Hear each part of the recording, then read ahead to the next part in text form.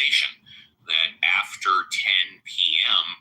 they were allowed to air that clip. Now, it didn't mean they can air anybody saying fuck time they want, but they were allowed, based on the United States Supreme Court, to air that clip. The public airwaves, again, TV and radio, the airwaves are owned by us U.S. citizens, and the public trust is governed by the FCC, the Federal Communications Commission. And yeah, so there you go. They're the policemen of the public airwaves. Gotcha. Yeah. And if anybody wants to come up, fine. If not, speaking of George Carlin, this is not the 7 words you can say on TV, but this may be loosely relevant to what we're currently talking about. Let's see. Now, there's one thing you might have noticed I don't complain about. Politicians. Everybody complains about politicians. Everybody says they suck. Yeah. Well, where do people think these politicians come from? They don't fall out of the sky. They don't pass through a membrane from another reality. They come from American parents and American families, American homes, American schools, American churches, American businesses, and American universities, and they're elected by American citizens. This is the best we can do, folks. This is what we have to offer. It's what our system produces. Garbage in, garbage out.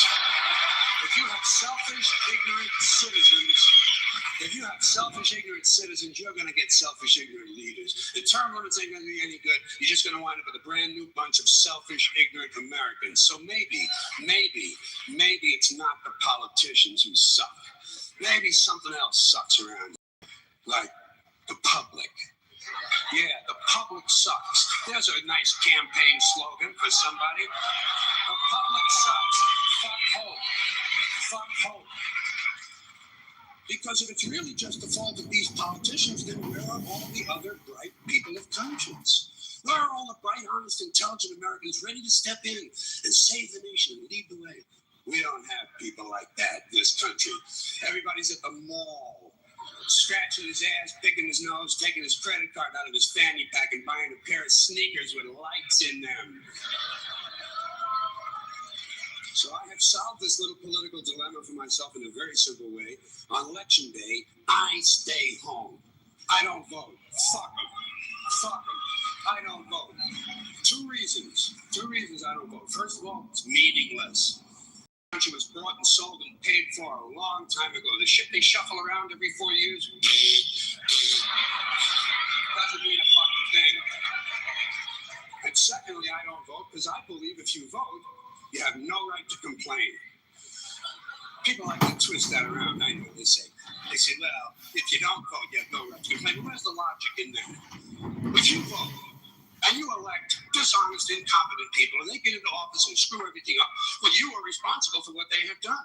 You caused the problem. You voted them in. You have no right to complain. I, on the other hand, who did not vote, who in fact, did not even leave the house on election day. And in no way responsible these people have done and have every right to complain as loud as they want about the mess you created that I had nothing to do with. So I know that a little later on this year, you're going to have another one of those really swell presidential elections that you like so much. You'll enjoy yourselves. It'll be a lot of fun. I'm sure as soon as the election is over, your country will improve immediately. As for me, I'll be home on that day. Essentially the same thing as you. The only difference is when I get finished masturbating, I'm going to have a little something to show for it, folks. That good old George Carlin always brings up. He's the goat. He's the goat. Outside the box point of view. If anybody wants to come up and talk, that'd be great. If not, we'll probably do like 20 minutes more clips and end it. Fine. Got no problem with that. So before we move on, JCC plans for the weekend? Oh, just winging it, man. Just do whatever happens. Just winging it. Oh, good. Someone wants to come up. Someone's going to save us. Thank you. love to hear other points of view, other people speak. Just no point of view. Just reminded me that when I lived in L.A. when I was young, I worked at because of George Carlin. You were talking about him. I worked at a place called Music Odyssey on Wilshire Boulevard. We sold records. I used to have an office right next door to Music Odyssey. It was right there by the McDonald's, Wilshire Boulevard by Bundy. Yes, I know exactly where you're talking about. Well, I lived at Barrington Plaza, which was that big, on the corner of Barrington and Wilshire, that big, huge apartment building. Anyway, so I worked at Music Odyssey after working in Westwood at another record store. And I sold rolling papers to George Carlin. It's one of the highlights of my life. And in about 1970. How about that? I didn't know he lived in L.A. And then again, I didn't know where he lived. He lived in Brentwood, across the street from some friends of mine, actually. Over by Pally High, if you know where that is. That's great. That's great. Anyway, just because you had brought up George Carlin, I thought I'd give you that little... I really appreciate that. Thanks for that little tidbit. Feel free to stay on stage, mute up. Maybe something else will key your memory. If you're in the audience and want to come up, please do. George Carlin was always my favorite. When I was in my teenage years, I used to memorize his routines. I just love them so much. Something else that I loved, of course, was HBO The Newsroom. So what is talking about news and talking about the public interest. This is from HBO The Newsroom. It's entitled The Realist versus the Idealist. Check it out. There's nothing that's more important in a democracy than a well-informed electorate. I just want to make sure you know you're still on this side of the door. When there's no information, or much worse, wrong information, it can lead to calamitous decisions and clobber any attempts at vigorous debate. That's why I produce the news. We're all grateful to you. You're spinning out of control. No, I'm not. You're terrified you're going to lose your audience, and you do anything to get them back. You're one pitch meeting away from doing the news in 3D. This isn't nonprofit theater. It's advertiser-supported television. You know that, right? I'd rather do a good show for 100 people than a bad one for 1 million, if that's what you're saying. What is it you're talking to me about right now? I've come here to produce a news broadcast that more closely resembles the one we did before you got popular by not bothering anyone. Leno. I think Jay and I would rather be employed if it's all the same to you. It's not all the same to me, you punk. I've come here to take your IQ and your talent and put it to some patriotic fucking use. And where does it say that a good news show can't be popular? Nielsen ratings. We're going to do a good news show and make it popular at the same time. That is impossible. Between your brains, charm, looks, and affability, and my refusal to live in reality. It's impossible, man. Social scientists have concluded that the country is more polarized than any time since the Civil War. The Civil War. Yes, people choose the news they want now, but we People overcome choose the that. facts they want now. So what you just described is impossible. Only if you think an overwhelming majority of Americans are preternaturally stupid. I do. I don't. And if you let me, I can prove it. You know what you left out of your sermon? That America is the only country on the planet that since its birth has said over and over and over that we can do better. It's part of DNA. People will want the news if you give it to them with integrity. Not everybody, not even a lot of people. 5%. And 5% more of anything is what makes the difference in this country. So we can do better. And yeah, that's absolutely true. Most elections are won by the 5%. Normally 90 to 95% vote. It's split, and it's the 5%, the swing vote, most of the time, that decides most elections. And if you want to come on up, please do. Otherwise, I got one more clip that's ready to go, and that's all the clips that I have. And if nobody wants to talk, we can go ahead and play it. Okay. We mentioned George Carlin, 7 words you can never say on television, and how he won his Supreme Court case. If memory serves correct, it was regarding a radio station that played the bit after 10 o'clock at night and said the word fuck on the airwaves. And here's George Carlin on The Tonight Show. Here's George Carlin on The Tonight Show. Harlan.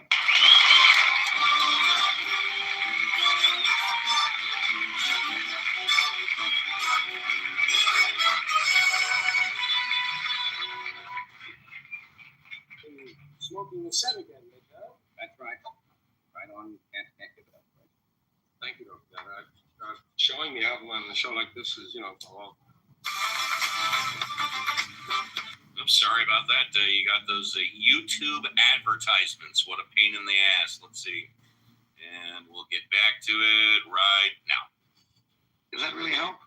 Really help when you hold up the album and do that? Yeah, this show, in fact, is known more so than any of the others that there have been and have gone away to. So I think it's because of the way I hold the album. Some of the fellows say, here it is, and other guys get to do this, but I hold an album nicely. Yeah. I think that probably has more to do with anything else. The way I hold it. These lights shining directly on it is often good too. So at home they're like, that's right. You want to get the key light, so they. We were at Well, 630. now, George, you must promise me something.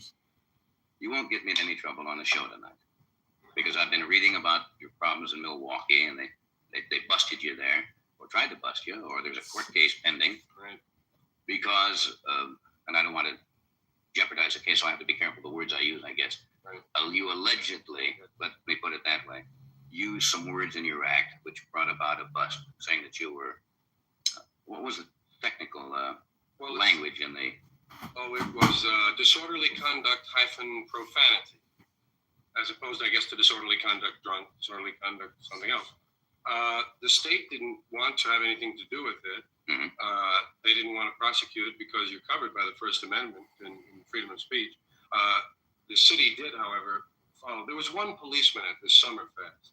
There were about anywhere from 35 to 55,000 people present. It's a piece of material, quote unquote, that I've done everywhere. No, I know the material. At good places, at bad places, at colleges, at religious colleges. And it's about the 7 words you can't say on television, Right. which list I have amended since then. Folks have been reminding me. Their own little words that they have. It's up to about 11 now, but the point is it's a satirical look at language taboo.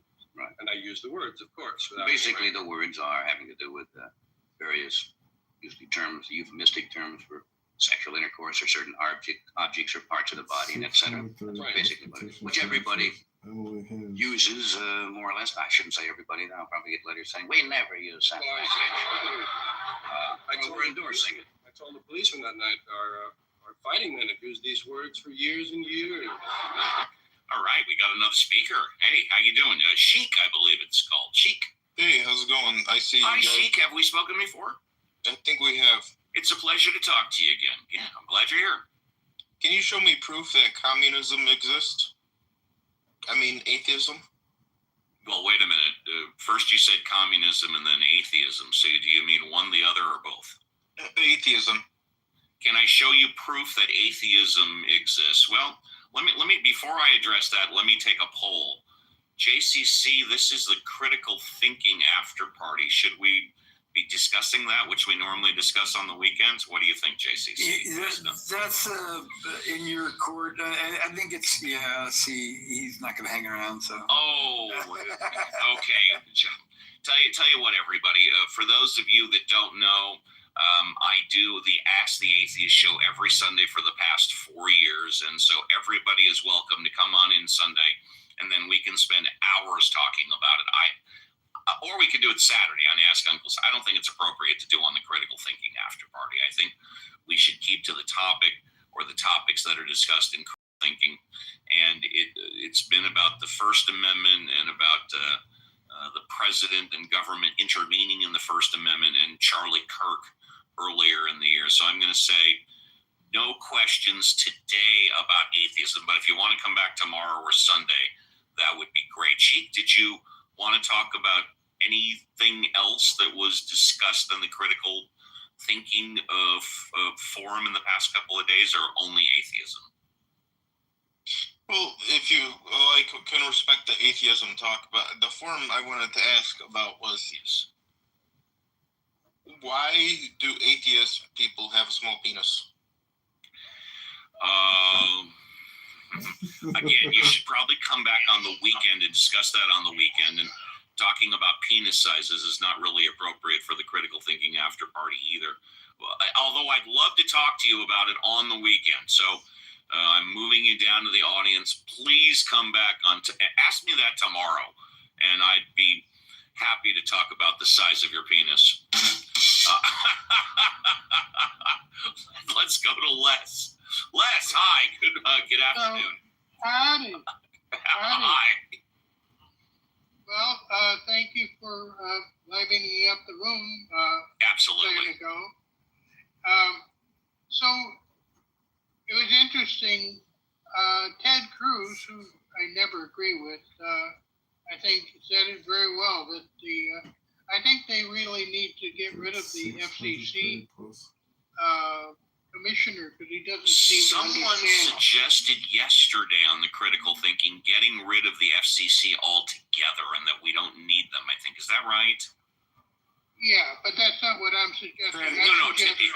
Yeah, you're talking about getting rid of the guy who's in charge of the FCC right now. No, in other words, if you're all for violating the First Amendment by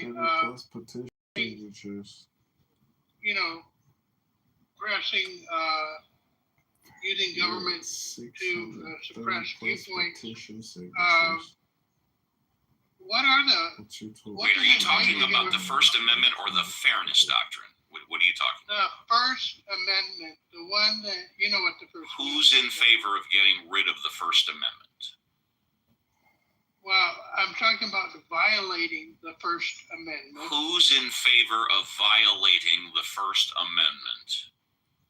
The FCC commissioner said, gave what Ted Cruz called, and I agree, the mafia kind of thing. We're just getting started in terms of, putting pressure on broadcast companies to not say bad things about the administration or people that they like. All right, go ahead. So my question is, can Congress recall somebody, or is there some sort of impeachment thing? And you mean for a cabinet-appointed position that had to go through the Senate, or do you just mean like a position appointed by the administration? Well, how about if we start, since we're referring to him, how about if we first start about Brendan Carr, who is in charge of the FCC? He was appointed by Trump. And go ahead, Marshall. What would it take to remove him as FCC chairman? Well, I just wanted to know if Brandon Carr's appointment had to go through the Senate or not. Absolutely. Then the Senate has the right to intervene. The Senate can tell the FCC to knock it off. Yeah, I believe they had to approve him by 51% or more. Correct. And I can do the heavy lifting on that, but it is Brendan Carr. By the way, Brendan Carr has been with the FCC for over 12 years. He also wrote a paragraph in Project 2025, and he's now chairman of the FCC. And of course, he's the one that allegedly, I believe it's true, brought pressure to bear to get Jimmy Kimmel removed. JCC or Marshall, if you guys want to just look up on Google or whatever, what would it take to remove Brendan Carr as the FCC? But I think Marshall is right. It would take a vote of Senate or Congress jointly by 51%. I'm not certain. But this is not a case like Pete Hegseth or whatever, where he's not qualified. He was an FCC commissioner for 12 years, so he's clearly qualified. So I looked now. it up. Yes, it is very difficult for president to remove the FCC. Remove the head of the FCC because the agency is designed to be politically independent. A president can only remove a sitting FCC commissioner, including the chair, for specific statutory reasons such as inefficiency, negligent of duty, or malfeasance in office. So it has to be those three things for the FCC head to be removed. And if he indeed did, and I'm not saying he did, violated the Constitution by bringing pressure to bear to get Kimmel removed, that clearly would be a justifiable reason if indeed that was the case. Under my interpretation of that, yes. Yeah. If bringing that pressure to bear that he was a constitutional amendment, a constitutional violation, I don't know if it was.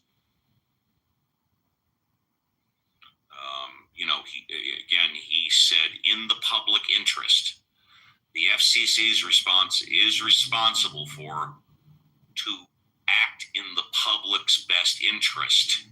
And you'll notice that in his public statement, he used those two words, public interest. Was it against the public interest for Jimmy Kimmel to say what he did? I've been saying all along that this was just an excuse, that ABC's been looking to get rid of Jimmy Kimmel, and because late night programming is slowly but surely been going downhill as far as ratings and revenue, etc. I think this is just an excuse. I really don't think what he actually said was the main reason, but that's just my humble opinion. I have a take on this. Yeah, please, Abby. Love to hear it. So let's go back in time to the New Deal in 1934, when the Federal Communications Act was first brought in, which is it was a very typical New Deal type act, and it basically gave, and the Democrats gave the federal government control of the airwaves. I mean, it was a very specific way of approaching it. It was a monopoly for 40 years.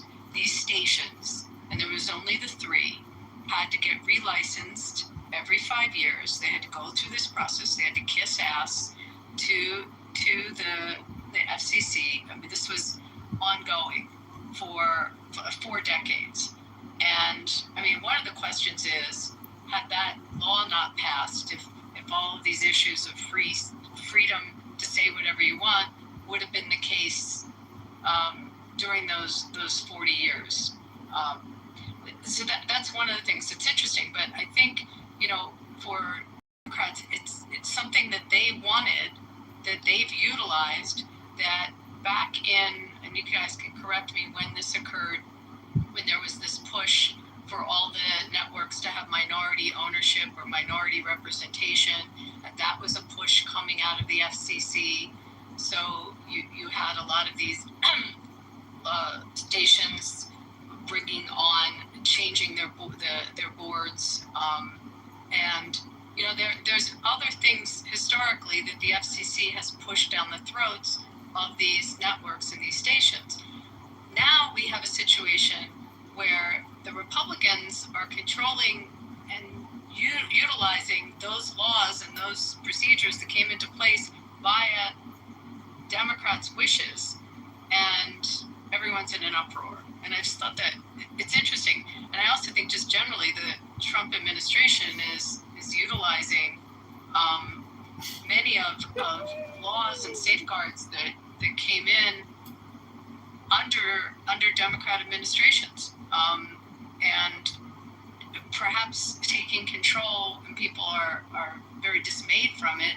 But in fact, these existed prior. It's one of the things I just wanted to bring up. The other thing is essentially the ABC, NBC, CBS, and Fox own about 30 of over 200 plus local stations around the country. And I think about 3 radio networks, iHeart, Cumulus, and Odyssey, own about 75% of all radio stations in the country. But y'all can fact check me on that. Yeah, I mean, and so you've got red states, people that are in red communities and red states that put on ABC, and they've got 10 hours a week where they got to watch Jimmy Kimmel and The View, or they don't have to watch it. They probably don't. They probably tune out. And if they're tuning out, then the sponsors and the people that they're relying on to pay for the advertising and pay for these stations aren't advertised because the viewership's down in these red communities, in these red states. So for them to make a business decision that maybe doesn't match up, and also looking at the demographic of who's watching television and definitely who's watching.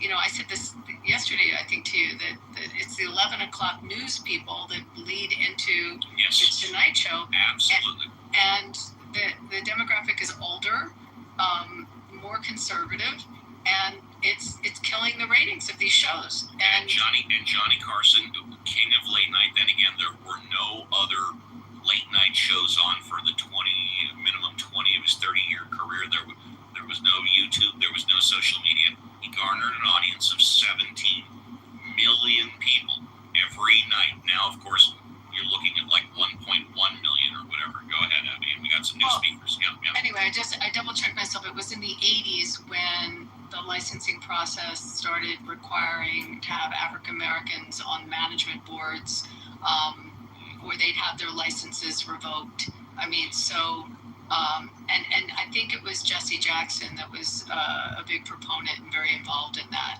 when that started happening. So there's been this play between the government and these stations in the past. This is not new. That's one of the points that I wanted to make, and that was it. Thank you. David, you're next. Hi, David. We cannot hear you, David. And I don't see a ring around your profile, David. Sorry. Oh, there we go. Hi, David. I was busy in the chat defending Gary. Okay, all right. No. Good room. Thank you. Sorry if people are complaining that Gary's room was uninteresting today. Nobody did. Perfect. Well, it's better than them complaining that I'm an idiot and have a small penis. Go ahead. It takes one to know one. Exactly, yeah. No, I enjoyed the clips, and thank you. You know, not every topic can be a winner. I'm not a fan of dead air. If nobody's going to speak, I'll play clips. Thank you. Was there anything else? No, I'm good. Appreciate that. Hi, Jane. Hi, Steve. I administered my own warning, so all good Jane. there. And what? You know, this isn't what I was happily listening and sort of, picking up that you didn't have that many participants. That's okay. That's okay. Let's do like an anatomy of a clubhouse moment. That's how I'd like to use my couple of minutes. Oh, sure. Go ahead. And so, because I like you guys, and I know you don't read the chat, so I do not. All good. I thought Marshall or JCC. I don't think Abby was here yet. And I said, why don't we ask a poll question? We can do that. Yeah, here's what happened. Who cares? We don't need it. You filled it with great clips. George Carlin. It's great. So I'm happy to listen to that. I've got another clip or two left. Yeah, sure. Let's go for it. The psychosis is the way what I think happened in your chat kind of mirrors our current politics. And so because Darren admittedly made a mistake in his interpretation of, I didn't say Gary's room sucked. I said, here's a ha-ha funny. If Gary was here, I'd say it. Let's ask a question. Did Gary's room suck today? Yes, no. And then, look like lovely Christy. She thoughtfully answered the question. But what wackos do was just think I'm out to attack Gary Baumgarten? That's great. I love his room. I'm not a wacko, and you're being derogatory to someone who does a great job here. And Jane, hold on, David. Okay. Everybody go on mute. Hold on. Everybody go on mute. Housekeeping. Everybody go on mute. Everybody go on mute. Can you hear me? Can you all hear me? Everybody go on mute. Hello. Everybody go on mute for a moment, please. Do my best to be respectful. Firstly, and maybe obviously, we're not going to have a poll on whether or not Gary's room sucked. Agreed. If you guys want to run it in the chat, I would prefer you talk about the issues. Okay. If you didn't like Gary's room, try and keep the chat to what was it. No, just let me finish. We can do a popcorn style here, but not if two people are going to insult each other. If two people want to talk about specific issues, knock yourself out. That's my housekeeping issue. Go ahead, Jane. I'll finish up. Please, no interruptions. As long as you're talking about the issues, as long as you're talking about the issues, yeah. Okay, the issue is unfortunately for it's today. only been today. David, go on mute. David, go on mute, please. David, you can respond next. Go ahead. You're going to get your own fresh five. I have a feeling. feeling. That's on the weekend, but thank you. Oh, pardon me. I appreciate No, it. talk about fresh vibes and the Mod Squad and all. I love that. Yeah, but yeah, go ahead. Anyway, the point is, and I think I could, if I felt like it, tie this right back to the topic of Gary's room, which I unfortunately just missed. I didn't, so like I truly was being neutral and just, JCC, I think you understood, hey, let's use the poll and generate some energy. But what got, how it read, and I take the feedback, I take it, that it was like, oh, Jane, bad liberal. She must be shitting on Gary, so let me not even think about it, but just come after her as if I've done some sort of a crime. And I mean, it's just unnecessary. And I think it's a little over the top, David. But I forgive you if you care. I'll atone for my own. I do care. Hold on, David. Hold on. Okay. Thanks for listening. You're welcome. Okay, now, David, feel free to respond, but do me a huge favor. Yes. Just try not to mention Jane's name, but talk about the issues, if you want, that she brought up. I think that's going to help us. I guess I was triggered for a couple reasons, because Jane sometimes has an issue with impulse control in Gary's room and directs and interrupts when it's not her turn. And sometimes that triggers me, and I apologize if I have trouble handling that trigger. So try and keep it to the issues, no problem. All right. The issues were that she wasn't in the room. He cut himself badly yesterday where he required medical care. And I think that she wasn't aware of that. I probably should have started with that. And probably didn't have all the time to focus on what his topic would be today. But I just, I see people getting angry with Gary, and it pisses me off because I think he runs one of the best, most fair rooms on this app. And that's far and few between, considering the last few weeks we've had here. I think everyone would agree. So those are my comments. I have no issue with Jane, and I am no Republican, Jane. So I never, for once, in anything I commented today, thought there was a problem because of your politics. Okay? All right. Okay. Would I have a request? If you're going to be playing Carlin, let me just finish. No. Abby's a mod. I want to say thank you to Dave. Okay. Thank you. Go. Abby, I think I played 2 Carlins. I'm probably not going to play anymore. The stuff has been my favorite. We'll see. Right. We'll see. I did not do the stuff. No. Yeah. Uncle Steve, I just want to make an announcement. I got an email this morning from a media company. The president of Charlie Kirk's board wanted to come on my podcast. Get out of town. Really? Yeah, I'm not kidding.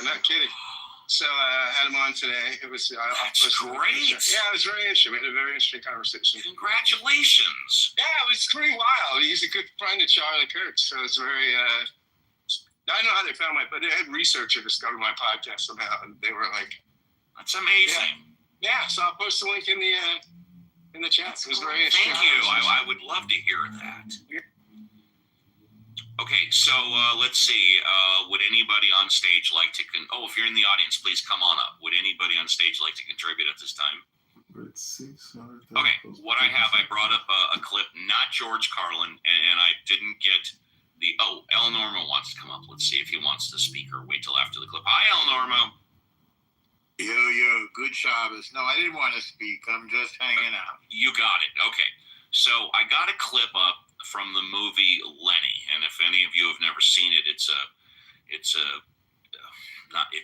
drama starring Dustin Hoffman about Lenny Bruce, who was like the George Carlin of the 1950s, and he was arrested for obscene behavior, using dirty words in a nightclub. And so this is the scene where he comes back to the nightclub the night after he was arrested for obscene behavior. Check it out. I don't know how many of you know it, but I was busted, right here on this stage a few nights ago for saying, no. Not going to say it. Let's see. It's an 11-letter word. It starts with a C and ends with a G. For those of you who can't guess, the word is cocksucker. And it was used in the context of defending a certain homosexual practice. Actually, though, I don't relate it only to homosexuals. I relate it to any contemporary woman I know. Oh, yeah. Would know or love or marry. I'm sure you do too if you're honest, right? Okay, I'd like to ask you all a few questions. Okay? And you're all under oath, all of you. Even standing room only. How many people in this club here tonight have ever used that word? Blah, blah, blah. Don't be shy. You can raise your hand. Well, that's cool. Now, let's get really honest. You, sir, have you ever had your blah, blah? It's either yes or no. There's no two ways about it. Okay. How many men in this room have ever had their blah, blah? Raise your hands. Oh, come on, officers. Now, you're under oath. All right. Now, keep your hands raised. How many men in this room have ever blah, blah? Somebody's not telling the truth. Okay, ma'am, tell me, have you ever blah, blah? That's so sweet. The officers couldn't see it, but she went like this, and he went like this. This time, the whole audience gets swept away, right? It's the dirtiest show I've ever done in my life. This is really filth. Now, if there is anyone in this room who has not found this obscene, then you're full of blah, and I hope you never get to blah again. That's my entire show for guys. Thank you for that. And what's interesting about Lenny Bruce is he died of an overdose. I think it was heroin. And he was found naked in his driveway. And they not only took pictures, they released the pictures in some media of him naked on his driveway, dead. And there's conspiracy thoughts about that as well. But if you've never seen the movie Lenny, I strongly recommend it. If anybody in the audience wants to come up, you can. We'll be going, I guess, for another 10 minutes. Will be an hour, and we can shut it down at that point if nobody else wants to speak. Again, welcome to the Critical Thinking After Party, and I've been running this is day 5 days in a row. I'm normally not on during the weekday, and I've of course been running my Saturday and Sunday show for the past 4.5 years. So check me out there. I will say I think it's been a great idea. So I want to go back to my question, Steve, for a second. Yes. Because I said a lot, but and I do have one more clip. But go ahead, Abby. Going back to what I said, do you think that if we never had an FCC, that how things would have been different? And would what we heard on the airwaves all those years when it was the 3 networks, and then obviously the FCC doesn't control cable, and it only controls spectrum airwaves, and radio, but it doesn't control streaming. But do you think we would have been freer to speak? And do you think it was a negative to have that government control when it came in? You know what? That is an amazing question. And my last clip, Abby, is somewhat on topic to that. So let's play the clip, and then we'll talk about Abby's question. Is it Howard Stern? No, it's not. And by the way, I have not previewed this clip. It's supposed to be an unbiased history of the FCC. Let's see if it's true. In the beginning of the 19th century, the dawning of a new era of communication technology was upon the world. The Federal Communications Commission was born in 1934, with the purpose of regulating interstate and international communications by radio, television, wire, satellite, and cable. During the 1930s, the FCC established regulations on the ownership of radio stations and the use of the radio spectrum.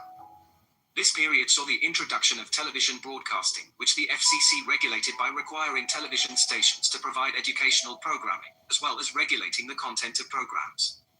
The 1940s saw the expansion of the FCC's role in communications, with the Commission regulating telephone services. This period also saw the introduction of long-distance telephone services, which the FCC regulated in order to ensure fair competition. In the 1950s, the FCC established regulations for the new medium of television, including the Fairness Doctrine, which required broadcasters to present balanced coverage of controversial topics. The FCC also established rules for the use of the radio spectrum and for the licensing of radio and television stations. In the 1960s, the FCC addressed the question of the fairness of television programming, and the Commission also established new rules to regulate the ownership of television and radio stations. In addition, the FCC issued the first licenses for cellular telephones, which began to be used in the United States in the 1970s. The 1980s saw the introduction of satellite communications and the deregulation of the telephone industry. The FCC also established rules for the licensing of satellite services and the use of the radio spectrum. The 1990s saw the rapid growth of the Internet, and the FCC established rules to regulate the Internet. The FCC also adopted rules to ensure that consumers have access to affordable telephone services, and the Commission also began to address issues such as privacy and data security. The 2000s saw the introduction of digital television, and the FCC adopted rules to ensure that consumers had access to digital television services. The FCC also adopted rules to ensure that consumers had access to broadband internet services, and the Commission established rules to... After court, usually, remember I said that was a small city. I'm in LA, so most of my tickets are in LA, and most of them get dismissed. Go there, if you're there and you dispute it, they'll come in and they'll be like, Most of my tickets is crazy. Most of my tickets, 99% of my tickets don't happen. They'll come in and they'll be like Waters, Rock, Phillips, and more than one ticket. If I didn't just call your name, everybody else leave.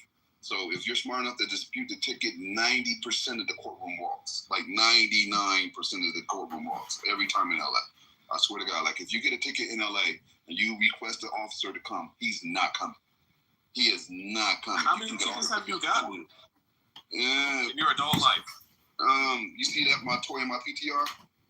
They fuck with me on that one a lot because I don't like to wear my helmet and I don't have to when I know the law. So they'll usually charge. Wait, you don't have to wear a helmet?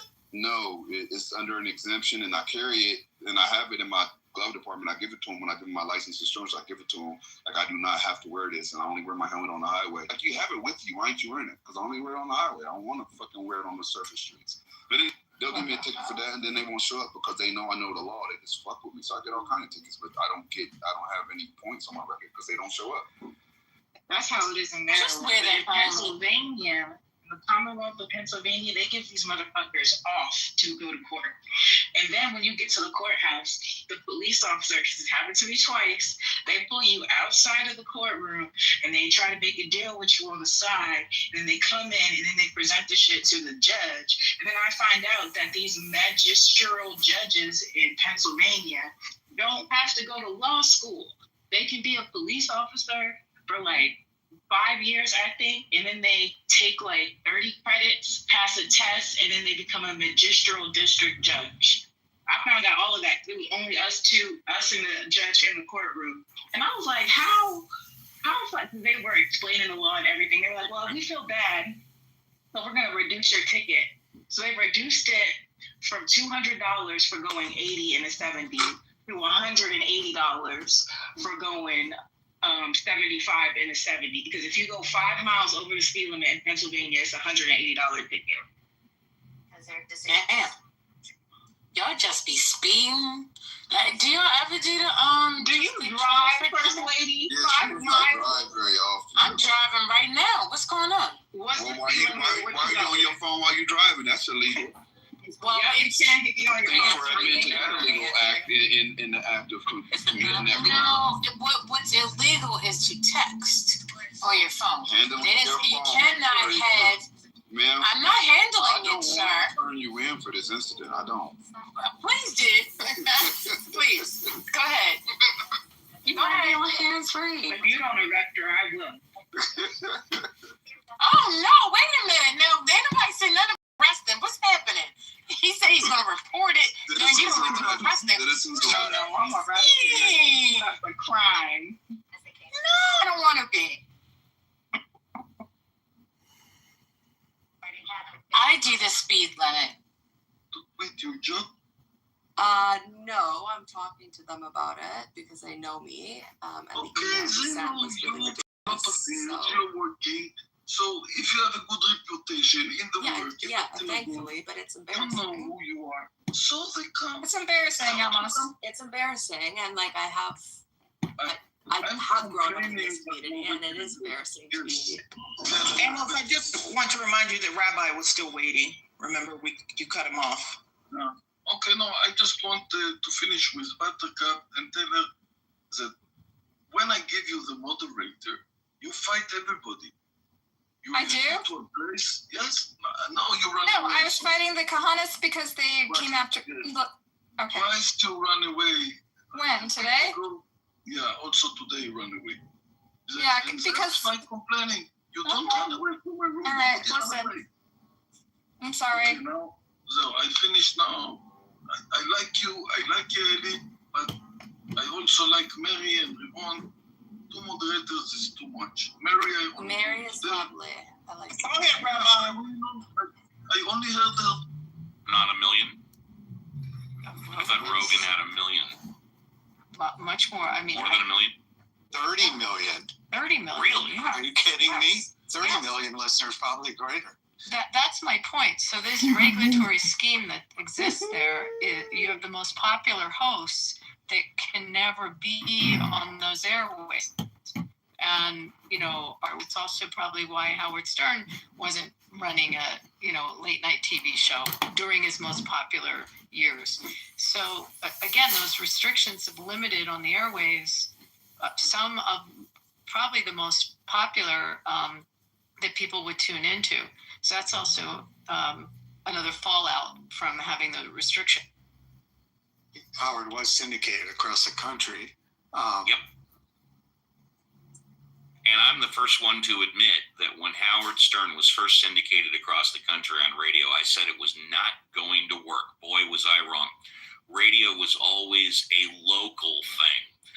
Radio, if you had an earthquake, you immediately turned on your radio station, because TV, if it was network, it might not be local. Radio was always local. And then Howard Stern came in like gangbusters and got nationwide syndication. Blew me away.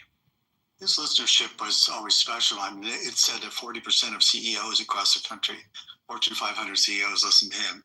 I didn't listen to early Stern when he didn't go to therapy 3 times a week and it was more raw, but people miss those days, they say.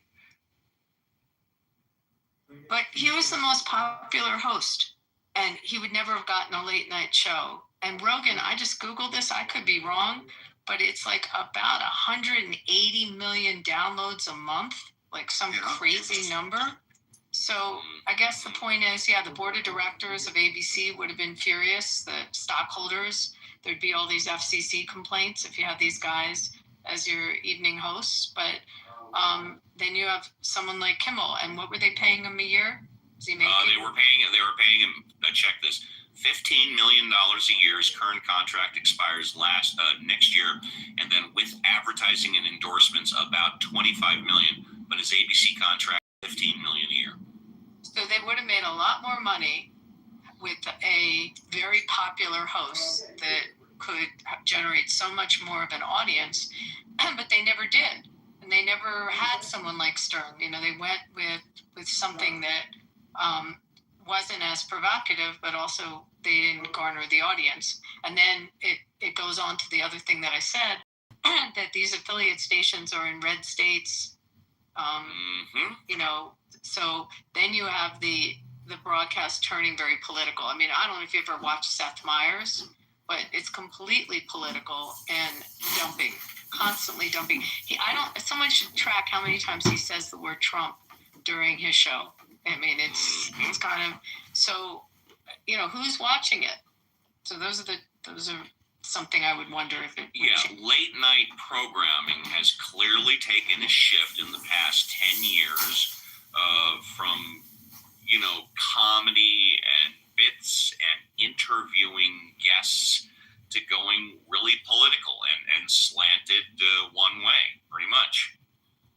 And Carson made it a point that he didn't want to talk about politics. He didn't think people needed that 10 minutes before they went to bed. He wanted to entertain. He wanted to make people laugh. And he could easily have talked about politics. He was friends with everybody. But he didn't think that would be great broadcasting every night. Right.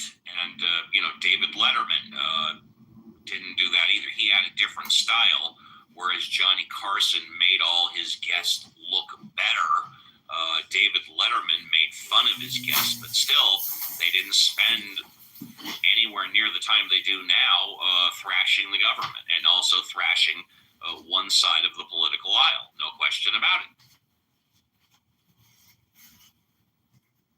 And just not to belabor Joe Rogan, but obviously when you're podcasting, people are downloading when they have time to listen. So it makes it more flexible to actually listen whenever.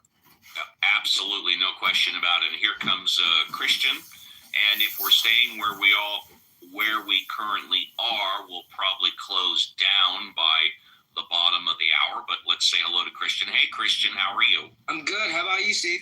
Oh, 5 days in a row. I'm tired. You're tired. Well, good thing we got the weekend. Good thing we got the weekend, though. Oh, absolutely. The weekend I've been doing for 4.5 years. That's different. Yeah, absolutely. Well, there was one thing that I wanted to bring to your attention. Yes, sir. And maybe we could talk about it a little. Sure. I don't have time for that. Hey, but Jim, what you just said about bringing second in San Marcos during rush hour, you know, like somebody would actually park on the line across and shoot and shit. People will have walking rage and kick your car because you have blocked the sidewalk shit. Like in LA, they road rage and shit like that is totally different. But they also know that they also know that ain't shit gonna happen to them. That's why they do all that extra shit.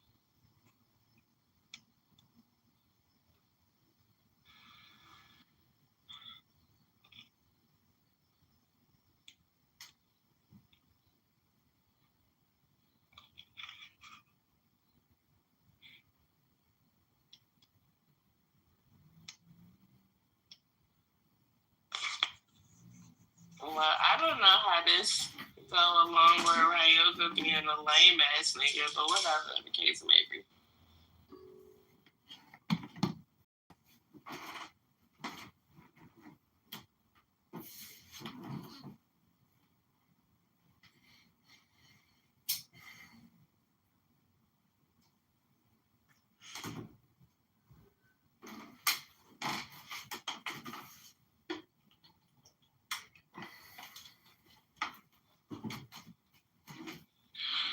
Mike, would you like to come upstairs and be insufferable, or did you just want to stay in the chat? So Mike's in the chat talking shit. Patty, you there? What y'all racing? I did this PTR just to show you, because you been talking. So that's 50 yards with the AR, freehand, 2 shots per target. I don't fucking know. Go to the PTR, you'll see it. It's 50 yards. PTRs ain't shit, man. That's freehand though. That's not sitting on no fucking mound. That's with no biop, nothing. That's just freehand. 2 shots per target. Check this out. I want to do a shooting contest with you.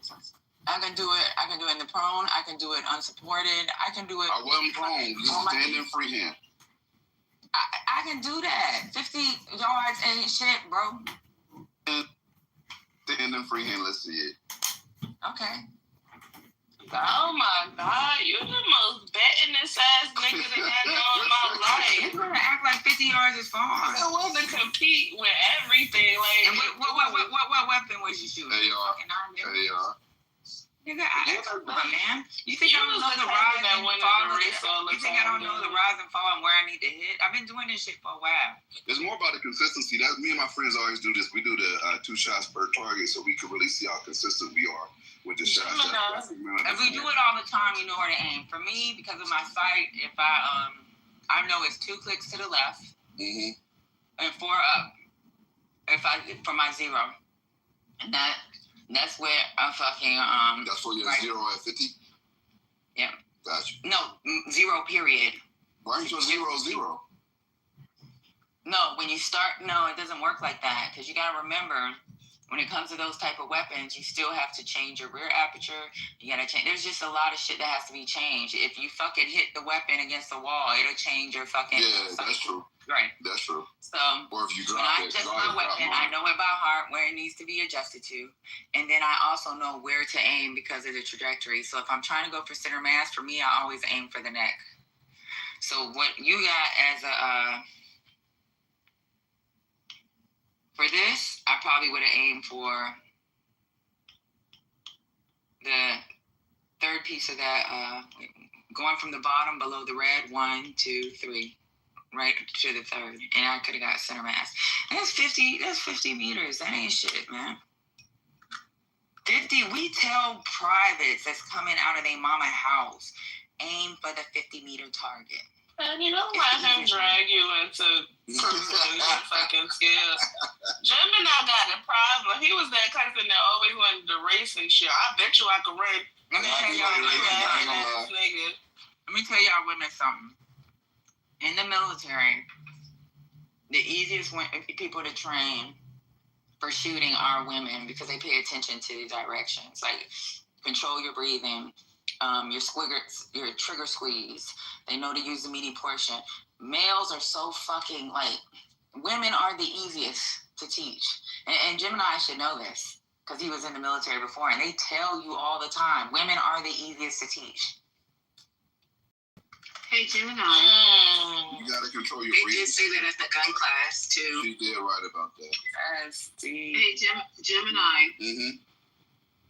50 feet's not that far. You know why? Why? Because the restraining order I got was 100 feet. So you need to So he's 105. 100. Somebody wanted you 100 feet away from them, Lisa? Did I say that? I didn't say that. Replays are not on. You said you had a restraining order. I didn't say that. See. Yeah, I gotta get off of that shit. That shit. Mike, did you make that boy leave? I mean, Mike. Coach Lee, did you make Mike leave? I don't know. I think she wasn't getting no attention. I didn't make her do nothing. I wanted attention. No, I did.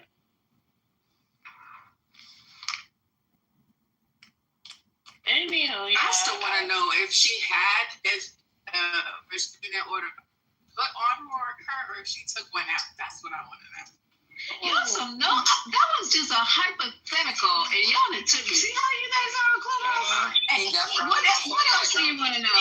What else do you want to know? That's all for now. I'll let you know if I have further questions. All right, let me know, girl. Just come into my back channel. Did you serve the person? Oh my. No, did you get it? Did you get it enough? Hey guys, I wasn't here for the TikTok. You know it is my birthday tomorrow, so if you want to send me one, you 105 tomorrow. I remember. my little sister. Yeah, I got it for you though. I left. She opened the door. Congratulations. Yeah, you can I love you. Make it to tomorrow with your old ass. I am gonna make it. I'm gonna try. Yeah, we gonna keep you in our prayers all night because we gotta make you gotta get to that 105. Listen to me. Are you still in Southern California? I am. I'm still in LA. Are you over there still by the lake? Still by MacArthur Park. Yeah. Oh, okay. So I'm serious. Watch out. No. If you're there, are you there? If you're there, seriously, I'm in Northern right now. If you're there, I don't, just back here. Just back here. The recordings are on, so you know. The recordings are not on. The recordings are not on. Yeah. Seriously, happy birthday, Alef. Thank you so much. At this point. No, it's nothing to talk about. Happy birthday, Alef. I'm serious about that. I wish you a happy birthday. You gotta do something. Go get a lap dance. Go get a lap dance for your birthday. Strip clubs in Los Angeles. It is strip clubs in Los Angeles. Don't they got an Asian? You can't be a certain age, right? Somebody lying. That's not true. Y'all ain't got no strip clubs in Los Angeles. Ask Gemini.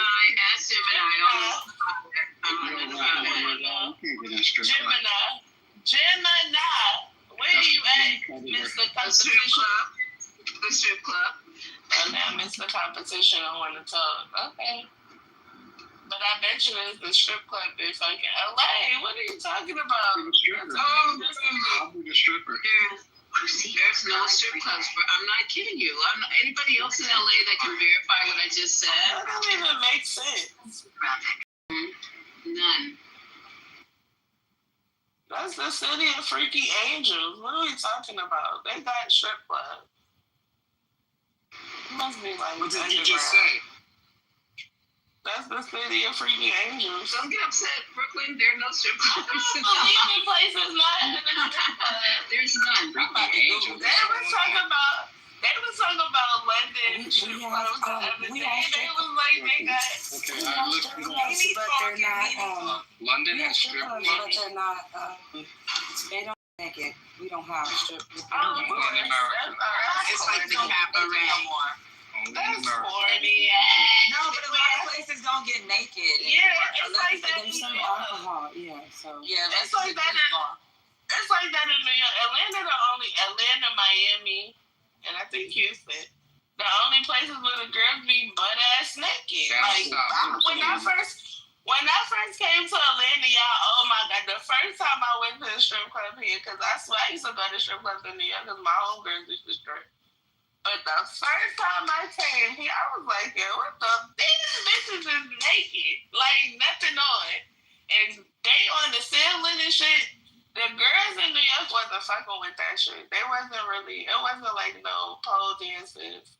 Atlanta, Like Texas, right? They really take girls in Atlanta can dance their ass off. They be fucking it up, don't they, Patty? Artistic, It's like the Olympics. I have a question. I just have one question about the nudity. Are they complete? When you say nude, are they completely butt ass naked? Wow. They might have This is how it works. They start off with clothes, and then they start off. They don't even start off with clothes. They start off naked. They don't start off. They be ass naked.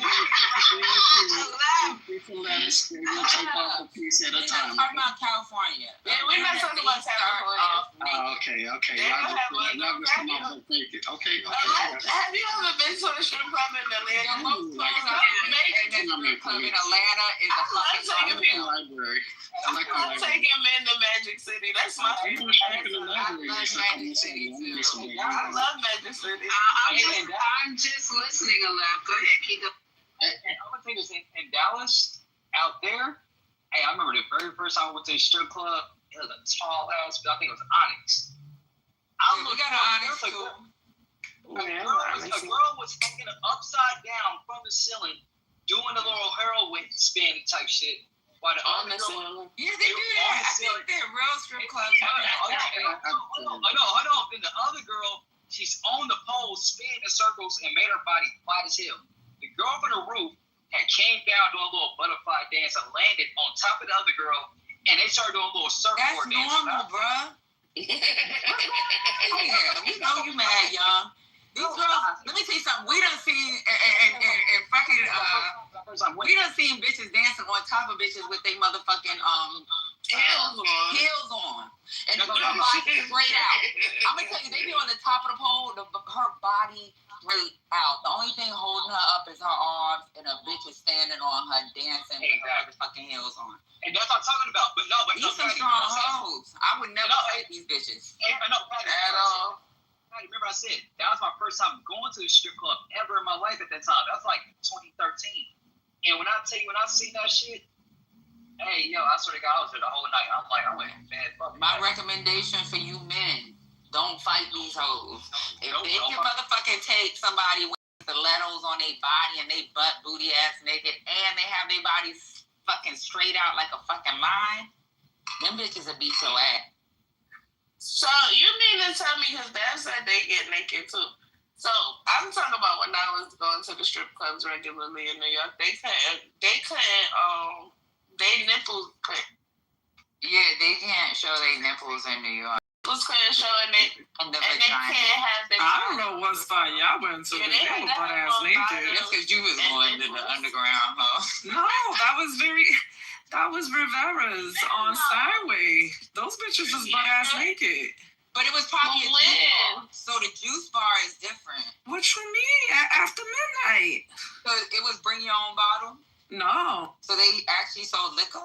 Yeah, pop bottles. Mm-hmm. They might have been doing that shit. Behind the curtain, they had the lap dance plays. Remember a lot of them illegal in New York, boy. Yeah, New York had a lot of illegal shit. Yeah, and that spot is still open. It's still got the same name.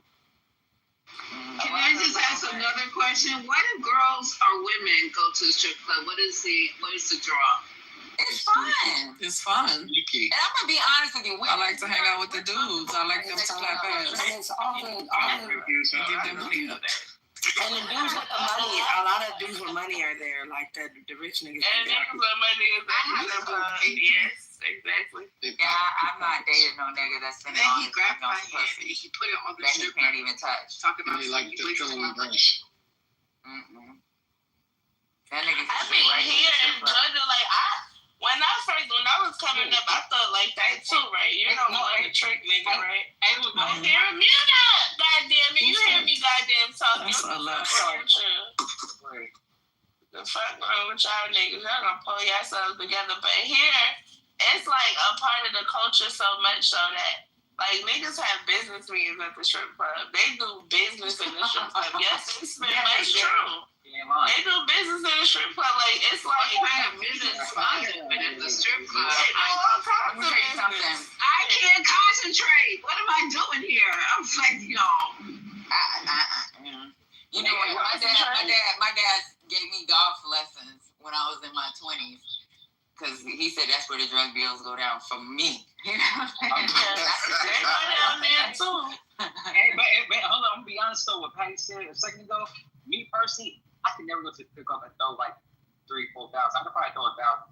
But hey, look, when I get married, you dumb nigga, you talking about you dumb. Let me tell you what these. Why would you do 1,000? Because he dumb. This dude that can buy 10K. Let me tell you, these niggas in Atlanta spend money. They don't even get called a T.O. dumb. I get a lot of dumb dudes. It is. You throw $1,000. Those bitches be walking outside with garbage bags. Oh, I know they do. I ain't telling them. I guess those dudes are I'm not blocking. They are. I'm not blocking their money. I ain't blocking their money. Here's the thing: after they get their bread, they go call a nigga that they actually really like, right? I'm gonna tell you right now, they laugh at the niggas that's in there tricking off their money because they got a little dance. They come home or hit up the dude that they really fuck with after the club. He always picks her up at the end of the night. What we talking about? Exactly.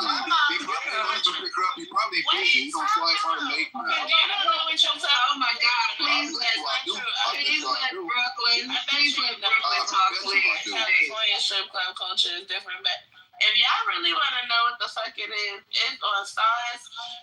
City got a documentary. It's very good too. But I was actually in the club when BMS was in Atlanta, and you talk about niggas spending money now. That ain't nothing. It used to be millions of dollars on the floor. I used to leave the club with money, and I ain't never stripped a day in my life. So let me tell you something. But my birthday, boy, I'm playing. You know the guy that owns Magic City, the bald-headed older guy? Yeah, we saw him on the documentary. So my birthday, me and some girls that was our first time going to Magic City, and one of the girls forgot her ID and showed her military ID. That motherfucker gave us money to throw at bitches and put us in. You know how you got that circle in the middle? They had fucking Atlanta Falcon guys in there and had us sitting there and let the girls dance on us. The thing is, whoever be in a strip club like that understands $1,000 ain't shit. Yeah, $1,000 ain't shit. $1,000 ain't shit. What are you talking about? Wait. He's saying that him throwing $1,000 ain't shit, or her getting $1,000 ain't shit. I know that's not shit. But $1,000? A dude that's throwing 1,000, that ain't shit. Cause there's ballers there throwing more. So 1,000 ain't shit. That's what he means. So it's a competition. This one club with stacks. I promise you. I went out this weekend, and when we went out, this dude, like, he was just buying stacks, and I swear those stacks were $10K.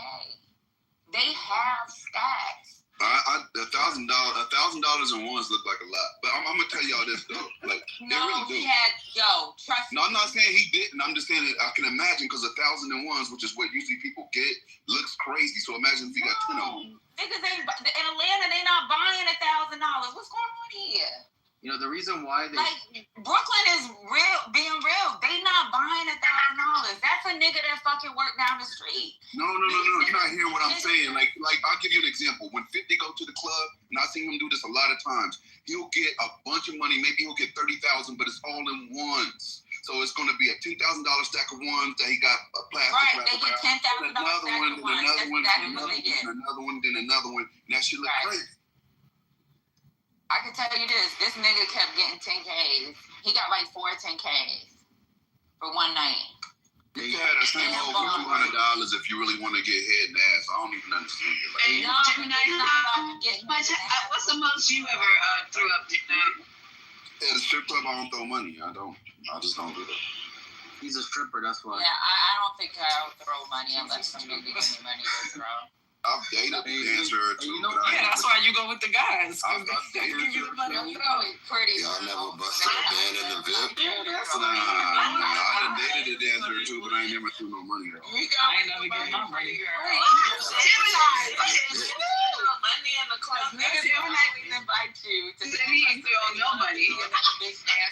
No, you don't respect them. Like I know these women. Like they don't respect the dudes. They think but you're that's around. not the point. The point is like even if hold on. You said the nigga that's throwing the money think that the girl. Nah, they think those niggas are clowns. They don't respect them like that. That's what they told you.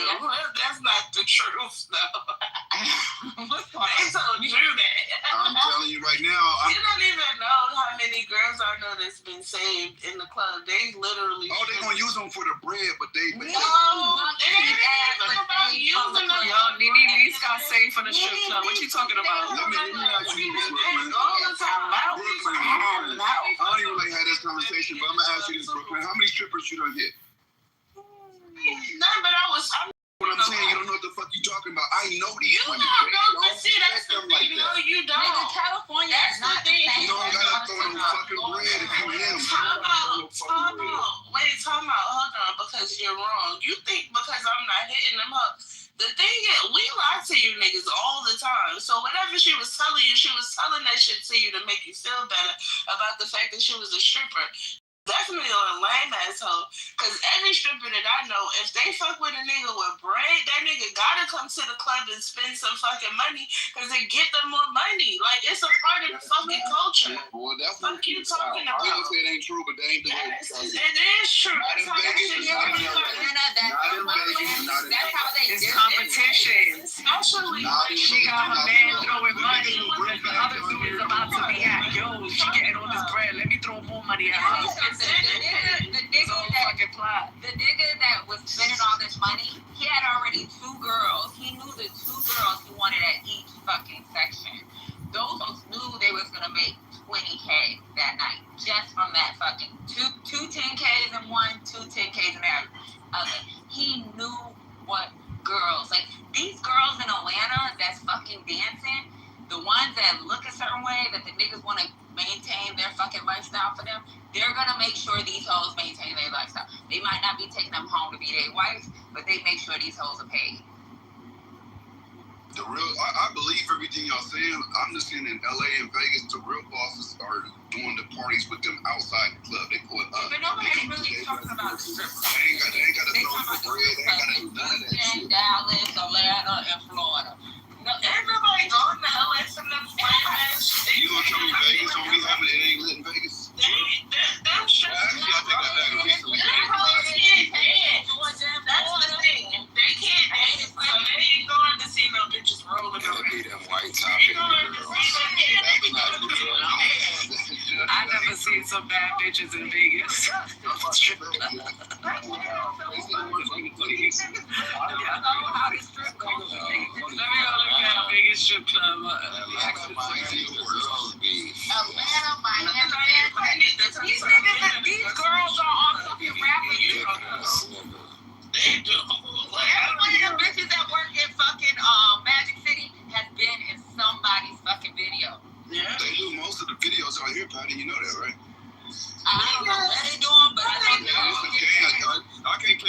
strippers out here being the you know, because these hoes make so much money in Atlanta, you gotta get a motherfucking license for this shit. And you know, I'm gonna tell you something else crazy, Patty. A lot of people don't know this. These girls be in the videos out here with all the big rappers, and they don't get paid. Only one girl get paid. I don't know about that. The rest of the hoes are free. Nah, the main chick in every video always gets paid. I said the main chick. I said the rest of them are free. The rest of them are free. Yeah, they want to be. They're not doing too much. They just sitting down, or they're not doing. Yeah, they just dancing in the background and shit. Yeah. No, they're not. The person that actually works all these budgets with the producers just like that, I'm letting you know now. That's only the fucked up producers that will only work on hip hop videos. All these other girls, these producers, they usually work on country and pop. We're talking about hip hop right now. I know I'm about to get there. For real? What is he talking about? Country? Listen, no, he's trying to give you an example between the. I'm saying, yeah, the ones that strictly work on hip hop, those are really fucked up producers. Strictly on the ones that work on variety and they work on hip hop videos, they do get the badge or everything is made. So it's just like, those girls be so God, I gotta pay them, and they be happy as fuck because hip hop producers don't really get on the real fuck. T.O., you probably right. I can tell you this, like, I got a partner out here that do a lot. He's not independent. He's under an agency, so he do all the mainstream videos. He did Kevin Gates' last video.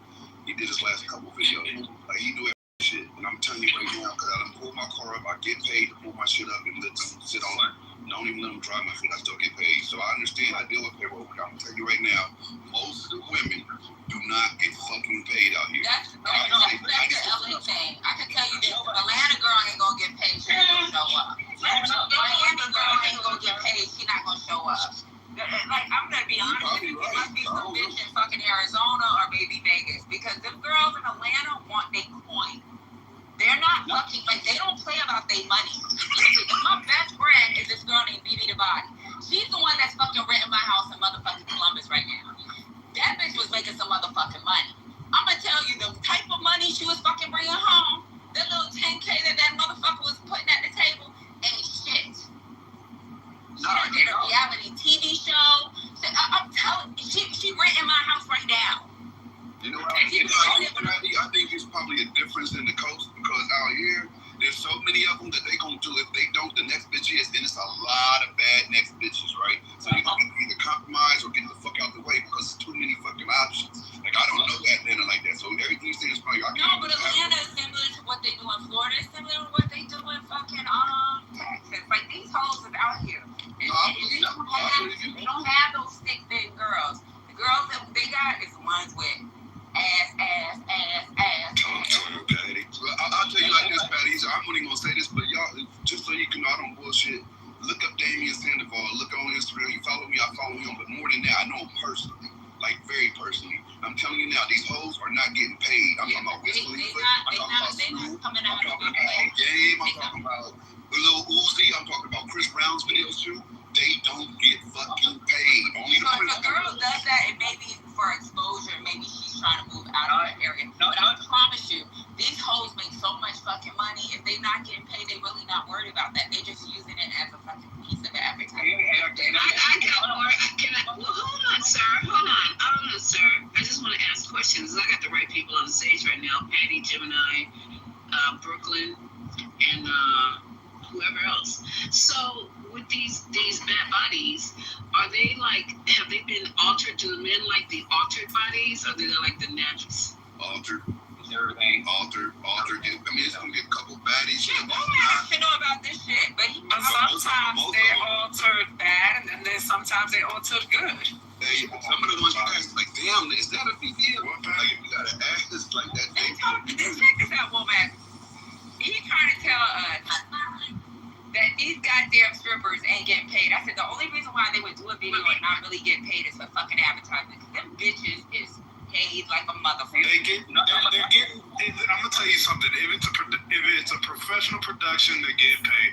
If it's a label production, they're getting paid. Unless it's a low budget video shoot, it's an independent artist who's going straight to the director, or it's just some low grade shit. Everybody's getting paid. We have full breakdowns of of everybody on set, from crafty to electricians to first ACs, everybody who's on set. They're all getting paid. Womack, this thing about though, what you're not saying, right? And what you're saying, and Womack, it sounds like you are experienced that you know what I'm about to say. Yeah. Womack, what you're saying, the ones that work on set, no strippers and shit like that don't get paid, is the same ones that do a fucking net 60. And sometimes you never get fucking paid. But they gonna chase their paper for the next 6 months. Yeah, exactly. So the thing is about it is that they're promised to get paid and they never get paid generally. So even in that Gemini is saying, if they're working off a net 30 or net 60, they're being promised some sort of compensation and they're never getting it. Exactly. So with that being said, also, because like the sets I work on, for instance, look at Chris Brown getting basically our intro with Kevin Gates, another one that Kevin Gates did that day. Those producers, depending, like I said, depends on the producer that you work with. The producer she works on commercials and like let's say with GoDaddy and like our singer, whatever they do that's on a big thing. When they get a hip hop music video, there are daily productive producers at the team, and everybody has to be paid, no matter what. Now the only labels that really be on the fuck shit is Atlantic, and they know that the producer won't be able to do shit, but the Atlantic don't care who gets paid and not get paid because they pay the producer. Once they pay the producer, it's up to him to distribute their shit. Exactly. Yeah.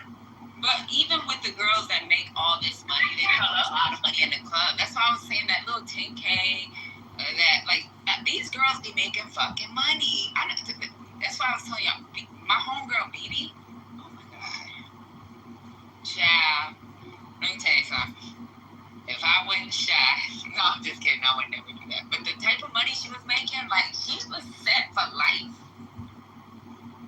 I mean, smart. A lot of these strippers are smarter than you think. They gonna take that money and they gonna motherfucking invest it, do other things with it. But we also know this though, when it comes to compared to the West Coast, like black strippers and stuff like that, the reason why they stay in the South, they get paid a lot more. And we also know that producers in the South, when we also producers like these girl producers and directors, they always want to pay the girl the most, sometimes even more than the camera guy. That's how it is in the South. They always try to pay the girl the most of the money. I don't know why they do that. On the West Coast, they're not doing that, but definitely in the South. I can tell you why they do that, because they need that. They can find a camera guy, they can find a first AC, they can find out anywhere. They can't find quality girls who can get on it, know what the fuck they're doing and not waste time.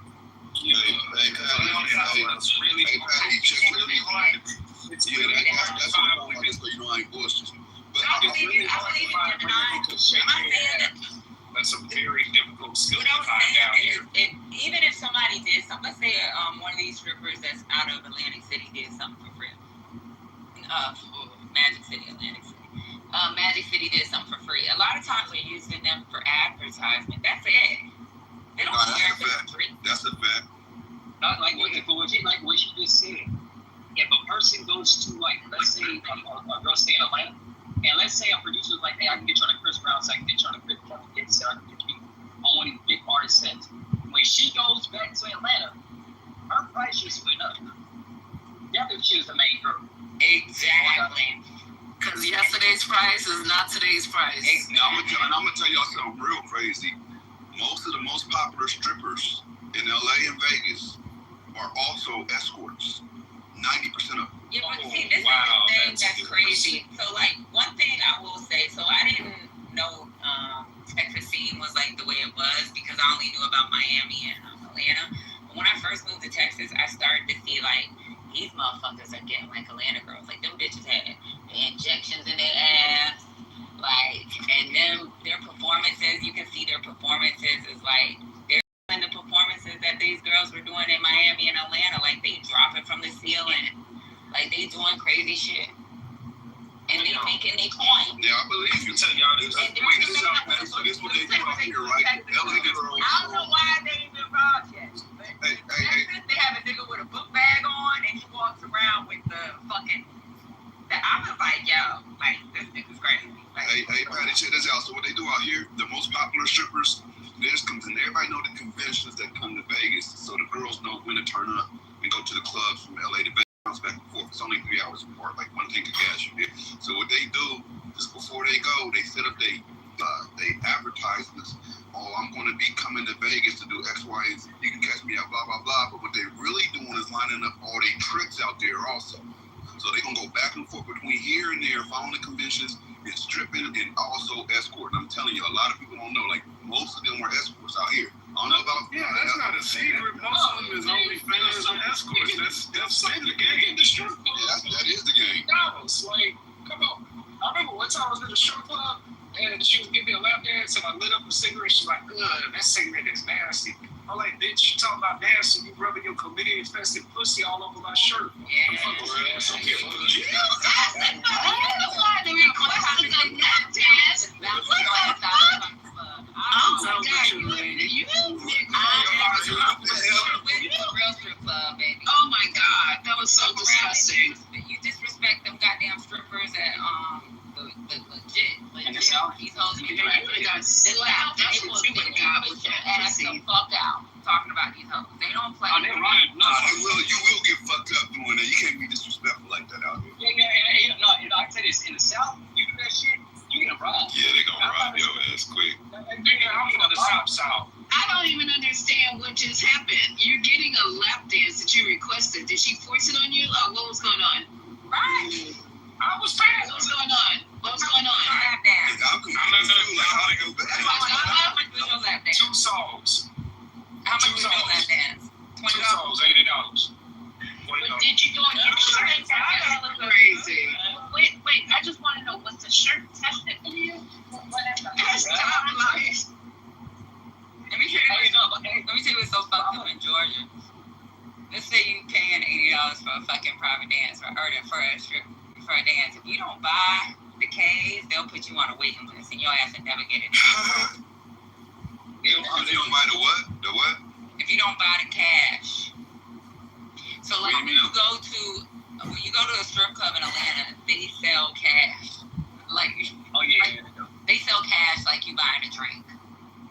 Yeah, they sell. They get for you to get ones back. You got $20 out that $100 you do. Yeah, you gotta buy cash. If you don't buy no cash, them niggas ain't. They put you on a waiting list for the big girls, but your ass might not get a dance. You got cash here, but they'll take your money if you bought it from the bank or if you bought it from them. Look. I never like Atlanta is different. It's not like y'all got a bigger strip club culture than we do. No, but Atlanta is the king of is the Miami strip club capital. Is Atlanta, Miami, and you? I done heard about KOD. I done heard about Magic City. So I mean, They sell cash in California. I know they do. I said, but they'll take your regular cash too. They ain't gonna put you on the way. Because Magic City got some good ass food. They got this situation the way and the motherfucking wings. So Just are you the strip club? Yeah, I'm from Atlanta. That's culture. Like, yeah. All the girls I went to school with were strippers. Like all of them. At some point or another. That's just like an Atlanta thing. That's like part of the city's culture. I always heard that was part of Atlanta's culture. You gotta get a license, like a driver's license. Yeah. Like people come here to do that. Every area. So if you want to dance in Gwinnett County, you gotta have a license for Gwinnett County. Dance in wherever. They gotta have licenses? You gotta have a license. Yeah, because we got so many. Interview. So sometimes they have Emma tonight. They have Emma tonight. They might be on a Tuesday. Emma tonight, they'll decide whether or not after the interview you do Emma tonight. You may win some money, and depending on who wins, you might be able to dance. Even if you win, because you're just a gangster ass dancer, you ain't got the face, you got too many stretch marks. Them niggas is not fucking hiring. If you got stretch marks, you go to the Blue Flame. That's where you go to. No, I'm telling you. No, so I know them all. So it's Caesars, it's Teachers, and Blue Flame. That's for the more, like if you have a more urban appearance, or if you super thick. If you super thick.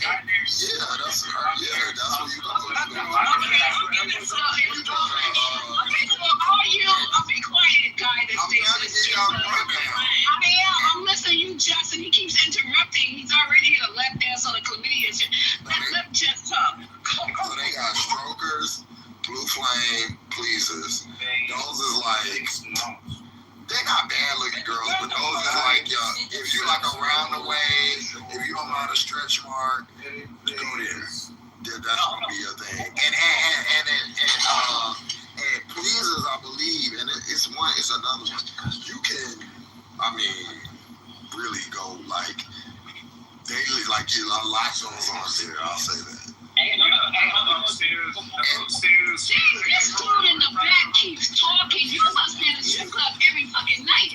Damn, relax. But they're not from Atlanta. So I'm just only speaking on Atlanta. So then Magic City is for like the bad girls, but the bad black girls or whatever. Like that's where all if you make it to Magic City, you're making a lot of money, and you really probably you could probably retire soon because you're making Magic City. It costs $100 to park. So that's the if you go to Magic City. And if you're parking up front, go ahead and give them your blood test. And then if you are like maybe exotic or you may be, you could go to Cheetahs. Cheetahs, you will also make a lot of money and you won't have to do anything else. Probably more than Cheetahs in New York. Yeah, because Cheetahs is a national thing, but Cheetahs in Atlanta is a little bit different, but it still get the same prize. And it's a more that I gotta take with me. Atlanta or Georgia too. Why Amazon cars has stuff? Texas. And Florida is supposed to be KOD, right? KOD is supposed to be the main spot in Florida, right? So it was, but KOD ain't what it was. So KOD used to be the shit. I knew a girl that worked at KOD. A lot of people have left KOD. These carniers are just goes down though. It goes down because of owners were selling dope out of the fucking club. But I think KOD shut down. There was a lot that went down.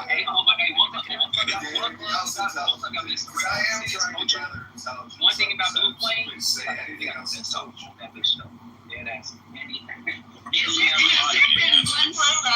been one strip club you've never been to, sir?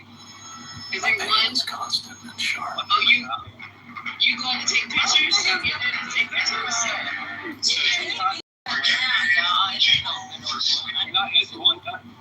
A lot of strippers need content, and same thing. I'm used to doing that play. The thing is, one club that was big for 3 to 5 years was V-Log. But it just disappeared out. V-Log. Also, I forgot about Onyx. Onyx is a good one too. Yeah, they got robbed them. V-Log tried to be a smaller version of Onyx, and it just never worked out. That was the issue with V-Log. They didn't turn up like Onyx turned up when Onyx became Onyx. It was really they didn't do enough. But it was cool for when it lasted though. I forgot about pinups. Y'all know that Snoop Dogg and his wife just opened up a strip club downtown LA. So the girls in Houston are more like Blue Flame, Just. Like Blue Flame? Yeah, like Blue Flame. I give you a breakdown of like the C-level strip clubs in Houston. No. So that's their A-level strip clubs.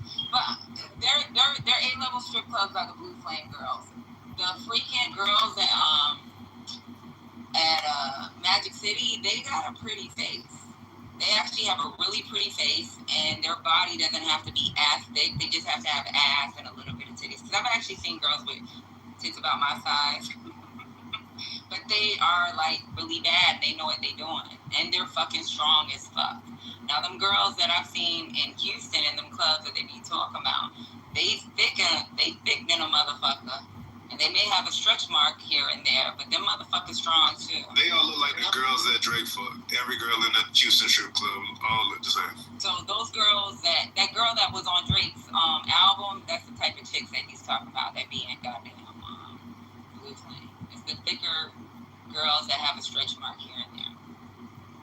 No, well, yeah. But shout out to the stretch marks. Shout out. Hey, but I'm not gonna lie to you. Y'all missing out on Dallas stuff. Dallas, Onyx, that club and that bitch. And Dallas, sure club. Ecstasy too. Ecstasy is just big as fuck. That's why I said Texas as a whole. I think people keep talking about Houston because of Drake. Yeah. Dallas has some nice strip clubs too. Ecstasy's like a fucking mall. That bitch is huge. I just want to let you know. Very informative. Thanks, guys. When I go to a female strip club, I like to see their bodies, and if they are worked on, they have to look natural. I like to specify female as if What happened? male strip clubs. Do they have male No, I've been to a male strip club. It was whack as hell. Never again. I prefer strip clubs. How can it be whack? How can it be Whack. All that pink meat. And then they give you a few black men here and there. Oh, I can't. I like That's the too very much. black now. I like the super small waist. Their tits ain't hanging. Yeah, I don't like big titties either. They don't have to have big titties. Yeah. No, like big. What am I talking about? I like B max C cup, but that C cup gotta be perky. Hold up. Big titties are in. Hold up. I'm screaming, Gemini. No, I gotta scream right now because earlier I got to women, so I want to hear all bodies are beautiful. We women, we can talk about women. We can talk about women. Y'all can talk about it. You jumping in our conversation, be Yeah, so, and then in regards to the butt, obviously, a big ass, but not that the shit's hanging down your legs because you put so much injections that the shit is hanging down your legs. Like the You can't say that. right at the very bottom, and it looks too fake.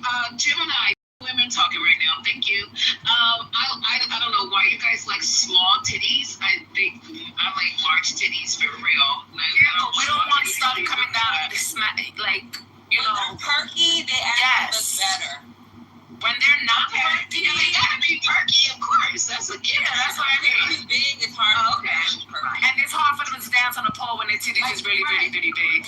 You can have a D. Yeah, I know, but you can have a D and it still be perky. Nah, give me the sporty type before that shit. Nobody's talking to you. I'm not talking to them. Hear what you like. Don't care, don't share. Yeah, booty's not really huge because I think that just looks abnormal. I haven't seen anybody with. No, you got a super tiny waist. I think it looks really pretty.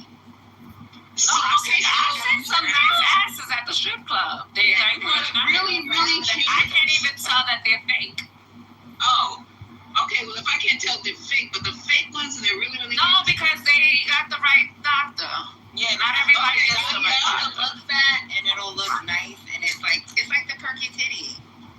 Yeah, I like the small waist. You know what do you guys consider that? The flat stomach, small waist. Flat stomach. Yeah.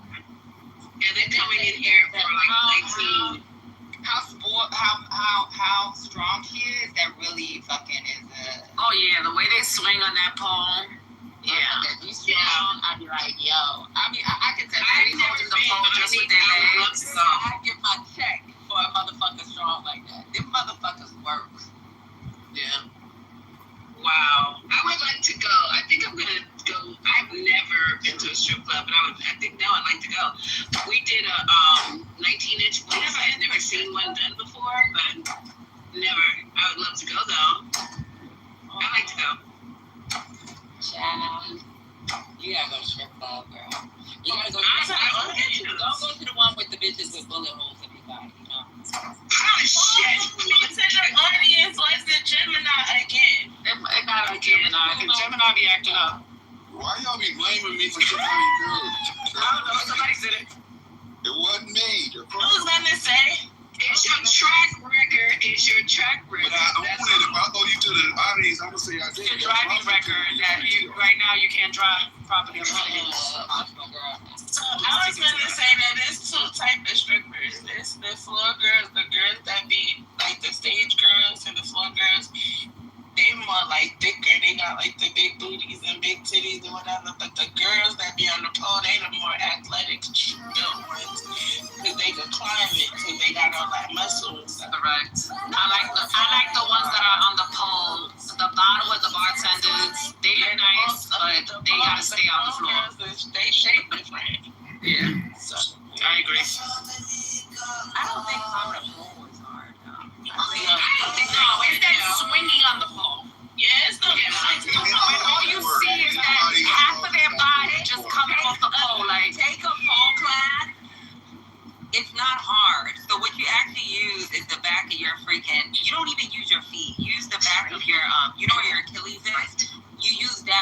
of your fucking leg to fucking swing a pole. It's not hard. The hard thing is having a bitch stand on you. And this is what fucking really fucking, I was like really mesmerized the first time I went to it. When a bitch will fucking keep her legs straight out and fucking allow a girl to dance on her and fucking I seen that before. That shit's crazy. That shit is crazy. 3-minute song. Nigga, that shit is better than the circus. On a pole? It is. You got a lot of that, Patty. Yo, I just be fucking amazed. That's why I said this should be an Olympic sport. That shit is amazing. But I can't hear you. I can't hear you. Bitch standing on you. So you're extended off the pole and somebody's dancing on you. That's impossible. That's what they do. I will say this. I know in Magic City or even in Miami, and even in Texas, what they do is they go to the top of the pole, and if you look at the ceiling, there's a whole bunch of fucking poles going across the ceiling. Those girls do hold on to the top of the pole. They'll let go of it for a little while, but then they put their hand back on it. So I think like that helps them with keeping their body straight. But I'm gonna tell you like this: me doing a goddamn what is it called? Just fucking for my abs. I only can hold my body for 3 minutes. Imagine fucking having a fucking 130-pound bitch fucking standing on. I'll be dead, because I be shaking at 2 minutes and 30 seconds. And these those ladies are talented. Shout out to the strippers. Shout out to the fucking strippers. It's Friday, guys. No strippers. Yeah, shout out to them, because they Allie coming down. But I know that, does anybody else watch P-Valley? But I think, yeah, we do. But anybody, I've watched it. Yes, I have. But I'm just thinking all of us can climb the pole. All of us in here can climb the pole. But I can't stay on the pole. I can pull my big ass up. Girl, I'm not swinging on no pole. You can't come on. I said climb. Swinging on the doors on my curtain rod over here, like maybe Yeah, you can. It's really easy. I didn't think I could climb it. Yeah, you can. You can climb it, but you just stand up there. Left turn. If you take a pole dancing class for a month, I promise you, let's say the first time I ever took one of those classes, this is for exercise, y'all, nothing else, I swear to God. It was all exercise. So when I was stationed in Fort Bragg, they have a pole studio dance class. Me and my homegirls took that class. I promise you, there was a girl that was in there that was really big. She was like tripping about how she can't pull herself up. She didn't have the upper body strength. Within fucking like 2 months, she was able to pull herself up. She was able to like try to do a kick with her legs where you stick your legs out. She couldn't keep it out that long, but she kept it out. She was able to fucking work that fucking pole. And this was, so when you take these pole classes, they teach you how to do all this shit. You gotta wear high heels. You gotta wear stilettos. And I promise you, that girl was bigger. And her ass was doing it.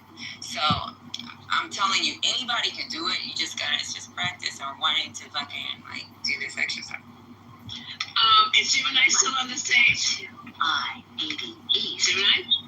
Hello? Gemini. I guess he just went. I guess it's not. Oh, okay. There's a gym. Oh, he's there. He's there. He's right next to you. Oh, hi, Gemini. Have you been to that gym? And I think it's Marina Del Rey called Spectrum. I'll wait till he gets back. Lisa, go take a pole class and just do a. That's what I was getting ready to tell Gemini. There's this gym called, I believe it's called Spectrum. It's not too far from the ocean, maybe like a block or so, I think, in Marina Del Rey, and they have that pole dancing situation there as part of their classwork. And I'm telling you, I went there because the boys had a trainer there, Victor Purnell was there, and I went into that. Huh? Oh no, he would love me to say his name. He's all over everywhere. Think about who? My what? Fuck. Oh yeah, I forgot I was on Clubhouse. But anyway, they have this pole in there, and each one we have to eventually be able to climb the pole. No, I couldn't climb the pole. You can't. You can't. Now I could.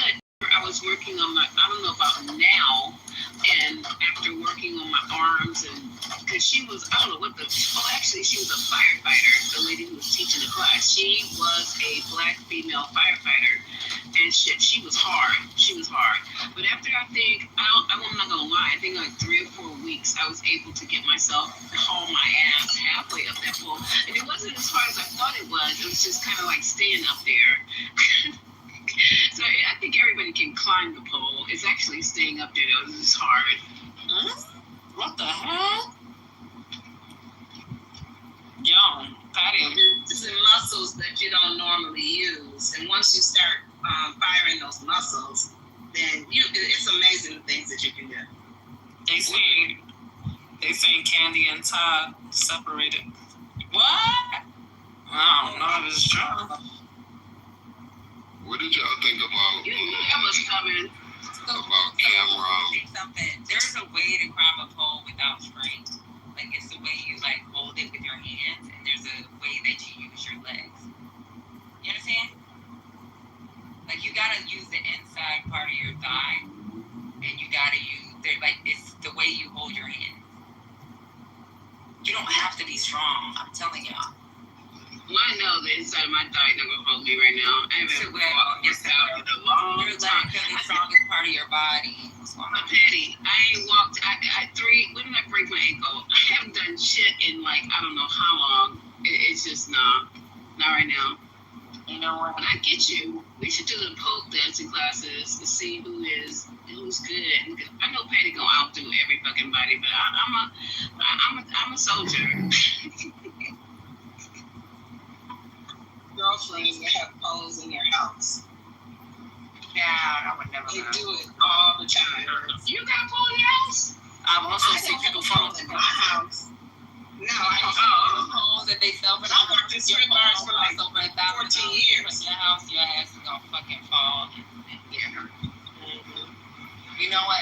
And you know, I've seen girls, and these are even my own friends, that had poles installed in their house and they fucking pole collapsed. Like in their room. Not for their man, just for fucking exercise. I've seen that too. It's for exercise. It's a good by the way, I won't even tell you. I'm just gonna keep it to myself. Tell me. Go ahead. No, I don't want to start nothing. Hey, Joey. Hey, Lily. I gotta focus.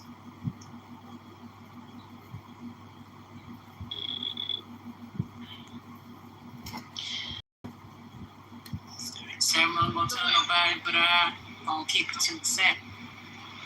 So is Snoop Dogg's strippers naked or no in his club in LA? I think in LA, like That's really sad. She has really fought to stay in that marriage for a long time. How do you know that she's not? Nah, she's about Patty. She's talking about Candy. You know what though, y'all didn't foresee this coming from the beginning of the relationship to the end. There was so many like red flags in the beginning. Cause at first I was like, Candy gotta leave him when she first started fucking with him. Y'all didn't see this shit? Absolutely, but that's what I'm saying. She done fought so many of those hurt. Yeah, I don't know if it's real news, but I was just showing y'all that. Let me tell you something. I ain't seen nothing productive from him. I see her always working. I see her like always trying to support his dreams.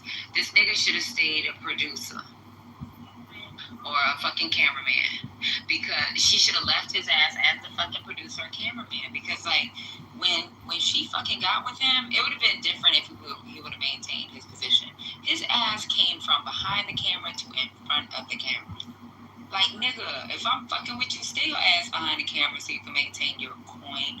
Even if your coin is less than mine, like, fucking stay behind the fucking camera. Once he say he was a producer, he was a producer from Housewives of Atlanta. And he was one of the producers of, like, he was behind the camera. They would, like, flirt. And then even, like, little fucking conversations that were being had between the girls, there was always this one little incident every now and then that will come up, something new. And it's like he was always riding her, and it wasn't him still doing his job. It was him supporting her doing her job.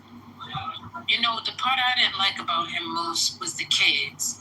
I didn't like how he always wanted to try to tell her what to do with her child. Yes. And, you know, he had a problem with her even trying to support his own daughter. Like, he was really weird about the kid situation. I don't know. That's what happens when two people that raise kids two different ways get together. That's a fact. That's a fact. And also, he didn't find out about his daughter until she was already big. So and I think he was lying. Well, that was his story, and guess what?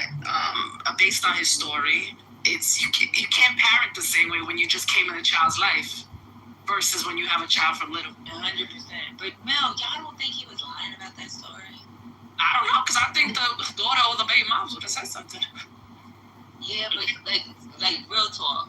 So remember how you said with your husband, maybe before when y'all broke up or whatever, and how you was like persistent? Let me tell you something. Niggas will stay persistent. Females will stay persistent. Even Cardi B has said on her thing, like, you fuck with me, nigga, I'm fucking stalking you at least for a month after we break up. Like, this nigga knew something. He knew she was pregnant. He knew there may have been something. He knew something. Yeah, I agree. Unless the bitch, not the bitch, but unless somebody got pregnant on a one night stand, you know Shorty pregnant. Shorty send you a text saying she pregnant. I mean, she was on a one night stand. That's what I'm saying. So unless it was a one night stand, then you knew Shorty was pregnant. She reached out to you to let you know. Yeah. The only other time is when the girl don't know who her baby daddy is.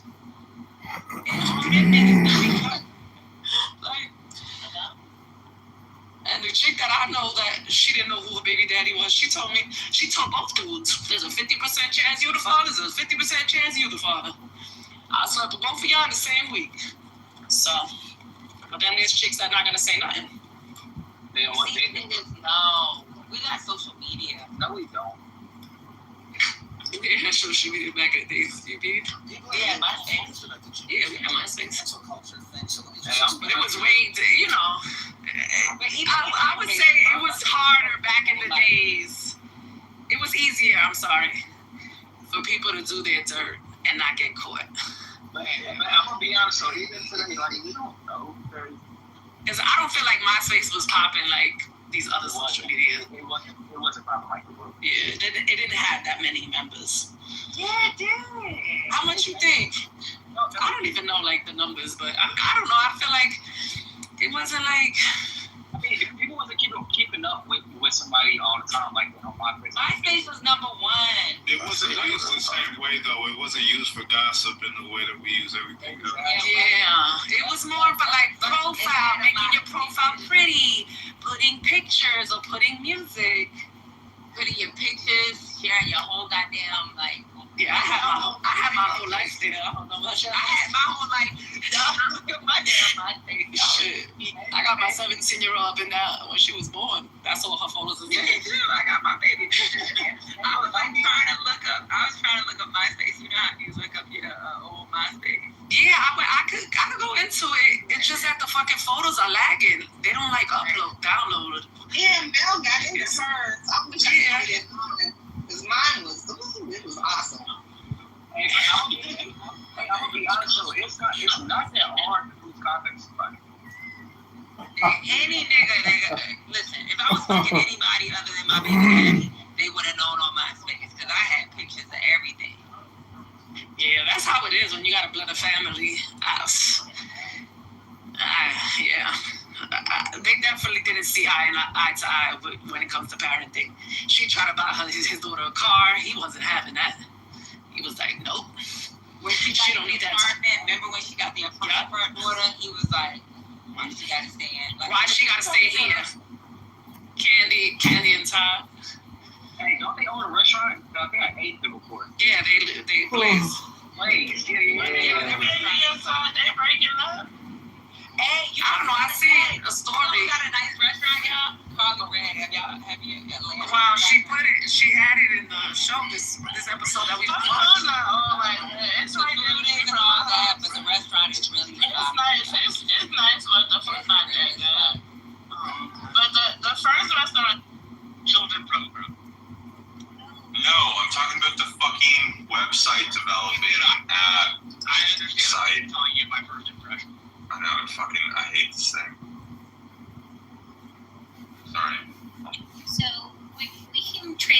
to something lighter if y'all want.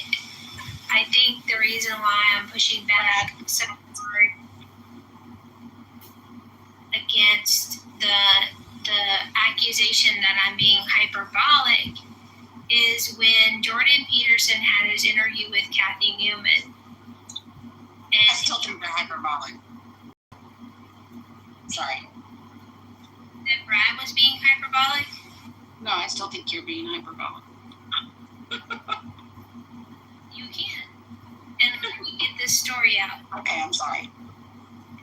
So, Kathy Newman and Jordan Peterson's video interview went viral because she got caught in her ideology and didn't know that she could be as offensive as she wanted to be with Jordan Peterson.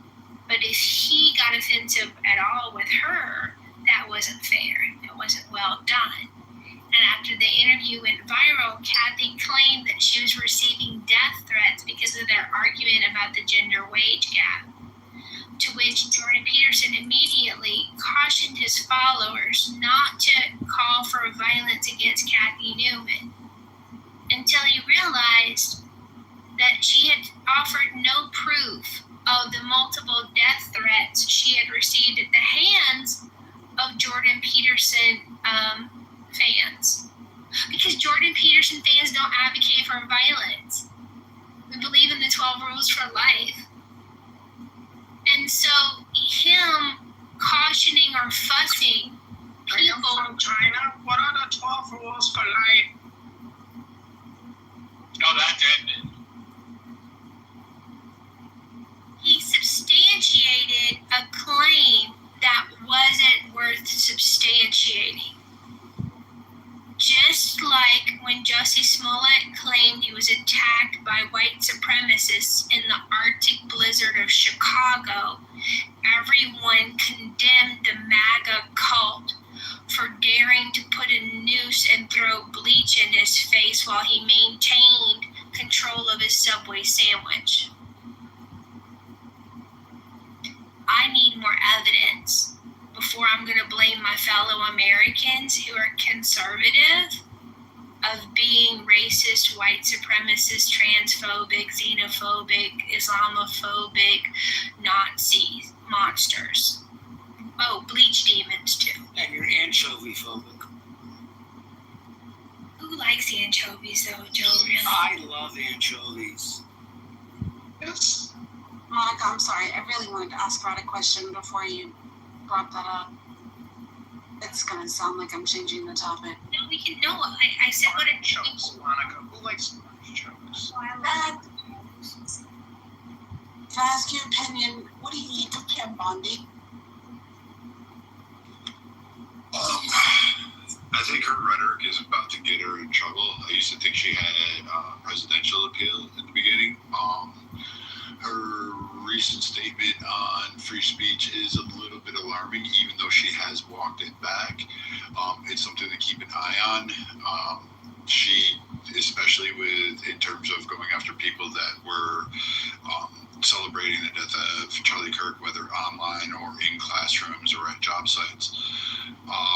It's a little concerning because it's kind of hypocritical. Like, we literally just went through that with Biden, the FBI Twitter files.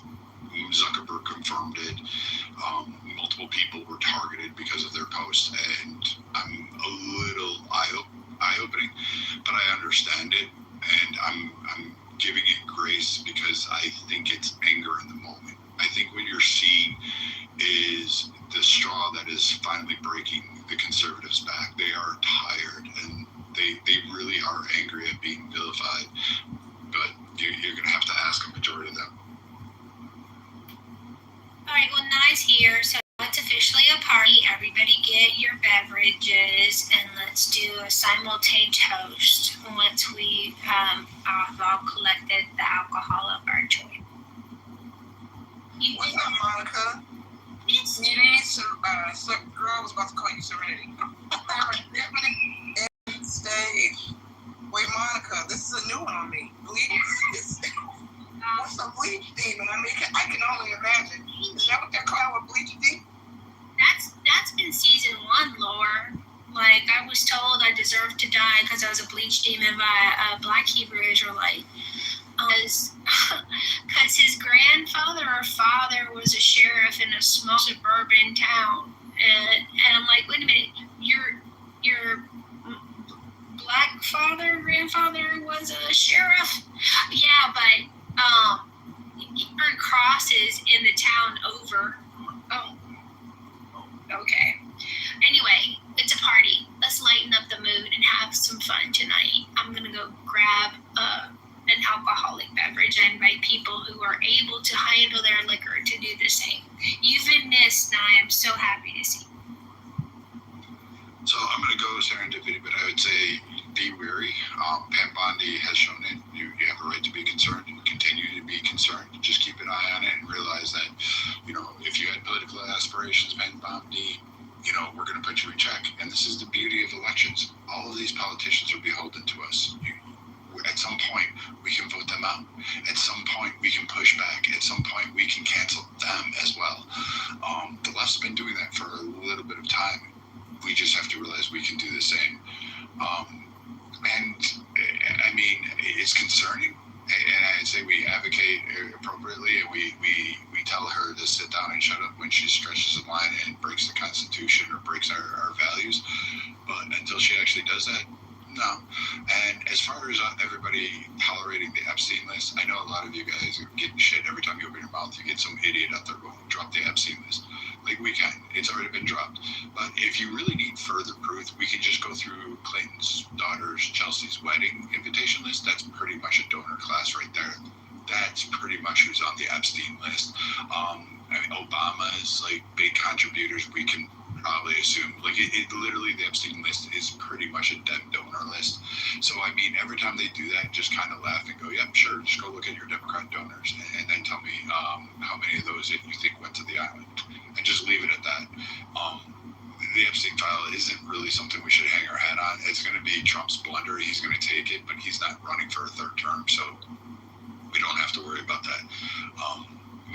We'll figure something else out. But if that's all the left's got is Trump is authoritarian and Epstein, Epstein was a Democrat fucking donor, a big time donor. That's your ass head. Excuse me, and you wanted him protected. Spare me that shit. I don't know. Again, I went through it today in Sick Room.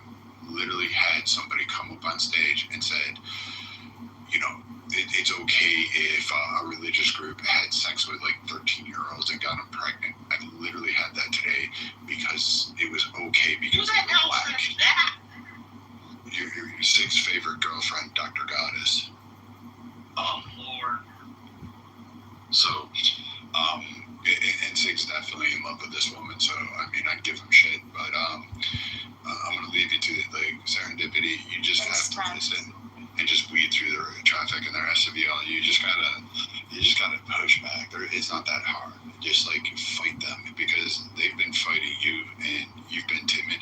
Slap them, punch them, slap them, verbally, of course. Don't get yourself in trouble, but who cares when no one's looking? Just rip a spine out and beat them. Yeah, don't drop them, okay? Whatever you do, don't drop them.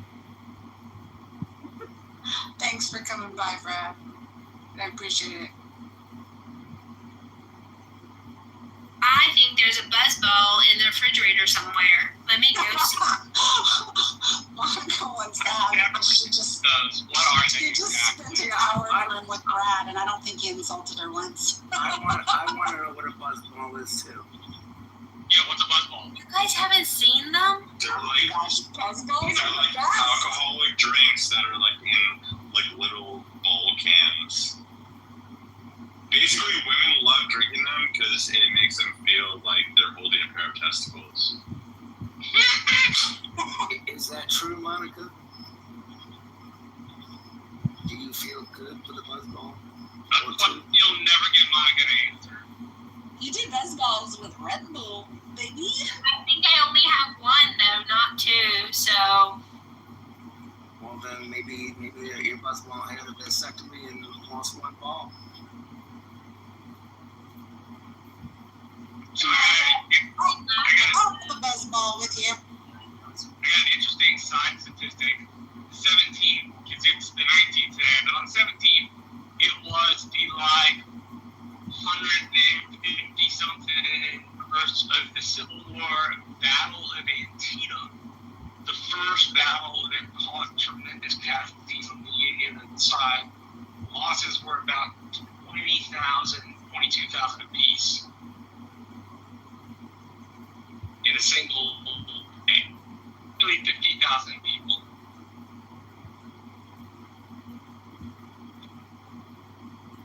Hey Marshall, have you ever done the Gettysburg tour with a guide?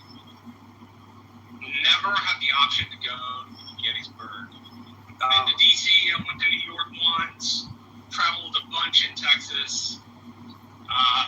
That's about it. I gotta tell you, we went, did want to go, it was a little corporate retreat thing. It's like, oh, I'm gonna do a guided tours like going to high school. It was friggin' amazing. These guides, they're like friggin' storytellers. They go into such detail and they keep it going fast because there's a lot to see. It is, I highly recommend a guided Gettysburg tour. Oh, I want to make a tour of all the major Civil War sites, Civil War battle sites. My parents bought me this book. It's called The Daily History of the Civil War. And I've just been reading about each day and each year of the war on the day it's on. It's a fascinating book. Both sides of my family fought for the Confederacy. We had some cousins that fought for the Union, but my mother's family was in Arkansas and Texas, and my dad's family was like in Mississippi or something. And my grandfather, my dad's dad, used to tell me these stories about when his grandfather would put him on his knee and talk about them damn Yankees. That's the story. What would he think about you talking to us right now? Because my family wasn't here during the Civil War, but I'm a Yankee because I'm from New York. I like Yankees, they're nice. But as somebody who is not directly mixed with the Deep South, I still would call people from the North Yankees if they acted like assholes. It's still in Texas and in the rest of the South used derisively, so I don't use it much. Well, bless your heart. That's a Texas woman thing. That's her way that you go fuck yourself. Really? I did not know that. You probably had somebody tell you that before. I knew that. People have told me that before. It's like, bless your heart. They're saying you're a fucking idiot. Carl, you're still my favorite Canadian.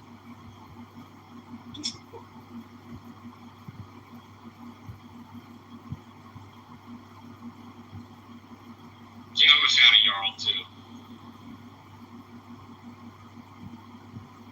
Well, that's good because he needs it right now because he wasn't getting a lot of love earlier. He can tell me anything he wants to tell me. I mean,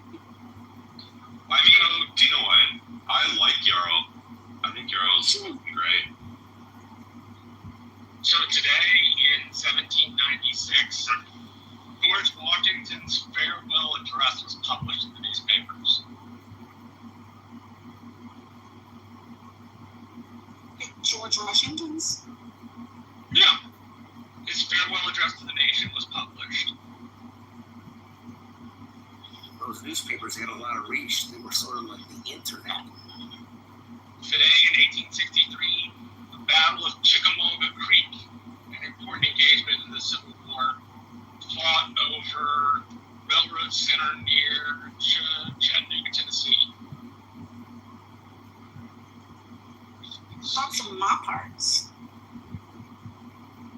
And then there in 1657, John II Casimir Vaza, King of Poland, signed the Treaty of Wawelu, renouncing suzerainty of Crown over Dussel, Prussia, making Frederick William become Frederick the Great, its sovereign ruler. Hey, in your list, it used to be a small part of the small part of Germany, basically.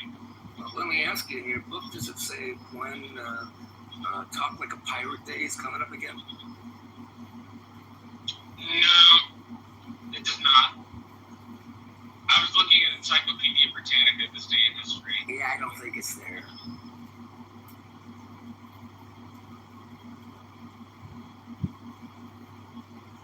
Remember when Encyclopedia Britannicas were a whole set, and then you'd have to get a new set every so often? Well, I find the Encyclopedia immensely useful. So the hardbacks, I'm talking about the hardbacks, but you go online, right? Yeah, but if I could own a hardback set of encyclopedias, I absolutely would. I don't collect many things, but I could be said to collect books, basically. Yeah, I used to have them all the time. Oh, God.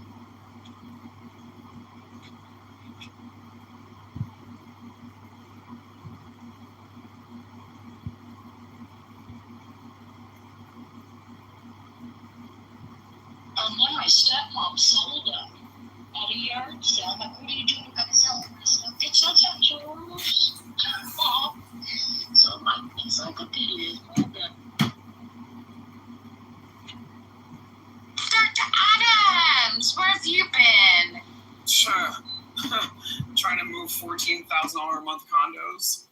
I haven't seen you for ages on here. Well, 6-7 days counts as ages on an app. Oh my goodness. Hey, Adams. What's up? What's up? Not much. How are you? I'm good. I'm just busy. You know, people do have lives off of this app. Yep. Yes, Miss Lopez, $14,000 a month. Oh, honey. I know. A 1-bedroom. Can you believe that? Oh my God. Yeah, are you doing it? Is it working out for you? Oh, no. So I'm the one selling it. So yeah, no, it's working out for me. Like, absolutely. Like, oh my God, I'm so happy. Are you kidding me? That's and what's crazy, because initially when the last person who was renting it, they were renting it for about $8,500.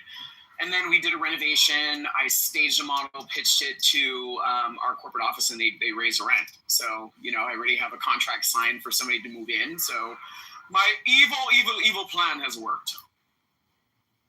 Well, congrats, bro. Thank you. I spent a lot of time at Home Goods and all these fancy little furniture stores getting shit together, which I have absolutely no experience in doing, by the way. I just watched my mom and my aunts, you know, design their homes. And, you know, when I had my first house, my mom definitely helped me design mine. But aside from that, I have no interest in Martha Stewart living, interior design, none of those things. Where did you put the pink flamingos? Where did they fit in? Oh, no. Pink flamingo, no. Mm-mm. Oh man, it's funny.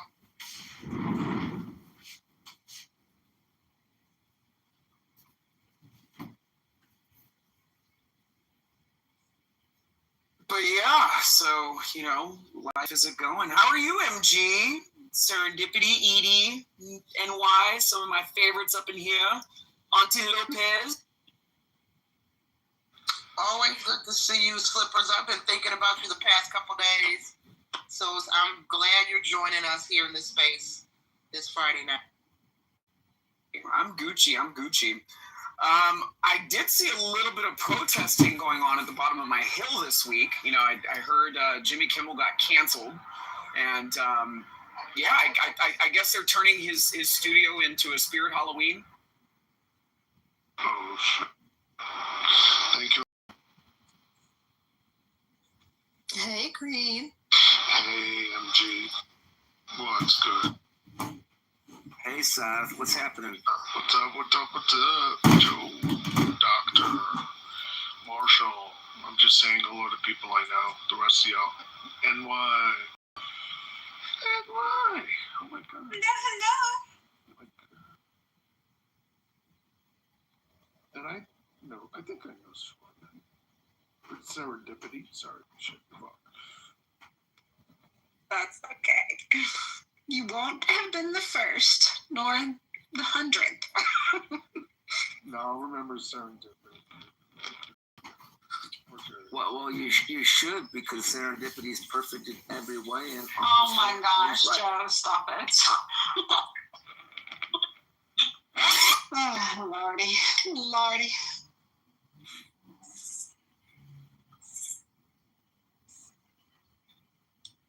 Devin's in chat. I disagree with everyone. Except me, because I said this truth.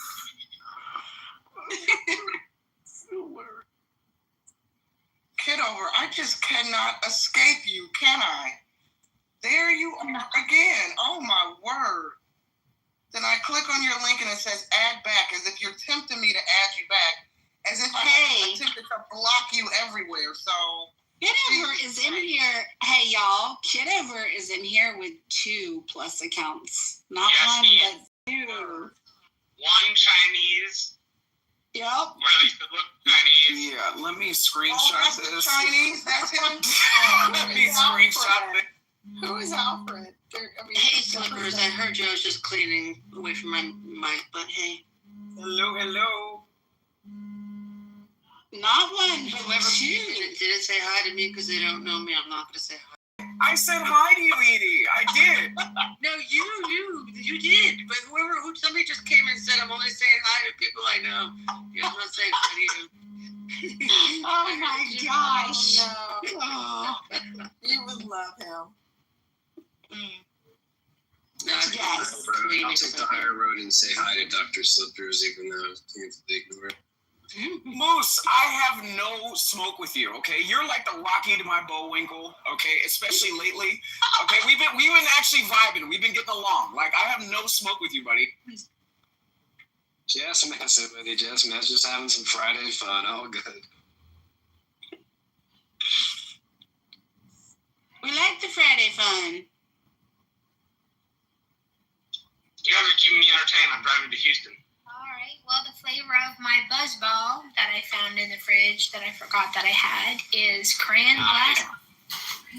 Blaster cocktail for when you're on Cold House on a Friday night with your friends. Premium vodka with cranberry juice and natural cranberry flavor. I can't do sweet drinks. Like I could do a salty dog or a Paloma, but that's about as I can get with drinks. Y'all, I'm going to have some processing time. That's the longest Brad and I have been in a room together for about a year and a Only one to notice that, okay. It was nice, I have to tell you. It was a good feeling. So now I know what to do. Monica, did you feel like you had to have a bowel movement after that bullshit? But Brad actually said out loud that he agreed with Monica on something. Yeah, that wasn't any shade towards Monica, by the way. That was no shade towards Monica. Yeah, I wondered if it made him ill to say that out loud. He said that twice this week. Yes, he did. He said it twice in this room. What did he say? 3 times. That he agreed with Monica. He was so calm and chill and soft-spoken. It was pharmaceutical drugs. Well, I'll just say, pharmaceutical drugs. I will just say this, serendipity. When you're thirsty, right, and your throat is dry, okay, and you only have a cup to drink out of that requires a straw, and there are no more straws left, it finds people in their thirstiest moments grabbing for the nearest straw. So don't be fooled. That's all I'm going to say. Be cautiously optimistic. I really do think. Go ahead, MG. No, you go ahead. I was trying to invite Roya up. Oh, yeah. I really do think Brad and I have never had words with each other, and I do think he handles me a little bit with kid gloves. He knows I'm sensitive. Yeah, because he knows you were cussing the fuck out. Well, serendipity, you know why. I'm not going to say it, but you know why.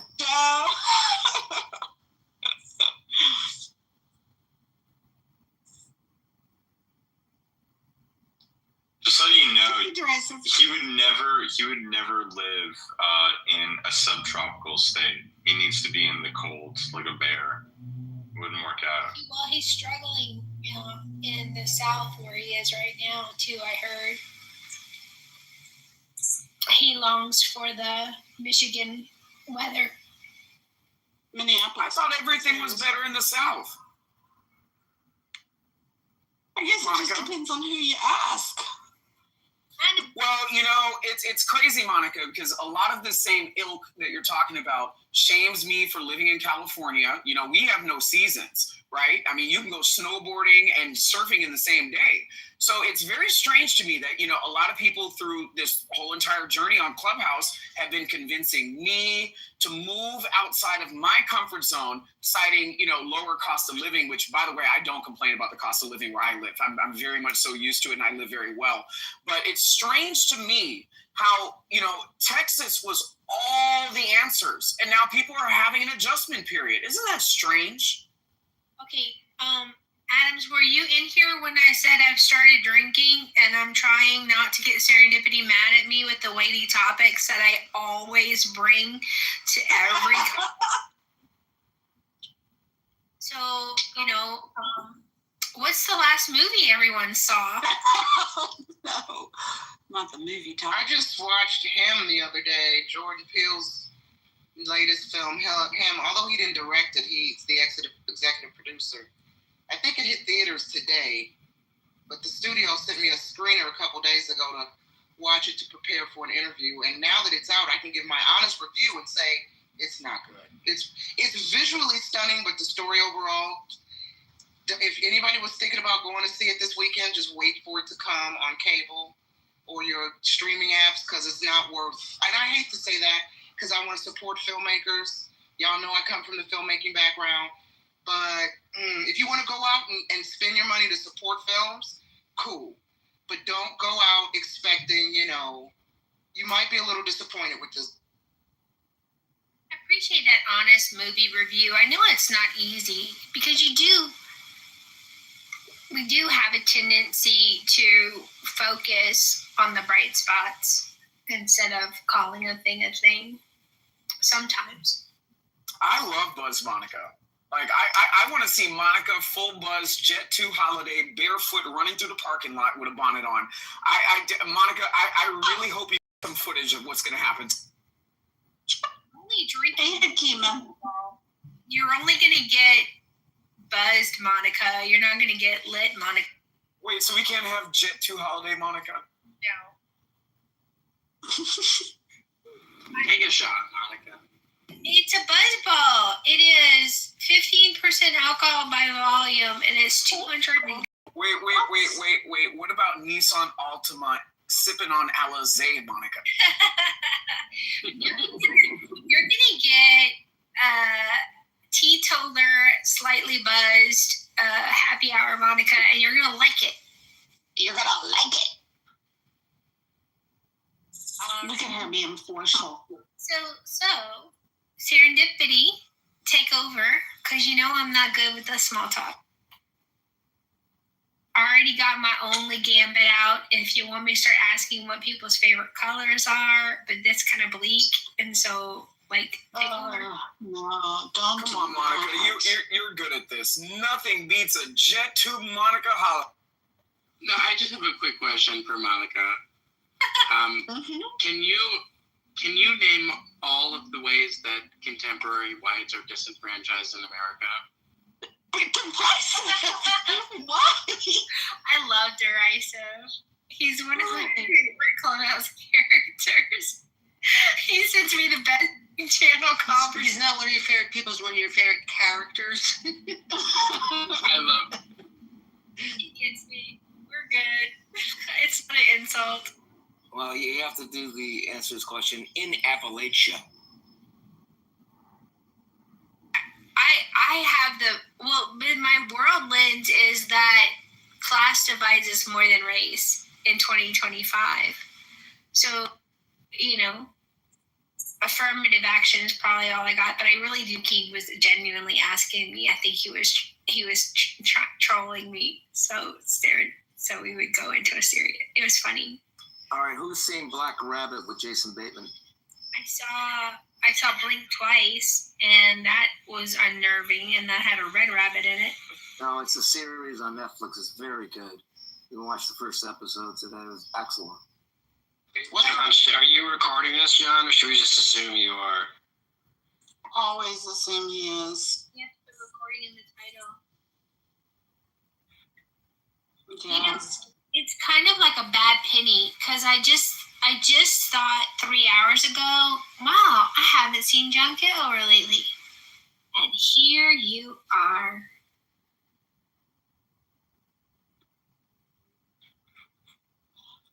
There. Does everybody have their beverage of choice so we can do a simultaneous sip? Yes, Queen. I am ready. I'm not gonna lie, I've already had 2 shots. Oh no, you're drinking 2 dips? Oh no. I'm sitting in traffic. give me another 45 minutes. I'm ready for the last one, then. Okay, everybody, raise your glass, your flask, your flagon, whatever you got that has something liquidy in it that you're ready to sip. And on the count of 3, simultaneous sip. 1, 2, 3, go.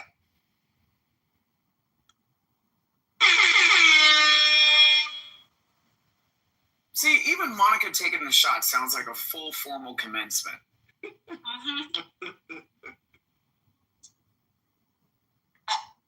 Okay, I'm done. All rise for the Honorable Monica Bartender. Monica can't do anything without it being a production, a full production. That's what we love about you, Monica. What? Now you're making me self-conscious.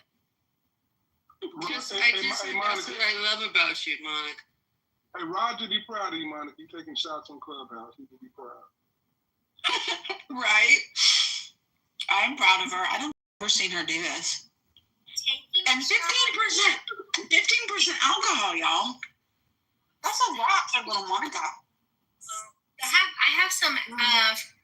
have fruit moonshine in the fridge. Those buzzballs are 15%? Yes. Okay, my stuff is 35%. 35? What are you drinking? Crown. Oh, okay. No, I don't like replays for social rooms, Wallace. I don't need that kind of evidence out there. Me either, but I mean, Kitover's here. What are you gonna do?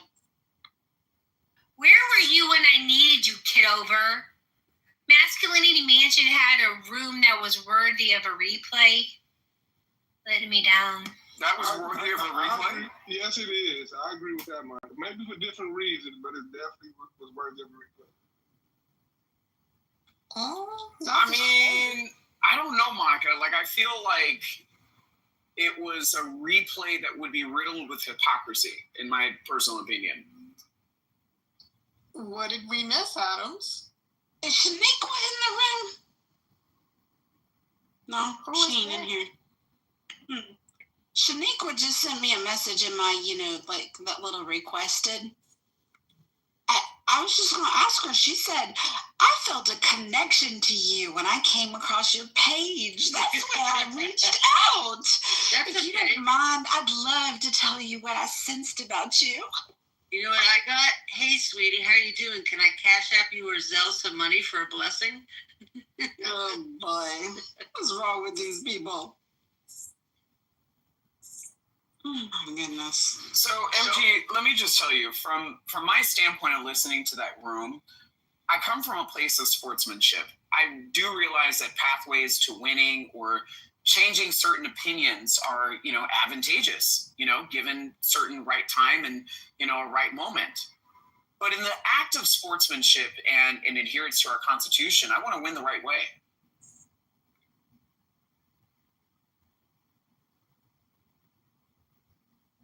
sorry, I couldn't get off mute. What does this mean? I wasn't in the room. Like, what happened? I just don't see the usual suspects that are complaining about recent events and the behavior that they're experiencing in face of the recent events. Not usual. You know, I in my personal opinion, I find it very troubling. You know, MG, some of the usual suspects just having so much to say about certain, you know, recent event issues when they engage in the same type of bad behavior. Gotcha. Hey, LD, for more clarity, the room is labeled. We love you, Monica. Stop it, Adams. Stop going. No, this is not Talk Over Hakima Day. Yeah, every day is Talk Over Me Day. No, but Not the victim, Hakima. See, I thought. Hey, but MG, the room was titled something about Malcolm X on white liberals, and there's no Brad was a moderator. And Brad should never talk about Malcolm X. Well, here's the thing, Hakima. Let me ask you a question. Sorry, I didn't mean to cut you off. No, you good. No, go ahead. Let me ask you a question. Do you think that the portrayal of Malcolm X's receptiveness to a certain ilk of the white community, do you think that it's being disingenuously misrepresented today? Because I feel like Malcolm X was all down for, you know, white conservative moderates, but this ilk of fast and loose, well, hold on, but this ilk of fast and loose, you know, far right people that seem to be peddling this narrative the most, I'm just not seeing how that's a gotcha moment. Because again, from my understanding of listening to the words that this man has said, or listening to texts that have been written about his changing relationships towards the end of his life, it spoke to a certain ilk of people that he was aligning with that weren't necessarily far right, but more center and moderate. What I get from Malcolm X is that in his latter years, particularly, that he shifted from the white man is the devil to some white people are okay. Just know your allies, and he considered conservatives wolves, and they only serve a purpose to flash a mirror on what is wrong with America. And he never aligned with conservatives, but he accepted some white liberals, but he considered liberals wolves in sheep's clothing. Yeah, I mean, white liberals is white liberals. But I'm saying, but he never aligned with a white conservative. Like that wasn't his thing. Well, but there's an ever-changing face of what's now a white conservative. The point that I was getting at is I feel like MLK, in rejecting a certain ideology in the white liberal, you know, ilk, I feel like at the same time, he was adopting more of a sentiment towards being receptive towards people like Marshall, as opposed to people that identify with Nick Fuentes. That was a point that I was making. And I feel like a lot of people on the side of Nick Fuentes, in the same chirping, bitching and moaning, you know, going through their wish lists of things that are wrong with America, I feel like those people would be left behind in developing a sense of camaraderie with the likes of, you know, Malcolm X, as opposed to people like Marshall. Does that make sense? Because there are some differences. I feel like Malcolm X would definitely have, you know, tea and crumpets with Monica, as opposed to a lot of other people that, you know, exist within the white conservative ilk. I mean, some of which were on that stage modded. You must know a different Monica. No disrespect to Monica, but I don't think she would want to sit with him in a genuine conversation. I don't think he would want to sit with her in a genuine conversation. Well, ideology aside, I think that Monica can sit down and break bread with anybody, because again, Monica, enough to do it. It's not even just an intelligence; it's an acumen towards polite society. So I feel like Monica definitely has a lot more doors opened up to her, regardless of what her ideology is, given the delivery of her, which are greatly different than the bombastic, fast, loose, and, you know, out of this world bullshit that people say on this app and just throw it to the wall, hoping that it sticks. No, I feel you. I feel you, but I don't think that they would find each other company polite. It'll go left, especially with his original take with the white man is the devil. Even though he backed away some in his later years, but I don't think that conversation would be cordial. He backed away some, or he said he was wrong. And when he backed away some. When the plane crashed in Arkansas, and you said good, like, he completely regretted that. all those white people dying in that airplane crash. Like, how much do you know about Malcolm X? I'm not gonna have a Malcolm X battle with you, but like my stand, what I said stands. I tried. I wanted to talk about movies and favorite colors. Wait, why were you talking about that plane crash? Not. What was that? That was very confusing. What's confusing? Movies and colors? No, Malcolm X in the plane crash. Is anyone watching the new season of Gen V?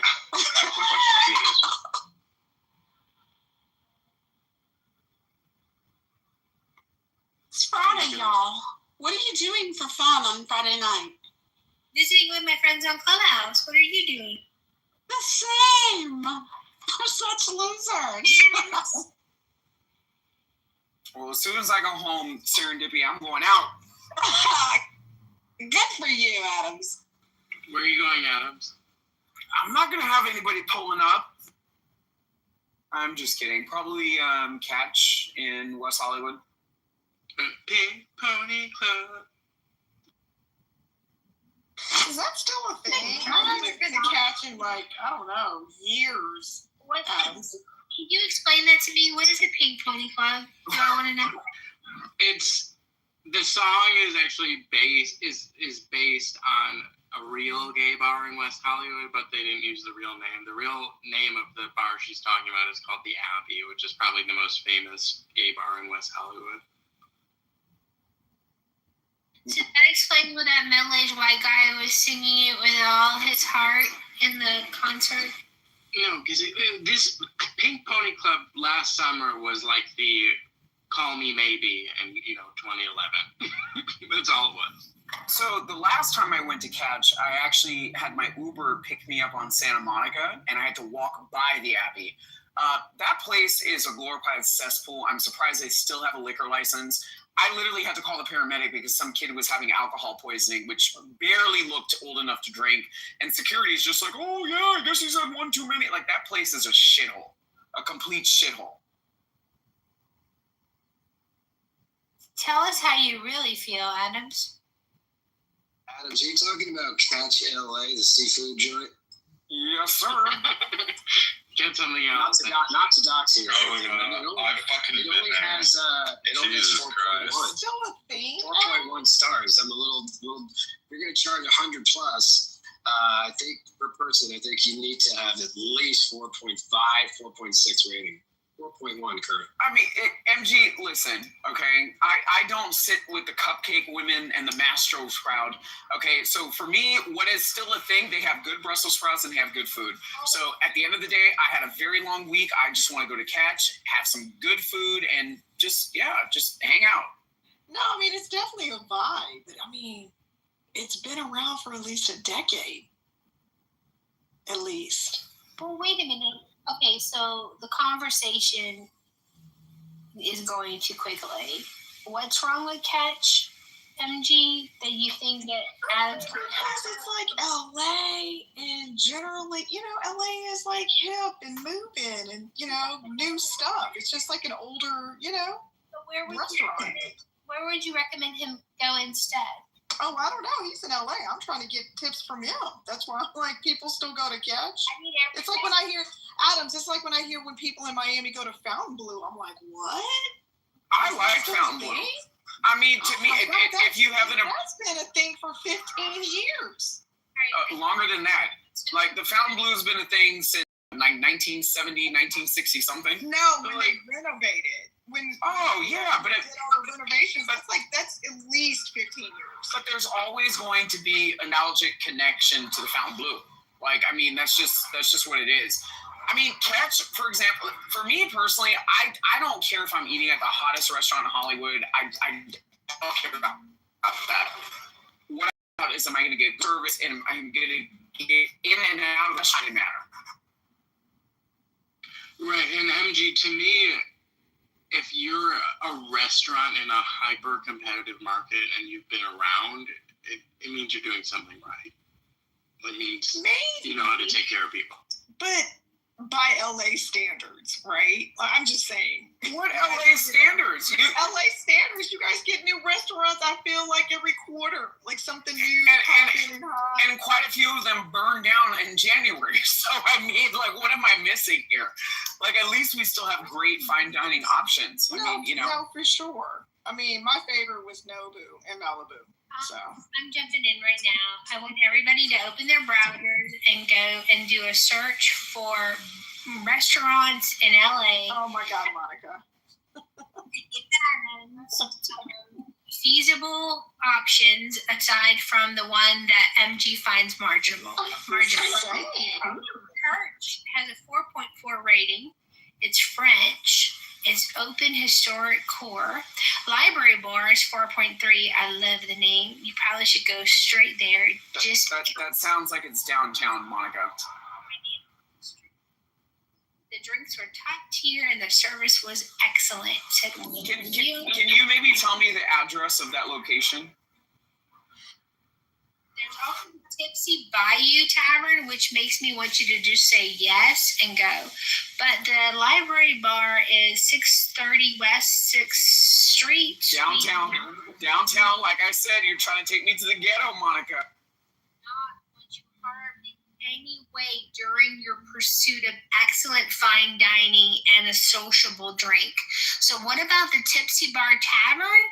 That's on 10,195 East Main Street. Downtown again. So again, you're taking me to where all of those La Raza Mexican freaking protests are. Okay, down the street from Skid Row, because mind you, Skid Row is on 6th Street, okay, and Los Angeles Boulevard, walking distance from where you're sending me.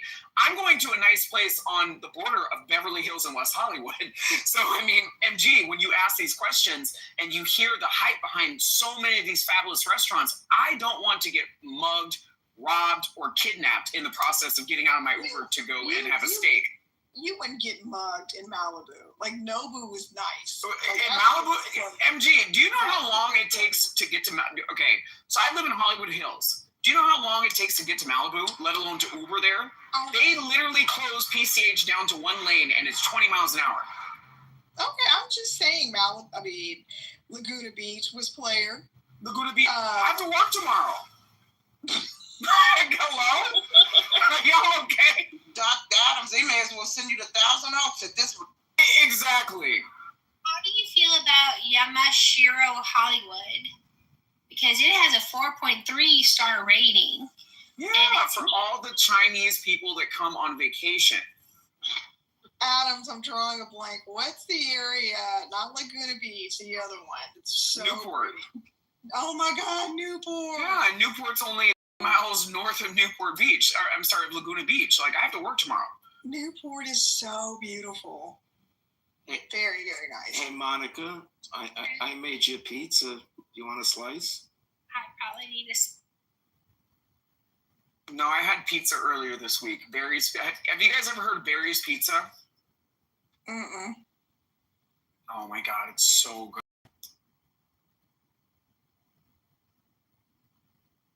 I want you to back channel me the success of your dinner reservation and what beverage you chose to imbibe with your steak. I was going to remain down low in your snatch, but since you brought up Yamashiro, for those of you that don't know, Yamashiro is the restaurant that is walking distance from the Magic Castle. It's in the Hollywood Hills. It's been there forever. And if you go to the Magic Castle for an evening of entertainment and you want to have some other place to eat within walking distance, the only option is Yamashiro.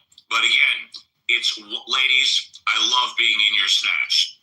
Wait a minute, hold on. Is it that big pagoda thing that's like up in, that you can see like up above Magic Castle? Yeah. Yo, I can literally see that from my roof. I was always wondering what the hell that was. There you go. Reservations are required, so you might have to put that off for another time. See, Adams, we are giving you your flowers. California is beautiful, the mountains, the beach. Okay? It's just the property taxes and no one can afford a home. That's all. Why do you guys keep saying that? Well, let me say for the record, property taxes in California are 1.75%. I don't. Okay, well, that's a fact. Well, the more. That's what I'm saying. I believe that they're actually higher. Well, with all due respect, sir, your belief is wrong. The property taxes in California are 1.75%.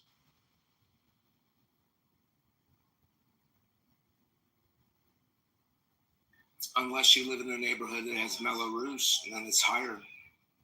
I have no idea what you're talking about. Would you like to elaborate and educate me, since obviously I don't know? Melrose was a law that was passed, 25, 30 years ago, and it allowed developers to do the infrastructure, the plumbing, and all the cities used to do, and then they would charge the homeowner basically an additional tax that you could not deduct off your taxes, and it's called Melrose. So it raises it much higher than, I mean, it's not technically a tax, but people treat it like a tax. Yeah. Okay, I'm referring to Proposition 13, the Howard Jarvis reform. It's been in existence for what, 40, 50 years, which brings the tax to 1.75%. Yeah, yes. So if you bought your house at a certain time. No. You could buy your house today and your property tax is still 1.75%. We're doing a social right now, so. Oh, you know what? Please, hold on. I humbly apologize. Happy Friday. Detect this. I mean, Monica Buzzball. We're doing a side. I have 2 more in the fridge, and I'm seriously contemplating carving a second one open, so I need to be dissuaded. Alright, all fucking money, all fucking do it. Yeah. Did you mention a cold refrigerator in the snatch? Was that, or did I not hear correctly? Because it's the snatch doesn't mean you have to make a sexual reference every other time, Uncle Steve. I am not making a sexual reference. I simply asked if you were referring to a cold refrigerator. That's all. I didn't see if Uncle Steve was making a sexual reference.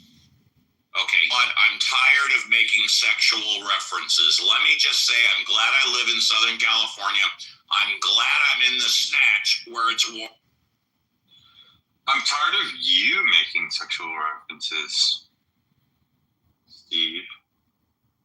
Well, maybe it's time for you to go to bed, young man. I mean, oh no. Do I have to go to bed now? Fuck, I don't even know what to answer. You said you were tired. Maybe you should go to bed. What do I say to that? Wait, what's the best response to that? I don't even know. Go to bed. You go to bed. I'm definitely not going. No, I'm working on this fucking Wix website. Can't go to bed. The proper answer to that is, Steve, you're not my daddy. Steve, you are not my daddy. No fucking shit. I'm your clubhouse uncle, baby. That's weird.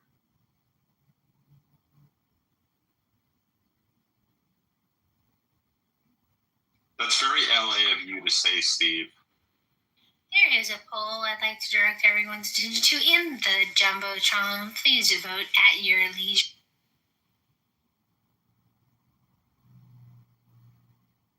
This is candidate Congressman. I love that poll. Thank you, ladies. I love that poll. Thank you. 630 signatures on the campaign. 630. We've made the minimum number for the ballot, and we're hoping to get to 1,200. Thank you all so much. If you haven't given $10 yet, link us in the chat. Health, wealth, love, peace of mind, happiness, and strength. And have a great weekend, everyone.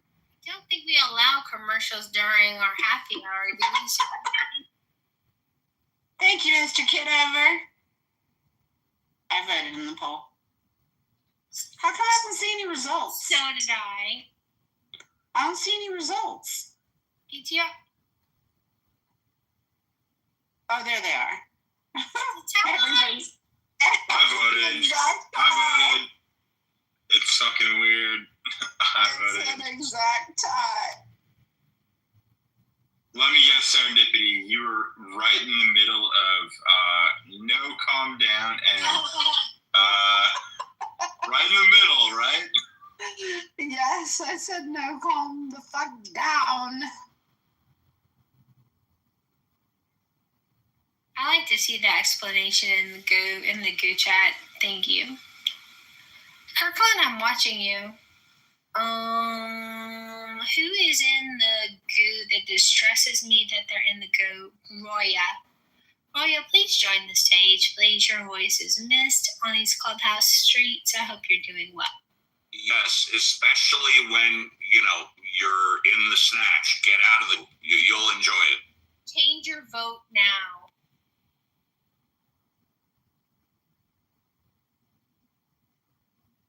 Serendipity, I love you, and it actually does distract sometimes when we fight a bit. It was uncomfortable earlier. Didn't like that. Love you too. I mean, we're good for each other. We push back on each other. We're like the odd couple.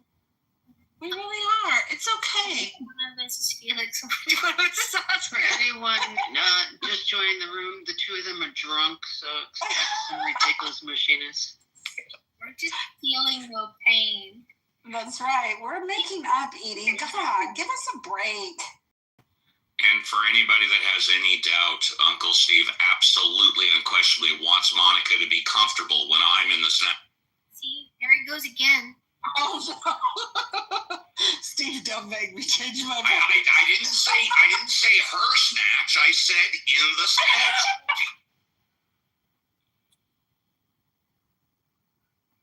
He's gonna do it. He's gonna make me change my vote. I also was very moderate in my voting. I'd like everybody to know that I voted purple instead of my initial inclination, which was green.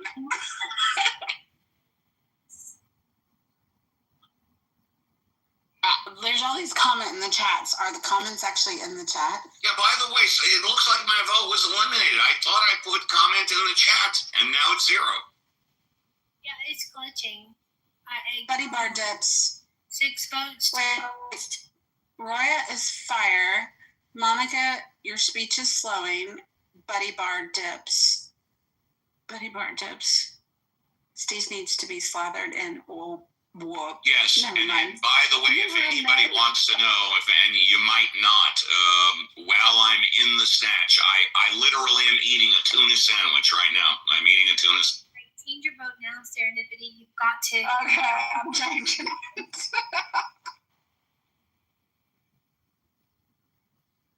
There you go, Monica. And this doesn't happen very often. He said tuna. Yeah, and the good thing about in the same sentence. Yeah, and the good thing about tuna sandwich is it doesn't smell like fish, and you never want to smell like fish when you're in the snatch.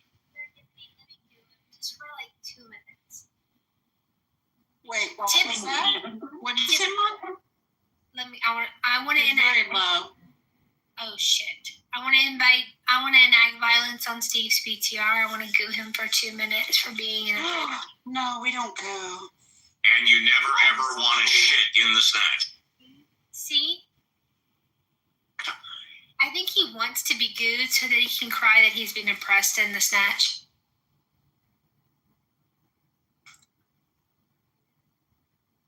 You know what? You can oppress me in the snatch all you want as long as I continue to be in the snatch.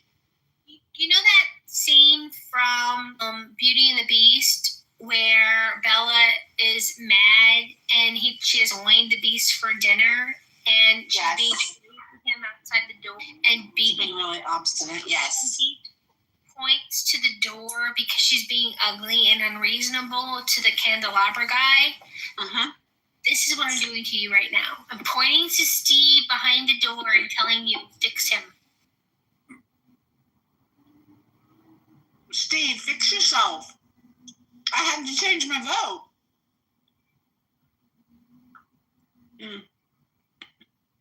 We are now at 41% of Steve telling you to stop it.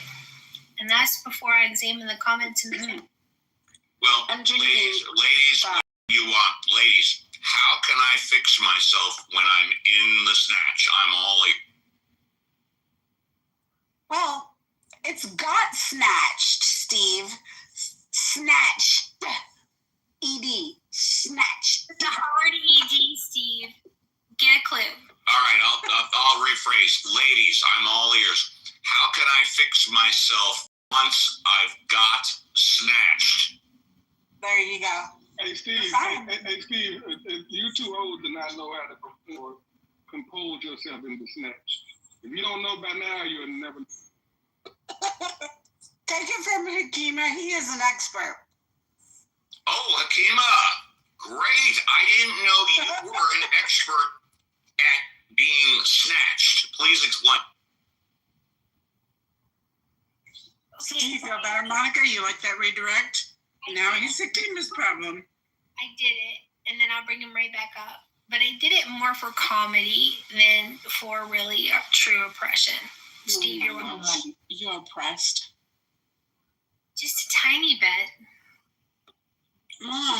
It's kind of in that DNA. Snatched 10 times serendipity. I'm going to mod Hakima and let him touch you. And I'm not even going to charge him for it. You wouldn't do that to me. I invited him. You're right. I wouldn't. Steve, you're invited right back up. Don't be a diva. Go ahead, though. Piss me off. Piss me off. Can I piss you off? I've only done it once, and it's been unpleasant. So I do try not to. I wasn't being a diva. I had both of my hands on my tuna fish, and I did not want to disrupt all of the conversation. Well, I'll leave it. Tuna fish have mayo on it.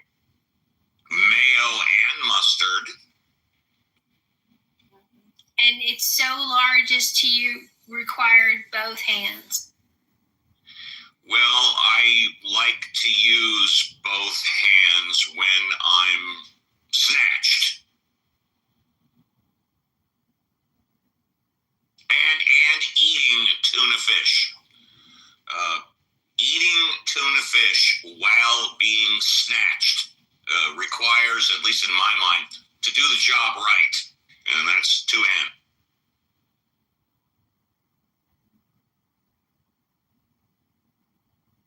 So my favorite color is green.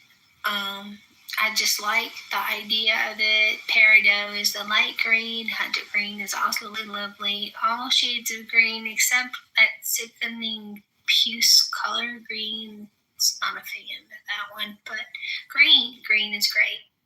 No, Hunter green is without a doubt the best shade of green. Hunter green is the best shade of green. It also works great for homes and interior decorating. In my humble opinion, it looks like shit on automobiles.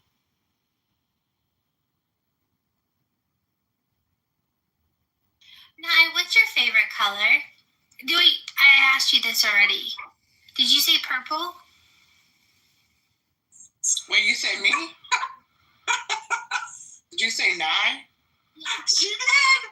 Oh, my favorite color, believe it or not, is actually, it's two, either pink or TARDIS blue, you know, after the TARDIS, Doctor Who. Nice. I'll try not to forget. Would you like to know my answer to that question, Monica? No, I'm mad at you because you're making me tolerate the infidels. I'd like to go back to TARDIS.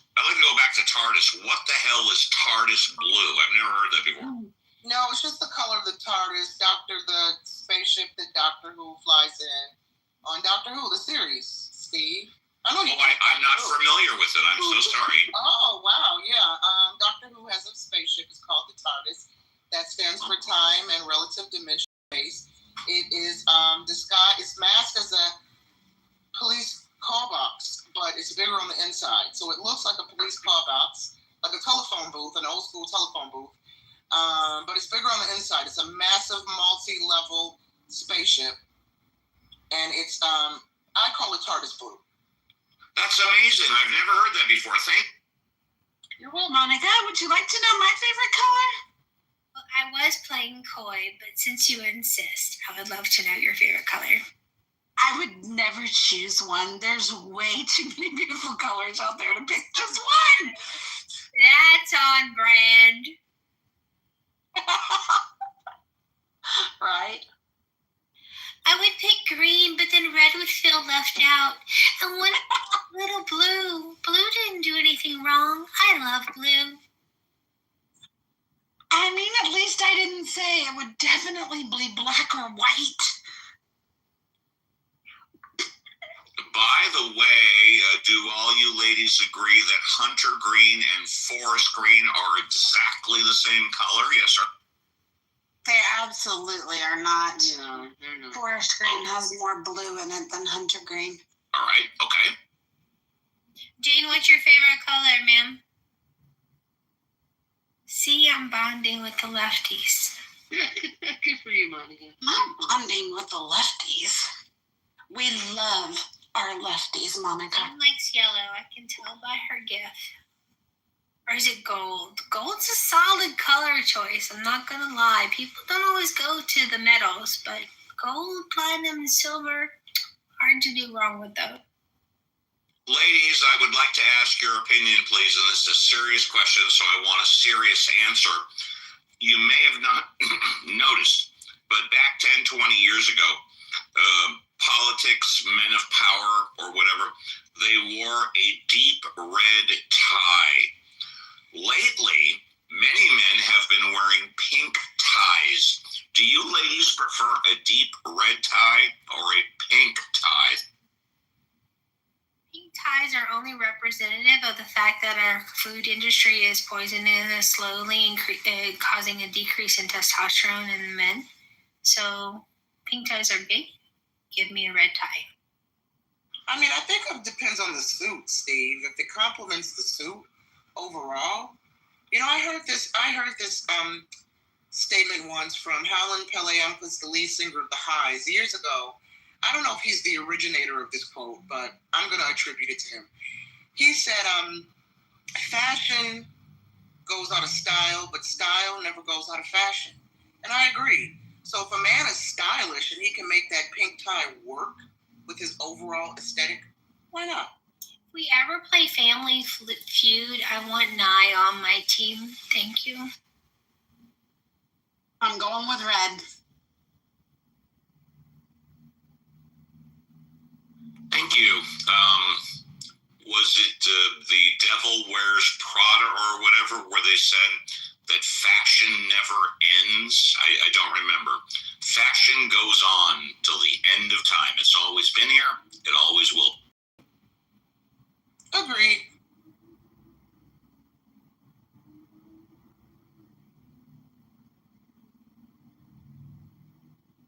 I mean, every decade seems to bring about new fashion. You know, we had 60s, 70s fashion, 80s is very distinct, 90s, early 2000s fashion is different than late 2000s, and the era that we're living now. So yeah. Yeah, a suit, call it charcoal blue, even black suit, white tie, white shirt with a dark red tie was power, Republican, conservative, and the same dark charcoal black blue suit with a white shirt and a blue tie was of the people and Democrat. Now it's not so divine.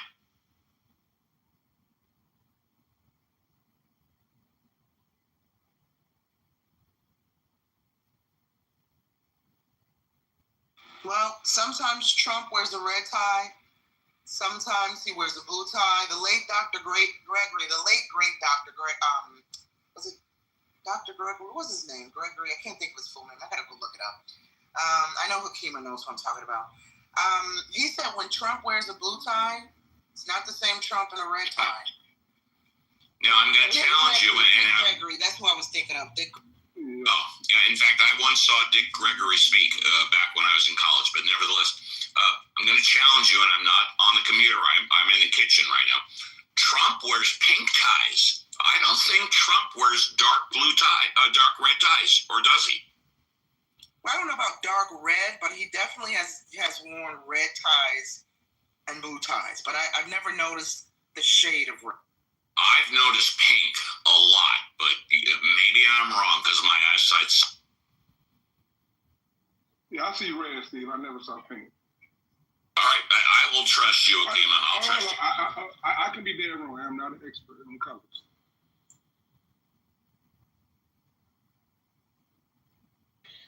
Akima, look at your back channel. I sent you something from Twitter.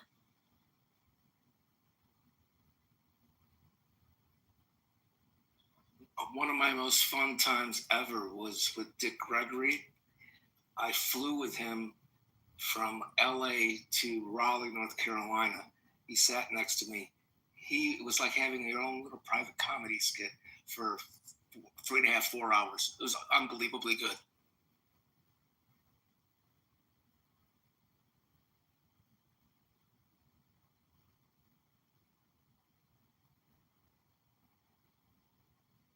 Oh yeah, MJ, they fun funny. That shit would have never happened.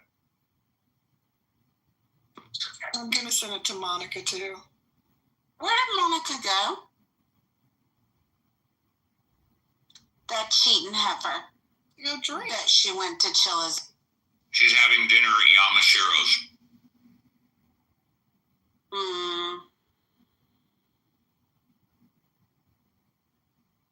I'm gonna root for chakra in a minute. She's in her room talking about race.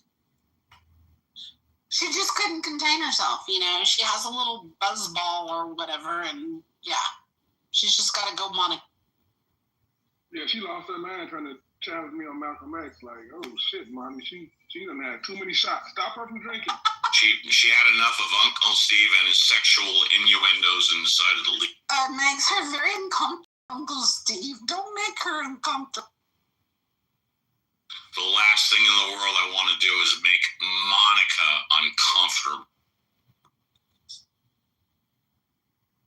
Hey, Steve, you can't say creepy shit and be Uncle Steve. You can just be Steve and say creepy shit, but Uncle Steve. Believe me, it wasn't the Uncle Steve part that was uncomfortable.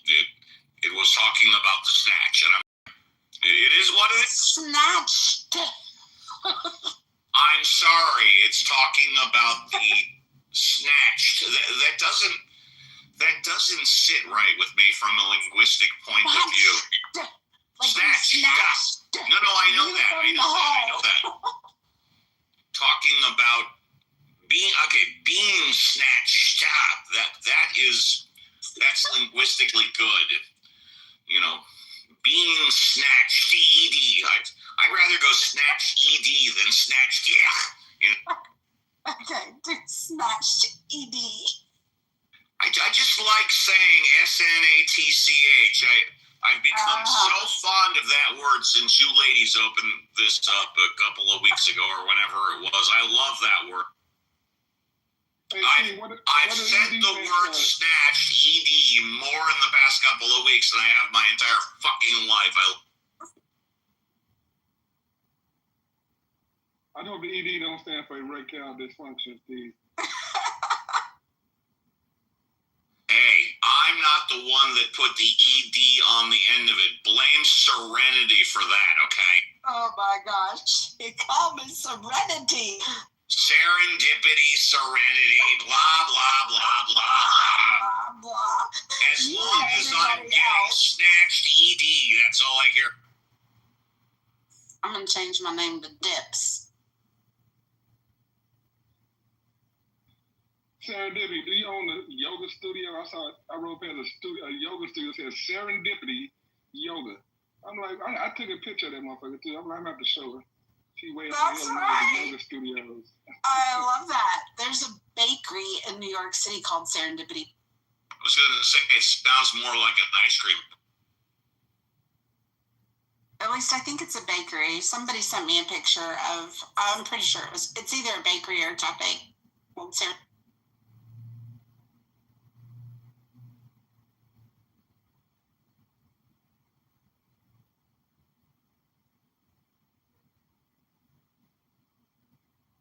I love the meaning of serendipity. Yeah, I always think serendipity, and then I say serendipity doodah. Yeah, me too, Joe. Me too. Oh, there's that cheating whore. Where you been, Monica? Answer her, Steve.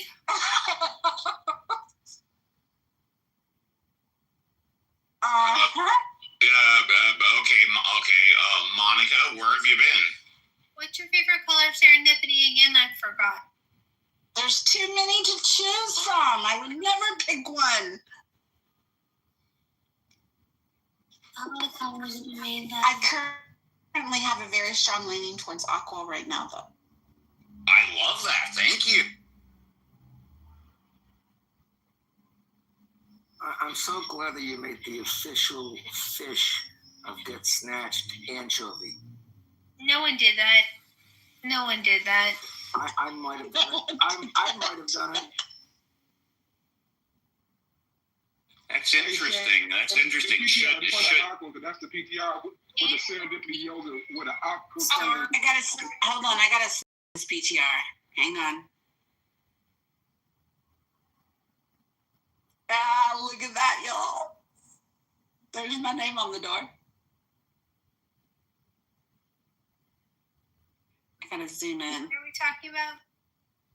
Look at Hakima's PTR. It's serendipity yoga.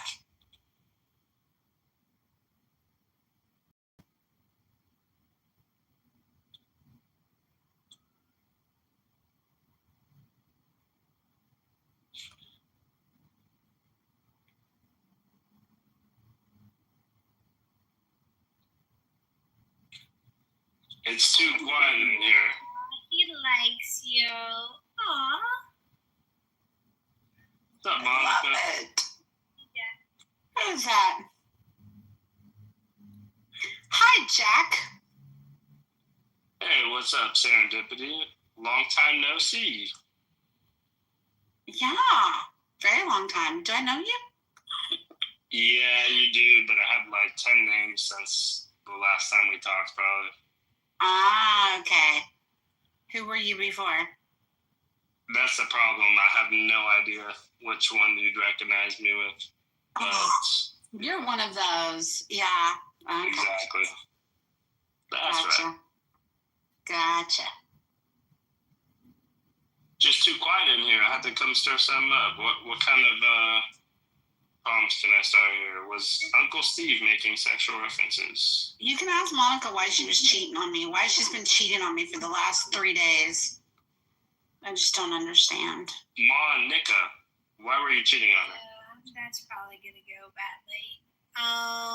Perhaps we should take the poll down. Let me screenshot the results and I'll remove it. I really don't like polls with people's names in it, but Steve pushed me, so. Come on, Steve. Don't do that, Steve. You don't gotta do all that, Steve Appel. Should you do another poll? Yes, for sure. I'm editing the serendipity photo right now. I'm going to stick it in my PTR.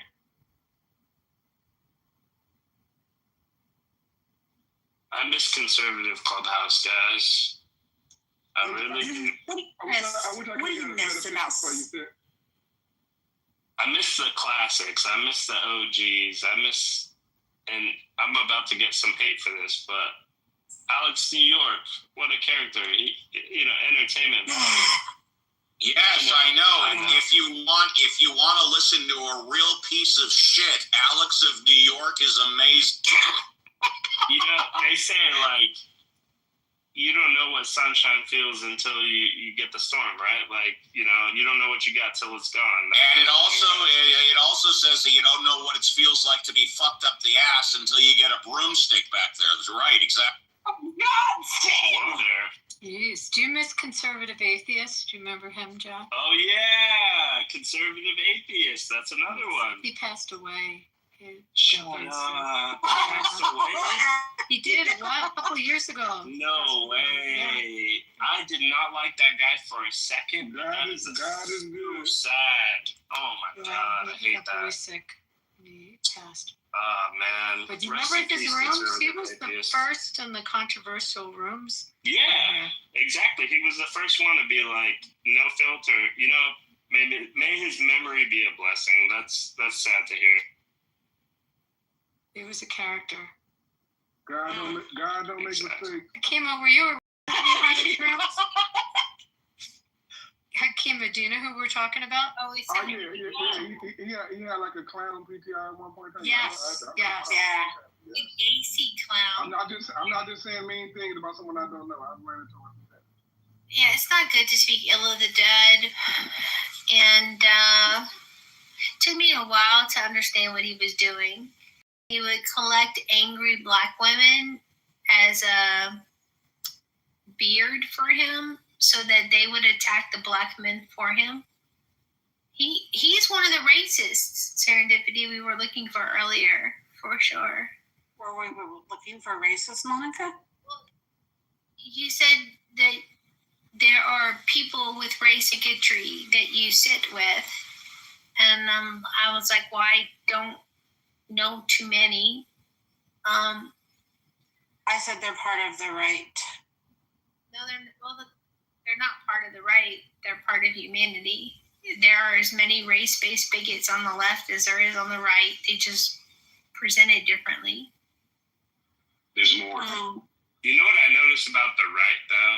When I came on this app, I was not right-leaning at all, but I realized kind of quick that most of you guys are people who lean right. I could have more good faith conversations with, more good faith and fact-based conversations. Even if we disagree, Abby, you're one of them. Many other people on the right where I'm like, all right, we disagree probably 120%, but we can actually get to some truth. I'm not hardcore right, though. You know, I kind of agree with you. I'm not hardcore right at all. My social issues are much more leaning on the social stuff, but I'm right fiscally and with foreign policies, etc., as you know.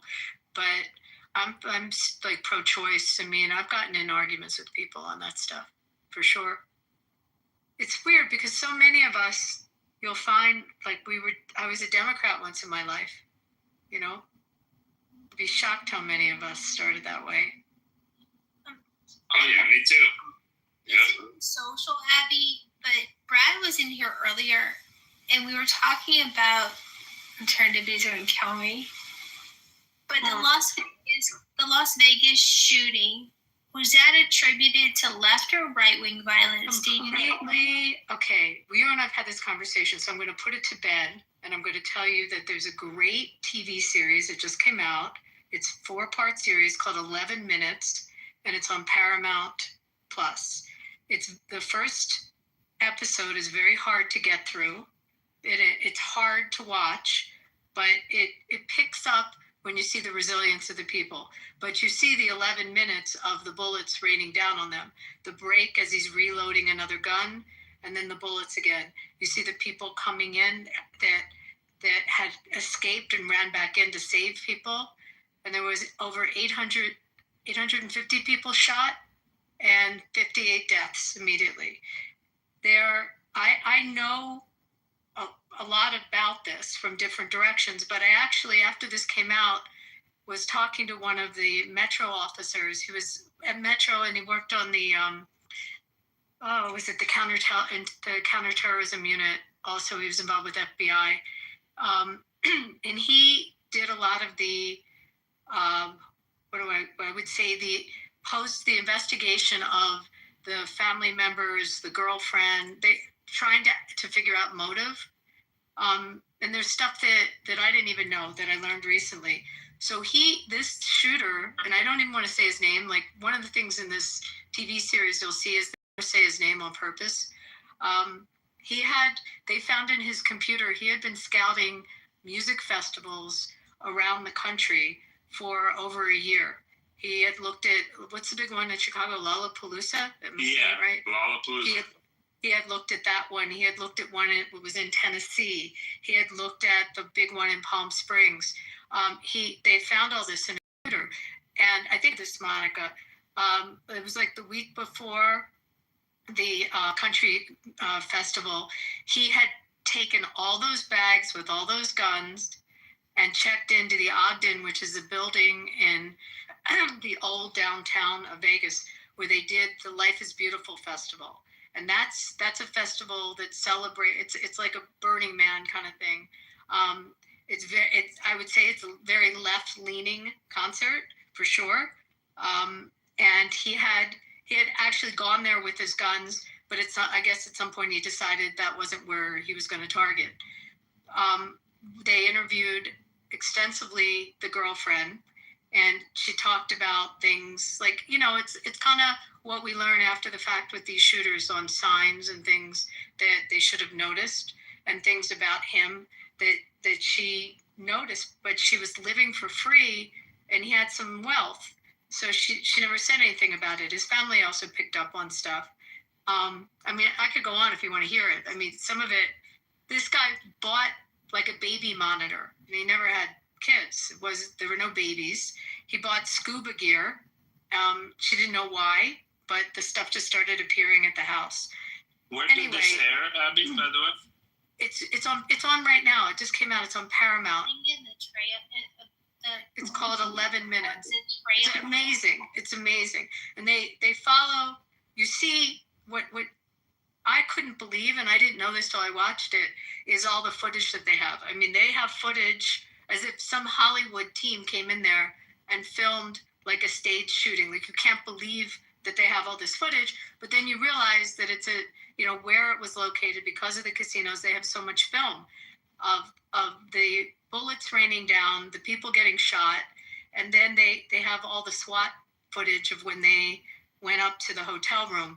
So, and to put it to rest, as they did the interviewing, this guy was kind of went into a very dark place in the last year, and had no particular political leanings. He shot up a festival that had mostly Republicans at it, but the week before it would have been the ones with Democrats at it. It was not a political thing. He was a very big player in the high limit slots. I was just going to ask Abby, sorry to interrupt. Was he running up a higher debt in the past year? So that was interesting. The same thing? His debt, he had taken out markers and such, but it wasn't like he was in serious debt, although he was not getting all the comps that he was used to getting, and had showed some anger moments at the casino because of it, which can happen with players when you pull back on comps.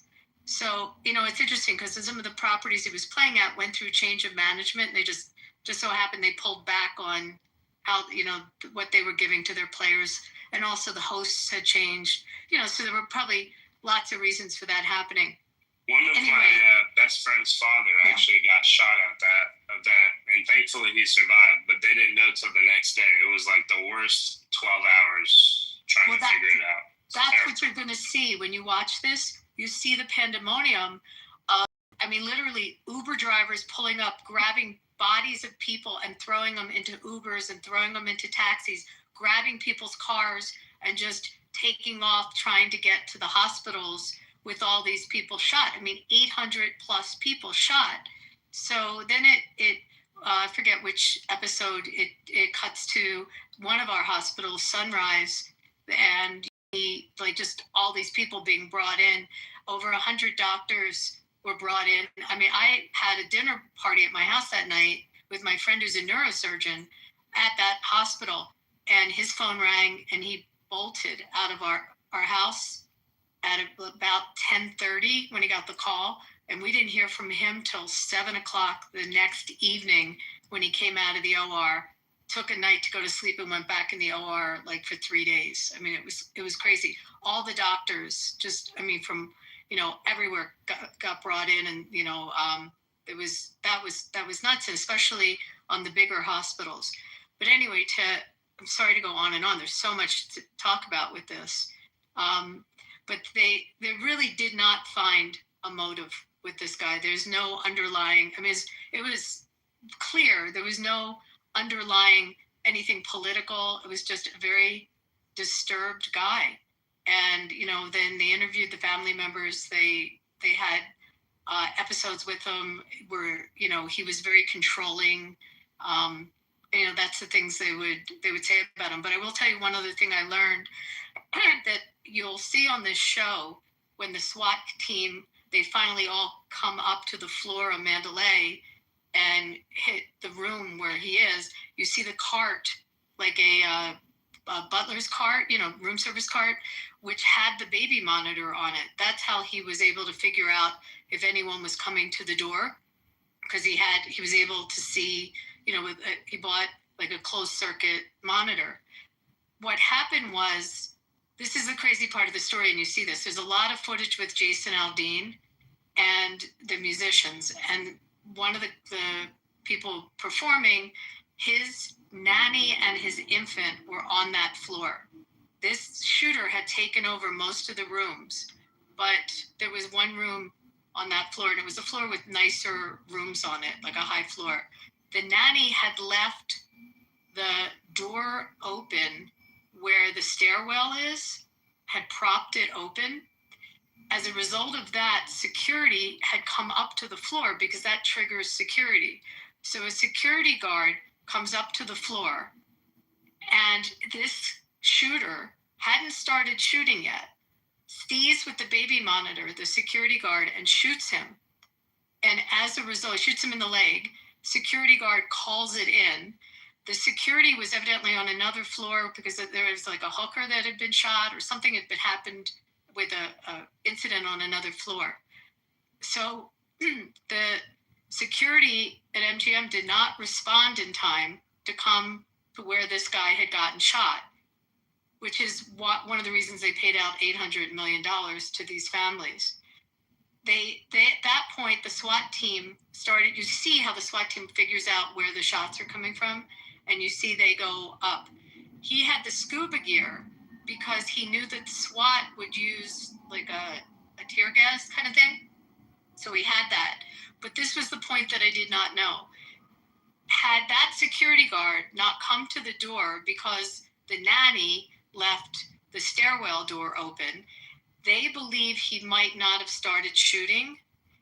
They feel that once he shot the security guard, he knew there was no way out at this point, and he executed his plan. But when they went in there and they found, and you'll see this in the footage, all the guns, I mean, tons of guns in this hotel room, they also found like incendiary devices that they think, you know, there could have been another way that he might have attacked this festival. You know, they don't know, but they think that the shooting of the guard triggered him to start the shooting. Anyway, I'm talking a long time, but there's a lot to it.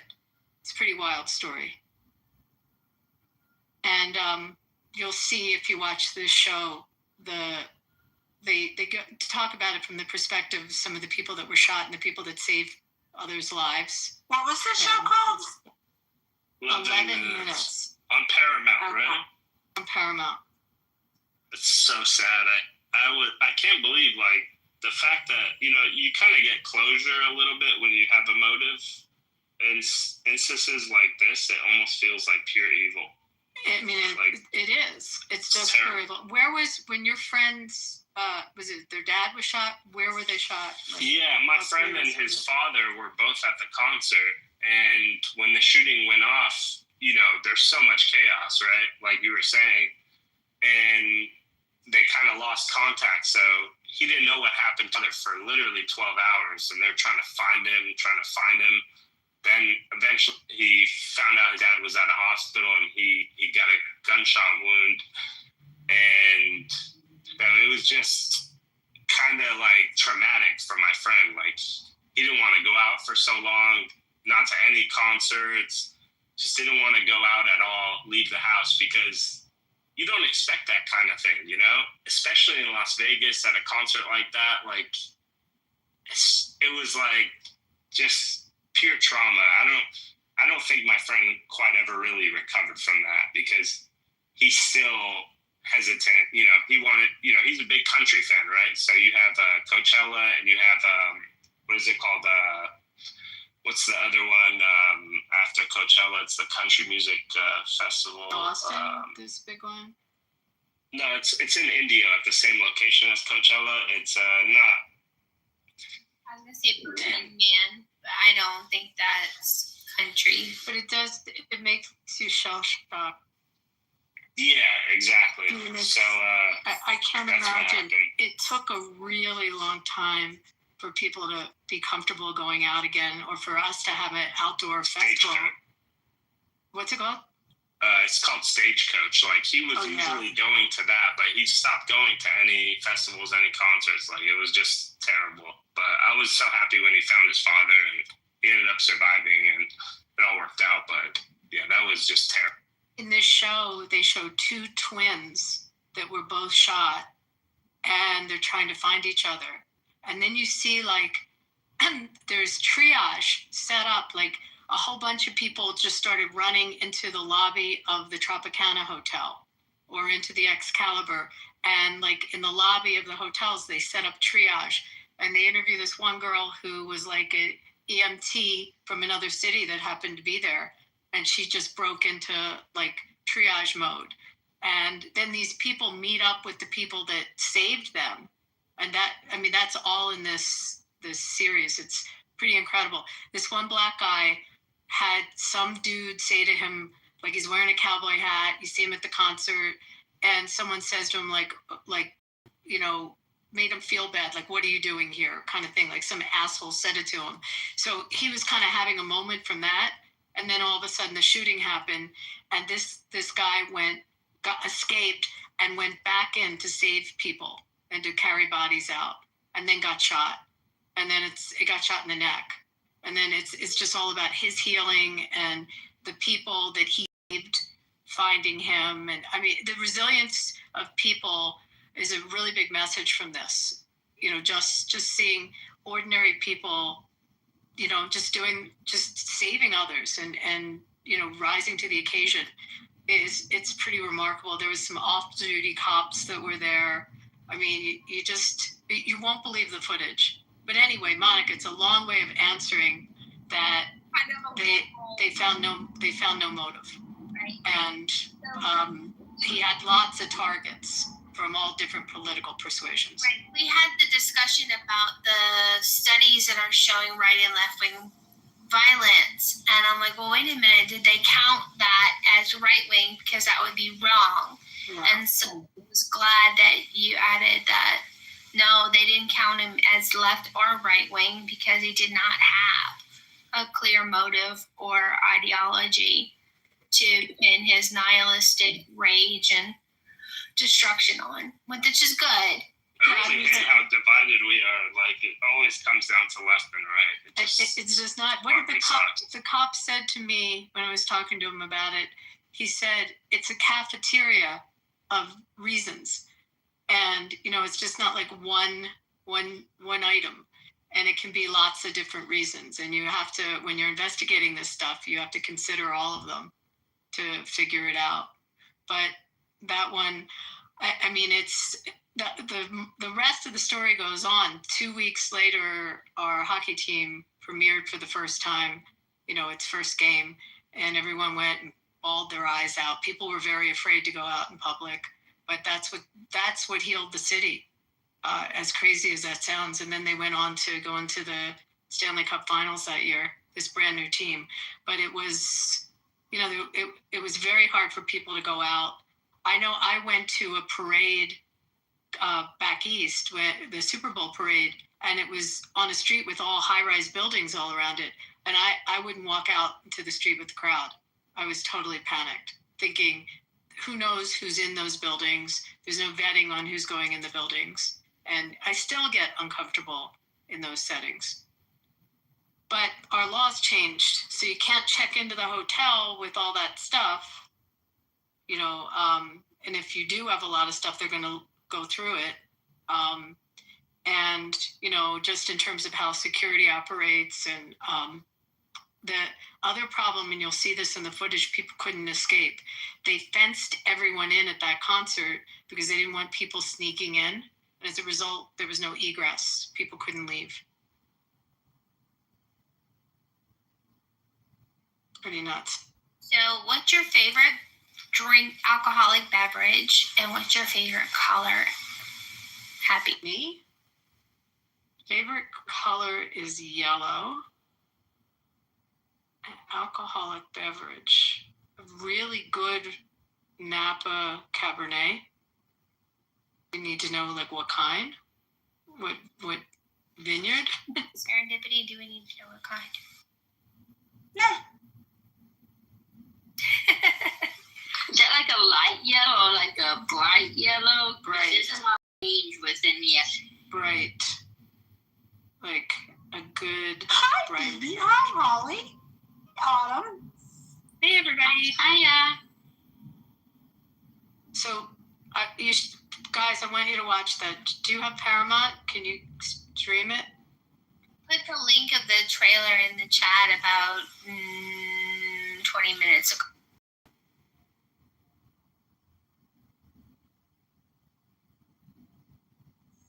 I had promised Serendipity a light, fun social room, and I'm failing miserably. Sorry about that, but No, you're not. You're fine.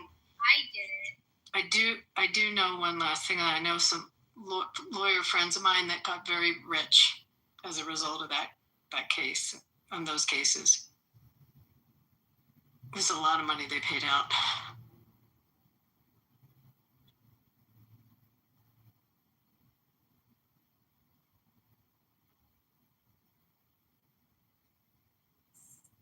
Was that Jason Aldean or Eric Church? It was Jason Aldean. Oh my God, wait till you see how they interview him. He was lying on the floor of his trailer and they were shooting, there were bullets being shot into his, you see all the bullet holes. Wow. Yeah. Shit, I didn't know that part. I actually thought he was on stage. So who was on stage? He was on stage. So he was singing and he had earphones on. And he talks about how he starts hearing the rat-tat-tat, and he thought that his speaker was screwed up or something was screwed up with the sound system. So he kept singing, and everyone didn't take notice to it because they saw he was still singing. And then the bass player, then they start trying to tell him something's wrong. The bass player had a bullet through his bass, right into the guitar. Shit. Yeah, and then the security came running up on stage and grabbed Jason Aldean and got him off stage and took him to his trailer. And then the shooting came to his trailer, so he went flat on the floor during that time. Wow. And all I remember from who the shooter was is that middle-aged or even upper middle-aged, and that he was Navy, right? And he had some disciplinary, like there were some record as far as his naval record that was disciplinary. And there was something about where maybe if the Navy records system had spoken to the gun system, maybe. Am I remembering this right? Wasn't there something? I don't remember that part, but I mean, I could look and see if I don't remember that part about him, but he was a crazy gun collector. I mean, they were telling me he had duffel bags and duffel bags full of guns. Like, and took many of them that night. But it was the bump. So the other big thing that happened out of that was he used a bump stock. And so that got outlawed, but there was a big lawsuit in our state to sue the manufacturers. And we have just like federal law, we have a manufacturer's immunity statute, gun manufacturer's immunity. So they couldn't award the victims. Yeah, those dumb. How do you feel about Pam Bondi? Me? Yes. I like her. Am I going to get rained down now with No. verbal bullets from everyone on that? I like her. Well, I asked Grok, and he gave her a rate of C-, but I think that's overly harsh. But I appreciate your answer. She's got a lot on her, she's got a lot of litigation happening in the first couple months. She was in court. I mean, this is not a typical, a typical job for an AG. There's just so much major litigation and arguments in front of SCOTUS, that they were preparing. I mean, there's just a lot. And I think she's putting out a lot of fires. Trump keeps her busy for sure. Keeps her busy. I think she's very bright. Do you see a changing sentiment from MAGA and Trump supporters regarding her competence? I mean, I think people that are big supporters bitch constantly about different people they feel might have stepped out of line of what they want. But, I look at it as a Republican, not as a MAGA person. I'm just what's good for the party. So, and I look at the policies. I don't know. I mean, I think that you just have a big array of different opinions on supporters. It's a big tent. It's a huge tent. And it's good that it's a huge tent, but it does make infighting just like standard. The white actually has diversity of thought and opinion. I'm sorry, I misspoke. I must be confusing Stephen Paddock with a different shooter. This guy, he did not serve in the military. I didn't think so. But he had wealth. I mean, he was a real estate guy, it looks like. Yeah. Possibly a fad. He lived in Mesquite. Wait, can I tell you a weird thing? Coincidence? He lived in Mesquite, which is right over the border from St. George, Utah, which is where the recent shooter of Charlie Kirk lived. Well, that's a little strange. Yeah, very close to each other. What's in the water over there? The Virgin River. That's the water. Conspiracy sauce. Maybe there's a recruiting station, Dale. Yeah, well, there is a CIA? Isn't there something CIA related there? No, but there's something else that's right there too. It's also where the Bundy, the whole Bundy standoff with on the federal land, Edmund Bundy. Do you remember that story? Yeah, that was right there also. Gee whiz. Bunch of loonies there. Oh, Looney Tune town. I don't know what the water is the Virgin River. You can't see. I guess I'll stay with the I'll take the meth heads over the Looney Bin, I guess. All right, go on. Let's hear it. If it's stupid, I will rage at you. Where are you? I was only right. I'm in North Georgia. I'm exaggerating a little, but I do see meth. Maybe I'm not exaggerating. I do see meth almost every day walking up and down the road randomly at this country high road near me. But they don't really bother anybody. I mean, you occasionally hear about like some, farm equipment goes missing, and that's like that's the biggest thing. But am I right, Serendipity? The meth heads, they don't usually. I mean, they might be domestic disputes, but he actually went to the Wisdom conference and sat down with Adventist. I would say you're totally right. We have a lot of them here. But I was going to bless it. It's now modern day Christians have there's to a actually town. see this. They say it's the meth capital of the country. When I drive from where I am, that you can drive to Palm Springs, and it's through these towns, 29 Palms. I don't know if you've ever heard Yucca Valley, these areas. There's a Marine base there, and it's a big meth area. And a lot of crime. Is it rural or really rural? Yeah, because it usually meth is, from my experience, is typically more rural than the cities. But I could be wrong. But that's where it's grown. I guess that's where they make it anyway. Not grown, but that's where they usually cook it up is in the rural. So I guess access-wise, you're bound to have more in the country.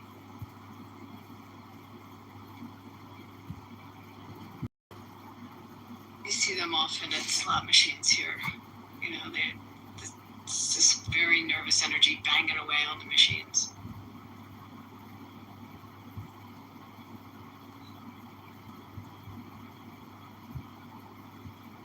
Wow, yeah, I can picture that. I can definitely picture that. They're so, once you know what they look like, it's like, there's you can spot them a mile out the way they move their bodies.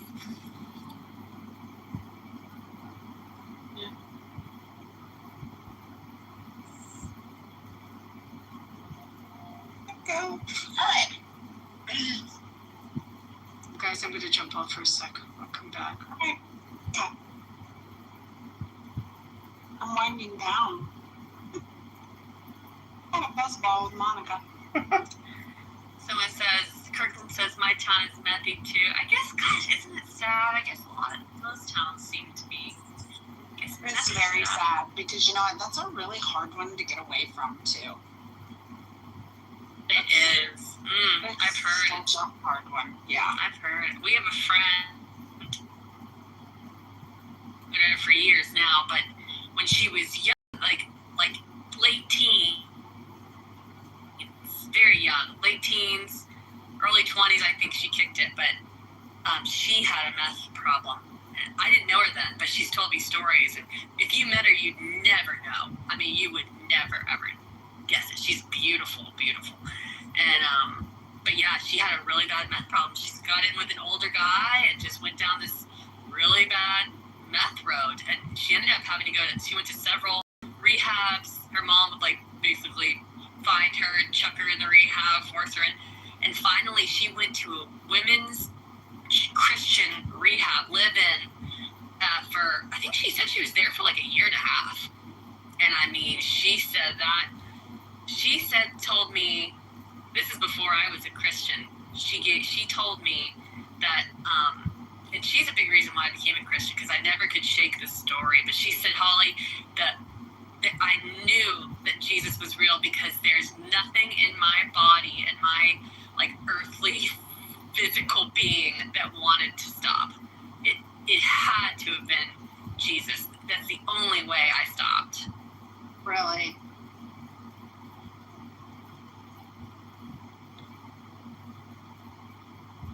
You hear stories like that all the time.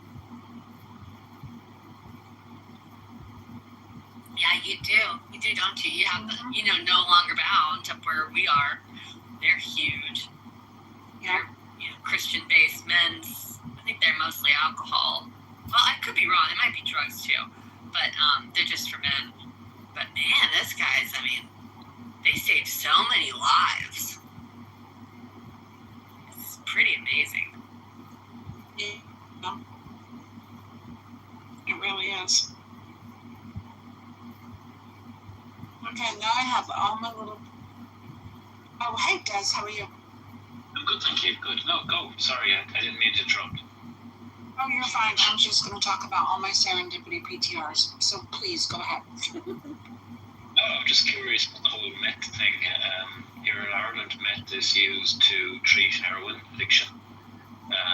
So if people are just solely addicted to meth, it's not something that happens here. Well, I'm sure it is, but it's more used as a drug to help people wean off heroin. Well, that's a different kind of meth. When we say meth, we're talking about well, what's the scientific name for it here? He's talking about methadone. We're talking about methamphetamine. Methamphetamine, where they cook it. It's not the same. I don't know what the actual difference is, scientifically, but yeah. Okay, sorry. No, I hear you. Yeah, cool. Let's do it. Yeah, they like cook it in the backyard. It's highly flammable. It's highly illegal. And it really messes them up. I mean, is it addictive too? It is. God, yes. Oh, it's super addictive. Horrible. Sad, isn't it? Like 1 or 2 times. Like it totally ruins the person. Mm-hmm. Completely. And what does it do? It just kind of takes away their soul or takes away their personality? How would you have seen it be? There's all kinds of adverse reactions to it. The meth people tend to be skin pickers. It tends to really mess up their teeth. Like they get very, very gaunt. They move like a mile an hour. They move like you're usually like the ones that are up at 3 a.m. like leaf blowing. They're like sawing. They're working on projects at like 3, 4, 5 in the morning. They get super, super, super paranoid. it actually, Holly, have you even heard this? Like, it actually, like, kind of fucks with their sexual desire too. Yes. Like, in really bad, unhealthy ways. I have, because yes, when I was volunteering as a CASA, I asked that question because I noticed that so many of first I was curious because there seemed to be a lot of twins, and I said, does doing meth like make you have more twins? but someone told me no, that's not true. but they did say that it does. They do procreate a lot. Because I noticed, these people would have kids just so many kids, and they immediately into the system because they were testing for, positive for meth in the hospital, and that's an immediate takeaway. And they're pretty strict with meth. I mean, you have to, I think in Georgia, they've upped the amount of time that you have to test clean. It might even be a year. I think it's a full year now, but anyway, there were so many kids going to the system for meth babies. As you might refer to them, yes, they have sex a lot because it's kind of like it's part of the high, and then it like you need to go even more and more. Like you can't. They fuck like jackrabbits. Like they have this like part of the intensification. Like, do you remember that horrible story of where the little girl was being tortured by the meth family and they were dragging this child behind the truck? Like, yes, I remember that, and that was horrifying. But it's part of the torture element. Is part of like it was like they were getting off on the intense. Yeah, it like they need more and more and more to, I don't know, like get excited about or something. It's fucked up. Yeah, very much so.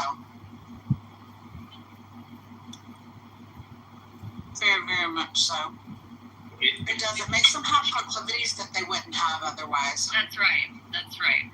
Well, I suppose every addiction does that, doesn't it, though? I mean, regardless of, and in some cases it's more extreme, but every addiction creates such a dark life for people. It's whether it's for themselves personally or whether it's the people that they're connected to. It's incredibly sad. The other thing about meth that's really sad is that it's often a family business. So it's really, when it comes to children being in the system, it's so incredibly hard to find any family member that isn't on meth to take the child. Yes, it's crazy. I mean, the grandma's on meth. Yeah. I mean, and even if you finally found one, I mean, chances are that they used to be users too, and they got out. It is such a family affair.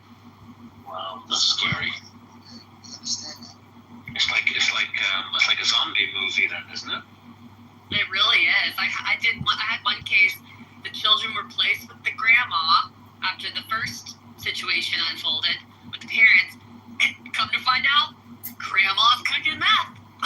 No way. And the kids got away from grandma. But actually, with that one, we were able to find, I think one of the brothers and his wife took those children in. But yeah, a lot of times it really, I've had to look out of state, for distant relatives that aren't on meth. It's crazy how it just poisons an entire bloodline. And it wouldn't be so bad if it wasn't so freaking highly addictive.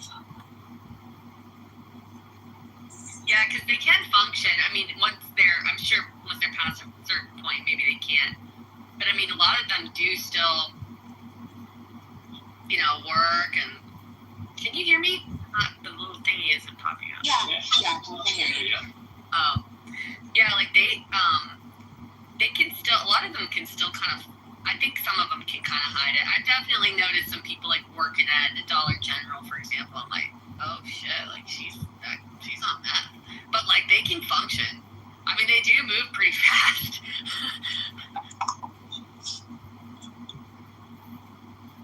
And they get super paranoid too about everything.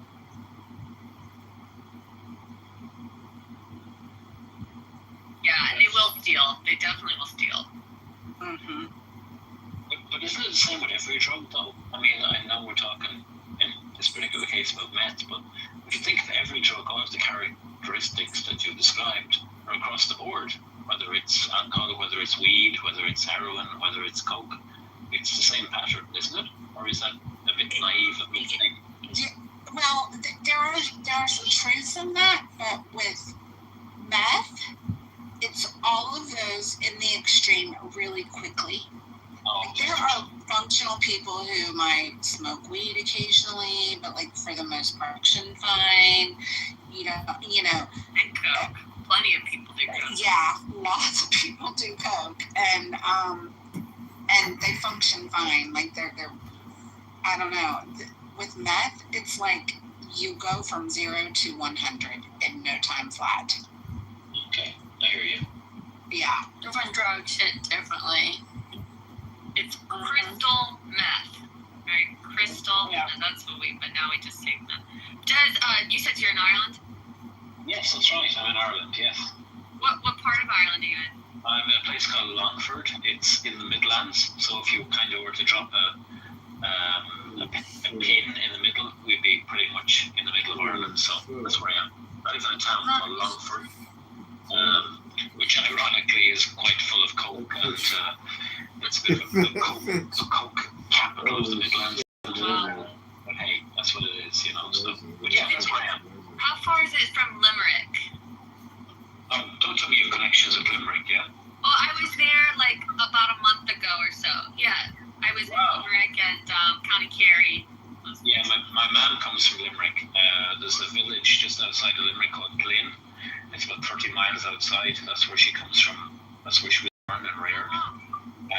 And she met my dad in the Midlands, and she was actually 100 2 days ago. Oh my gosh! Yeah, I know. So yeah, so you were in Limerick. God, what brought you here? Was it just a visit? My grandma and my kids, we all took a trip there. We did a couple weeks and did mostly County Kerry because we have beautiful. Yes, yeah, we have like our ancestors, like my great grandpa was from there, etc. So we kind of wanted to see where they were from. I've been to Ireland like 15 years ago. I went to Galway, Dublin, and I loved it. But man, it was good to be back. It was County Kerry is stunning for sure. Yeah, because we cycled part of the Ring of Kerry last 2 years ago, my son and myself and his partner, and it's an amazing world. So yeah, absolutely. We have a beautiful country when the sun shines. So even if it doesn't, it's still a beautiful country. Yeah, we did the Ring of Kerry, but it was definitely not sunny. It was actually so foggy. It was hard to see some of the road. It was a little scary, but it was still nice to get out there, the rugged. But, I really want to go to Donegal next time. I really want to go to Donegal. Yeah, you should consider. Well, you should also consider Connemara, because Connemara is traditional Irish speaking, and Donegal would have that too as well. But traditional Irish language, when you hear it being talked in pubs and bars and between people. I remember we went to Connemara a few years ago, and there were surfers, and they were talking Irish, and it's I would know it little, but I mean it's so beautiful to see that. It's a rich language, and it's who we are, but unfortunately we've become so European or so Americanized that we've kind of lost it a little bit. But yeah, no, it's a good country, regardless of what Conor McGregor may say. We are. I like Conor McGregor a lot, but I did notice for 15 years ago versus now, it definitely was a lot more multicultural. No, we are. Definitely different. No, we are.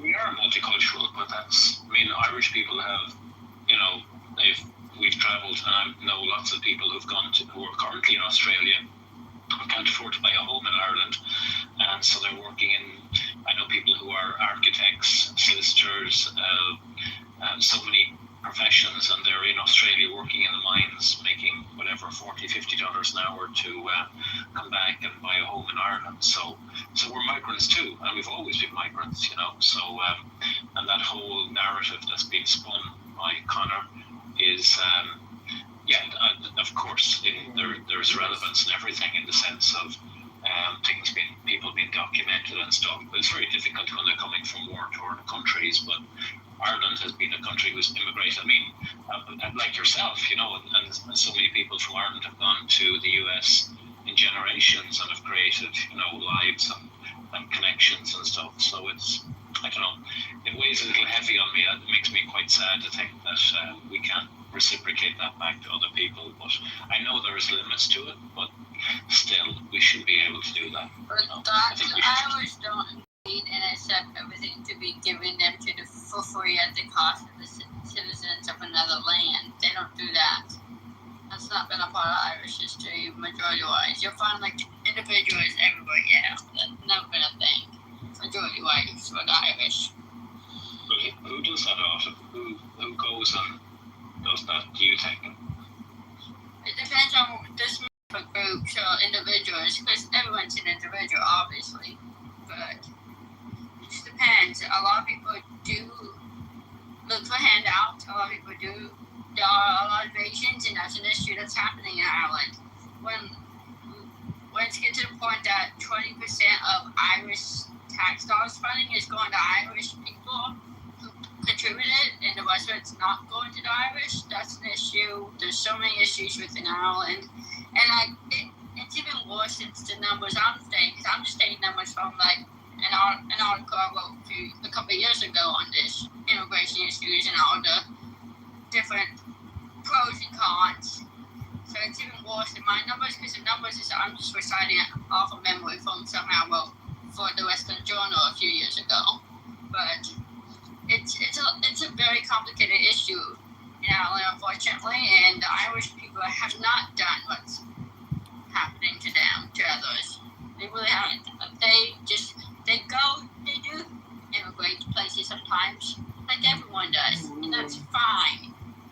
You go, you try to join the place you're going to, you try to contribute, you try to become one of them or become a guest in their place, you know? You don't try to change them, you don't try to take from them.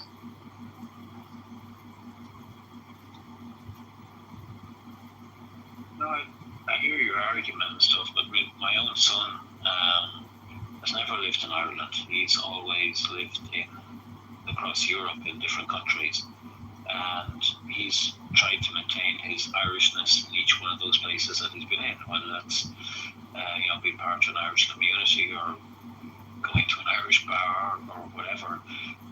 But yeah, he hasn't. He's integrated himself in respectfully into those places. So.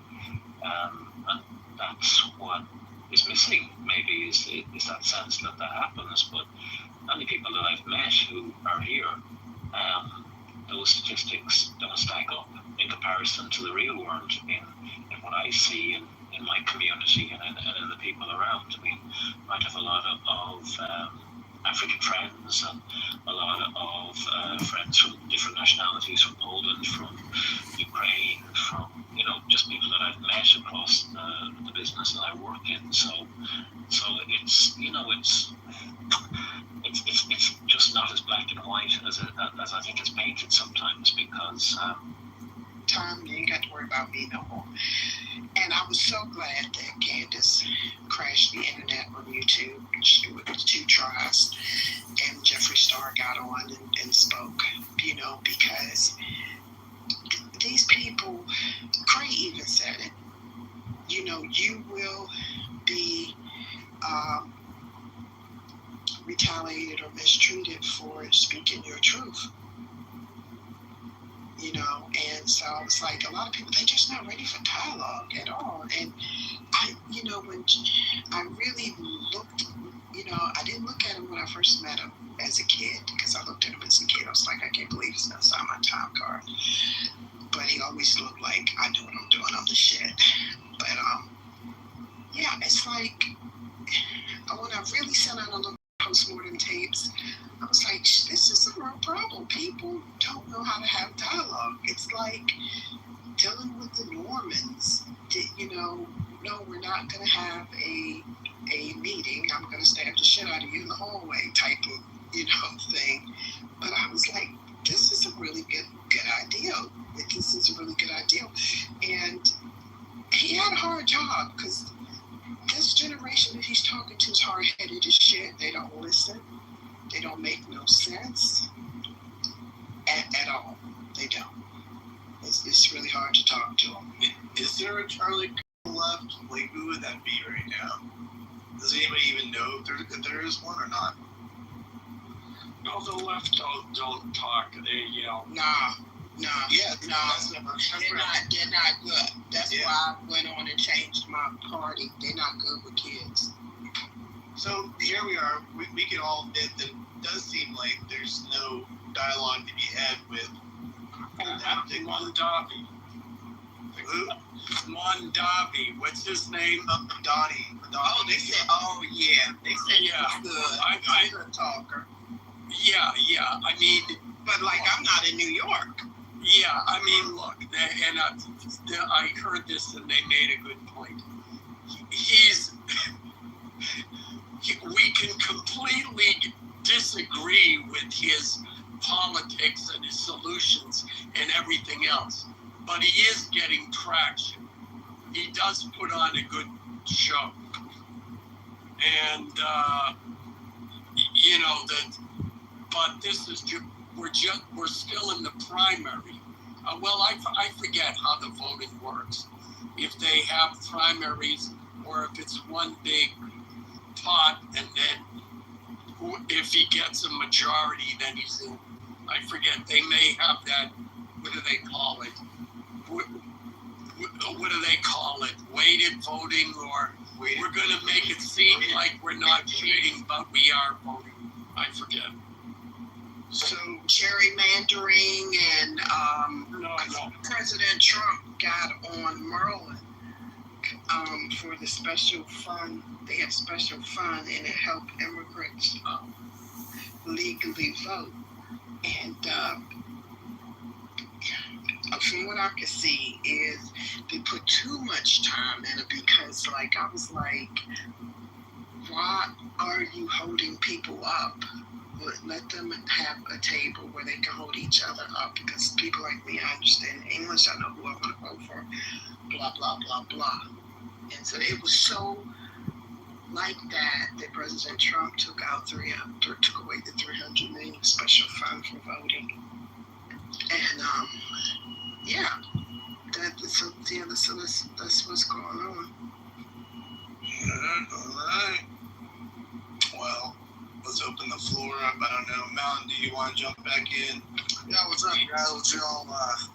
What y'all talking about here? Sorry, I was eating some rotisserie chicken. I think we only moved as far as saying so far that maybe we kind of did some conspiracy, things there a little bit, and then of course we explained that it does seem like the left doesn't want to have a dialogue. So I don't know where that leaves our country. I don't know if that's something we want to talk about, but I just know where it leads is like Charlie said, we've got to do better with our families and our immediate communities, especially Black people. Definitely. I said that a dozen times on this app and they laughed at me. Oh, she's skipping subjects. She's bipolar.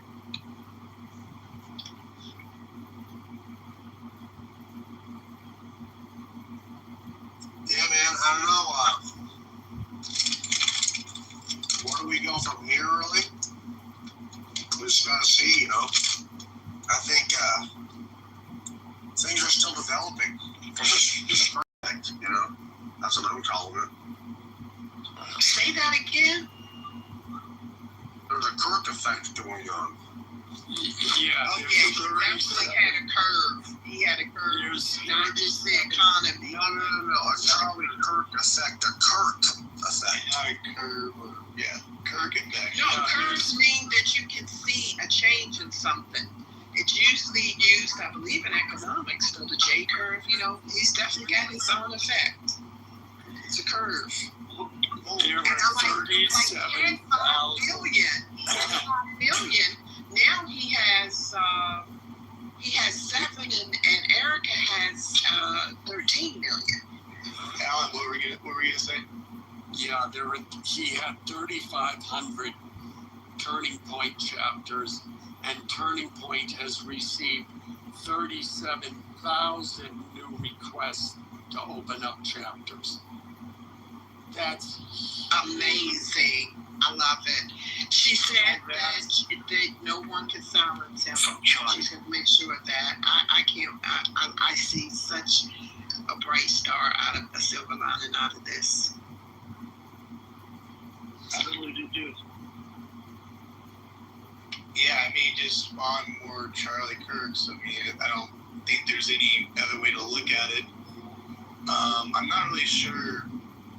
You know, I think if I were to the left, I would have probably condemned this pretty quickly because I don't see how it works in their favor in any sense. I just don't see any moderate or any independent going, okay, well, I want to be part of that party, the party that shoots people, you know? So I don't know.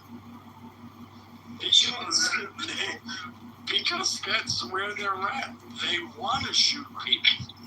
Yeah, they've been advocating for it for years and years. Why would they change their tune? Good point. Oh yeah, they are the force behind National Rifle Association. Yeah. Hey, listen, no, that's not true. That's not true, goddamn. That is a Republican conservative, movement. That's not true. Those are a bunch of, second. I'm sure as a person who worked there too, is that they would like to do more. They would like to do more than what they're doing.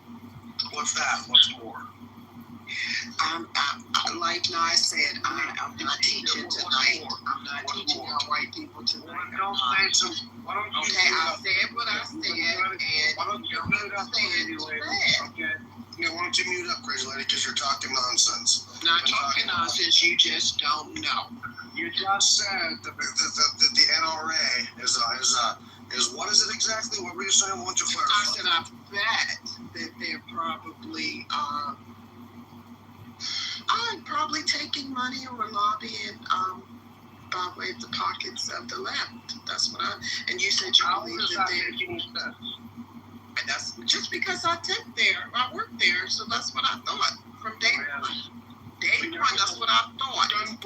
I can't tell you what people vote for or anything like that. It's none of my business. Go behind the curtain. It's just being there. That's what I thought. It's not even opinion. I just thought that. Well, I understand. It's kind of his opinion. I think it's not because I You've been talking a lot of nonsense tonight. I'm not talking nonsense. I'm talking about things that you don't understand. Ma'am, just give the floor to some other patriots. You've been talking a lot of nonsense in the crowd there. I'm not involved with. Why don't you give the floor to some other patriots and stop talking about people talking nonsense when they're talking actually good stuff? I'm getting ready to go to bed because I gotta get out of the. Good night. All right. Good night. So we were talking about where do we go from here? I mean, what does that look like? Is it just like we just got to ride this out and make sure nobody else gets shot? Like, it seems like Alan's pretty much succumbed to that at this point. I don't know, man. Developing, in my opinion, but Lyle just got something inflammatory to say or something shit. Let him speak. Come on, go ahead, Bragg. I know he wasn't talking to me. I was definitely talking to you, bro. Shit, this fucking crybaby fat motherfucker. Anyways, so my question would be to you, so you say where do you go from here, right? Because my thing is like, where else is to go? I mean, if anything, like you got to look at it from a bigger standpoint, right? This guy supposedly got shot, and now they're using his death as a talking point to cancel people, right? And you're seeing it from these mainstream media characters like what's old dude's name, Jimmy Kimmel and whatnot. If anything, like utilizing this, and mind you, whether it be from what I'm seeing conservatives do this shit. Ironically enough, the current regime was just talking about defending freedom of speech, and now all of a sudden everybody, you can't even have a conversation, you can't even have a fucking opinion about what's going on, right? That's not even inflammatory towards the individual, right, that died, but somehow, like, you are able to get canceled. who was the individual that was coming at him, and they was trying to do a subpoena on him, sitting up here talking about coming after everybody that says anything about him. Do you know his name? Who's that? No, I don't know what you're talking about. Forget the motherfucker's name. Yeah, let me. I mean, if I could. So they're gonna do like a blanket subpoena on people that are saying bad things about Charlie or something else. But no, there was somebody that was trying to do a subpoena on the individual. His name escapes me. That was pretty much talking about having anybody that says anything about Charlie or the situation at hand, because he did this to Jimmy Kimmel, have them pretty much subpoena that guy, because that guy's sitting up here trying to get people, get people's freedom of speech taken away by just mentioning the Charlie Kirk thing. I forget his name. Just read the headlines out of her. Just the FCC guy. Oh, the FCC guy was talking about the ABC. Oh, Brendan Carr. There you go, Brendan Carr. This cat right here, the FCC chairman, Brendan Carr. One of these politicians trying to put a subpoena on him for that. So overall, what I'm trying to get at is that's what you need to focus on, if anything, because now that this situation has happened, now your federal government is using all the stops, pulling all the stops to try to come at people. Like if you I hear what you're saying. Let me land the plane. Let me land the plane. I got like 2 seconds. Damn. Fucking estrogen ass motherfucker. Oh, right. This plan good. Yeah.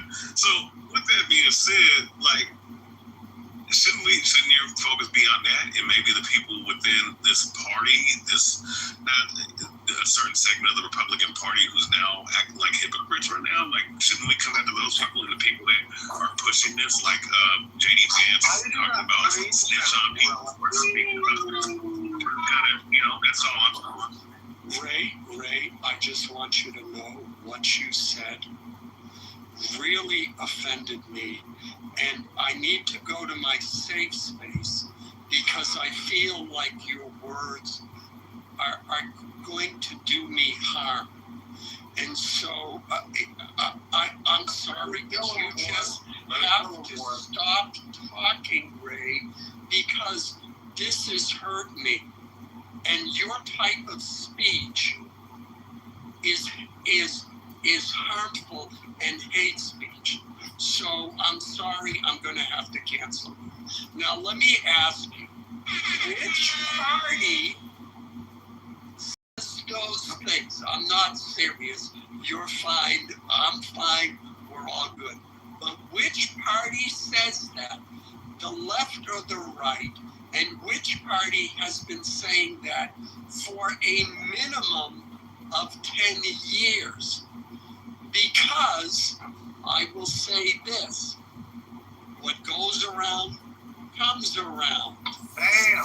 And now that the party that has been pissing and moaning and actually canceling and doxing people, and not just individuals, but the government has been using its agencies to silence people on Facebook, to silence people on what was then Twitter, to go after conservative groups using the IRS, to use a whole host of government agencies to silence their opposition.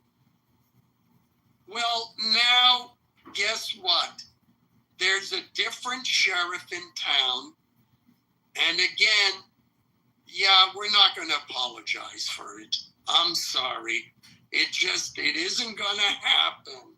It just isn't. And as far as Jimmy Kimmel goes, you can go, and it's not. First of all, he gloated when Trump got kicked off of Twitter back then. He gloated when Tucker Carlson Yes, he did. You know, and here's the really stupid thing about it is that everybody on TV gets canceled. With few exceptions, everybody gets canceled. Now, sometimes the network might go to like a Jerry Seinfeld and say, hey, you know what? We think we're done. And Jerry says, okay, let me announce that I'm retiring and save face. And they're like, fine. But everybody gets canceled. And for him to stupidly gloat over other people getting canceled, well, all I can say is, ha ha, and he's an idiot. There we go. So damn right, bro. I'll let Ray. Hold on. I'm gonna let Ray respond to that. I do want to hear what he has to say to that because there's a lot of truth to what Alan said. Really, we didn't start this fight, and it does seem like we're just gonna play by the same rules that the left was playing by. And also, I want Jordan to speak on this too. I think he'll be good on this too. What part do you want me to speak on? Well, I do think that you have a problem with what's going on, right? In terms of the cancellation part of things, right? Well, I don't necessarily have a problem with it. I'm just describing, like, I don't have kids, so I don't really care. And I'm Jewish, and I was born privileged, and I'll survive whatever happens. And I'm a sociopath. But what I will say is that, when government starts to dictate what the media can show and not show, when oligarchs, if you will, start to buy out the media so that there are only a few people at the top who own a lot of the media outlets, it becomes very challenging for a democracy to survive. And I'm not only for democracy. Whatever works, works. I have a friend who is married to the former Prime Minister of Pakistan, and I can tell you that she certainly thinks that, a democracy gets in the way of many things. So I think, we're well past the point of, I don't want to say no return, but we're well past the point of this moving toward an autocratic state. And I don't think that's necessarily a bad thing, but to pretend that it's not happening, is not fair either. So. But are you surprised at the reaction that the so-called right or Republicans are doing right now? I mean, is it fair for me to say that we're just gonna not play by your rules anymore, and we're just gonna join you in what you're doing? I mean, would that be an unfair statement? No, I mean,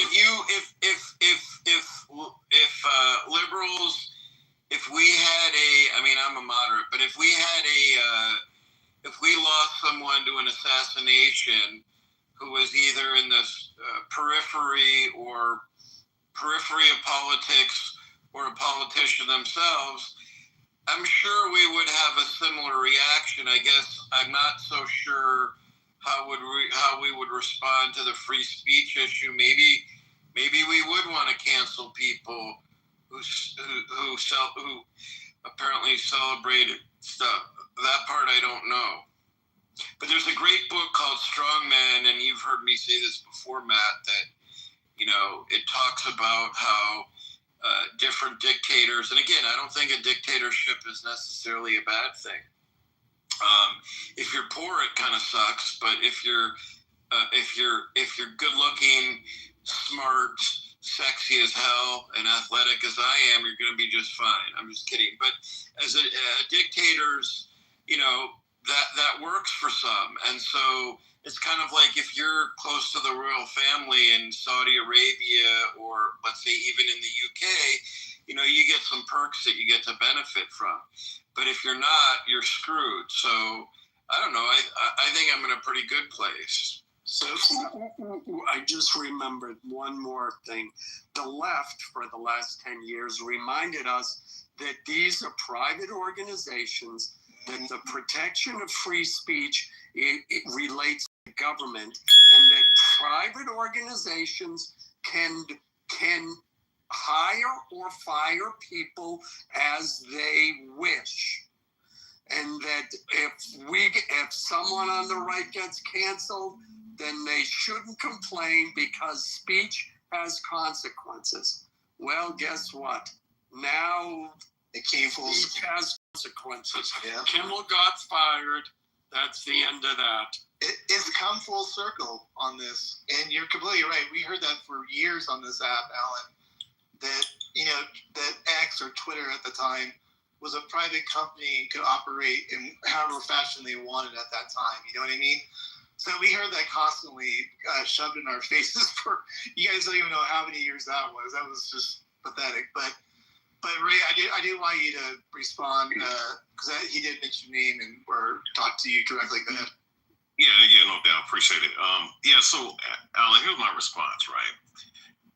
Do you think I give a fuck about any of these mainstream media cats, whether it be on Fox or CNN or Jimmy, degenerates like Jimmy Kimmel or any of these characters? No. I think you care deeply. You're just hiding. I care deeply. Admit it. Just admit it. I don't give a fuck about these people, dude. I don't give a fuck about this. I'm just talking about the precedent that's being set. I'm just talking about the precedent that's being set, right? Because here's the thing. You made the point that the left and whatnot, that they have been doing a lot of shit, and they have done a lot of damage. I mean, they promote pedophilia. I mean, I'm not, I don't fuck with them homosexuals, all right?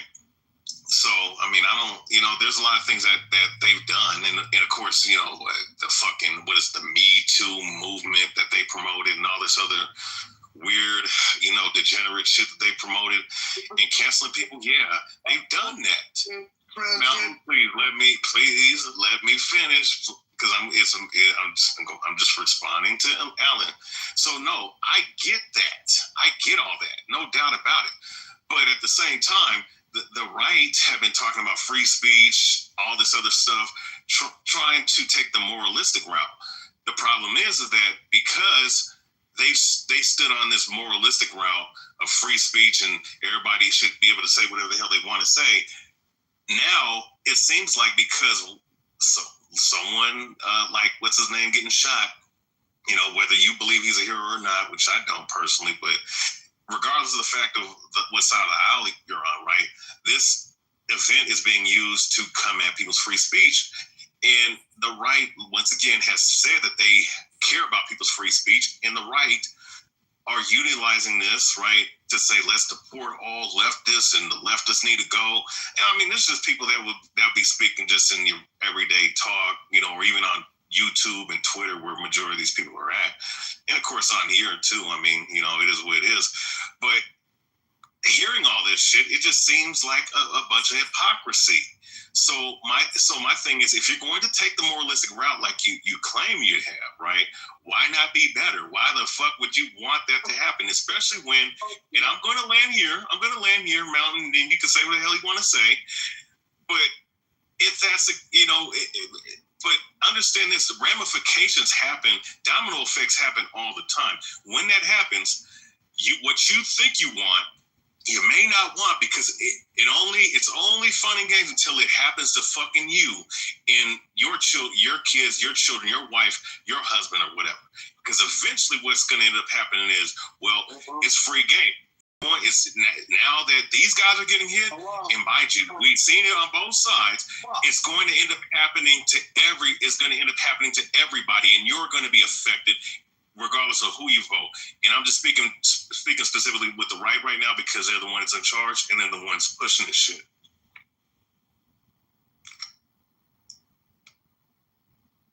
Well, I'm waiting for someone else to go because I already spoke.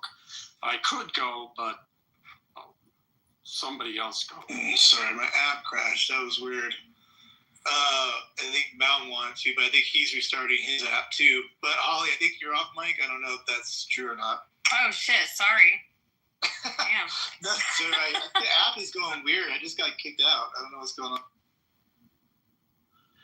Well, I'll use the pause to jump in. And Ray, that is a valid concern. I agree with that, but I don't think it's the slippery slope let me put it this way. It may not be the slippery slope, to use that term, that you say it is. It could be, but I mean, I look at it, you know, it's like, why, I think you said something like, why are you stooping down that hole? I look at it, and maybe the justification, but I look at it, like, you know, the left has been giving the right a bloody nose for years. And it's time that,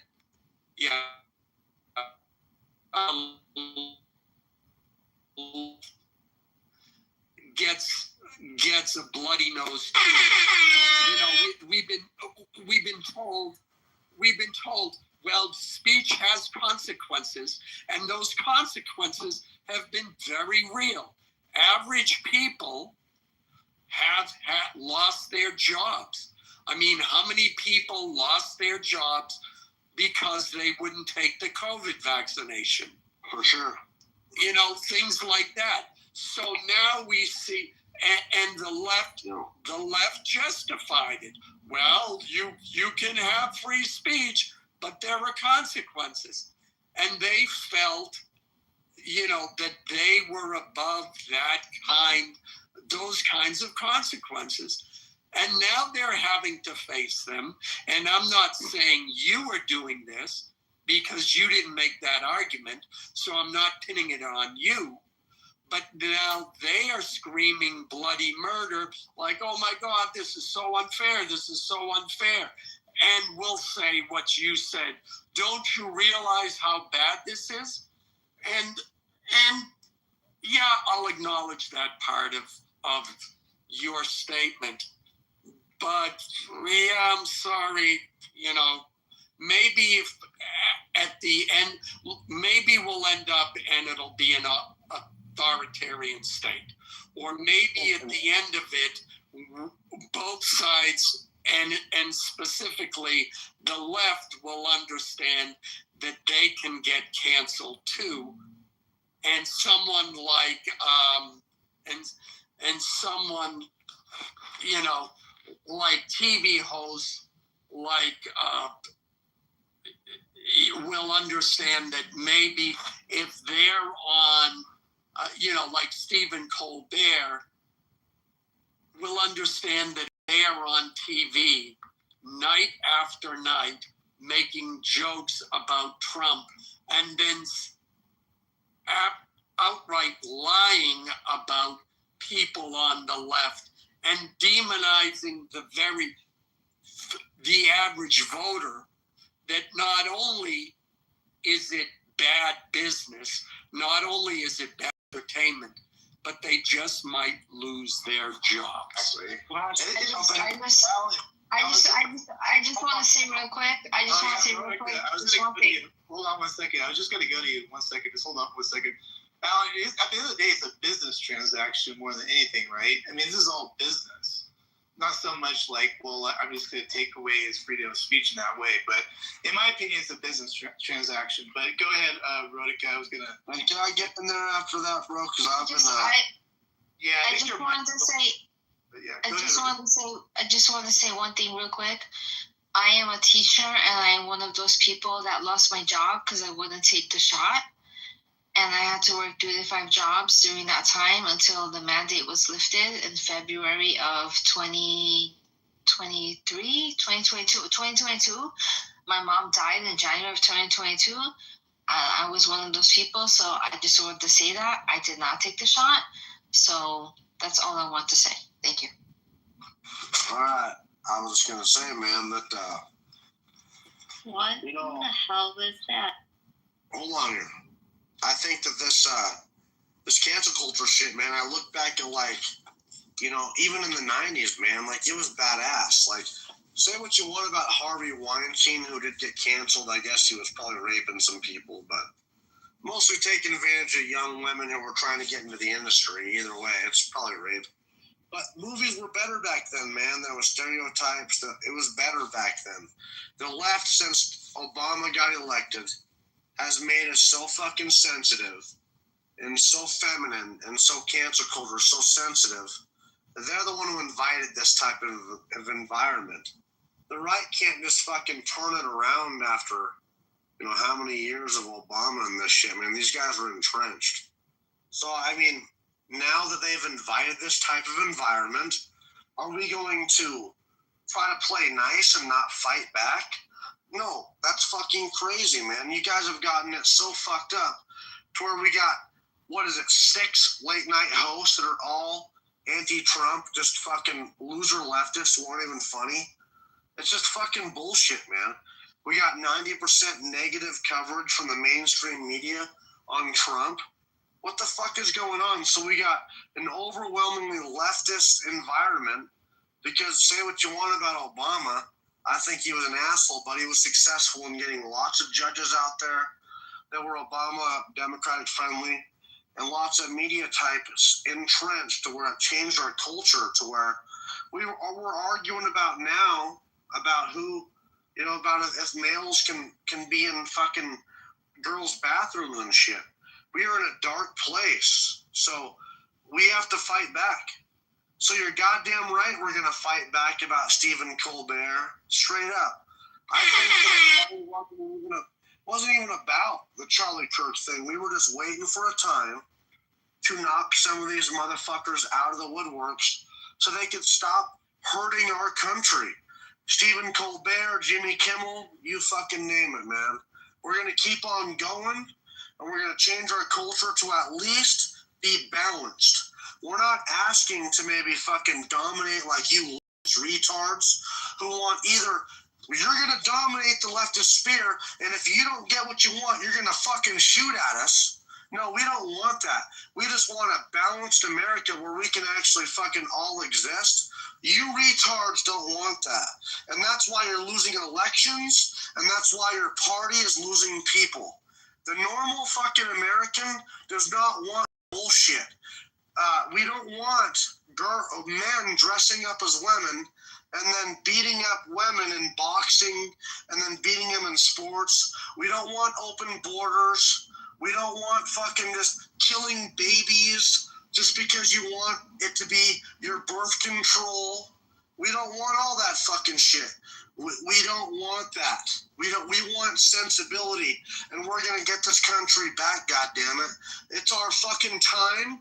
There's a precedent here, and you're fucking right. We're gonna do something about it, Ryalba. We're gonna cancel all you fuckers if we find it appropriate. If we make, this was the right time, bro. We can't overstep what we're doing, or else it's gonna the optics of it are gonna look bad. But right now, Charlie Kirk got killed, and this dumb motherfucker shoved his foot in his mouth. He was asking for it because you leftists are retarded. He was asking for it. And he got what he wanted. He's canceled, and he can fuck off. He was making 68 cents per fucking viewer anyway. He wasn't even profitable. It was a leftist goddamn mouthpiece. That's all it was. And what a coincidence. Since USA has been shut down. So now. Let me finish, dipshit. I'm not done.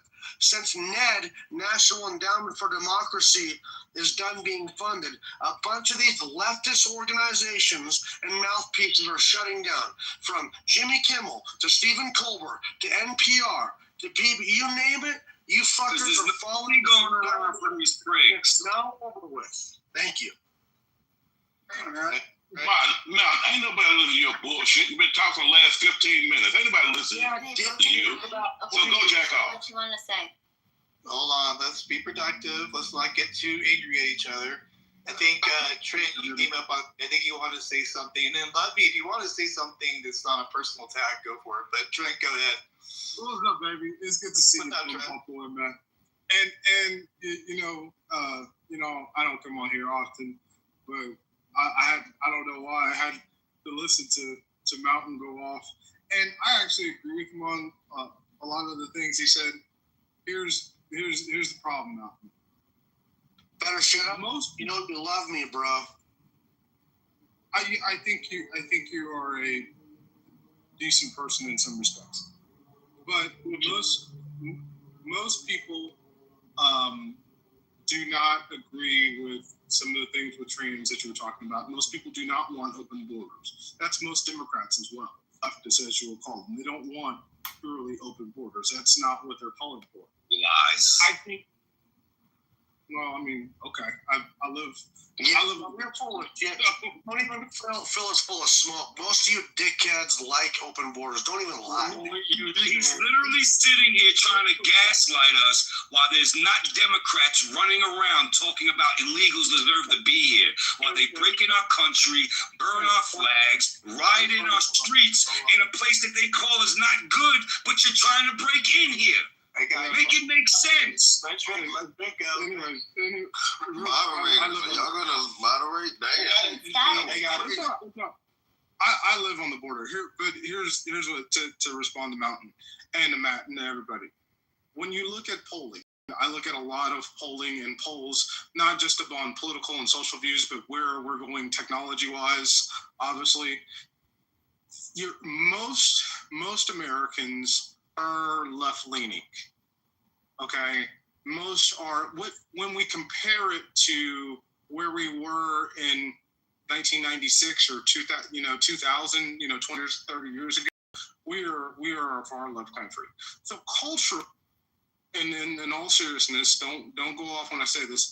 Culturally, culture war's basically already been lost. The gay marriage war. I don't think abortion. I think most Americans are pro some form of abortion. That's kind of like the last dance. But most Americans are okay with interracial marriage. That wasn't that long ago that was like a conversation. No, we're not. That's not true. Yeah, it was Trent was Loving V, Virginia. Can he finish, you guys? Yeah, let's try to let people finish here, guys. Well, Interracial marriage, segregation, these were considered conservative views 50 years ago. And so the country we are a left moving. The world has moved to the left, by the way. I mean, Saudi Arabia is letting women drive. And so here's what I'll say, and I'm going to land with this because I'm not going to go on. The things that we are arguing over today, like they seem like they're a big deal, but what's really going to be transformative in this country is you're going to be arguing about neural links and implants into brains and whether we can have bionic humans. Genetics. It's called optogenetics, Trent. Thank you, Darth. Optogenetics. We'll be having discussions about AI, job loss and elimination, and humanoid robots. Those are the truly things that are going to be transformative. And I know that this moment seems like it's a big deal. I think in the grand scheme of things, it will not be. Anyway, Matt, it's good to see you. You guys take care. You too. I appreciate it. Okay, I think Darth, do you want to go next? No, I'm talking about the AI and Starlink, and is if you look up optogenetics, it's about controlling brain neurons and brain function with blue light, white light, black light, red light. That's why you see all these purple lights and red lights going on the stop signs and everywhere, and that's why blue light is utilized. I know that, but he said Starlink, so I just expounded on it. So shut the fuck up. That's all I did. That's all I did. That's all I did. Watch your mouth, buddy. No, I don't have to watch my mouth, buddy. Just chill. Okay? I didn't cuss at you. Just chill. No, I didn't cuss at you. I don't care if you didn't. You got rude with me. You got rude. So you can't one up the fucking disrespect. Don't play victim after you disrespect me. You literally took that man's I literally told you what the fuck he was saying. I said optogenetics when you talked about AI and Starlink, and you didn't like that. Shut the fuck up, Lefty. He took some shit and just reached. Shut up, Lefty. He was not talking optogenetics at all. He was talking about AI and robotics. Starlink was about optogenetics. How that's going to affect all of us. Yes, it does. Yes, it would be. Sorry, it does. Oh, you're blowing out my eardrums. Could you chill out just a little bit? Nice. Darth, let's focus. Can you just go back to the title of the room? Where do you think we go from here? Okay, all I did was just touch on what he said with the AI and Neuralinks coming up. That's all I did. And he caught a shit fit, okay? Look, this is Buddy, get back to the topic. Come on, answering my question. I'm answering it. Batman, what's up with the guy? This is the So, don't give a shit if the team you want to show your dicks. Our veins ain't popping. All right. Oh, if one person speaks, then you can hear, right? You ask me a question, can I expound on the title? You need to shut the fuck up so you can get the answer, okay? This is the perfect example of leftists losing their shit when they don't get their way. Right here. Get on with. Who's the leftist? You must know who the fuck I am. I know you ain't talking to me. I was talking to whoever the fuck was mouthing off shit again. I know you ain't calling me a lefty. You are a lefty, boy. I'm a righty. All right. Get back on the game. I guarantee you think a Democrat voted yes for black and brown vote. One Democrat voted yes. All right, you guys, just chill out. Shut up. And he was a black man. All right, you guys, I'm going to start dropping people. I just don't have time for this. So, Darcy, you want to answer the question on the title of the room, or are we just going to move on? I don't know what's going on here. We're not going on anywhere from here. Charlie's dead, and what's going to happen is it's a sad thing. He had to be shot in front of his kids, okay? And then you got these radical people sitting there up in uproar because Jimmy Kimmel used to say the most outrageous things, and he even fired his band member for not taking the vax. But now he's the victim, right? Fuck him and his kids. So you want somebody to think about Charlie Kirk's kids? No, I want get this liberal commentator you dislike. I said your kids to he got shot in front of was really fucking clear. In front of his kids, and y'all don't care. So if his kids. You want to give respect, you have to give it yourself. You hear he has that baby mic. Let him respond. Fuck out of here. What I was trying to say was you're somebody who wants people to care about Charlie Kirk, and yet I don't want to care about Kirk. Yet you want to talk mad shit about somebody else's kids. Do you not understand how absolutely hypocritical that is? Like, it's hypocrisy 101. Exposing your hypocrisy. A man lost a fucking talk show. You want respect for somebody else's family, yet you're I don't when he doesn't. I don't when he doesn't. Did you disrespect somebody's family? He jumped off the bridge. Did you disrespect somebody's family? Did you disrespect somebody's family? Somebody else does the crazy thing, you should do the fucking crazy thing too. That's what you're arguing. You're arguing. Did you disrespect somebody's family? If you didn't, your family won't be disrespected. So his family gets disrespected. Right. It's not turn the other cheek time. While not giving it. Like, I don't have to when you don't. I don't have to when you don't. I don't have to. I don't think you're missing the point. If you want people to give a shit about Charlie Kirk, you need to give a shit about other people too. Otherwise, Marshall's talking. Like, listen, I'm sorry. Like what? Like what, Marshall? Marshall's right, guys. Okay, hold on. BT, you're next. All right, you guys, just chill out, you guys. I don't want to mute people. Like, let's not do that. Let's just be adults. But BT, do you want to take a shot at the title or whatever's being discussed here right now? Go for it. Charlie Kirk, where do we go from here? This convo. Yeah, I think to be honest, the white-on-white crime is getting out of hand. I didn't think we would see this day. I did not think we would see the day where white people were killing each other like this and brought on TV. Like, this is unheard of. I mean, I'm never like, wow. And so, and then we know it's deeper than just one crazy white boy doing it. It was a group of white boys who killed this man. We know that little white boy do this. There was, other hands involved with this. This was like, so I'm just curious to see how it plays out. Being an American, and I'm just curious to see how this plays out. I hope that y'all can figure it out. I don't want to get caught as a catch a stray. Like, I don't understand why y'all were calling HBCUs and threatening them, and we didn't do nothing to y'all this time, or never. Hey, bro, respectfully, and then the brother got hung the next day. Then the brother got hung the next day. I don't understand. We got hung by a white guy. Stop fucking parroting media. We got hung by a white guy. Well, so you don't know about all the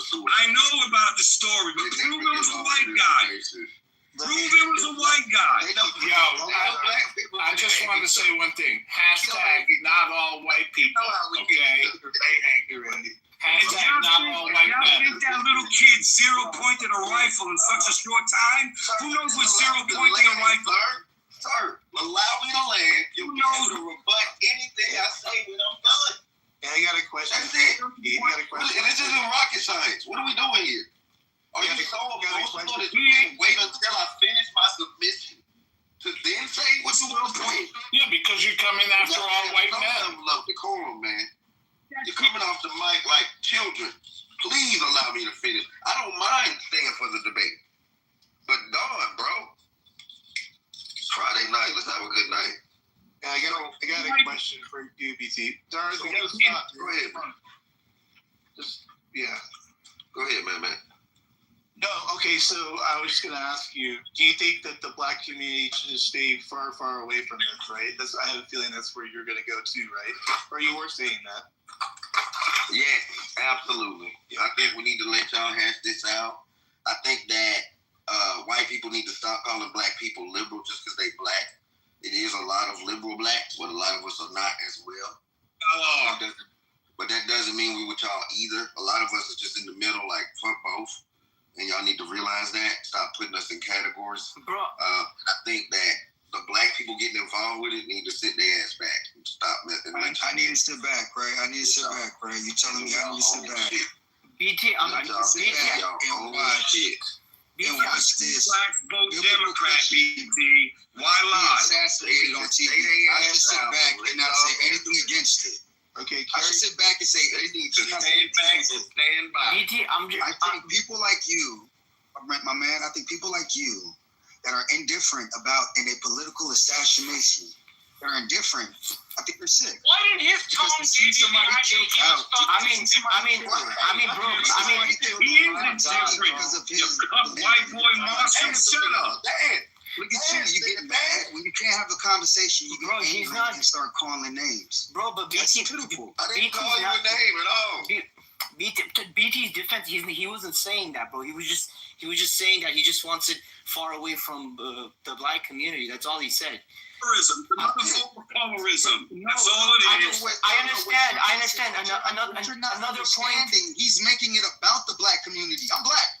He's making it about the black community. He's saying we need to stay out of this because it's two white boys who killed themselves. This man is crazy. That's why I wanted to address that part. I just don't understand. Because it's America, idiot.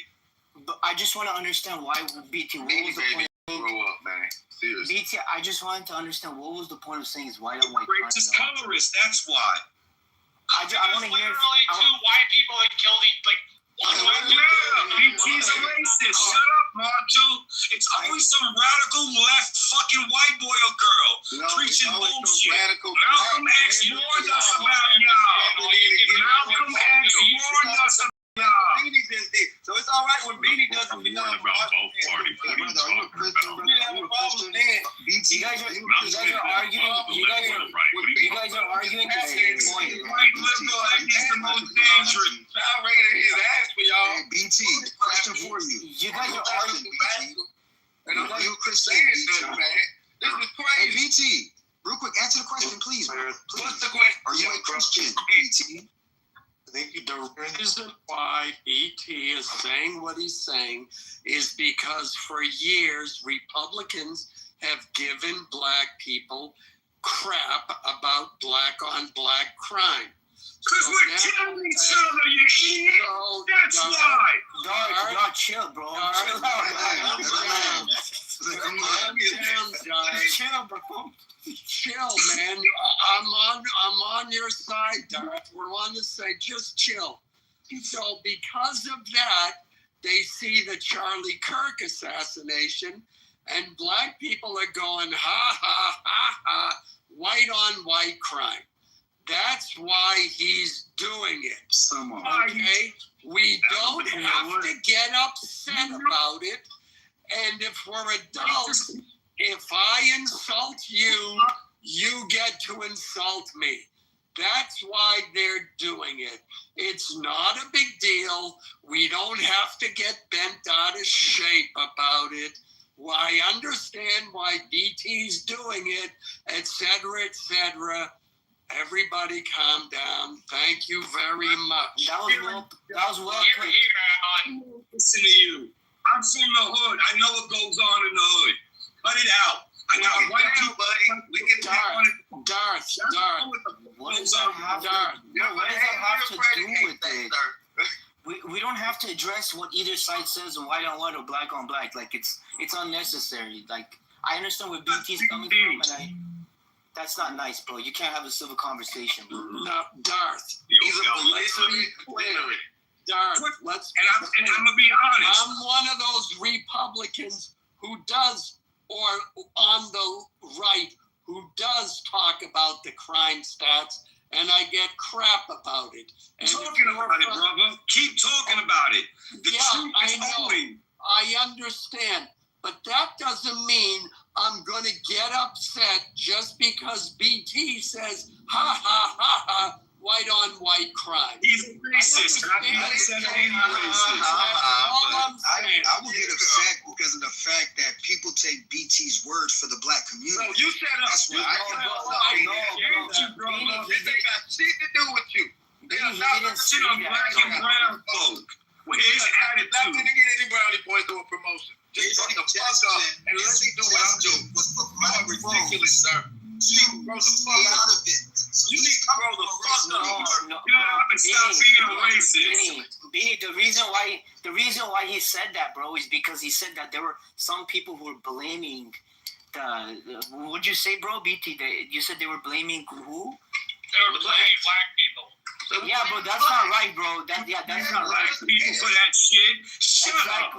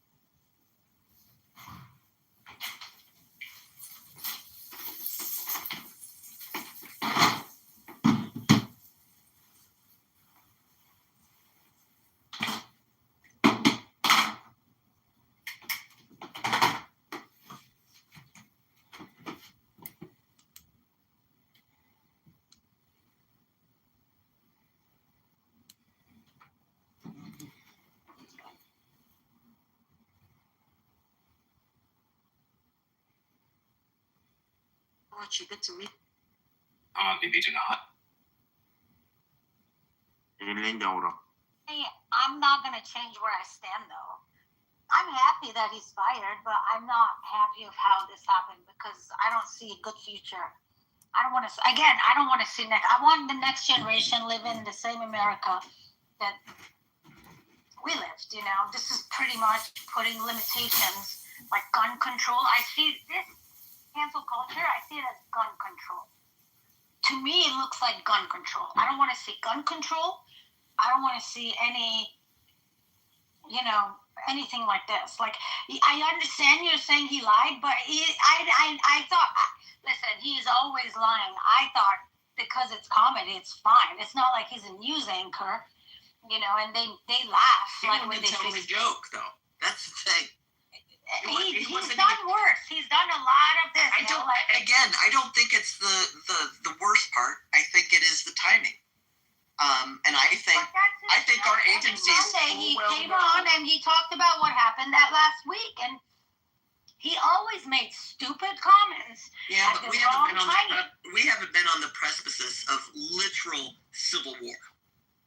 That's where we're at. If y'all don't know that, hop on X. Just spend an hour. Just scroll. Go out to places where people have weapons. I'm telling you, read the room. But these are dangerous times. I personally think if we have politicians and we have people who cannot cool the rhetoric, that I think it's incumbent upon the government to fucking squelch it. I don't think any of us want what's coming.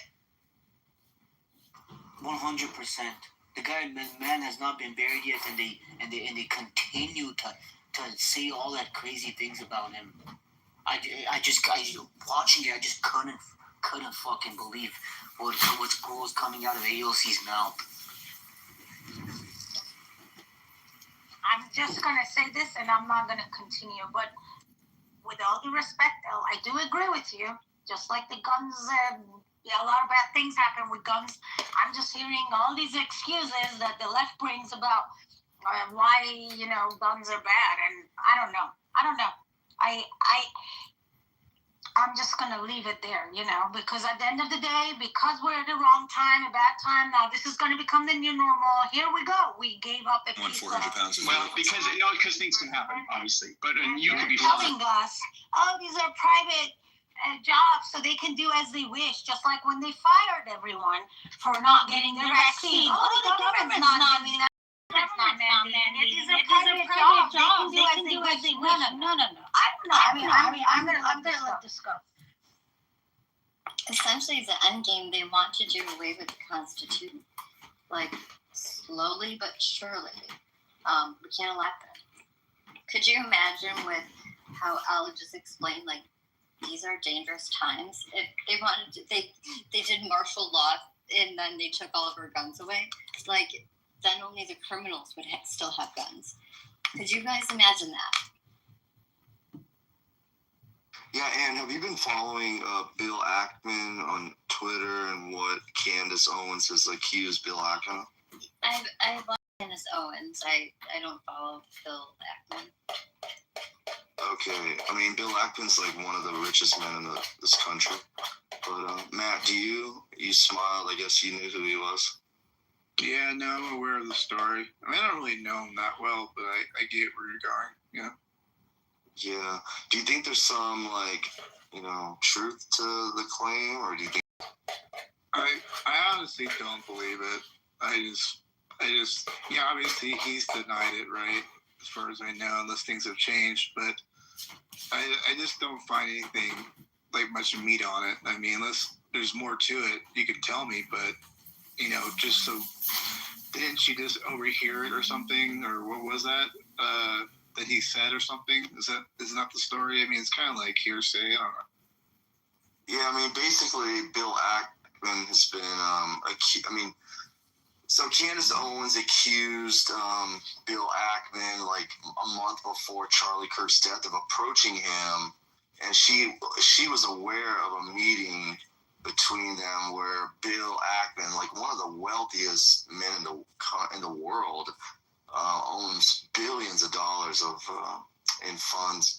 So he was trying to allegedly pressure her to intervene over Israel and like try to, you know, I guess like put some good word in or something. I don't know, but I mean, like this whole narrative of Charlie Kirk being pro-Christian and, you know, questioning Israel and being on, like he actually got on interviews and such, like questioning how he's feeling pressured by the Zionist lobby or AIPAC or anything, you know, those, like the whole like narrative. It's just very interesting. I don't know why you guys don't find this the most interesting part of all this. The most interesting?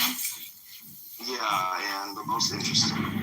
I'm not sure why you don't find it like interesting. I don't know why you do. Well, because like think of all of these like think of the theories of like why he was even assassinated, by who. Like, do you not even question that this could be a government intervention? No. Like, are you new here? I don't know what part of like when I said why is it so hard to believe. Are you old here? That Dude, none of this is new. Literally, none of the shit you're spewing is new. It's so like you think some kind of edgelord, like you stumbled on this thing. Do you know how many decades these fucking tropes have been going around? Like you're a moron. You just picked up on this, like what, 2 weeks ago? Al, do you believe 9/11 was actually done? Jesus Christ. Literally, I've known about Yo, Al, I'm just asking. before you were born. Do you believe the towers were detonated, or the planes actually brought them down? Oh my God, you're really? No, really, I'm serious, Al. You're really? No, I'm asking you generally. Can you give us like a summary of what? You know what I'm going to give you? You can give me whatever you want. Buckle it up tight under your chin. Maybe put it over your face. Honey, after you stop taking the testosterone, like I'm not sure if you're a man or a woman, but anyway, so. Oh, because you don't know what a woman is. That is true. Yeah, I know you want to believe like he was a good Christian, and I know that. But he was a good Christian. Like, and do you watch? Karen, wait. I was making a point. Who's interrupting, Karen? It's Carrie. What? It's Karen. Do you watch any of the left media? Do you listen to any of the stuff that they say? I'm asking you, AJ. Do you listen to any of the shit? Hey, nobody's answering my questions. Why do I have to answer you? Your questions are stupid, bro. They're nothing new. It's the same shit. Karen. No, I mean, I feel like Anne is so innocent here. Like, she believes, like, things are so, like, she believes, like, the transgender, like, narrative about this guy who killed this woman, who killed Charlie Kirk. You actually believe that this guy had that killed Charlie Kirk. The evidence shows everything. I don't know why that's so hard for you to believe unless, well, I can see you've crossed out your eyes, so maybe you're blind and you just can't see it, which makes sense. But like, stop trying to make the Jews happen. It's not going to happen. Hey, I mean, why don't you believe it? Why can you not believe that this guy killed Charlie? I mean, it's the same reason why, like, and everybody believes like that there's not a genocide happening in Palestine. Okay, no, but I don't know why. Let me explain. It's a planned genocide. AJ, hold on. This guy, he was raised in a Mormon conservative family in Utah. He went to the church. He was taught how to God. He was raised in a very conservative family. He goes to school. He goes to college. Talking to teenagers. That's clearly wrong. The example of people fraud our education. This kid goes to college. All this shit. All this radical. And they confuse. They're confusing our children. You know, this is what they're doing in school. This child, 22 years old, raised with different, morals and something different in her home. Now he's in school. They're telling him that conservatives are like fascist, and he's hearing his parents are fascist, and all the values that he was raised with are wrong, and he Perhaps the most evil display of deception and murder we are subjected to today are found in the new phenomenon of mass school shootings. Prior to 1999, they were practically non-existent, but today they have almost become predictable. And if you are able to examine the evidence objectively without getting emotional, I don't know why it's so difficult to accept.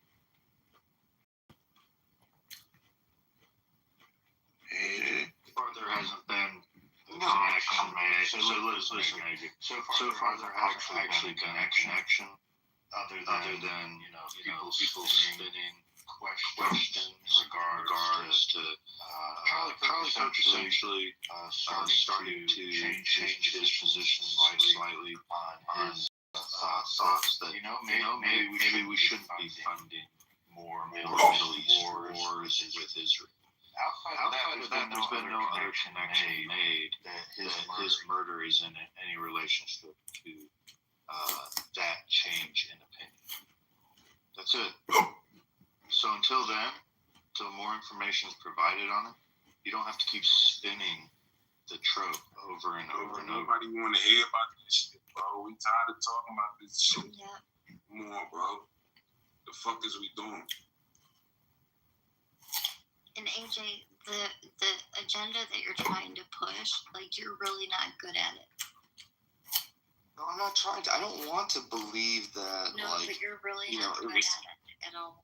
No, I don't You're know, not changing guys. I anyone's want to mind believe in the this evidence. entire room. We're exchanging ideas in this room, and you have not changed. Do you remember, Ann? Do you remember 9/11? The first few weeks that it happened, it was very hard to believe that it was an inside job. Bro, you're jumping into. No, I'm just saying, like. No, she asked you. It's not working. It's not working. Harry, I'm not trying to do anything. I'm simply. Yeah, you are, bro. Everything that you're saying. Maybe you're not confident enough. I'm very confident, you fucking idiot. I'm very confident. Enough, you would shut your mouth and listen instead of accusing. Okay? So just be a little bit confident. AJ. Man, you made me step real. You're an idiot. Surely he's allowed his views, whether you agree with it or not. Sorry, what happened?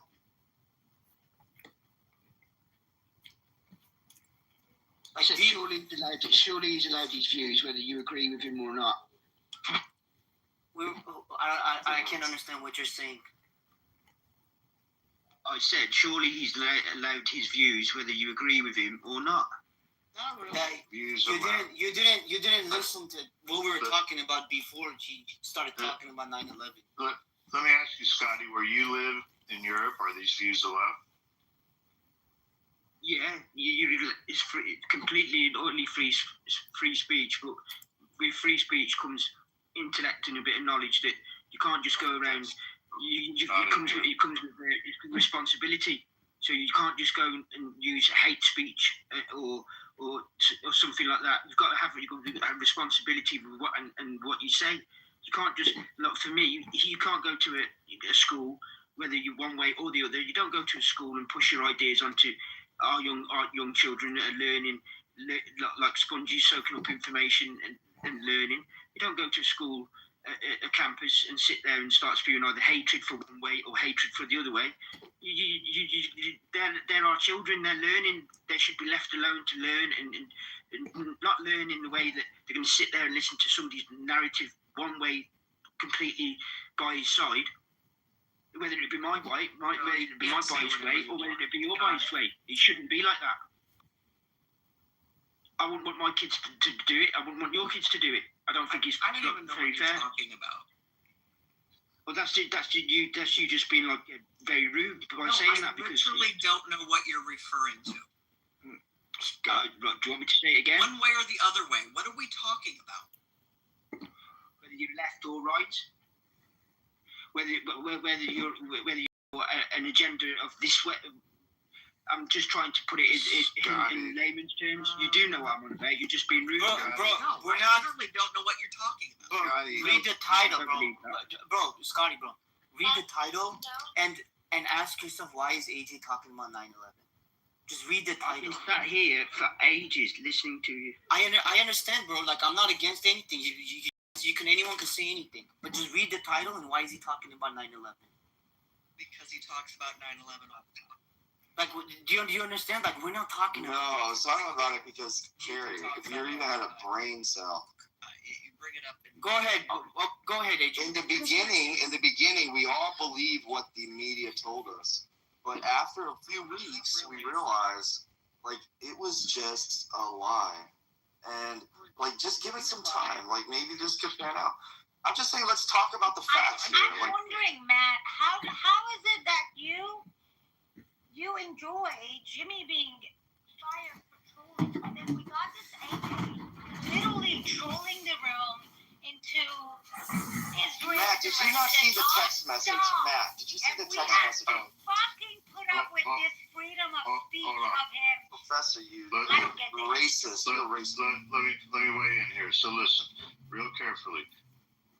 AJ made the point about the media lying. The media's position was that the shooter was MAGA, or he was on the right. That was their official lie that they put out there. We've already challenged that narrative. That's one of the reasons why Jimmy Kimmel ultimately led to losing advertisers that pulled out, because he was lying about who the shooter was. So yes, that we have challenged the lies of the media. What is he? They're not. Are you talking that the lied about Jimmy Kimmel lied about the shooter being MAGA? Did he say that? He doesn't care about the Jimmy. He wants to blame. He doesn't say MAGA did it. He wants to blame Israel for everything. So he just wants to talk about Israel in the room. That's what I was telling Matt. Like, why do we have to put up That's with this? not Like, true. literally trolling, and now his friend is like calling Al and everybody else rude because they don't let him talk about I am not something other than the blaming title. Like, no, Professor, don't put words in my mouth. I'm simply, there's new evidence, there's text messages. AJ, you came into the room and then you shifted it into that. AJ, So freedom of speech. I don't know, AJ. Freedom of speech is we allowed you to say that. All right, Karen. AJ, are you Muslim? AJ. Yeah, I worship. Yes, I worship God. Where are you originally from? Yeah, I'm originally from the United States. Well, I'm saying, okay. So, Yeah, I'm a citizen like you, Ann. And I'm a theist. Wait, I'm a theist.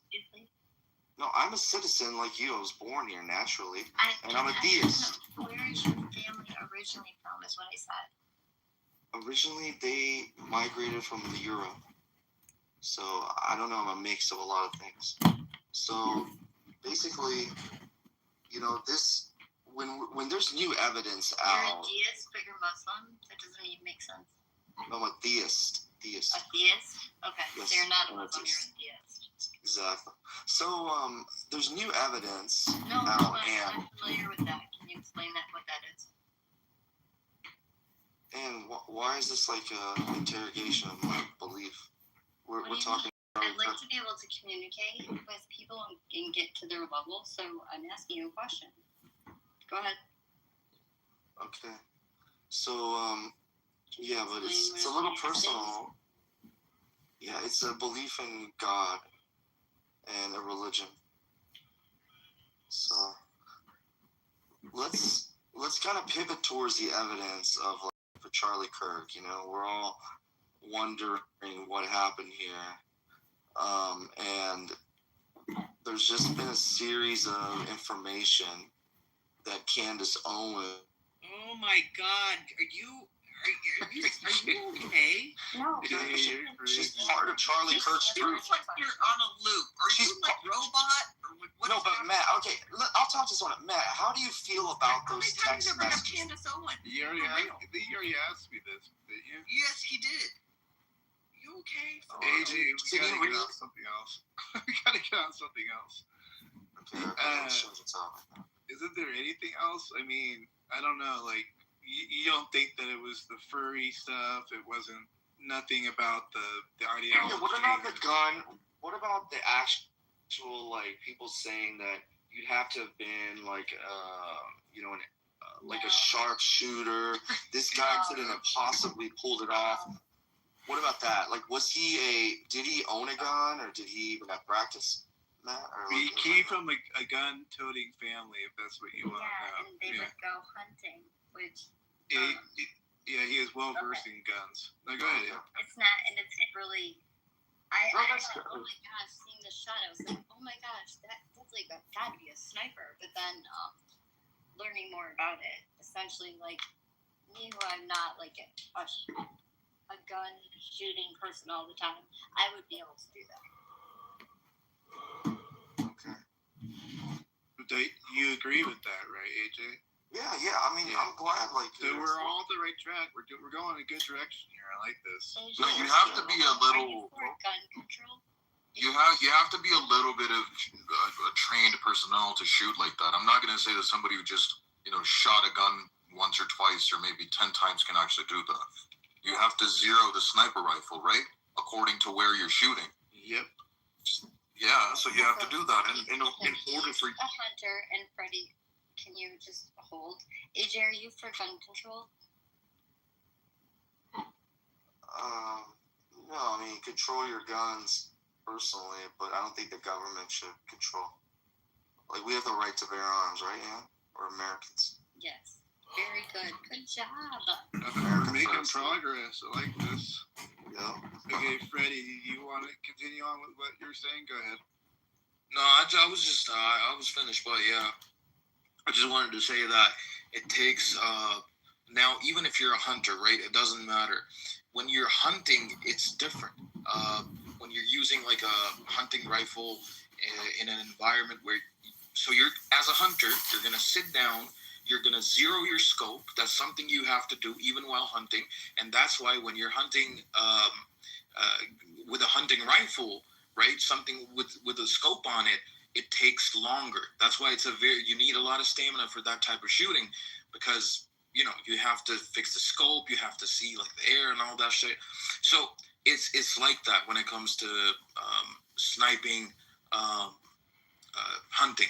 But then there's different types of hunting. Like, you can shoot something with a 12 gauge, all that type of stuff, right?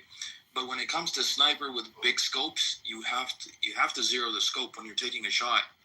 Yeah. So are you saying that none of us, or at least a good portion of us, would be able to pull off what this guy did? Is that kind of what you're saying? I would have to assume that you guys have no experience in gun. But you're American, so there's a higher chance of you guys knowing guns. So I can't really say for sure, but but the fact that he shot him in the neck, right? It was to make it dramatic. Now, you could hit somebody in the butt, right? But the fact that you were so precise with it, to hit him in the neck, to make it more dramatic, that is the part. Not precise. It was, he went for the body, upper body, and hit the neck. That's what. Right. No. That's where you're wrong. What do you mean? If you're not an expert shooter, nobody like can just get the the average neck. shooter. You're going to aim for like the chest head area, like in that center mass. vicinity. Yeah. Exactly. So it's either you go for the head, you go for the chest, you're right, or you go for the femoral arteries, right? But when it comes to this shot was dramatized on purpose. It did not land low.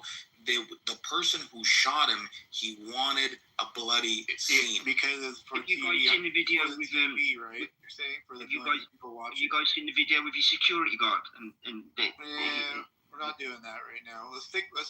No, I mean, just I want to know what you think of that. I'd like to say one thing. As a Muslim woman, the only people who go for neck, and it's in the book, is actually Muslims. I mean, I don't know. Who knows? Maybe IRGC is behind this. Dang. Well, the one I've seen, the video I've seen is the security guard to the right. Maybe Hamas, Hezbollah. Maybe they're right. Maybe they're into maybe that's a better angle. Maybe it's IRGC or Hamas. There we go. Maybe that's a possibility. It's kind of very difficult to think that because again, this dude, we just talked about it, But I mean. Because seriously, only Muslims go for neck, and that's why probably Freddie. I don't know. Are you Muslim, Freddie? Yes, I am. Okay, so you know that because I know that. Only Muslims go for Muslims go for it now. It's a target for Muslims. I'm Jewish. Nah. Well, I never argued on the. Exactly. Let me tell you something. Okay, your voice is really annoying. It's crisp. It's raspy. One second, let me finish, right?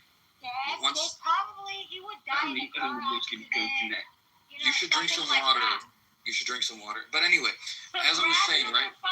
Stop doing that nonsense. Take it somewhere else. So as I was saying, right? I didn't argue the religion of this person, the ethnicity of this person. Could be a Muslim. Could be a Muslim. Could be a Hindu. I don't know. But maybe he was higher. I don't know. But the shot was very precise. Okay, we got it. Karen, please be quiet. We got it. We got your point. You have to repeat it. Mike, you want to say something? And Fred, you said you were I was gonna tell him. Where are you from, Fred? Ann, are you talking to me? What's up, bro? Yeah. I'm Pakistani. Okay. Mike, did you say my name? Nah, bro, you good, gang.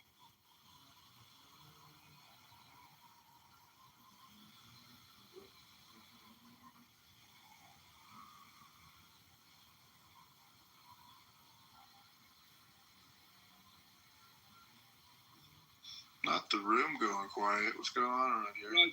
Anyway, I'll crack on then. So I just want to know what anybody else's opinion, because the last video I seen, and it's one I couldn't believe it when I seen it.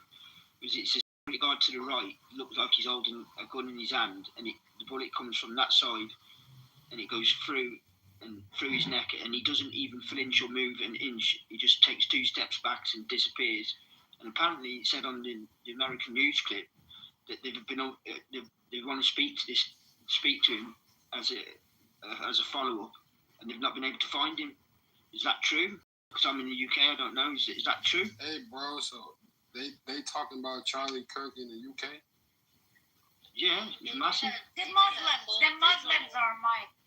Yeah, the Muslims, because they want to blame this what is your fascination with on Muslims? Israel. Nobody's blaming it on Israel. That's you. You're the only person I've heard blame it on Israel. Is you? Oh no, AJ has said it 500 times on this. Yeah. Like we've been like. Thanks for repeating it. Thanks for repeating it. Since I've been in here, I've heard it from you more than I've heard from anybody. Because I'm just trying to shut him up. I don't let him go there anymore. I'll do the same. You haven't said a word. I don't think it's Israel. Either do we. We know. So that's what I just don't understand why everything she's shouting everything about Israel, this, Israel, that. Why are Muslims always attacking me? I don't get it. I mean, I do. Why are you anti-Semitic? What? Scotty. Why is she shouting about the Jews all the time, blaming the Jews? Grow up. Right, so can we get back to what I'm saying? Can you give me the opinion of what you think about that video? Would you make it personal? Because we could do that if you'd like. You can't do nothing. I'm not even talking to her. You can't do nothing. You can't do nothing. You're a woman. Calm down. Get back in the kitchen. Get back in the kitchen. No need, don't start. Let's not derail the room. So anyway, I'll get back to it. Is anybody else in the room going to tell me what their opinion is in America? Because what do you want to know, Scotty? What do you want to know? Go open a fucking room, Scotty. If they see the same video, and then talk like a boss and be like, anybody wants to tell me what their opinions are. Well, I'm trying to stop the room derailing. I'm trying to stop you two derailing the room. It's not really fair on everybody else, is it? That you two are derailing the room. It's really unfair. That's very Israeli of you, the professor. I'm Muslim. I'm Iranian Muslim. She can't be a professor, surely. Are you a Hamas? Are you a Hamas soldier? Yes, I am. Now what?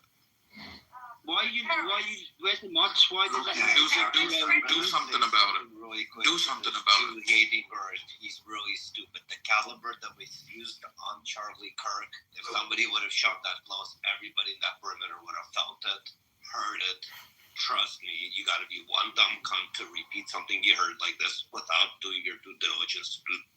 This is why I'm asking. This is my due diligence is asking you because I've not. Because again, you Jew hater or you're a dumbass. Who's a Jew hater? You can be both. Congratulations, but again, who's a Jew hater? Just so Oh you know. my God! You can't. Don't ask Is this stupid one of questions. them Go rooms? do research. I am not a Jew hater. I've got Jewish friends.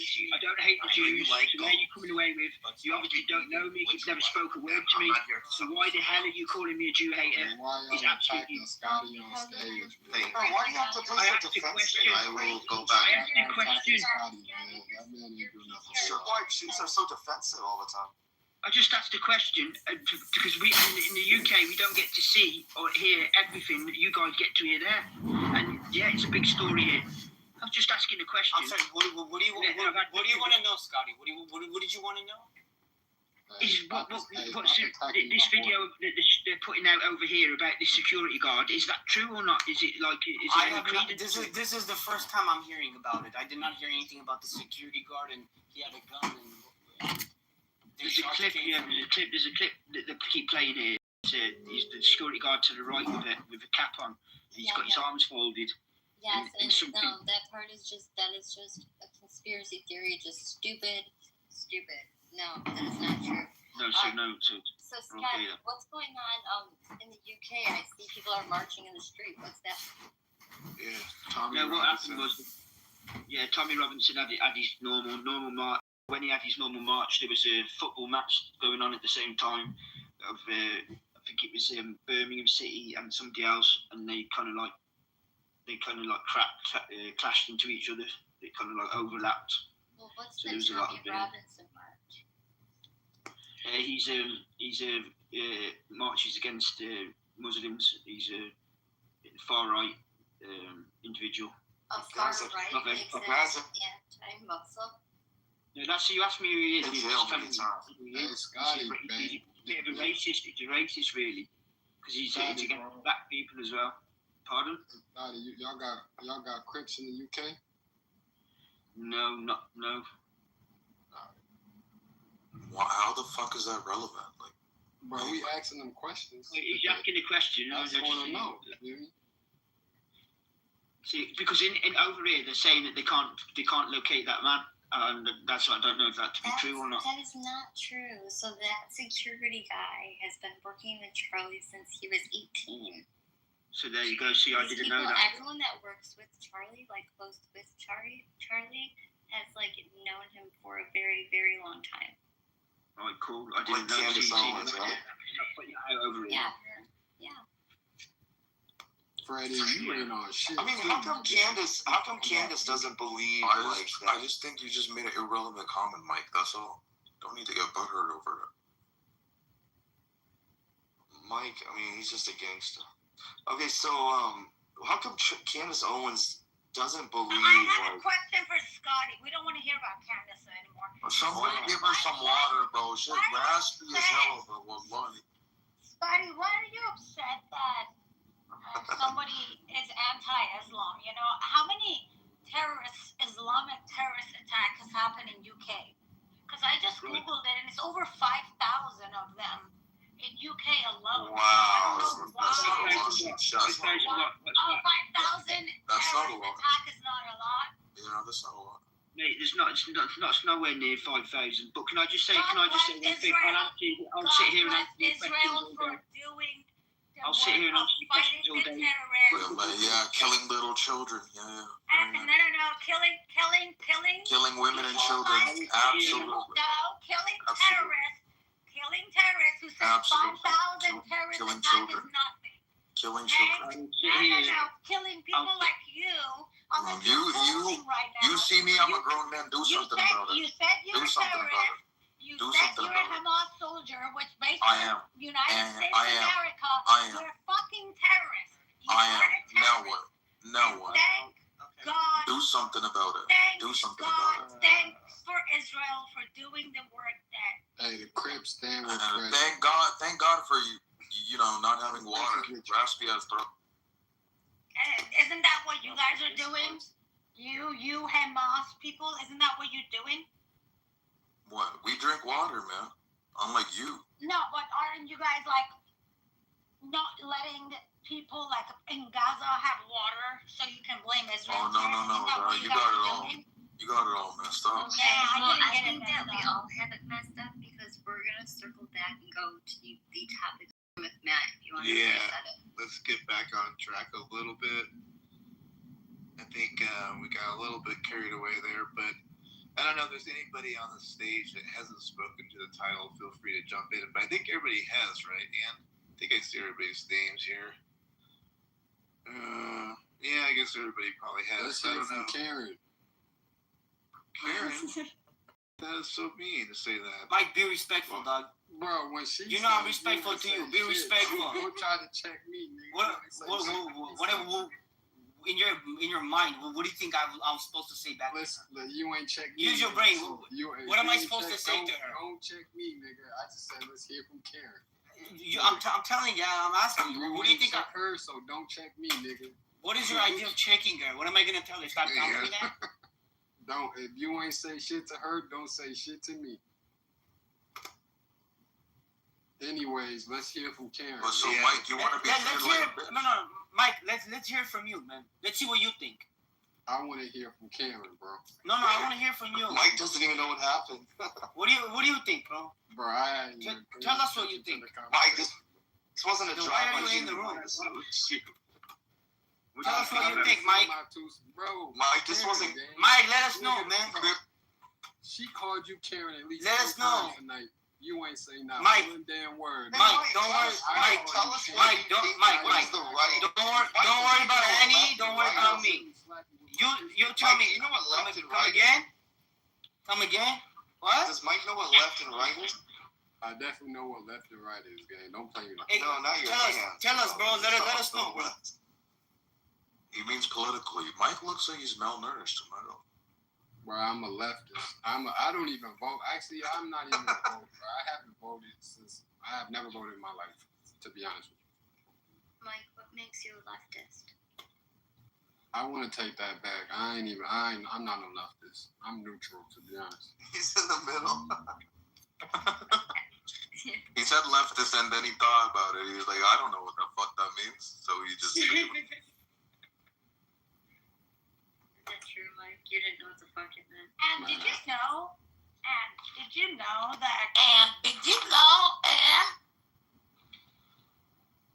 Who's talking like that? Dude, what is wrong Oh, with the terrorist, the guy who says he is a terrorist and 5,000. Bro, sounds like a witch. I swear to God. If I had that voice, I would not speak. Give her some garlic, bro. She's the one who. What do you think about? Go back down, Mike. Is this really the level? Can we hear from Carrie, please? No, wait. Let's hear it from Mike. Mike has a lot to add to the conversation. This genocide that these people that they're actually doing all of this, the same people, right? The genocide that they claim, it's just as real. I'm talking, shut the fuck up, AJ. The genocide they're talking about and they're claiming is just as real as Israel. You have to scream every time you speak. Like, she can't speak, bro. Her throat is gone, bro. I don't know what she's been doing with her. Keep talking. Shut up. And her lesbian girlfriend over here, like, she keeps jumping in. Dipshit. How about Charlie Kirk, guys? Yeah, the genocide is just as real of Charlie Kirk being killed by a Can I read what Tyler Robinson said? Can I read what Tyler Robinson said, please?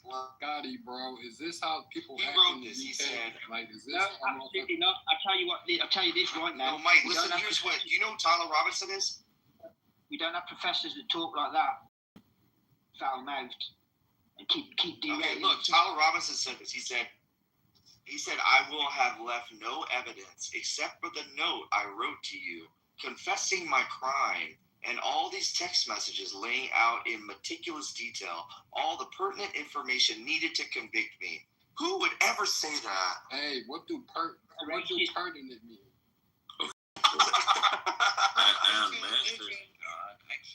No, Ann, who would say that? No, I'm dead serious, bro. L, why don't you just take your Prozac and your wine and just call it a day? Something, please. Can you tell me what pertinent means? We got pastor speaking. Go for it. Oh, Hello, my Catholic brother. So I didn't believe Israel killed Charlie Kirk at the beginning at all because because why would they kill one of their biggest supporters? But I'm not gonna lie, the amount of things coming out of the Knesset saying, "Oh, we didn't kill Charlie Kirk. We're against killing Charlie Kirk." It just reeks of a guilty conscience. Okay? Are you guys okay? Bro, what would I'm you? very okay. I'm very okay. Despite all I the assure you, evidence, I'm very to okay. ignore that. I assure you, I am very okay. So you can relax. Ellen, have you had your Prozac yet, or what? I don't take Prozac. Listen, I don't I'm really not deal talking with about you. you guys So are why don't fucking you just Palanazis down there. I said Ellen. So why don't all of you guys? What the fuck? No, let him give his opinion before you One mic on. Oh, it's a real original one too. Gee, we haven't heard that 5 fucking times from all the Palanazis on. Then what about you? Say some shit then, Al. Just let the guy speak. For fuck's sake. Somebody throw Al off stage, bro. This white lady's lost it. You say some shit. You're the most lazy person I've Mr. ever met. Al, let him speak. Let's hear from Israel did it. It's original. Al, let the black man speak, please. Don't. This is not the I don't 1800s. care if you're green. Shut the I fuck fuck with up. Freddie, man. Freddie a real ass nigga, man. Why don't they just debunk you and wait until they finish? It's like, so simple. Because we've literally heard this shit Oh my god. on repeat. Why don't you just? No, With you haven't. zero Not for talking evidence. in there. No, He's gonna leave the room. Then get out of here. Nobody Get out. But he hasn't even spoken yet, so how do you Fucking know? terrorist. Liar. We had a What do you great say? room until the terrorists. They just like. Until the terrorists came in. Just get the fuck out of here. What are they doing here? Moderators. Somebody kicked him out. Moderators, since I've been in here, yeah, which has been a good 40, Oh 50 my minutes, God, not one of this us, guy not one of us down here said that we thought it was Israel. Man, The only can you people who please said, walk the the room only because people who said this we is thought it was Israel.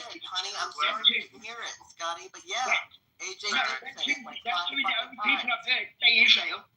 And can you please come out the room? This is getting like out of hand. If I talk like this, Pastor, stop crying, nigga. No, listen, No, I just I want to really talk don't so I can like speak. to I moderate. know you want to adults. talk, nigga, but Hello. don't make me cry. Bro, I'm not gonna yell over Hello. you guys.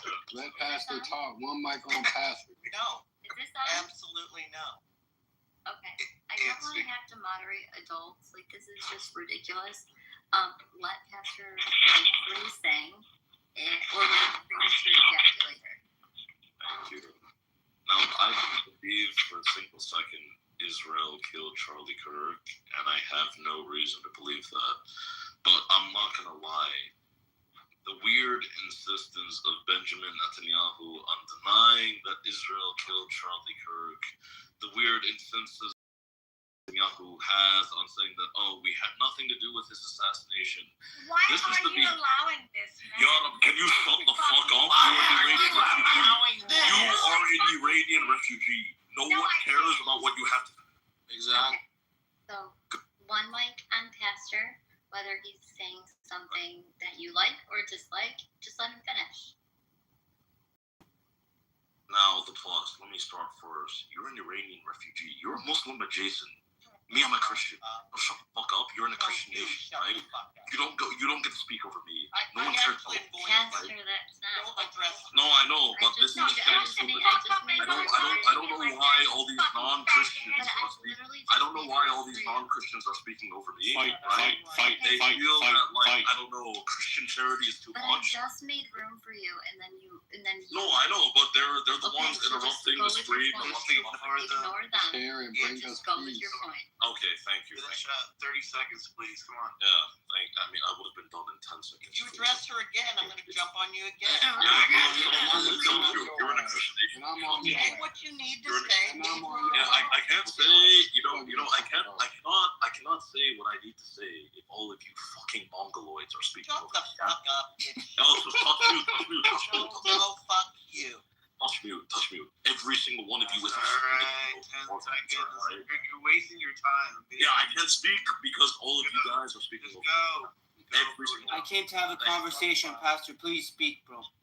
What? The Jews want to speak over me. The atheists want to speak over me. Pastor, you learn that jumping on is a lot easier Leave the than religions jumping alone. off. Shut up, Mike. So why don't you guys all just touch mute so that I can speak? Yeah? Thank you very much. Now, I didn't believe that Israel killed Charlie Kirk until Netanyahu felt the need to give not one. Can't you say this? Yeah, okay. Can you shut the hell up? Well, you literally just said. Yeah, we are in. I get to speak. I'm a Christian. You're a Jew. New to add? I'm a Christian. You're a Jew. Let the guy I speak. believe Jesus Christ. This is why we Muslims are allowed to be women. I don't care about what Muslims think. I don't care about what Jews think. One of you thinks that Muhammad is a prophet. The other thinks that 3-year-olds is like it's okay to fuck them, right? So shut up, the 3-year-old fuckers, right? It's Christian nation. Elvis is on career medication. Just let the guy speak, bro. He could have been done already. Yeah, I would have been done like 20 minutes ago. Finish talking to Sarah and talk. And don't Okay, so I can't talk if you're going to interrupt me, huh? All right, so listen, Shiksa, right? Shigetz, whatever the fuck Moshe Rabbeinu would have called you, right? Now I'm not going to go on mute. Now I'm not. Oh, now you're not going to go on. Yeah. Jewish supremacy. Get this lady out of here, bro. Jewish supremacy, of course. Get this. She's out of control. Bro, just let Pastor speak. I want to have a conversation, man. This is like. Thank you, Karen. This is stupid as fuck. Shut up! Don't stop calling me Karen. Go ahead, bro. Thank you. Now, I didn't think Israel had anything to do with this, but frankly, this room is showing that I have more of a reason to think Israel did have something to do with this. The defensiveness of random. You are fucking Iranian.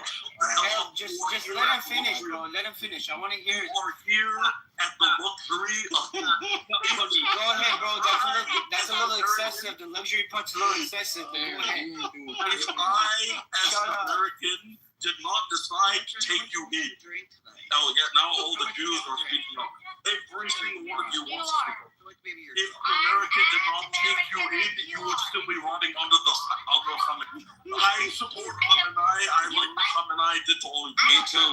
I love Khamenei. I support Iran. I support. Bro, I came to have a conversation. Where's the hijab? Where's the hijab? Bring us peace. Bro, I came to have a conversation. Pastor, please finish the point, bro. No, I can't. Over all these fucking, every single one of them, I say 2 seconds, they all like to interrupt. I understand, because you're kind of repeating the same thing. Because they all fucking interrupt. It's just calm down, bro. Harry, respectfully, you're an Armenian. Yeah. It's just Clubhouse, calm down. We're in a Christian nation. Shut up, Mike. Yes. We're in a Christian nation, and all these fucking infidels feel that it's just Clubhouse, calm down. Don't use Muslim words. I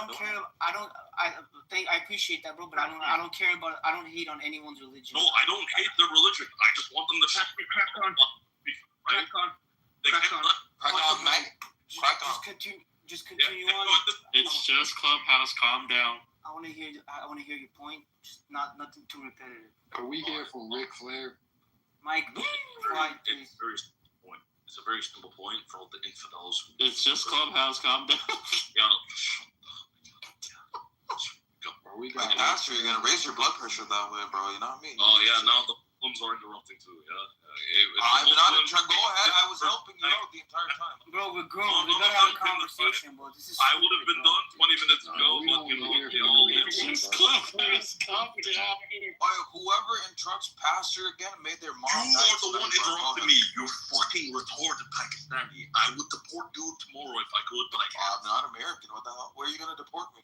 I would send you to Iran where you can deal with whatever the fuck. I love Iran. After you send me to Iran, you know, Iranian. What? I love Iran. I love Iranian girls. Let the guy speak, bro. For fuck's sake. Oh, okay, let me speak. You know, let the guy speak. Fuck. Let me speak. I believe Freddie's been to Iran. You're no different than him. You, Iranian faggot, are no different than him. Listen, I like Iranian girls. I'm not gonna lie, but your voice is too raspy. They trained him to become a terrorist. That's what. I don't need training from Iran. You are no different than each other. Holy fucking shit. This is just a joke. ICC trains and funds them. Yeah, he actually admitted that he's a terrorist. Yeah, I am. I terrorize pussy. Just find the pastor, please. With that case, you terrorize. I can't speak over these idiots. Just talk over them, bro. they're not gonna let you speak. Whatever you're saying must be like scary. Let me make this very fucking guys, because at this point it's just too fucking ridiculous, right? I didn't believe Israel killed Charlie Kirk, but the weird denialism, the weird we didn't do it, the weird Israel had nothing to do with Charlie Kirk's assassination. Weeks of every single fucking thing that Israel does where they were actually guilty of. Anytime Israel claims, oh, we didn't kill children, next week it comes out, oh, they killed children. Every single time Israel says, oh, we didn't do apartheid, next week it comes out they killed apartheid. Every single thing that Israel says, oh, we didn't do, next week it comes out that, yeah, they fucking did it. So I did not believe that Israel killed Charlie Kirk until they felt the need to give two fucking explanations. Benjamin Netanyahu, nonetheless, saying that, oh, we had nothing to do with the assassination of Charlie Kirk. That makes me believe that yes, they did actually kill Charlie Kirk. And the fact that all these infidel faggots, all these non-Christian faggots feel the need to pipe up and say, oh no, Israel didn't kill Charlie Kirk. That makes me believe every single one of you should be deported. I have a absolute hatred for all of you, regardless of whether you are Jewish, whether you are Muslim, whether you are atheist, as long as you are non-Christian, you do not deserve nation, and I would send you all back to deal with the Ayatollah, deal with Netanyahu, deal with whoever the fuck, Bashar al-Assad, Hashemin al-Husseini, Saddam Hussein, you all fucking deserve to be deported out of this country. Ask her for president, bro. Ask her for president. The Muslims, every single person in this country who is not a fucking Christian, I would send you on the first flight back home. You, bro. I support Are you gonna send them back in your jet flying, limousine riding? So we're gonna interrupt them as much as they interrupted you now. I'm gonna do the same thing. I swear to God, dude. I'm gonna do the exact same thing. It's so hard for me to sit back here in this studio, looking at a guy out here hollering my name when last year I spent more money on spilt liquor in bars from one side of this world to the other than you made. That out? What were we saying? That was deep. I said I have a pager. Now, what's funny, all of you retarded, white nationalist, American Christians, that, oh, we can take it. You talking to the Rolex wearing, diamond ring wearing, stealing, wheeling dealing, limousine riding, jet flying. Okay, I know it's Friday night, everybody's getting their shit off, but like, I'm getting a headache now at this point. Oh, you don't get a headache now. You didn't get a headache now. You get a headache. He can go enjoy himself down the good. I don't know what this guy's deal is, but anybody want to talk about Charlie Kirk, please step up. Let's talk about Charlie Kirk. Please, thank you. Go for it, Rick. Is everyone okay, well, now that like Pastor was or what? So, in an all serious matter, this upcoming Friday, I will be at a Virgil for this speech is Charlie approved Kirk. by the whole stage. Angel, sorry. This is why American without interruption. Let's make America great again. Yeah. Let's make Space Mountain great again. Is his speech approved? Hey, Rick, go by ahead. pastors or is like All right. what are we doing here? Well, when you're a 16-time world heavyweight champion, you're always approved. Put some respect on that man's name.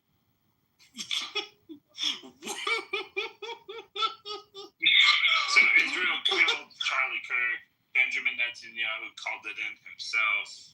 He called in the assassination. He said, we need to get rid of this guy. He's waking up. He's noticing. Yeah. He's noticing everything the Israelis are doing. And he doesn't fuck with it. So they said, you know what? Let's kill him. That's all right. Pastor, I got your back, bro. The witch is gone. That's all right. That's all right. Both the evil witches are gone now, so we can actually have a conversation. They allowed the infidel to speak. Wow, amazing.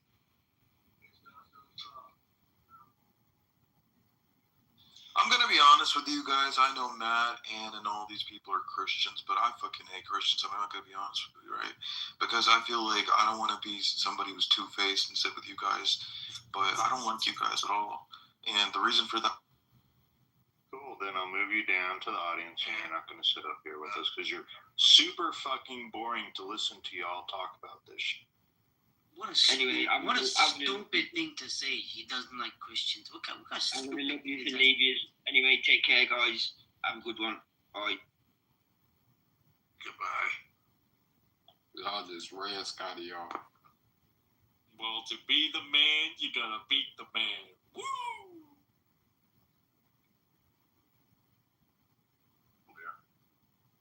Well, that's you. My God, that was getting a little wild, wasn't it? And now no one wants to talk. That's crazy, bro. If you wanna talk about a zoo, you should come on down to the Marriott sometime. That's very true too. What's up, Ray? We got a new segment. We got Gildis here. Gildis. Oh, Gildis. What are your thoughts? Yeah, Gildis will He's talk. goody. Gildis, what are your thoughts on Charlie Kirk, the assassination? Oh, well, Charlie Kirk is the white Malcolm X for today. I coined that phrase on Clubhouse, and now it's gone viral, but they won't give me credit. That's okay. He was the white man's Malcolm X. And he said some shit that I did not like, but he said some shit that I really rocked with. He should not have been killed, and the fact that he was assassinated is a sad commentary on where we are as Americans today. I did not agree with his Christianity. I don't believe in that shit. That's ooga booga to me. But I did rock with his critique of the black community, where he's talking about, we don't have no fathers in the home, and that leads to the violence that we commit. I agree with that shit. He's right. He's right about that. But insofar as he wants to subsume all of that in Christian nationalism, I can't stand by that. The man should not have been assassinated. He should be here to keep talking his shit. But if y'all gonna go out and assassinate him, I'm hoping that MAGA and the right don't use that to their devious advantage. And that's where I'll land right there. Let me ask you the question, Gildis. Do you think Charlie was killed for his Christian beliefs? No, not at all. Well, I mean, his entire message was supported by the Word of God. No, he was killed for his ability. He was killed for his ability to simmer saute leftist students. He was killed for his ability to come up with defeaters and, be polite in his refutation. He was killed for that because the left is out for blood, and they couldn't compute. Like, how can you be polite but say things we disagree with? We don't understand that. I don't think a leftist necessarily killed him, but the mood of the country contributed to his death. Insofar as the left is directly responsible, I don't think Gavin Newsom paid off somebody to do it on some leftist conspiracy shit. It's not like that. But we just got a lot of young people out here who are on the internet, who are fucking around in these little 4chan clubs and shit, and they might kirk out. No pun intended. Do you classify a transgender sympathizer as being on the left side? Not necessarily. Not until I get all the facts. Because you can have a right-leaning person who is down with trans too. It might not be as visible, in our current climate, but everybody is fucking around on some nasty shit at the end of the day. I think it's gay to fuck a girl in the ass, but a lot of people don't think that's gay. It is what it is. You could be on the right and have anal sex, and you think you're a straight man because you're, I won't get all into the details, but it is what it is. People have very weird sexual practices, what they do. I'm not going to chalk that up to you're on the left if you have anal sex. It just wouldn't be that way for me. So we'll wait and see what more, what information comes out about this guy. What's it, Tony Robinson or something like that? I'll wait to hear more about him, but it's not time to go to civil war, Americans. Calm the fuck down, chill out, criticize the shit, make it plain, but no, we're not about to tear our country apart because of this assassination. We've dealt with assassinations before. All right? Chill out. Well, this is the first in my lifetime. Okay, So, that's hold in on. mind Let too. me just clear up one thing. His name is Tyler Robinson. Tyler Robinson. Tony Robinson is a well-known motivational speaker that also advances the Christian narrative. So how that goes. Yeah, well, insofar as he was advocating for America to be a Christian nation, no, that's ooga booga. But insofar as he was criticizing the black community, the trans community, the LGBTQ community, he had some. And what I also wanted to say is he would be a great speaker on Clubhouse. Gildas, let me ask you: do you think secularism, what you largely practice, could be also to blame for the assassination of Charlie Kirk? Because Tyler Robinson doesn't believe in God either. He's a secularist. No, it's not that he was a leftist. It's not that he was an I said a secularist. I didn't say leftist. Okay, I'm talking I've about. never heard the term before. You've coined it tonight. And You've never. Well, wait. You're a professor. For your neologism. You've never heard the term secular? I've never heard the term secular, whatever you just said, secularism, or, okay, you can call it atheist. It is what it is. But atheists are not known to just go on killing sprees. In fact, leftist and rightist radicals are known to do that. Okay, so, I don't want to get into that. I'm not going to try to say, a political ideology motivated the man to do what he did. Whether he was on the left or the right, whether he was fucking with a trans or not, it seems to me that the motherfucker was just a kid who got radicalized online. So yeah, for the room, I'll define it. So a secularism may encapsulate anti-clericalism, atheism, naturalism, non-sectarianism, neutrality on topics of religion, or anti-religion. Wouldn't you qualify yourself as a secularist? I would qualify myself as a capitalist. Yeah, but in the framework of faith and religion.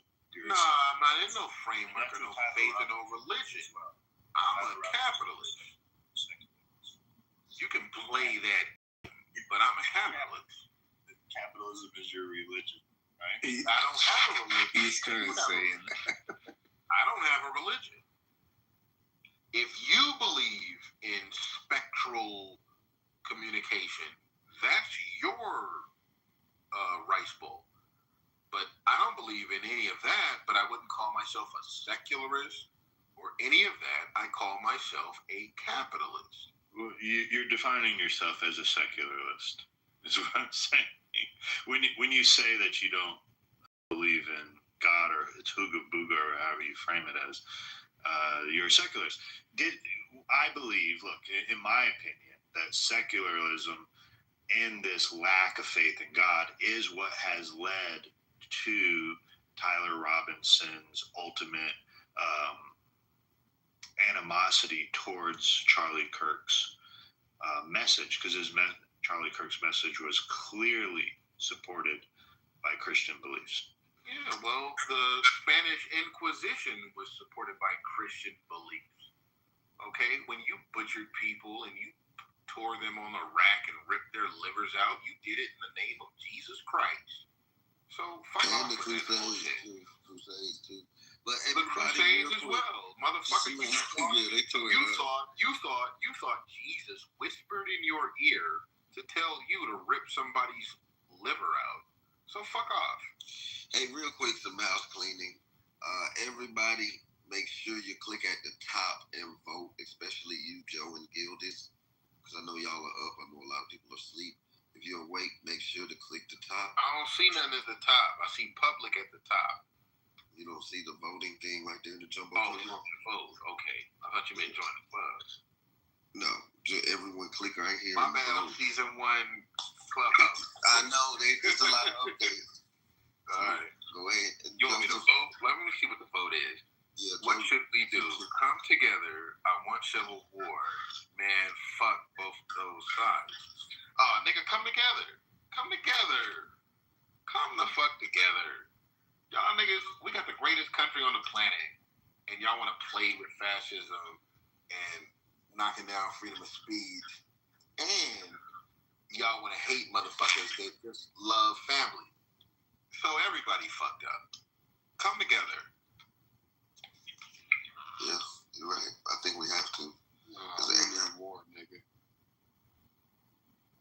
Who though? And you know, if we have a civil war, the left gonna lose. The left gonna lose a civil war. They don't know how to load that AR. If you put an AR-15 in a leftist hands, he wouldn't know what to do with it. You know, it'd be too heavy.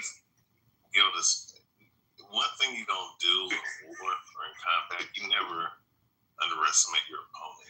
I know, I understand where you're coming from. No, I mean, I'm joking. Don't do that. And they don't even know how to put on a condom. There is probably a leftist out there. I don't know what man don't know how to put on a condom. There's and probably then to do the Ric Flair woo after was sinister, not even diabolical. Yeah, chill with that. Nah, but you know, like the narrative in the country is like the right knows how to use guns and the left knows how to use puns, and that is what it is. Now, I'm sure you got some leftists in Vermont that know how to shoot a motherfucker from 200 yards away. They know how to shoot a deer for sure. You know, leftists, they're green. But that's not what this is. This is not a left or right issue. This is, I don't know, like this is a man. Robotics is here. The world is going to be different in 5 years. 2 years. Y'all need to catch up. Yeah, well, the way black folks is going, y'all gonna need some reparations to afford the AI. Well, I think I'm talking about more government controlling us with robots. So that was kind of stupid. Also, the robots aren't that expensive. They're like $16,000. But the point is, y'all need to wake the fuck up. Because they're going to be controlling the shit out of us with this AI and robotics. Nah, man. Don't be afraid of technology. Human beings create technology. Human beings create technology to serve us. That is our invention. Stop being afraid. You keep saying our invention. Wait, hold on. You keep saying our inventions. We is not us. We is the 1%, my man. Yeah, but then you niggas are coming like me about how you don't like when you say we. When they say we, they're not talking about you or anybody on this. Well, I don't know if there's some federal agents on the stage. I don't know. Nah, you're trying to exclude the black man from science. I'm not talking about the black man. You're trying to say that science is only white man. What is he talking? What is this nigga talking about? First of all, you need to put the beer down. Put it down. I doubt you even know. Turn down. All right, I doubt you even know. Gildis, real quick. I'm coming for next, nigga. Yes. I didn't even say nothing about black people. All right. You brought up black people. All right. I mean, I don't know if you know the history of black people before slavery, but you know, I mean, it is what it is. All right. But regardless of the fact, brother, listen, dude. Since you're bringing that up, black people weren't in WCW, but if it weren't for me, woo. Well, yeah, that might be true. You know. But anyways, what I was gonna say. Well, you're not the real Ric Flair, so that ain't true. But anyways, Gildis, listen, bro. Like when they say we, you know, like the AI grid that you know, one of the this year when Trump got elected, and some of the shit you're seeing with China, like when you have to deal with the globalists. They program these robots. They put this shit in the work, bro. Not you. And the robots that you have in your phone, that we all have, these smartphones, like these are not just things that are just gonna, they're gonna just be serving us. Like eventually, we're gonna be serving it. Brand mysticism. He's ignorant. This is not mysticism. Yeah, nigga, it's not mysticism. You making me say nigga? Are you fucking stupid? I ain't even. But you know, but you know what? You don't pay attention to none of the predictive programs, all forms of media that they show you. It's very obvious, and the fact, like I don't think you obvious. Like this isn't even something we should be. This dude don't have no access to any files of what they have. He's just a contrarian. He don't even know. No, I'm not a contrarian. He just says no regardless. This is the same brand. There it is. No, I disagree. So Gildas, real quick. I'm gonna say this. Wait, Gildas, I just want to say this real quick. If you did not program that robot, that's or that cyborg or whatever, you better be very, very leery of what it potentially can do, because if you didn't program it, somebody else did. And if they have like any kind of frequency, radio frequency, or RDF, or was it the radio frequency identification bullshit that they got going on, they could have that robot do whatever the fuck they want to do with you, unbeknownst to you. You better have an EMP available. You know what I'm saying? Because I don't know if 5.56 or I don't know 50 calibers can penetrate some of the titanium armor. This is the kind some of this stuff. And I don't think you've done your research or you've looked into certain programs that throughout the world these people are doing. But they're putting this out there. Like what you see in China is pretty much where they want everybody to be at. Okay. I don't think you want to have fucking robots walking the streets, patrolling the streets, and policing people, motherfucker. What I'm really getting at is this is a form of technophobia. And you're afraid of advancement. And I don't think you need to be afraid of advancement. Now, what I think is going on here is that you're adopting your medieval African mind when you should have a modern mind about the African mind. You do not need to be afraid of the white sails appearing on the coast of Ghana any longer. I know that when you first saw those ships and you had no idea what water travel and Navy movement was, you were afraid because you were a jungle people. You never traversed the oceans. I am not a jungle person, and also too to sit up here and say African people are jungle people are stupid. What I'm saying is that when you are confronted with a new technology, it's a slave history, bro. When you are confronted with Ray, what in the jungle is this motherfucker talking about? I'm lost. I'm being this guy's got me confused as hell. I feel like he just wants to jump into a goddamn pit of mud. This is crazy. I'm really trying to understand what is his point. I mean, I can see if understand my point. Allow me to. What point is he making? All right, go ahead. I'm gonna be fair and call it. You know what? You're right. He's high and he's probably drunk, and that's what it is. I'm just gonna give him that. I'm gonna give you some. I'm trying to give you a little bit of leniency, but you got me on. Yeah, well, I tried. That I ain't on with you. Okay. You know what? Ray Alvia and we used to fight against each other on shit. Now we're best friends, and I don't even know what the fuck you're talking about. You're talking like you come from the Twilight Zone, but at least Twilight Zone was accurate. You're coming from the inaccurate Twilight Zone. Okay, I'm done. All right, I'm done. I'm just hanging out here late night like I don't normally do because my girlfriend and I got in a fight. I'm gonna put my shit out straight out. I can't even believe this late night. You know what? And yeah, you know what? I might be. That's right. Happy Friday. Love y'all. Continue. Was it Gildas? Gildas. Holy shit, his name's Gildas. Gildas, keep it going. Continue to sell us on your shit. All right, I'm done. You're,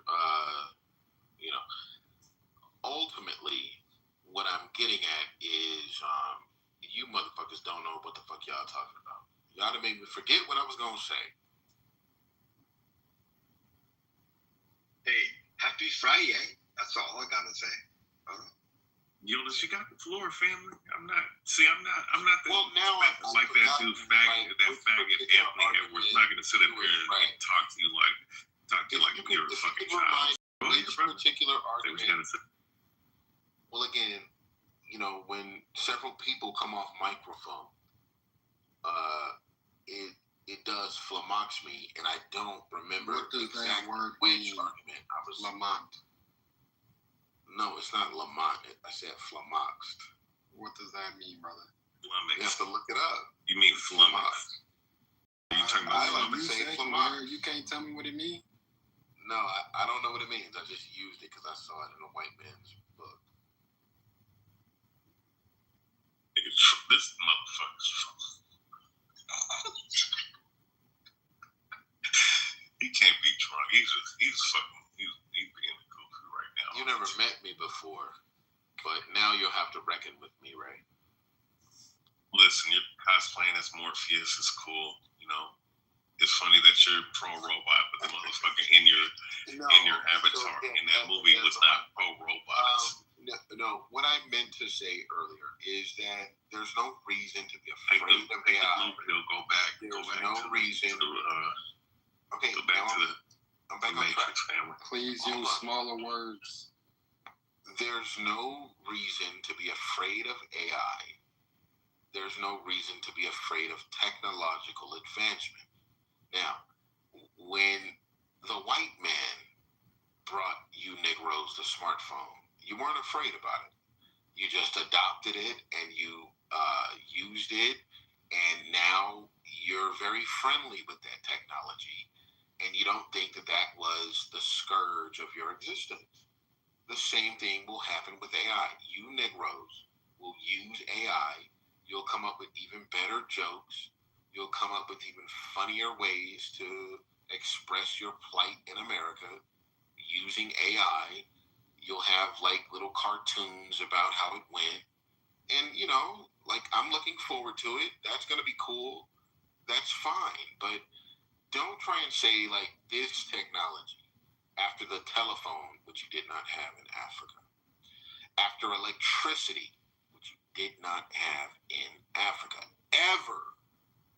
You never invented it. You never would have came up with it. After the internet, etc., etc., etc., just embrace the technology and make it work for you. Use it to make some money and be fine with it. All right, so Gildas, first and foremost, since you know you're just putting the blanket statement on African, my father's Native American, my mother's black. All right, so I don't know, and I don't think any of their lineages would extend from Africa. All right, because most black people over here are not from Africa, if you knew anything. But so that's number one. Number two, what you're promoting by saying that having technology and whatnot, no, there's nothing wrong with technological advancements as long as it's through physical labor and things that you can do by yourself, that's something that you can compartmentalize with your own hands and do manually. There's nothing wrong with that. Right? Ours, whatever, what have you. But the day that you program something, because you got to understand something about the computer. The computer was based off of the mind of the human brain was the architect of the mindset of AI. So yeah, AI robotics can outperform the mind or outperform the brain, but the brain has more potential because it is its creator. Okay, that's something that you need to understand. The brain has a potential output, but the base level. I'm trying. Listen, Gil, you said a lot. I wanted to hit every point that you said. So I'm not going to be brief. So I'm just hitting certain bulletin points. So with that being said, when you start to rely on, when the creator relies on the created, which is the AI, the chat GPTs, what you're creating is an environment where people are not going to be creative. People are not going to have critical thinking. All right? Which critical thinking and creativity is what we've, all the greatest wonders of the world that we see, all the architecture, the structures like the pyramids, or even some of the stuff that you see that was created in medieval Europe. All right, Persian Empire, Roman Empire, the Assyrians. Hold on. So wait, hold up. I'm trying, bro. Like I said, I know I'm landing my plane here. All that stuff was created by people with a vision, with a creative mindset. All right. So when you do that and you lower the standard, lower the bar by relying on a fucking computer that was pre-programmed by another human being, what you're saying is that you want to kill creativity. So that means that we're not going to have no creativity. Everything, the advancements of man is going to cease. It's going to plateau when it can be infinite. You know what I mean? So you're trying to be, promoting being slaves to that. So all the create, and I'm landing right here. So what you're going to do is create. What you're going to do is create. Well, you were speaking for a minute, so I'm just hitting your points, and I'm finishing right here. So all in essence, and I'm landing right here, is that you're about to create an environment where creativity is going to be mute and dead, and you're just going to have a bunch of non-creative, non-functional, psychologically inept, mentally inept people who cannot think for themselves, who are going to be fucking neo-maxis, doom plebes, zombies. That's the world you're promoting by promoting this shit. What you're overlooking is AI did not create that circumstance. If there are zombified, low-frequency, brain-dead people on the planet, they've been here since before AI.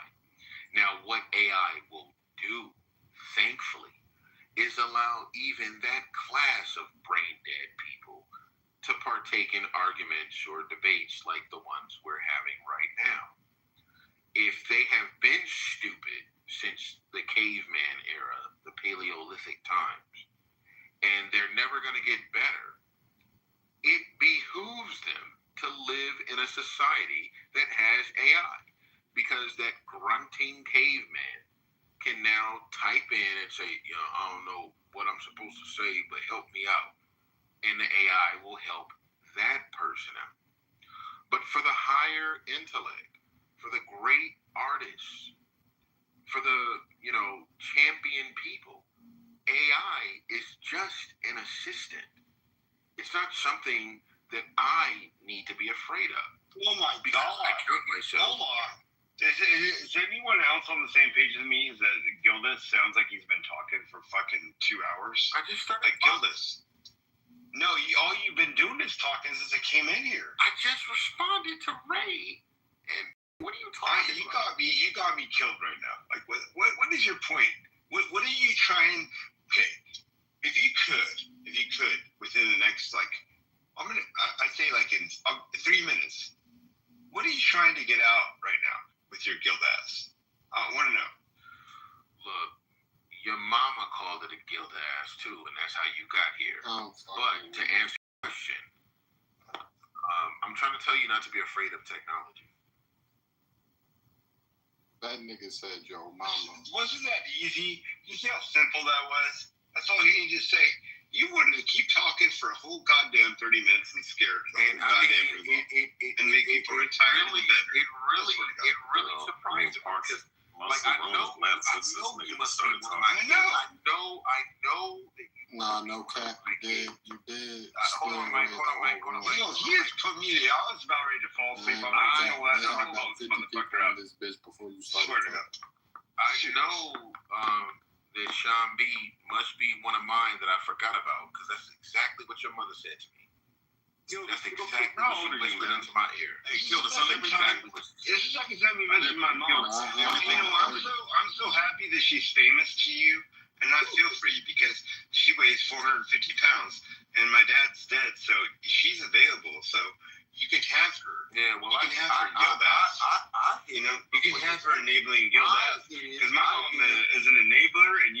perfect fit for her. You enabling, raised, stupid ass fucking motherfucker. You are stupid. You are dumb. You're dumb. You want to debate something? You give me something. I'll debate your ass all day long. Let's do it. What do you say? All right. Now let's get this room lit up. So you're boring, man. Get off your fucking death try fucking Tea Party bullshit and let's talk about it. All right, a sincere debate. All right, what do you want to talk about? All right, do you think? And if I don't want to talk about it, I'm gonna tell you no. All right, not that time. I'm gonna break it down right now. Let's do it. Let's do it. Is that your father or am I? What the fuck? Are you on Star Wars right now? I'm not your father, Luke. Charlie Kirk, man. We don't want to hear y'all. Yeah. I'm sorry. I just came in and I apologize, y'all. Matt, what's up? Anna, I'm sorry, I didn't mean to say Anna. Joe. Shout out to all my friends. Ray Avia, love y'all. I just want I ain't even on here like this late, but I just want to say what's up to y'all. Good, bro. Just stop playing. Shout out. Yeah, I like it. Let's get back to the serious. All right, let's be serious. All right, let's be serious. Let's be serious. Yeah, let's be serious. All right. I introduced the concept on the app maybe 4 or 5 days ago that Kirk is the white Malcolm X, and now I see rooms popping up about that. Would you say that like he's like the white man's Malcolm X? Or do you find like, nah, it's not a one-to-one kind of analogy? Or what do you think about that, Sean B? I'll give you a response. I actually, to be honest, I voted for Trump the last 3 votes. Yeah, 45, 46, and 47. I was a straight ticket Democratic voter before that. And Charlie Kirk was one that I actually didn't follow and watch a lot of his content. Now, and I was aware of him. I've seen a few pieces of what he delivers, which I've always respected. And he's been to a university nearby where I live last year, and he actually was expected to be here this year. Unfortunately, he won't be. And through his death, he's now on my playlist, and I think he's absolutely amazing. He reminds me of Rush Limbaugh, but like an advanced version of Rush Limbaugh. So I like the fact that he knows what he has. He's going to speak on what he knows of and speak on what he doesn't know of. And he's got a much better memory capacity when it comes to being debated on. But the thing I like about him is that he can rationalize with any human being. Isn't that what we are? Aren't we all? For the most part, we can all have we can have a conversation, right? Isn't it sad that and Gildas, I don't mean to like cap on you or put a little pressure on you earlier. We were just fucking around. But hear me. Yeah, of course. And I'm not one to push ill will unless you really like were to threaten something on my life. But honestly, when it comes down to it, though, we all find a middle ground. There's certain things we're going to disagree on. All of us have things we agree on and things we disagree on. But there's plenty of middle ground that we all fall in. And isn't it crazy that when it comes to our system that we don't see that representing us as human beings in our normal life? Like we have conversations, we can have conversations here in Clubhouse, but isn't it funny that our own country can't have the conversations we have here? All right, that's what I'm trying to say. Let me put it this way. Now that we're being serious, I will jab at you just to make the room funny for a little bit, but on some serious shit, all right?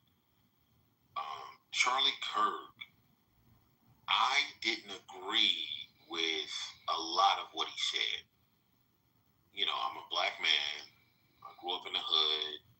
I'm from the crack era. I made good out of the crack era. But I know, like, you could look at my situation and be like, yo, man, you were disadvantaged, Gildas. I'm proud of you. Yeah. Charlie Kirk was talking about the incidents of the lack of fatherhood in the black community. And when I heard him say that, I was like, yo, man, he's right. He's absolutely right. It's not a break it down all the way, but your father is that intervention when you start getting in trouble, when you start getting in fights at school, or you start getting teased at school. Your father is the one who comes along and says, well, look, son, if that man is bullying you, you don't have to swing on him.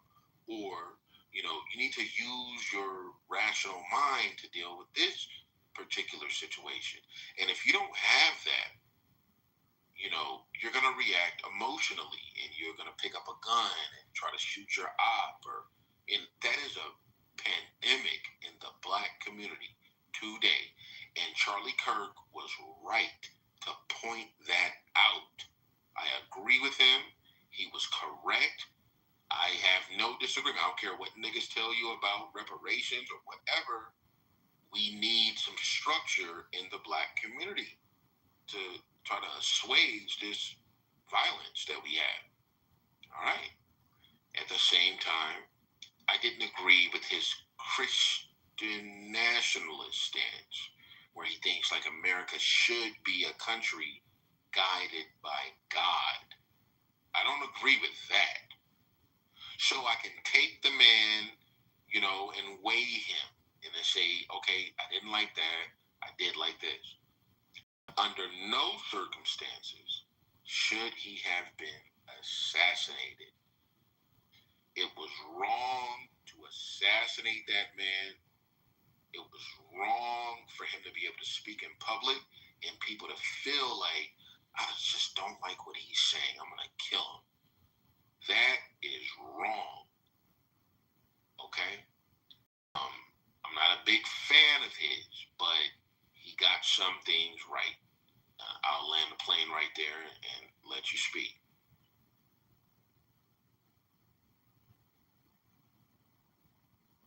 My question is to you, though, what is your evidence of what you're saying in regards to him and that, what you said? I mean, regarding Charlie Kirk and his stance.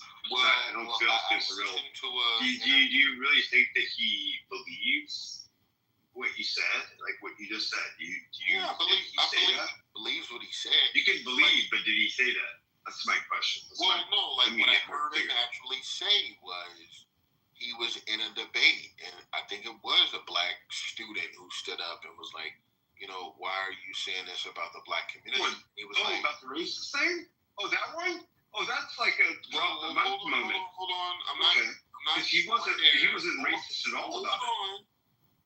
I'm not going there. But he responded to the student and was like, yo, what are the homicide rates in the Black community versus the white community? And the student who was Black was like, well, white people kill more people than Black people do. And then Charlie Kirk was like, yo, yes, but there are more white people in the country. So if you break it down in terms of ratio, like, what is the ratio of murders in the Black community? Well, if you have 13% of the total U.S. population Black, right, you heard this, you heard the whole thing. We don't have to recount it. And you have a much more higher, 13%. We could do all the breakdowns of it. We could go statistically, right? But when it comes down to it, hold on. There's a large number more white and that's what than I Black. agree with. No, I'm saying that's what I agree with. So, of course, now if we had an equal number of Black people to white people, now if we had an equal number of Black people to white people in the United States of America, would you agree it would be higher than it is currently? It's already said that and already agreed to that. Okay, He's not saying there's anything wrong with Sorry, I came in late. So, yeah. All right. No, let me come in late. I thought you fell asleep. Okay. All right, I came in late. And honestly, you sound like a broken record. I'm a beast and everything I love, man. You sound like a broken record saying the same fucking shit over and over again, bro. In what way? Who, me or Gildas? Is that me or Gildas? Oh, okay. Yeah, I don't know. I just got here, so I'm sorry if I was trying to provoke. Can Ray explain to me how I sound like a broken record? Please, Ray. You just repeated what you said earlier, man. Like, do I gotta do a monologue of what you just said? Like, you can just sum it up in a sentence. Oh boy. Okay, so you sat up here and you talked about the robotics, AI, and you went back to the other shit that you talked about briefly before that. You know what I mean? You keep repeating the same shit, like the same phrase. It's like, oh man, bro, like what are the materials? No, I think you've lost track of the argument, and that's okay. We can speak again tomorrow or next weekend. Well, yeah, let's do that. Ray Avia, why don't we spin it to 764? Anyone know about the 764 organization? I'll post a link. Nonsense. 2 days ago? So 2 days ago, two high-profile leaders were arrested. 100 mics. Stand here, read the room. You just came up on stage and you just opened your mic. Why do you think you're so important? Sean, go ahead. Talk about 764, and I honestly will ask and beg of all of you to get on. Go ahead and get on your whatever your AI is, whether it's Grok or ChatGPT or whatever you know. If you know me, search 764 terrorist organization. Okay, I'm gonna post a link. Give me just a few moments. I'm gonna post it down below. I would love for you guys to check it out and look at it. You don't have to read the whole thing, but read it all. And this is crazy. This is legit shit, and it will connect to a lot of shit and crime that's going on. Now allegedly we can't say it's linked to what's happened to Charlie Kirk or what happened at the church. But I'm going to tell you, if you see this and you look into this, you're going to start to question things, and it's legitimate. Okay. All right, I'm gonna be quiet for about 5 minutes. Thank you all. Well, Sean, I have something for you. Just post it in the chat and be quiet for the next 6 or 7 hours while we read through it, like trying to figure it out and parse it. Okay, thank you. But I seriously feel bad for Mikhail. I went into chillism, and he's on stage and everyone's asleep, and he's just talking to himself. No, I love Mikhail. He's like saying the mute button. What do you mean? I'm making crab legs. I mean, they're imitation crab. Yeah. You know, it was wrong for Charlie Kirk to be assassinated. I don't care how left you are or how much. You said this like 3 or 4 times. Well, I'm trying to get to the larger point. Do you feel offended? Hear me out for 30 seconds. The bitch. Just hear me out for 30 seconds. So fucking Israel. Because I will probably annoy my friends on the right. The fact that Charlie Kirk was killed in the fashion that he was killed in does not give Donald Trump a right to crush freedom of speech. If he's being annoyed by the late night talk show hosts, it doesn't give him a right to suddenly... Okay, I gotta ask you, how did Donald Trump crush Jimmy Kimmel? Because he is the head of the government, and the FCC is moving on his behalf. And if the FCC is threatening a network with pulling their license, then the buck has to stop at Donald Trump. So we are in an environment. Hold on, I'm answering your question. We are in an environment now where if Donald Trump tweets, the federal government acts. Yeah, Gilda's okay, yeah, no, but where President Trump instructed the FCC to cancel that. No, there's not a direct one-to-one. No.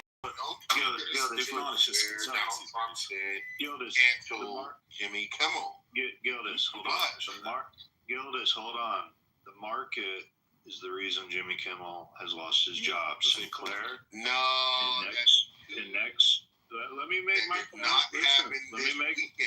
This is capitalism. Okay, look. Sinclair and Nexstar, which are affiliates of ABC, had already pulled his show from airing that last night, and advertisers were already calling to pull their advertiser dollars from him. ABC executives had asked him to try and quelch the negativity, and he intended to go on air and pour more fuel on the fire. So ABC executives then ended up pulling him largely because his show was not going to be aired in half of the country already because ABC affiliates pulled out. Has nothing to do with Donald Trump's iron fist, bro. Come on. All right. You know, I can understand that perspective, and I'm trying to understand it more and more. But you don't cancel late night talk show host that quickly. Yeah, you do. If this environment is not in place, You also saw the link. Did you all see the link I posted? Every entity in the country right now, every business, every university, every network is trying to figure out how to Gildis, exist. can I help you? Gildis. You're in trouble, Gildis. Gildis, let me help you with this, okay? Okay, Ready? go ahead, Abby. Because I know how your mind thought that works. 1934, we passed the Federal Communications Act, okay? We entwined the government with broadcasting.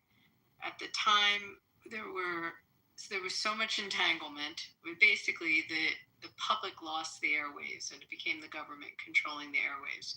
And for 40 years, the only stations were 3 networks, and every 5 years they had to get relicensed, and they had to kiss the ass of the government. And this was a New Deal legislation that came in, and this was Democrats wanting to keep that control, wanting to keep everything in check. It really emanated from that. It wasn't. Their control is only for Spectrum airwaves, which gave them control. Ultimately, Fox became a network, or any of those UHF channels, and also the radio. Okay, now fast forward, streaming, cable, they can't control it. They can't control internet. They were able to control only things through airwaves. Most of the demographics of the people that were watching late night television are the same people that watch the 11 o'clock news in their towns, and they watch local stations that then bleed into those 3 network news shows that were all competing against each other. A lot of these people are in red cities, in red states, and they being stuck how many 10 hours, 11 hours a week listening to The View and then listening to Jimmy Kimmel on ABC. People weren't tuning in. They're just not getting the viewership. The sponsors don't want to pay a fortune to advertise when they don't have the viewership. And you can look at what the numbers were. They made a business decision, and the business decision was made by Nexstar, and then Sinclair followed along, that they, in their stations around the country that they own, which between the two is the majority of the local networks, the local stations, or the ABC stations, they made a decision not to air him. The actual networks of NBC, CBS, Fox, and ABC only own about 30 of the stations around the country. Everything else is owned by these other companies and the company that Nexstar is acquiring. It's a business decision. If you follow, now I'm gonna say one last thing. There's a lot I know about this, and I have dealt with at length many years of dealing with Sinclair. I know the company extremely well. Okay, one last thing I'm going to say, Gildis. There's no loss of freedom of speech. Jimmy Kimmel can take a fucking soapbox, go out to, put this in the chat, go out to MacArthur Park, go out to wherever he wants. He can go on any TV show he wants. He can talk, he can go on YouTube. Yeah, look at He didn't lose his right to have freedom of speech. That is He not just what I'm getting. didn't have That is not what I'm viewership. He didn't have viewership. That's Listen, fine. That's okay, fine. I like him. He's a local boy from where I live right now. I went to I high school with understand my that. friends. But Everyone would loves him.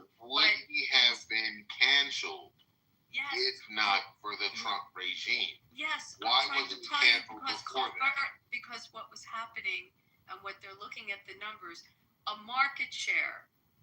So again, I said the 11 o'clock news bleeds into the late night shows. The market share for the 11 o'clock news in whatever town you're in used to get a 10 to 12% share, then it knocked down to maybe a 6% share. They were making it with 1 3/8 to 2 if they're lucky. Did you in hear these what the markets. FCC I'm chairman not done. said? Come on.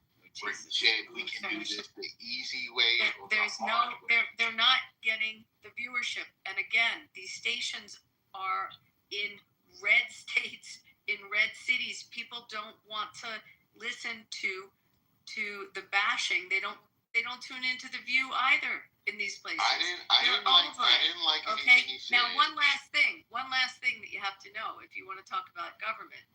This setup of the FCC having its hands and control over those networks that are on the Spectrum airwaves is something that is created by and enforced mostly by Democrat administrations.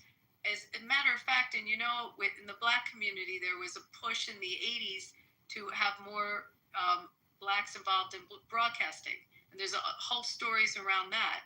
I mean, there's been an entanglement of government into that industry for years. So now you see the Trump administration utilizing that entanglement, and everyone's up in arms when it's been happening through almost every administration since 1934. So now I'm done. I think that Herbert C. Hoover legislation was wrong from the start, and it would inevitably lead to where we are now. So I do understand that. I agree with you. It's not all Trump's fault.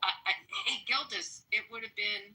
Imagine if we didn't have that legislation and the questions of freedom of speech and what would have been said on the air, and Howard Stern not having all the issues that he had. I mean, go through the litany. You can compare it to satellite radio. When I listen to satellite radio, they get off. They can cuss. They can go crazy. And it is what it is. It's all private. I don't know how the government regulates satellite radio, but I know, when they were doing it, like, they were going off. It was like cable TV, but on radio. They don't have any controls on it. Not on. I have an interesting question I haven't heard ever asked on Clubhouse. How do you guys feel about censorship in the U.S. of A? With Charlie Kirk's basically, being assassinated, and how most of us had access to a report or a video that we saw that was something we'd never seen before that was uncensored. No, I'm talking. I'm being honest on this. No, it's a question because. Okay, thanks for that interruption. How many of you believe that we should actually be seeing more of what's really happening? Because I feel like this is the first time we actually have really seen it before our eyes, and now we're really taking it seriously across the board. I mean, you're sick. You're a sick human being to see that. Insane. Well, I think there's anyone who says he deserved it. No one deserves that. I would not even my worst enemy would I deserve that. I wouldn't want that for. Did we see Kennedy shot? I mean, when no. was shot, I do think there is something to be said. Gildas, did you ever see that video? Yes, I haven't seen that video, but I do believe that there is something novel in the way that Charlie Kirk was assassinated, and it went viral and everybody saw it. Like, that's a watershed moment. To see someone assassinated, like, real time for our culture, it is different. Like, even when it came to, like, George Floyd, like, it was slow motion. It was horrible, but it was slow motion. Yeah, but to see somebody get killed that way, I don't think we've ever seen that. I don't think we've ever experienced that as a mass culture. I don't know. Wait, so let's talk about that, because we saw the Reagan being shot, right? But it didn't go viral. Nothing is like the that. way that it got viral. Nothing is like that shot. That shot is the craziest thing any American, like a little kid could have seen that. Because we saw the blood. Because we saw the blood, and with Kennedy, though, you did see the shot. You saw his head explode. It was like frames of it, if you remember. Yep. Yeah, but we had multiple angles too. Pardon?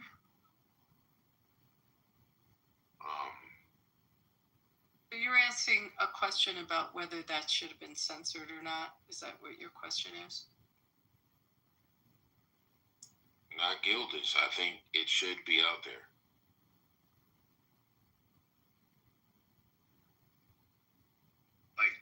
So my question is more about how it impacts you when it's in your face. We've been protected by seeing a lot of shit that's happened to people over decades, and by doing that, it takes away from the impact of what's really happening. How does it take away? Doesn't it add to the knowing the reality of the horror? Didn't they break down the Boston bombing? I don't feel like people realize what's happening. Wasn't it? Okay, so I was born in '77. Some of you weren't born. Some of you were 2 years old when September 11th happened. Okay. No, I was not 2 years. I'm not saying you were, and I love you, Abby. You're only a couple of years old. But okay, so when that went down, I'm in California. It was surreal to see that. Why was it surreal? I remember the people jumped out of the building. Because of the censorship that has been in front of our face for a very long time. What are you talking about? I actually went through desensitizing practices because I was planning to go into the Marines. I wanted to be a military police officer, and I wanted to be a California highway patrolman. That was my initial goal. And things were posed, things I saw, there were certain things I'm like, no, I couldn't do that. Because I'd pull out a gun and shoot the motherfucker immediately. Like in an example of a man beating the fuck out of his wife, I pull him over and the guys literally beat her to a bloody pulp. It'd be hard for me not to pull out a gun and blow his brains out. So I knew it wasn't a job for me, so I couldn't do it. But most people don't actually see that shit. I mean, we've all been born and raised in different families, and all of our upbringing is different. But to see what really is going on, I mean, Sean, so let me ask you, have you ever been to a morgue? Yeah, I have. So some people, people that see a dead body for the first time, or people see something graphic. There's a lot of people that haven't been exposed to that. I will tell you that there is a film put out by the Israeli government. It's very strict how you see it. You have to have special arrangements to view it. And it's 45 minutes of the footage that Hamas filmed as they were killing people and raping and cutting organs off. And when I talk about it, it's just really hard to even talk about what it is, but it's everything. It's all of the butchering and the slaughtering. And they filmed it. They happily filmed it. And when a lot of them were captured and their phones were captured, they took those films and put them together for history. And people from the government can see it. It's done in a very you have to go. Let's say you go into an auditorium where you see it. They'll only show it. You have to be vetted to see it, and then the actual stick that goes into the computer so they can show it is like you have someone from the consulate that has that. It's not something anyone can get their hands on. So it's very, very controlled. But you see right there, this isn't Hollywood. There it is. And the answer is it haunts you for the rest of your life. It does. But you also know for the rest of your life what evil is, and that it's no joke. And it doesn't force you left, and it doesn't force you left to right. You look at it as a human. Forces you to want to other humans. Fucking have them eradicated off the face of the earth. Exactly. But if you ever need impetus to know why you eradicate terrorist organizations, see the remnants of a terrorist attack where a bus is blown up or just see it once. And you said terrorists, you should have said Palestinians. Well, people trip out on what they saw with what happened in Charlie Kirk, but you could easily why don't you just see what the Mexican cartel were doing with Charles, and I will leave it at that. Yeah, no, I'm not talking to you, Abby, specifically. I'm just speaking to the room on this. I'm like, a lot of people have been very much blindfolded to the reality of what it is, and then they just easily speak on how it's this or that. But when you see that, there's no political stance on what you're seeing, and you're going, I don't want this to happen. That's where we all come in as a universal support. Look at September 11th. I don't think when September 11th happened, we all unified, and unfortunately, we blindly wanted shit to happen. We wanted revenge. We wanted to see something out of that. Sean. And, go ahead, Abby. I'm going to be quiet. I was just talking about this in the other room, so I'm a bit redundant. But okay, I'm sorry. I'll say this very quickly. You. The TV series that just came out, 11 minutes on Paramount, is 4 episodes of the shooting here in Las Vegas, and you see the bullets raining down. You cannot believe this footage. You would have thought Hollywood came in to make this, but this is footage that not only law enforcement, but clearly the casinos had because of, they film everything. It is 11 minutes of 20,000 people having bullets coming at them. Mm-hmm. You see blood. You see people just dying in front of people. You see about Mandalay Bay. In Mandalay Bay, the first episode and first and second episode, but definitely the first. Very hard to watch. I mean, it's really hard to watch. I have two clients that survived it. One of them had 3 children with her. She was 4 rows behind the front row when Jason Aldean was on stage performing when those bullets went flying, and you can hear the ricochets. And I have another friend personally who survived the massacre in Calabasas at the country bar. She was at that one and Mandalay Bay. Were they okay? Were they shot at all? No, they all survived. Thank fucking God. There's 850 people got shot. 800. Right. There's 20,000 people there, correct. And 58 died on the scene. But my point is, when you see this and you see all the films, and then you see the SWAT team actually break in to where his room is, and you just, everything's graphic. You see it. You see the hospital scenes. I mean, it's incredibly well done. But seeing reality and seeing that makes it so much more impactful that everything that then had to get put in place to deter that from ever happening again, you fight to get that in. I mean, these things are more, I don't want to say inspirational, but they're important. Impactful. Is a better word. Yes. Yeah, it hits you different. And, because it's easy to read about a situation. It's easy.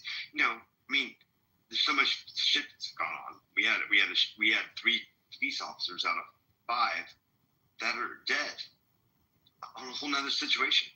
I mean, this stuff happens every motherfucking day. Not to some of the degree these are like, we talk about, I don't know, it's focused on certain things, but this shit is happening. Okay, but people live in bubbles. But the censorship part, like, okay, what if we saw the children at Sandy Hook, how they really looked after they were killed? Like, oh my God, what would happen to America then? Like, do some things shock your conscience so much you shouldn't be exposed to it? Or the censorship, or the restriction should come on? I mean, those are the questions. Right. Are we desensitizing, or are we sensitizing the public? Like, too much desensitization, would that put us into more of a realm of, like, say, people that live in the Middle East that fucking see this shit on a daily basis? They wake up with, they see shit that none of us could ever imagine. I think it's time for America to wake the fuck up and see that and be more unified on it, and The people that are like, yeah, totally good. Glad to see all that. Hell fucking no. And if you are all about that, well, guess what? We know who you are. And I don't know. I don't know. I don't know what the right answer is. What do you think? I mean, I think there's a time and a place to show people that. I don't think it should be on like national television. We shouldn't be showing like dead kids with their heads blown open and shit. I mean, I've probably seen a couple hundred dead bodies in my life. It's not fun. Most recent one was a guy with 2 compound fractures and his head split open from a motorcycle accident. My dad was there at the Atlanta bombings and walked right past where the shit blew up like 5 minutes prior to it. So yeah, I mean it's what the wicked shit in the world. But should we be seeing it on television? I don't think most people can handle it. I think it can cause people to be traumatized in a way that can cause them to maybe have like weird thoughts and maybe inspire them to things or like give them weird. I hate to use this type of language, but like weird kinks and shit like that. Like people get off on that kind of weird shit. Like a copycat thing? Yeah, well, I mean, when people are traumatized like this, I mean, I'm going to bring somebody up as an example, but JB was, molested by a serial rapist when he was a kid, and he went on to rape women and sex traffic them. I mean, and that kind of shit traumatizes people where they end up, like you said, copycatting it or becoming the monster that, did bad things. So, I mean, that's why you look at people that tend to like molest their kids and stuff like that. I know I'm using strong language, sorry guys, but people that end up doing those type of abuses to their kids usually had it done to them. So I don't know if like showing the general public, 16, 17, 18-year-old kids, people being blown up and shit is a good idea. Anyway, it's interesting. There's a long way. I wanted to thank Ann, Joe, and Matt. Great modding tonight. You had a lot of crazy things. Come on. That was crazy. And Abby, I agree with what you said that it's one thing to like say, oh, that's evil, but then actually seeing that, like seeing what evil really is, like that hit so deep, so different, that, and then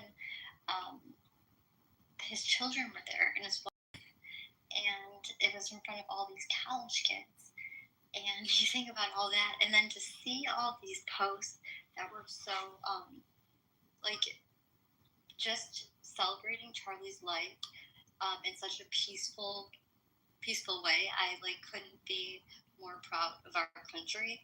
However, those bad actors that were like laughing at it and saying, "I'm glad that motherfucker's dead," like, I mean, evil was exposed, and yeah, it's different.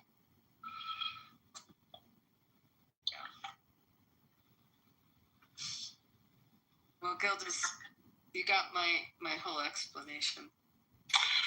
And I am appreciative of it.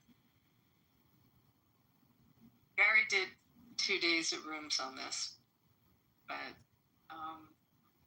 it's the system on how. I mean, let me end that whole thing. The whole diatribe I went in is that industry is a dying industry. It's just dying. Local television is dying. I'll put on my local news to see the weather so I know what I'm wearing the next day and whether the sports teams won. Otherwise, I really don't want to know who got murdered in, the northern part of town. And the people that watch it are people that aren't watching streaming. They don't know how to stream. It's just different. And the numbers are very, very low. Because we don't understand it because everybody watched Johnny Carson in our life. 15, 17, 20 million people tuned in. Yes, well, there's one thing to say that the ratings are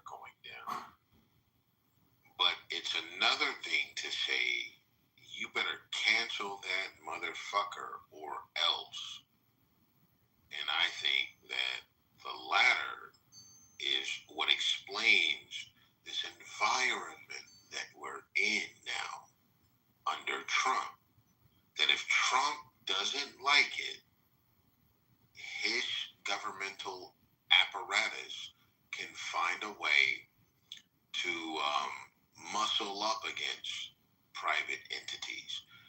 I'm not a big fan of Jimmy Kimmel. You know, I've seen some of it. I remember when he was on the Man Show, you know, and he calmed himself down. You mean when he was on the Man Show when he was groping girls on the ass? And yeah, you know, I know the trajectory.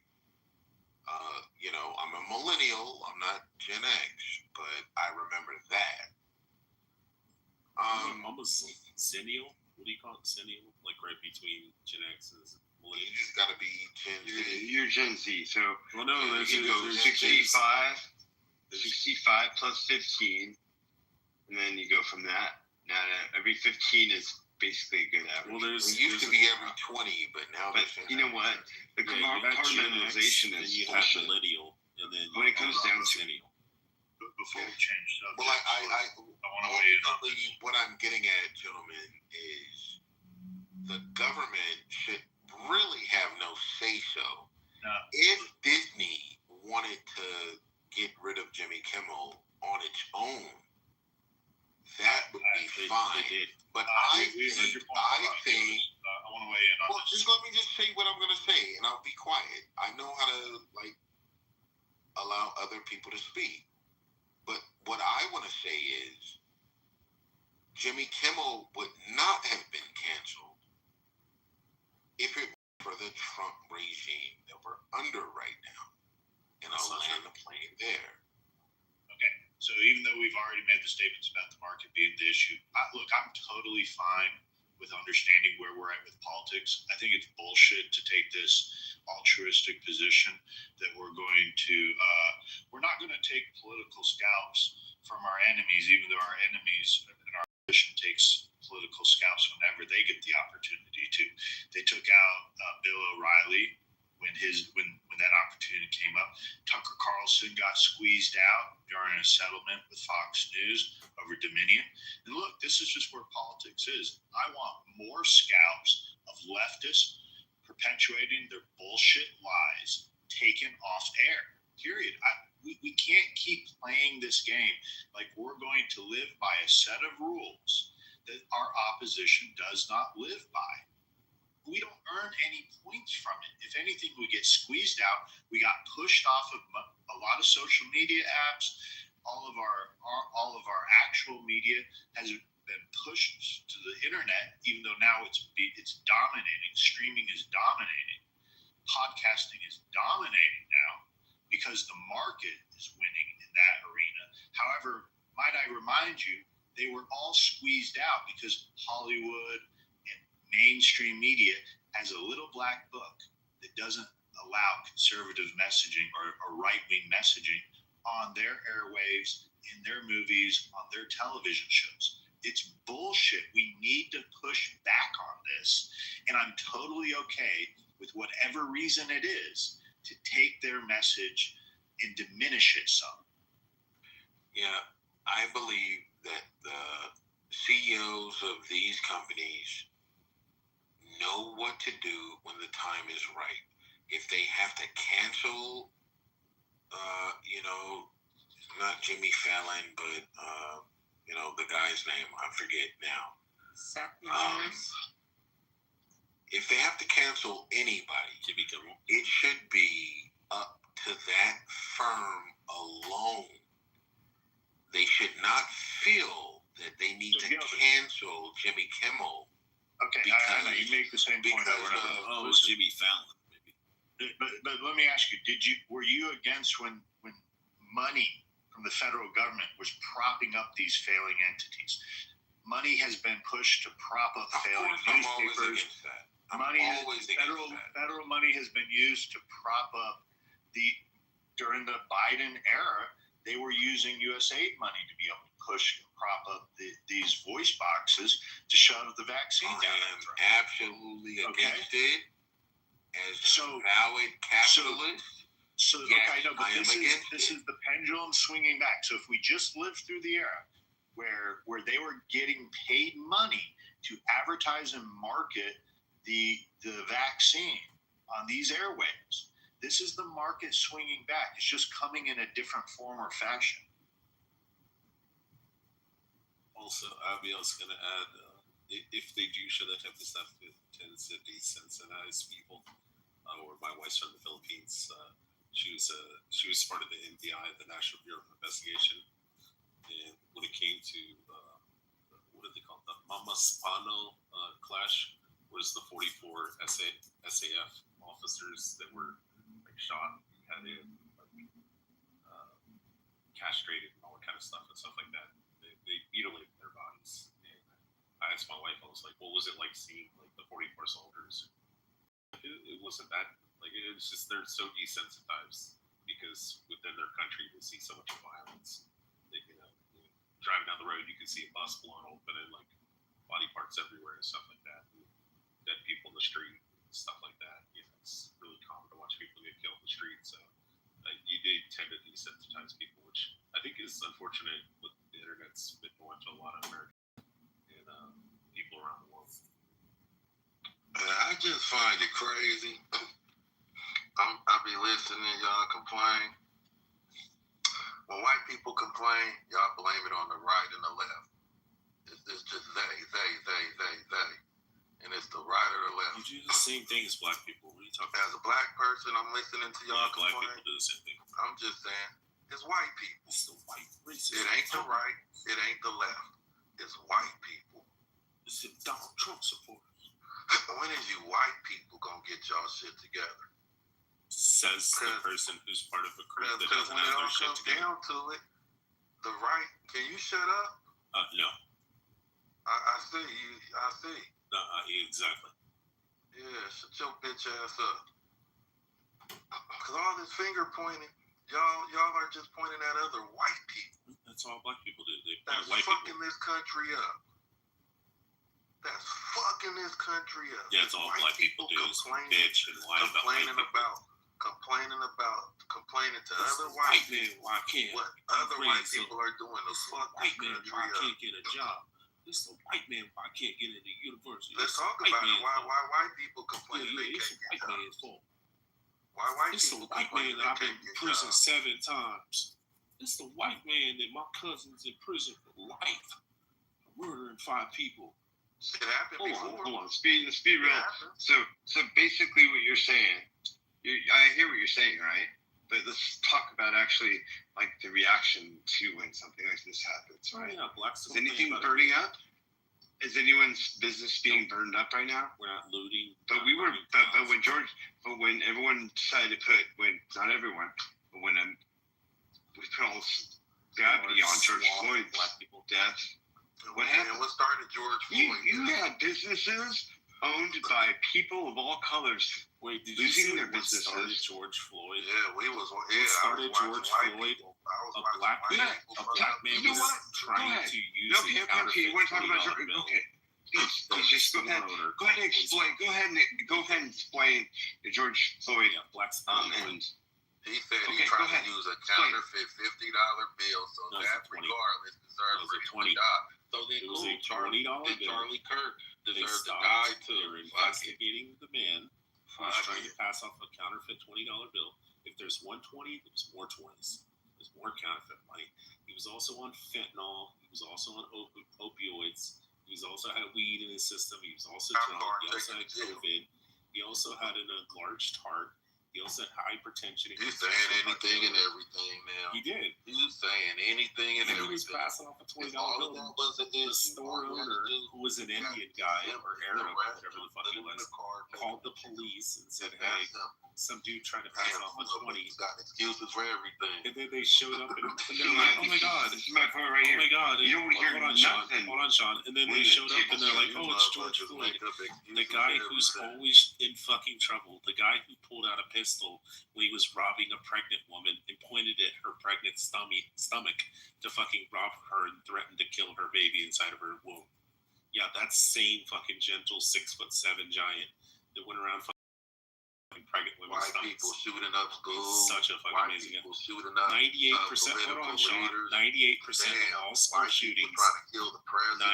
98% of all school shootings are committed by blacks. 98% of all school shootings, you fucking chimp, are committed by black people. No, that's not. That's not. So you don't need to call it a chimp. That's not. He is exactly like a chimp. But you know what, though? Then let's talk about Breonna Taylor. Let's talk about Breonna Taylor. Then. You want to talk about George Floyd? Let's talk about Breonna Taylor. So the fact that her boyfriend used her as a human shield. I thought white people were so educated. Breonna Taylor's boyfriend used her as a human shield. Y'all shooting up everything. Yes, Black Lives Matter. We know what you stand. So continue to put your shit out there. But you don't see it. Flip the goddamn script. What happened? What happened to Charlie Kirk happened to, like, say, what happened to Charlie Kirk happened to one of the people on the left side? Once you shave the hair off. Would it be him saying? Not at all. Yeah, you're just a clown. You're just a troll. With what you're saying. If you really want to listen, if you really care, do you care about what's going on in our country today? It sounds like you do. About these problems you white people started. Okay, so you just want to troll, and you just want to be here and treat people like a punching bag. I don't think you actually care about what the truth is. I don't think you care. That's what I'm trying to come across. You know what? You think about George Floyd. Why don't you talk about Breonna Taylor? Breonna Taylor is a human shield. Your people are panicking. Wait, no way. Just so you know, Sean's super fucking I'd like you to explain. Why my head's up my ass. He won't stop when the retard. No, I think I don't want to sit here for 5 more minutes. You'll sit here for 5 hours with the ignorance coming out of your fucking mouth. That's all I'm trying to say. Okay. No, not at all. Yes, you are. Yes, you are. You know what? I'm going to shut up for 5 minutes. I'd like you to sell to me what makes George Floyd and Breonna Taylor different than what happened to Charlie Kirk. What's different between the two? Between the three? All right, that's different. White on white crime. That's white on white crime. Well, so you are definitely you definitely believe it's a color issue. Okay. All right, when you gonna shut up? That's a big difference right there. That was white on white. Okay, I'm gonna shut up. Once again, George. I'm setting the timer right now. 5 minutes. You got 5 minutes. Shut up, bitch. I'm gonna get with the mic in 5 minutes. Go ahead. Go ahead. 5 minutes. White on white crime, police brutality. There's a big difference, you fucking idiot. But you don't understand that when it happens to black people. But for some reason, you see there's an issue when it's white on white crime, you fucking idiot. You're just a fucking idiot, Sean.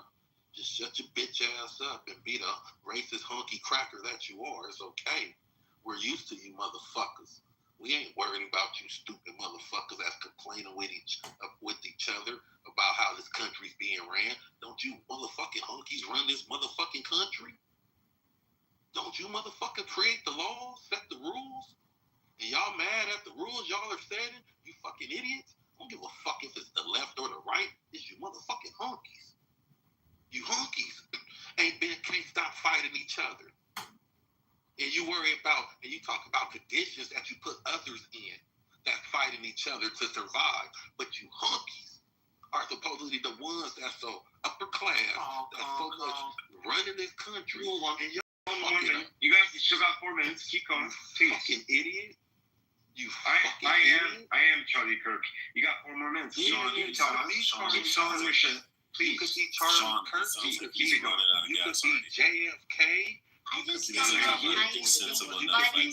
go 5 minutes. You can't go 5 minutes. White people. I thought I got 5 minutes. I thought I had more time. highly of yourself. Hold on. 1 second. I'll pause my timer. I'll give it 4 more minutes. Ann would bring Sig up. Okay, I'm going to shut up. I wish Ann would bring Sig up. Let's give them 4 minutes. Let's give it a People get unhinged when they hear the truth about themselves. I bet you If only Ann would bring Sig up. I bet you they can't wait. You can invite him in. The N-word. I bet bet you. Okay, hold on. So, okay, hold on. You know what? Hold on. I paused it when we all interrupted you. No. Hey, you know what? I'm giving you respect. I paused it. You got 4 more minutes. Timer's continuing. You got 4 minutes left. Then I'm done with you. I know you want to pound on your chest and say nigger. Go ahead. I know you want to beat on your chest and say nigger. I'll say it. I know you're mad, hunky boy. Let him continue. Because you realize you guys. Come on. Let him continue. He wants to continue. What to do. You guys are the real idiots. The real idiots, you honkies. You motherfuckers took over a country and still can't run the motherfucker right. You motherfuckers are idiots. Coon. You motherfuckers are idiots. I don't care who's on the left. There's black Republicans, there's Asian Republicans, there's Mexican Republicans, there's black Democrats, there's Mexican Democrats, there's Asian Democrats. But the majority of put them in the chat parties, the majority of both parties are fucking honkies. That have always been the majority of both parties. And you motherfuckers still can't get shit right. You stupid motherfuckers. You stupid motherfuckers. My name. Would you say that? Hold on. Sean, hold on. My name is not Toby. My name is Kute Kite. That's cool. You're Neanderthal. I'm aware of Reese DNA too. I've seen Reese many times. You should look at the 2021 Stanford study. Only the ones that mix. You still got it, W. It shows that all humans honor have Neanderthal DNA. It shows that whites have higher. It shows that whites of the mountains have higher Neanderthal. This is basically 5 minutes in totality. The 2021 Stanford 4 minutes. I'm most of the time. Yes, of course. No, there's 4, including you, man. Any traces? A bunch of retards. Yes, all retards. Right. It's all the Asperger's. Fucking, you got a bunch of fucking Aspies. You got a black Aspie, a Jew Aspie, and a white Aspie. Have any Neanderthal DNA? You honkies have you. This is like you're like leading. It's like it's like you're a teacher in autistic when you talk the class. truth to y'all want to deflect. Y'all want to do no, anything to not hear the truth. You have to corral the kittens of autism. It's the truth. We have a lot of people here. Hey, let's take a vote. Put a thumb up or a thumb down if you like what this guy's got to say. Thumb up or a thumb down if you like what this guy's got to say. Why you can't accept the truth? Yeah. The truth. What about the truth? Okay, we're honkies, we're crackers. No, and we're stupid. No way. Because you can't handle the truth. That's why. Jose, No. And can you say you're Neanderthal? You admitted to everything else. Can you say they're Neanderthals also? I'm not white. That's cool, but you said they're honkies, they're this, they're that. Can you also said that. include Neanderthals? All right, well, I also said they're Neanderthals. Can you repeat that? Okay. So, anyways. Please. If you're gonna quote me, If you're gonna quote me correct. I also said they're Neanderthals. Okay, I also said they're Neanderthals. If you're gonna quote me, please quote me correctly. Fine. Quote me. You're a faggot. That's far from it. I'm far from it, but I know they're Neanderthals, and you know they're not far from that. They are what I don't they think I've ever heard Ann say that one before. No way. And I know I'm against the gay community, and I know you're not against the gay community. He called us honkies, and do you even know what a I know honky you're is? not against the gay community. You don't even know what a honky or a cracker is. And he cannot be homophobic if he's gay himself. What is your information? See, this dude was brought and teacher trained by fucking Kamala Harris herself, and maybe a little side of Joe Biden as an appetizer. Yeah, that's what this guy is saying. You honkies is mad. Y'all don't know what to do. Okay. 3 autists being corralled. You honkies is mad that y'all killing each other. Oh, he got shot in front of his kids. Figure out who's the old white lady. His Jose, kids anybody getting shot. Anybody getting His killed like kids that. shouldn't have saw that. Oh. Yeah. You don't have a heart? Hey, wasn't that crazy? It was sad. Saw that blood. And I hope you never have any autistic kids. You have to deal with these three on stage. Fuck them. Why? Well, do you see how they act? I ain't finna have no retarded Do you kids. do you see how Sanu, Sean, and No Way Jose act? Bam. Bam, motherfucker. No Way Jose. Question for you. No Way Jose. I have a question for you. Did you enjoy seeing what happened to Charlie Kirk? Jack, we're crashing out. Okay, I'll stop. Sorry. Hey, we upgraded that from JFK to Charlie. We're scratching out on idiots right now. Jack, a great do you upgrade. know this No Way Jose character? Yeah, he's That really motherfucker terrible. got. We used to say they No, got no, JFK.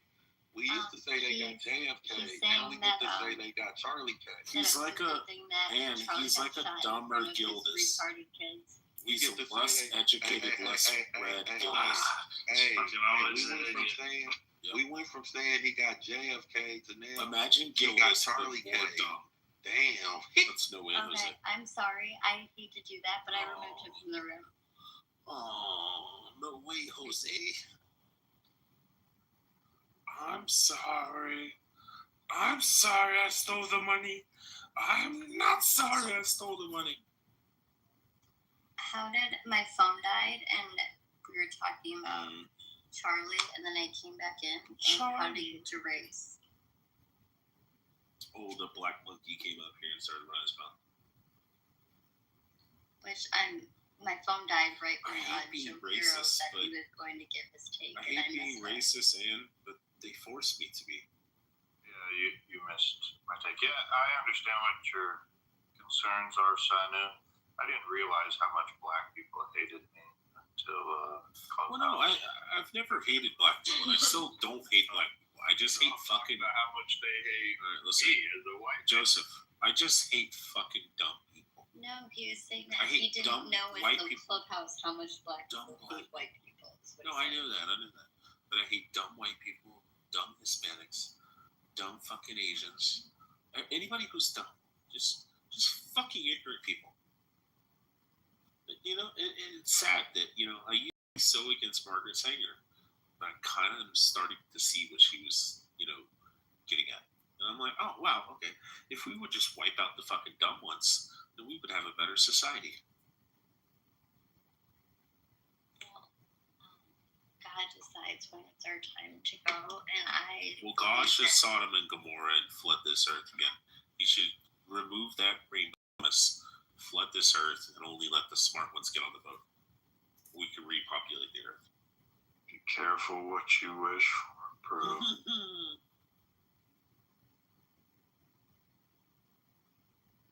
You had a great take, and you missed it. You don't want to say it again, do you?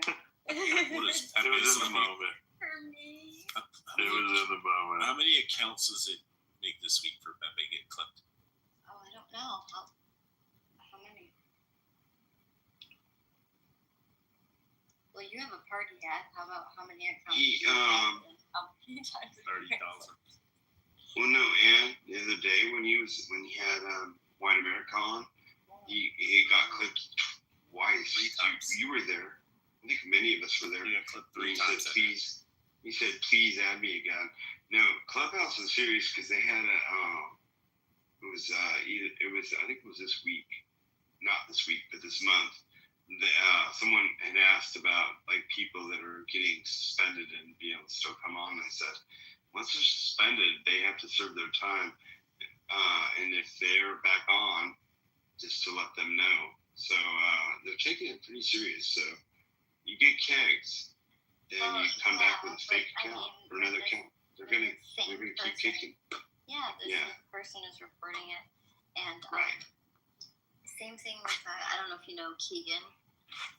Yeah, he's So there's his an accounts. individual that's doing the same thing to him every time he gets a new Gotcha. Yeah. I mean, too bad. I think Kitover's almost over. I mean, it's a matter of time because everyone's done with Kitover.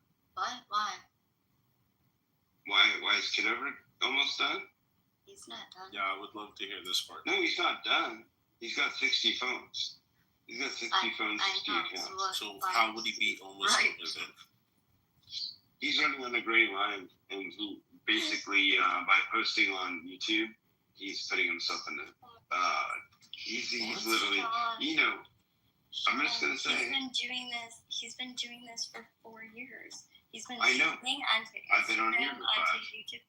Yeah. Sean And there's way wants some more bombs people so on this bad. app 4 years ago that knew about it. What makes you think that he's going to get canceled now when there's like 2 people on this app? Clubhouse isn't a concern. He should be more concerned about collecting money for a campaign and not reporting. We may be seeing him getting arrested for collecting money and not reporting. Say whatever the fuck you want. He is No one knows his fucking shit. Okay, fine. Serious question though, Sean. I have all this information here on my phone right now. He is reporting it. Yeah, but why do people get so upset about John recording our conversations? I'm not Whiny concerned. bitches. That's why, Joe. I'm not, honestly, to be quite honest, I give a fucking shit. But You sound like it, Sean. But I just brought up just because, guess what? You're getting recorded whether you want to or not all the damn time. You have a phone, you can screen record, can't you? Yeah.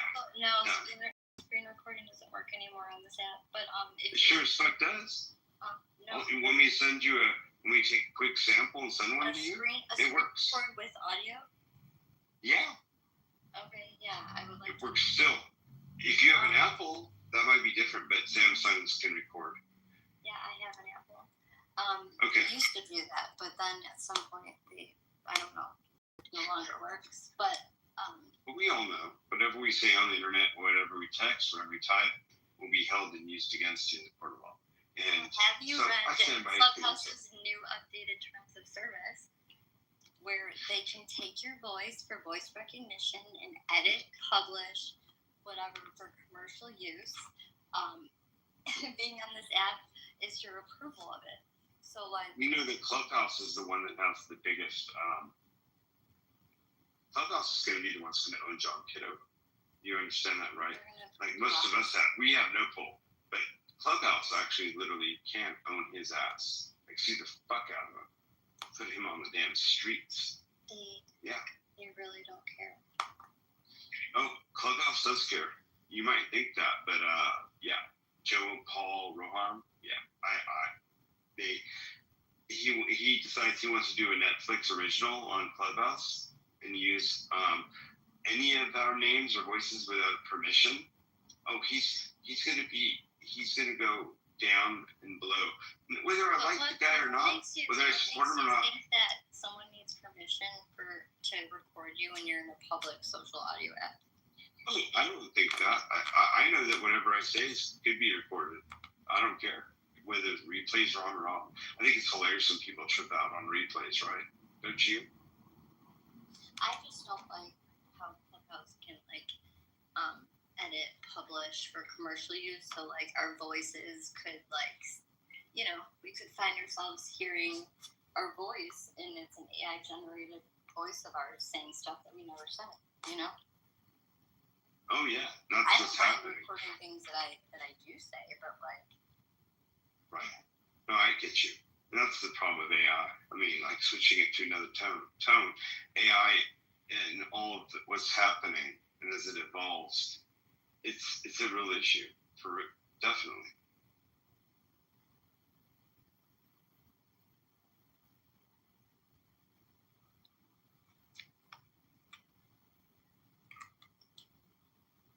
So, Hero, what was it that you said? Can you tell me? We can in the room and talk about it.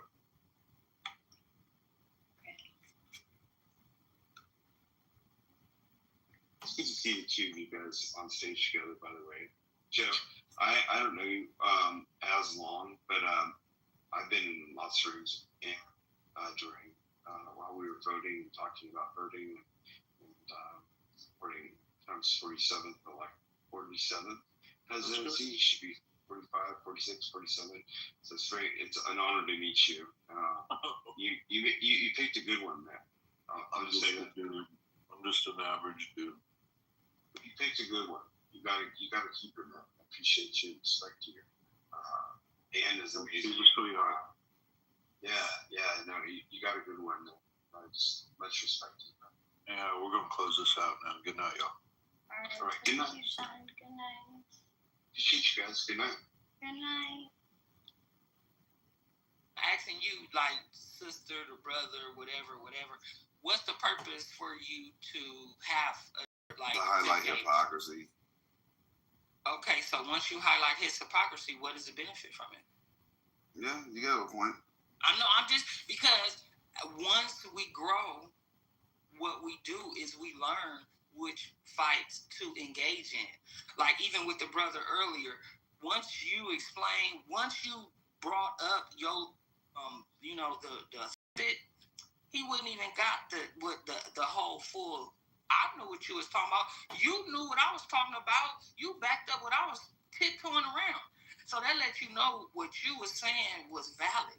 So when you see people, especially people in power that are manipulating their power and they're doing it on the back end, which is what we were just talking about with them council culture. They have backhandedly reversed freedom of speech in this United States of Corporation. And so once we are enlightened and we're educated, we come on now. That you just you listened to what he said, you replayed it back, you were getting validated once you went online and you seen that they took it down. That lets you know, the universe is letting you know what he said was some BS. There was not even no need for you to engage. You should have about right-faced and left. That's just like we taking our valuable dollars. We don't sit at tables where we know that the food is not going to feed us. We don't talk to men and women where we know our words are not going to, be planted and watered and grown as seeds. That's why I asked you, what's the purpose? If sometimes it ain't even worth pulling out or pulling a whole card because they hoes. They know they hoes. And any pastor preaching that Bible, he ain't on a good foot. He ain't on a good foot. That Bible is not nothing in it good. Anytime anytime words are not clear to you, the message ain't gonna be clear. But yeah, just I wouldn't even. You smart, brother. Man, don't even give them your time. Go find you another church home or make your own, because them church homes just. Well, I don't have a problem with. Go ahead, Alexander. What denomination are you? No, it's Church of God, non-denominational. Huh? You coach it? It's Church of God, non-denominational. Okay. I don't have a problem with these conversations. With what really started it for me, just here today and the other days that we discuss it, is if when they come in here and they want to compare this person, I'm not gonna mention any names, and they compare him and his wife, I can't even say it, to Martin Luther King and Coretta Scott King. That's when you say, yeah, what does, I agree with you, because I'm asking myself, what, huh? What did you just say? You heard what I said. You heard exactly what I said. Not only is it done on Clubhouse, it's been done in the media on the right side, that they are the Coretta and Martin Luther King of 2025. I know it's like what am I going to gain? Satisfaction from ripping them a new asshole. I dare you. I'm just not gonna let you just come in here and start, rolling and disrespecting our leaders. It started with Trump when he was trying to put all this shit out about, ML. That didn't work because he's covering up for his misdeeds of dealing with these young people, women. And then you gonna try to disrespect Obama, and we rolled over when you put the meme down, and the first black president of this country ever, history, you put him in handcuffs on the floor on his knees in the White House. Okay, that I was angry about that. Then you started with MLK talking about him, and then you're rolling all over his grave. But then now you're gonna circle back over his grave when this person who taught nothing but hate speech. I listened. I didn't even know this guy existed until what, a week ago? You better speak it. Me neither. Oh, I'm not even lying to you. I saw him getting shot before I knew his whole backstory, and I am a spiritual person, you guys. When I saw the bullet hit him, the words that I heard before the bullet hit him were something about black gang violence, and then he got shot. When he said that, I immediately got, oh, something ain't right about him. I also got, oh my goodness, that was horrible. Why is this going around the internet? This man has lost his life. But to see horrible way. Yes, but to see how they are trying to make him a martyr, to see how they are not even like showing any type of value of his life though. Like they only want to use his life to spiritualize. That's what got Jimmy. That's exactly what happened. What Jimmy said. He didn't say nothing else. He said those words, and he lost. He'll be okay. Jimmy's gonna be okay. I'm not in here trying to be okay for him. Yeah, he's gonna be okay. He got money on top of money. I just was disturbed that anybody who can say barely nothing, and I always thought that this was a country where we can, our voices could be heard, our opinions could be heard. You don't have to respect them, but they should be allowed to be heard. You can do now. The Proud Boys can walk up and down the street and say the Jews would not replace us. They can say anything they want about black people, which Mr. C did all the time. But as soon as we say, well, hey, you're just using this, is all hell breaks loose. So I don't understand it. A statue to be built for him for the White House? Where's John Lewis's statue? Does he have one yet? Where is his statue? The thing about it is, when he was coming into office for the second time, I was watching it with a bunch of old heads. And these seniors said, a man said, what you're watching is a modern day gangster, and he's putting his head general gangster people in place. So once he gets his ass is not even going to be sitting in the seat, motherfuckers' heads is going to start rolling. Once he start putting those people in places, what did we start losing? The first thing he wants to cut, fucking child care, the food stamps, SSI. This guy is a demon. And to even, I don't even know how. It's just crazy to really see how many demonic followers he has, how many dumb followers he has, because it's a lot of people who are just following him just to follow him, and now they're mad because they thought that he was going to be this great white hope, and he's really this Satan, and that's another lie. He actually is the great white hope. Okay, we better get it together, girl. You don't see what's happening in this country? Hello? We're gonna ignore that. But Archangel, you remember everybody that we talked to? We was going over pages of Project 2025 in the room and discussing it every day. And you know what people were saying? Well, I got more money when everybody was so focused on money. I got more money when he was in office, and he gonna do this, and everything was about money. We ain't seen nothing, y'all. We think we ain't seen nothing. Wait till the bunkers come in effect. That's when shit gonna happen. When they start using them bunkers.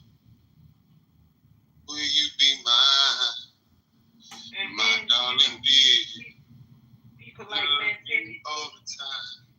they think he's gonna be separate. They're not gonna go door to door and say, "Are you Democrat? Are you Republican?" People like Man City will get snatched up. Don't you do that, Alexander. Why you wishing evil on me? What's wrong with you? Why you wishing evil on me?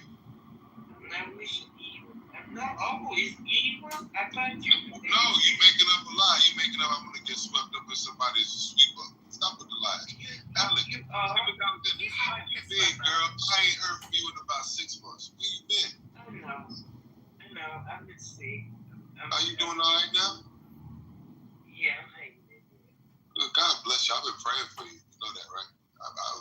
Ask Miss Lisa how many times I asked about you. I've been waiting on you to come back. I'm glad you're back. You sound good. I'm Feel glad good. you're back to feel with you. Yeah, but the thing is, she still think crazy about Trump. I thought she would have got, I thought whenever we was messing with her, She would have come to a revelation. yeah, I thought she was sick back then the way she was talking. No, I'm not on that kind of medication. Anyway, I want to say to Miss Earth Angel. I hate the fact that you weren't here to hear all these. I met Trumpers that I didn't even know existed. So I Well, good. It's the time that you wake up because you said it. You was over there thinking that the whole world that voted for Trump was regretting it. Wrong. There's a lot of newcomers, a lot of people who love the fact that. Excuse me, I wasn't done talking though. Excuse me, I wasn't done talking though. Please. I just wanted to. But hold on now. Let me ask you a question. When people saw that he shut the border for the last 3 months, the number that the government. Excuse me, I can't finish while I'm talking. The last 3 months.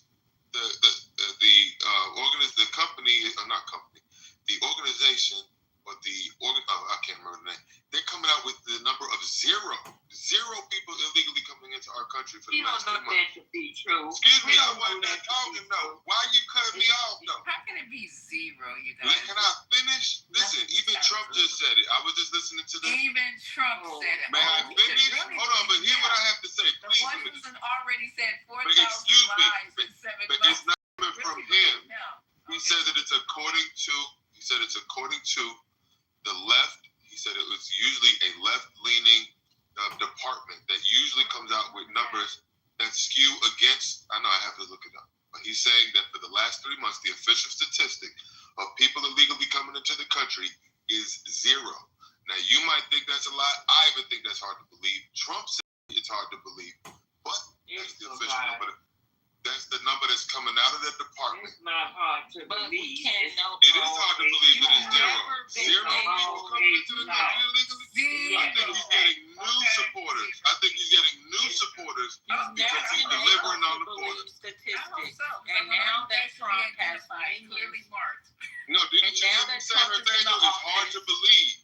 I and didn't he say has it's all easy to those believe. minions working. His numbers are going to be fixed. Right. So how come you believe? Well, Miss Earth Angel, how can you believe the other statistics that say it was something else? We don't know what to believe. You're right. I don't know what to believe. My mother has Always told me that statistics are numbers that people put together. I agree. And humans we can make errors. So I agree. And so no, you don't go by numbers unless you were there at Woodstock and then you do your own estimation. I agree with you, which is why I said it's hard to believe. But what I'm saying is, if the number is zero, say they're off. The fact that it's coming down, which is to me the general point is that the numbers are coming down. We don't know. You Whether don't know it's zero, I don't know. I don't know that. Right? You're right. I'm not on the border. All I can go by. You don't know that for a fact. That's right. You're right. We don't know nothing for a fact. Excuse me. We don't know nothing for a fact. You remember when they said? You have to admit that it's good. No, I agree with you. I don't know if it's true. Remember when they said in 2020 that Joe Biden had 10 million more votes than any other president in the world than we ever had? I'm hard to believe that, but that's the official statistic. So my point is, listen, you either take what you hear with a grain of salt, and you say, you know what, there's probably some truth in it. I don't believe it 100%. Or you believe that it's a complete bald-faced lie and don't believe nothing and live in your own world. Whatever you want to do. Complete bald-faced lie that Trump swept every goddamn state. When I looked at that map and saw it turn complete completely red, I said to myself, let me go to bed. This is some bullshit. I don't believe that he swept every state like that. I just don't. But that's my point. We all believe. See, the thing is, we have to admit this. No matter what the statistics show, we believe whatever we want to believe. You are going to believe what you want to believe. I'm going to believe what I want to believe. No matter what these quote-unquote official statistics show, Manfinity, Lisa, Earth Angel, we're going to believe whatever we think is true. Do not include me in that. I'm not going to believe what I You want just to said, believe. Earth Angel, you don't believe what they say. No, but I'm not believing what I want to believe, though. What I'm believing, So let me ask you a question. When we have an official statistic that says 0 people are sneaking into the country, why do you disbelieve it? Based on what? Because what? I personally don't believe it. I wouldn't say I don't or do believe it. I would have to. Yeah, I wouldn't say I don't or do. Like, because I don't live by the border. I don't travel. I don't work. I don't know anyone who works. You don't believe it and you do believe it. So which one is it? Meaning, like, I would have to, like, not even give an opinion. An opinion on it because Okay, so here's the thing, Ms. Earth Angel. I agree with you. I understand. I'm very skeptical of it. But in the event that you don't believe it because you don't live on the border, what I'm trying to tell you is there's millions of Americans who see that statistic and just swallow it whole cloth without being critical. I'm not that person. You're not that person. But clearly, we have millions of Americans in this country who look at the statistic from an official source and they say, damn, this president is actually doing something. And they run around and they think that Trump is the greatest president of all time because he shut the border down, because for them, that was their biggest issue. So me and you don't get affected by the statistic the way that others do. So what I'm saying is Donald Trump is accruing to his benefit. When the department reveals that, when he came into Washington, D.C., and all of a sudden the crime statistics went down, I'm very skeptical because I don't know. I don't believe, and I don't know how they gather statistics. So I don't necessarily believe it 100% either, but it looks like things are moving in the right direction. I believe that because anytime you bring the military in, there's going to be some drastic changes. And that's you got somebody right there. Miss Lisa's one of them people. Can I just finish? Okay, so yeah, that's going to be some changes. But what have you really done? They can't stay there forever. They can't militarize Washington, D.C. They can't be a presence there forever. And then what? You're not solving any fucking problem. That's just like me. That's just like you. If I tell you, oh, sweetheart, the toilet in the bathroom and stuff, and you go, oh, here's a bucket. Pee in this. No, I agree with you. If I was a reporter, you know what I would have asked Trump? If he walked around with his chest, if he's over there busting his chest saying, oh, look, I got the crime rate down in D.C., you know what I would have asked him if I was a reporter?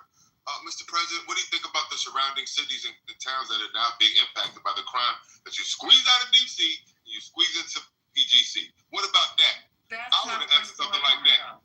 See, but that's still not so. But listen, what I'm trying to say, you might think it's a Band-Aid, but last question. You need to say. What? You ain't calling my question dumb. I know you're not calling my question. If you really were a reporter, you would say, so President, whatever your name is, what's going to happen when you pull out? Not when you pull out. What is going to happen, sir? I would have also asked that question. Wait a minute, that's a good question to ask too. But what I'm saying is, my question ain't dumb. I like your question, but you should like my question too. We love your question. Bring them around the table. Thank you, Earth Angel. Say to these people, listen, I'm here to help. I'm here to solve the problem. What is happening? Bring the community leaders in. You love pastors and ministers. Bring them in. Bring the mayors. Bring the police chiefs. Bring the people who are in charge of the block committees. Bring all these people in, and maybe just everyone who lives in the community. Have an open forum and discuss the issues. Then go in and investigate them and then solve them that way. You don't send the military in for 30 days and go, look what I did. And everything's solved. But Lisa, I don't know what this is. In fairy tale world, if what's the fifth, Lisa? In reality, the reason why I couldn't answer that question is because I look at things from a bird eye view. And I want to know what is the purpose of certain things. So and then I also consider who are the fucking game players. Trump, like we mentioned earlier, his main, from what I have collected, my POV, one of his main goals is to be a dictator. Okay? So let me finish.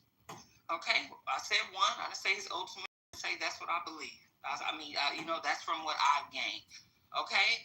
He wants to have ultimate control. So him bringing the National Guard, him bringing ICE here, him doing that is not for immigration, y'all. That is because he wants to gain control of the city streets in the United States of Corporation. He wants us to be scared of him. He wants the citizens to and fall in line like military soldiers, but out of fear. So the first way to do that is you bring a false flag up in here and make it seem like immigrants are the issue. And what that was doing is that fucking ICE shit is a fucking pilot program in front of us. He's practicing on our friends that he's like this. You see some TikToker saying, y'all better help because later it's going to be all of us. That's partially true. Okay? So he first practiced on ICE. Now he's going to, quote unquote, the most drug and crime ridden state. And he's practicing on our fucking people over there. Next is going to be another state. Then it's going to be 4 or 5 states until all states is on fucking lockdown. So against him trying to bring down the crime rate. What's wrong with you? He wasn't even trying to solve the problem. Hey, stop. Hey, bring your voice down a notch. Okay. So bring your voice down a notch. And so I feel like you mentioned, Lisa, you got to figure out what is the end game. His end game is not in politics. End game, like with the pharmaceutical industry, like with the school to prison pipeline industry, it's not for reform. It's not for rehabilitation. It's not to problem solve. They want to keep the rats in the maze. They want to keep the masses dumb. So he's not trying to solve any fucking problems. With tariffs, he's trying to make a fucking war. He's trying to make everyone be mad at America, make it harder for America. Then he's going to come in with his gangster tactics and backhanded fucking deals. And he's going to fucking make it seem like he's just, like I said, this great white hope. He's saving America when he's not. He's putting us in a hole. He's locking us down. Then he's going to, come on now, this motherfucker said he's want us to have free food boxes. He wants to take food boxes, those food boxes, where you get powdered milk and shit like that. You know, this guy is Where did you get that? Where did you hear him say that? That was in his first term. He was saying he was like freedom boxes or something like that. But he's a great criminalistic businessman. He's a great person. He's a great bigot. He's a transparent bigot. But as far as he's not gonna fix anything. Earth Angel, will you be mine, my darling dear? I love you all the time. I'm just a fool in love with you. That's all I have to say to you, because at the end of the day, these things that you're saying, it's a rant of lies and misperspective on this man. This man right here, excuse me, Ashley, you ain't gonna be talking while I'm talking. We're going to say what we want to say. You better stay focused. You can say what you want to say, Earth Angel, but what I'm saying is everything you're saying is just rooted in you have a bias towards this president. So almost anything he does, even if it's positive, you're going to see it from a negative perspective because I wasn't done talking. No, why are you talking? I loved Trump in the beginning because he was different. So what changed? At what point did your mind change on him? He let the left hand know what the right hand doing. He showed us that he's a criminal-minded person. You know, can you give me a specific? At what point did you say, you know what, this man ain't for me? He's letting criminals out. Okay, give me an example. But people, all those Capitol people who stormed the Capitol. Gotcha. Even if he had to put a few of the fault and whatever, some of those people should have went to jail. I agree with you.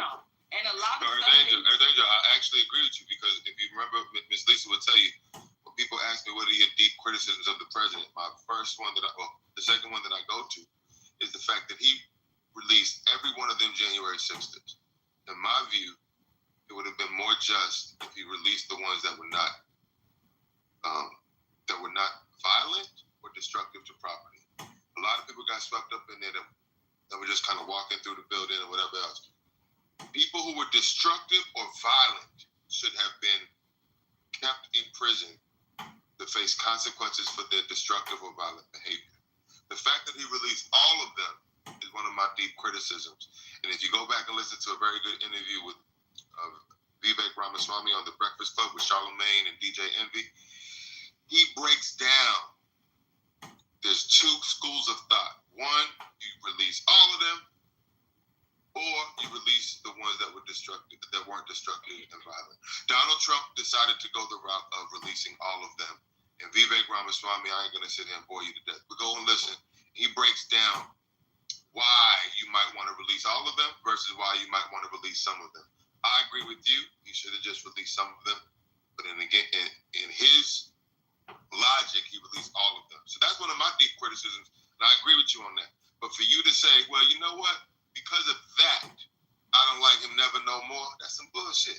There's a lot of good things this president is doing, and you got to be able to balance out. Damn, I don't like this thing, but damn, he's doing a lot of things. He's closing the border down.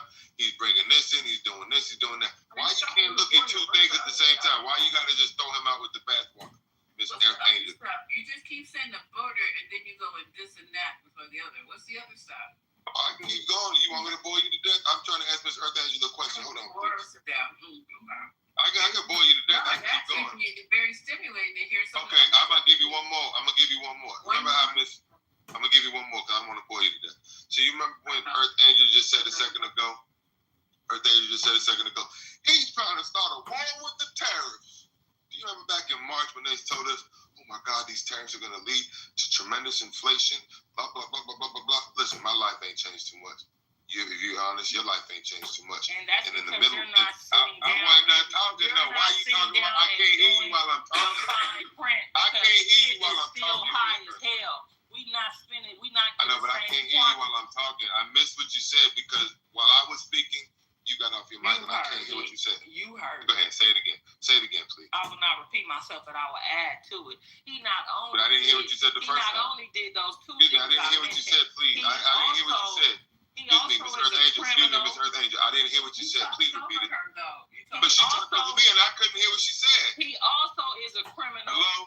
He has fines. He has all types of people that he owes. He is refusing to pay, and he's still up in his second term. He's not up.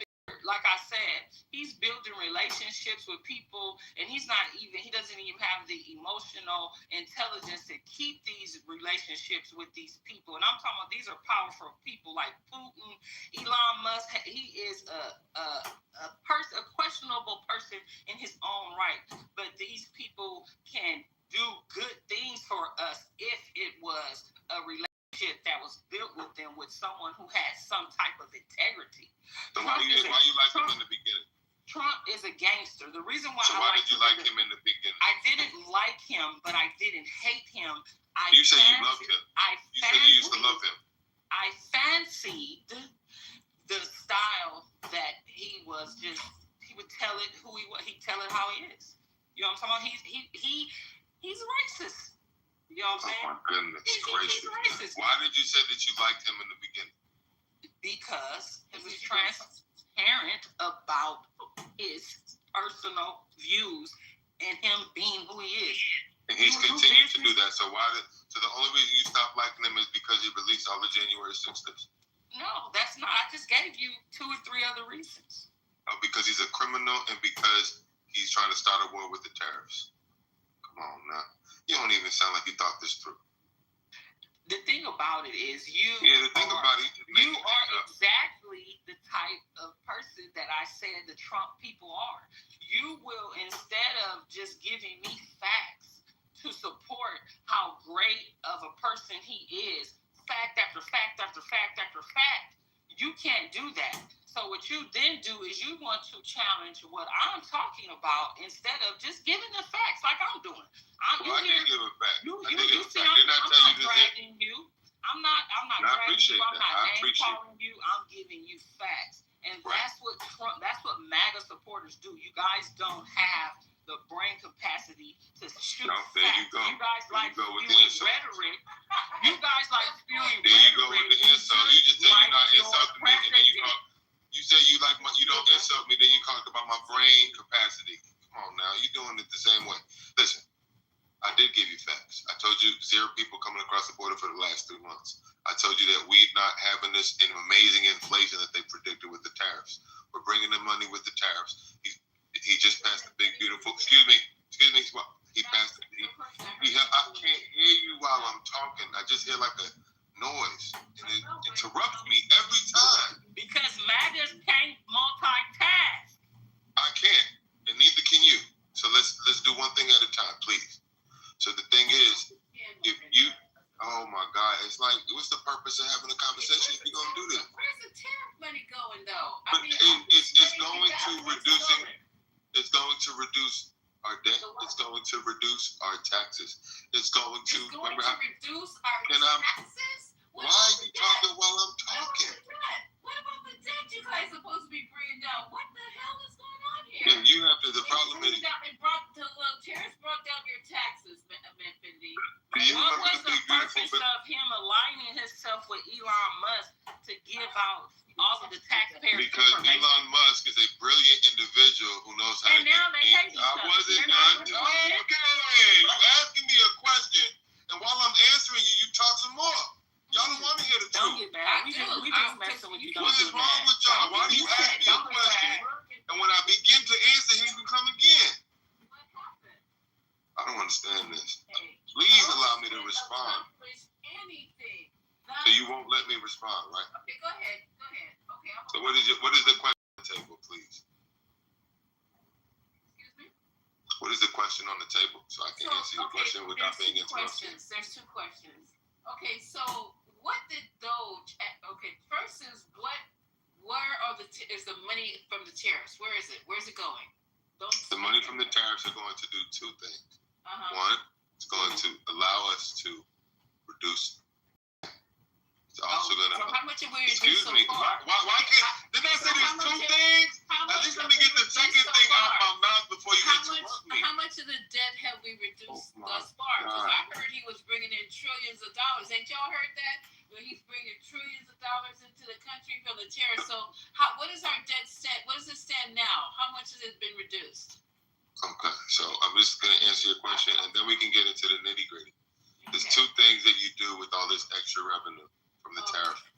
There's 2 things. You reduce the debt, and you reduce the tax burden on the American person, on the American people. Those are the 2 purposes. You remember no taxes on tips, no taxes on overtime, no taxes. I wasn't finished talking. Why is it that while I'm talking, you like to talk? This sounds so goofy. So then what's the purpose of having a conversation if you just want to... We were sitting next to each other. This is the way the conversation But we're not sitting next to each other. I'm in the middle of a statement. I'm 1,000 miles away from you. I'm 1,000 miles away from you. Okay, go ahead. While I'm speaking, you show my talking. Go ahead. You're not 1,000 miles away. You're in Boston. Whatever. You don't know where I'm at right now. I could be 1,000 miles away from you. You're in Boston. Go ahead. You don't know where I'm at right now. So what I'm trying to explain is that. Okay. I'm going to be quiet and let the Thank you. talk. Oh, Lord, you done answered my prayer. Thank you, Jesus. All right. So the thing is, with additional revenue from tariff revenue, from what they're doing today with the H-1B visa, from what they're doing with this new Trump gold card, okay?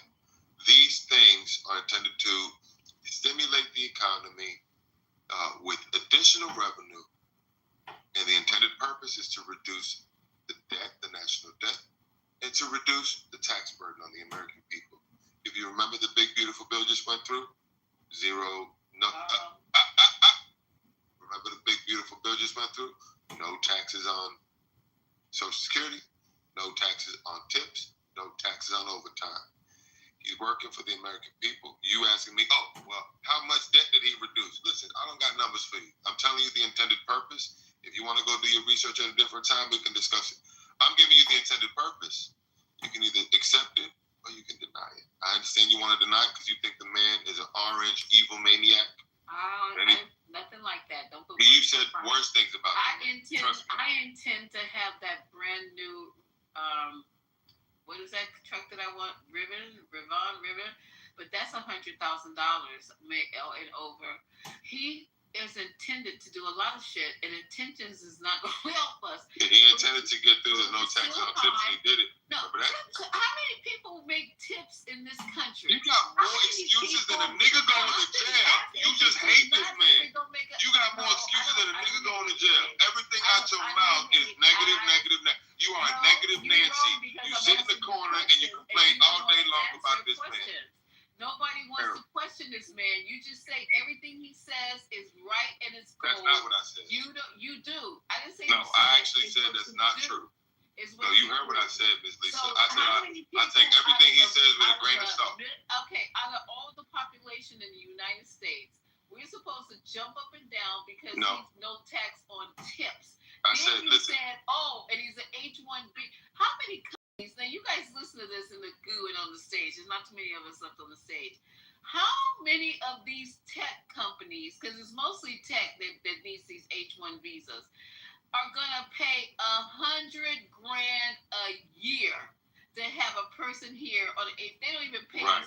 Guess what? Indians, that's an incentive to hire American now. Okay, it's an incentive. Okay, stop. So it's an incentive for them to hire more Americans, but he won't pay for education. He's canceled the Pell Grants. I don't know where y'all will get this now we're gonna get people from. Because now they're gonna go into trade schools. The other thing he said was the visas. How many people who are trying to come here for a better life can pay that kind of money to get a gold card visa? Yeah, it's the companies that are gonna do it. Be millions. It's the people who can afford that are in the elite status. They are not the poor working people who are trying to get here for a better life. They don't have that kind of money to pay for a gold card. Good. That means that we're only going to get people who are extraordinary. And now with Google losing all of those people because Africa started or whatever it started their own web, they ain't finna be flocking over here to fucking United States. Let me explain something to you. You're not an expert, and neither am I. You're gonna listen. Nobody here is an expert. We don't have a crystal ball. I don't know how it's gonna turn out. You don't know how it's gonna turn out. You want to think everything is negative this minute. You have to give them credit for not one thing. Excuse me, I wasn't done talking. You have been giving this man credit for one thing. You don't give this man credit for nothing. I didn't give him credit. That's not my job. That's your job. Yeah, but it's not. But it seems like it's your job to always rash him. No, your job is to rash him. You've never given him credit for not one thing. But what is credit going to do, brother? What is credit going to do? It shows that giving him the credit that you give him. Let me explain. Let me tell you what we'll do if you give him credit. If you give the man credit, even when it's halfway fair, right? When you do that, when I engage with you in conversation on the engagement conversation app, I can take you seriously. But when all you got to say is negative, I take what you say and I throw it out the window because all you do is looking for something negative. At least with me, I can give you negative. Okay. And excuse me, when I get with me, I can give you negative, I can give you positive. I can criticize him and I can criticize him and I can tell you this is what he's doing the right thing. You can only tell me what he's doing wrong, and even when I give you something positive, you say it's wrong. So the difference is that on an app, I'm not saying in your personal life it's going to benefit you, but on the app, right, if you can mix positive with negative, then we can have a fruitful discussion. But if everything he does is negative, and then how are we going to have a conversation? And that's what I'm saying. It's not going to benefit you in your. So it's not going to benefit you in your personal life to walk around and say Trump is this. But on an app, when we having a discussion, if I know that everything you think he does and says is wrong, where are we going? What are we doing? Okay, so to reply to what you said, that's your comprehension level that feels you need to make a personal judgment against the debater because of their lack of positive and negative facts. That's asinine, brother. You shouldn't be wait. You should not be so or in that mindset to say, I'm mad at Earth Angel because I'm not mad at nobody. Wait. Okay. I'm not mad at nobody. Wait a minute, brother. I'm not mad at you. Wait a minute. Okay. You are saying that you cannot take anyone's point, and we're just going to speak. You said you can't take me and Mrs. Lisa's point. You can't take it because of her stance, and that's not fair. And you did the same thing. No. Yeah, you know what you said? There's a bunch of cheerleaders. You said there's cheerleaders for Trump, and you can't take them seriously because all they do is jump up and down for him. I don't like those people neither. Yeah, what did you say earlier then? What did you say about people like that? What I said earlier, I said MAGA supporters are not 1, 2, 3, 4, 5 steps. They only you call go them dumb. Yes. Okay. Yeah, you're judging too. You're judging too. No, listen. Yeah, when there you go. I said that, because I'm finna explain. You twisting up in the pretzel. That's what you're doing. No, I'm not You twisting judging. nothing up in the pretzel. I'm not judging you. No, you're not judging me because I don't jump up and down for Trump. You're judging the cheerleaders. No, you definitely jump up and down for Trump. Wrong. I gave you negative and positive. I gave you negative and positive. Because you're so emotional. I gave you negative and positive about Trump. I'm not sitting here jingoistic about Trump. You start dragging us personal. I'm not dragging nobody. Yes, you did. You said she's you called me up. You said I don't have the brain capacity. Is that not dragging? She sits up in a room, right? And you call my brain not having capacity. You said my brain don't have capacity. That's also and it's showing it don't have capacity. Because you said that's dragging. You're talking about somebody's personal life. Why are you dragging me and calling me dumb and brain capacity? Because it's showing. Everything I said about you was showing too. Everything I said about you was showing. A debate without us being mad. We supposed to be able to have a debate about Trump and still go and eat fried chicken But if you can't be objective about things, what are we supposed to do with that? It's not about being objective. You don't know how to be objective. Everything he does is negative. But tell me one thing he did that's taking offense because I don't take offense to anything. I'm not offended, man. Like you don't hear us saying, you this, you that. Yes, you did. You said I got no brain capacity. Yes, you did say something about me personally. You're not no better than me. You better stop with the lies. Let's move on. Let's deal with the issues. You making it seem like you didn't say nothing personal about me. Yes, I'm not making it seem like that. You call people who support Trump supporters. You said they're dumb. They be so focused on crybaby being emotional that you can't say to the facts. We were you trying called to them dumb. You were being personal. In your response, every other word, you have to attack us instead of just giving us facts. So why did you call them back? The only reason I came up. When I was talking to you personally, I gave you facts and then I backed down. I did not. I gave you facts too. 0 people came into the country. That's a fact. You know what I'm saying? But the whole thing about it is this is a debate platform. So no matter your debating style, we should still be able to stay focused and not be mad. Trump but I'm not mad. Earth Angel, I'm not mad. I'm not mad. That's great. That's great to know. I'm not mad at all. What I'm saying is the energy you came in here earlier, even every time you was finna hit me with something, you serenaded me. Like, that was dope. Earth Angel, will you be mine?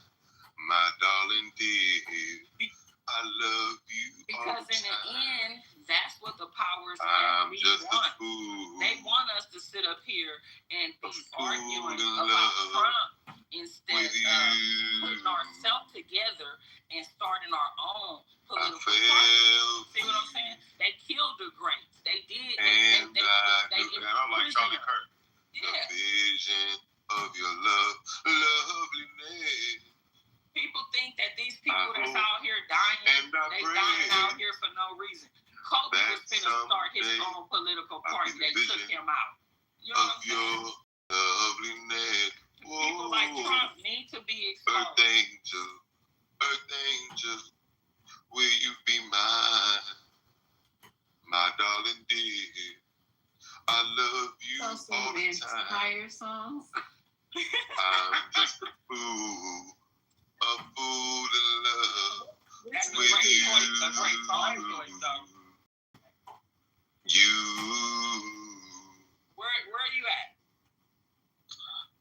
He's What in you mean? Boston. Stop telling my business though, because I'm not in Boston. Anyway, I'm in Detroit. I'm in Detroit, Michigan right now. Why? I hope when I pray. And who would go to Detroit? That someday. Detroit was the shit back in the days. They the locked day it down when because we was song. over there doing Back it. when that song was popular, it was. I feel for you.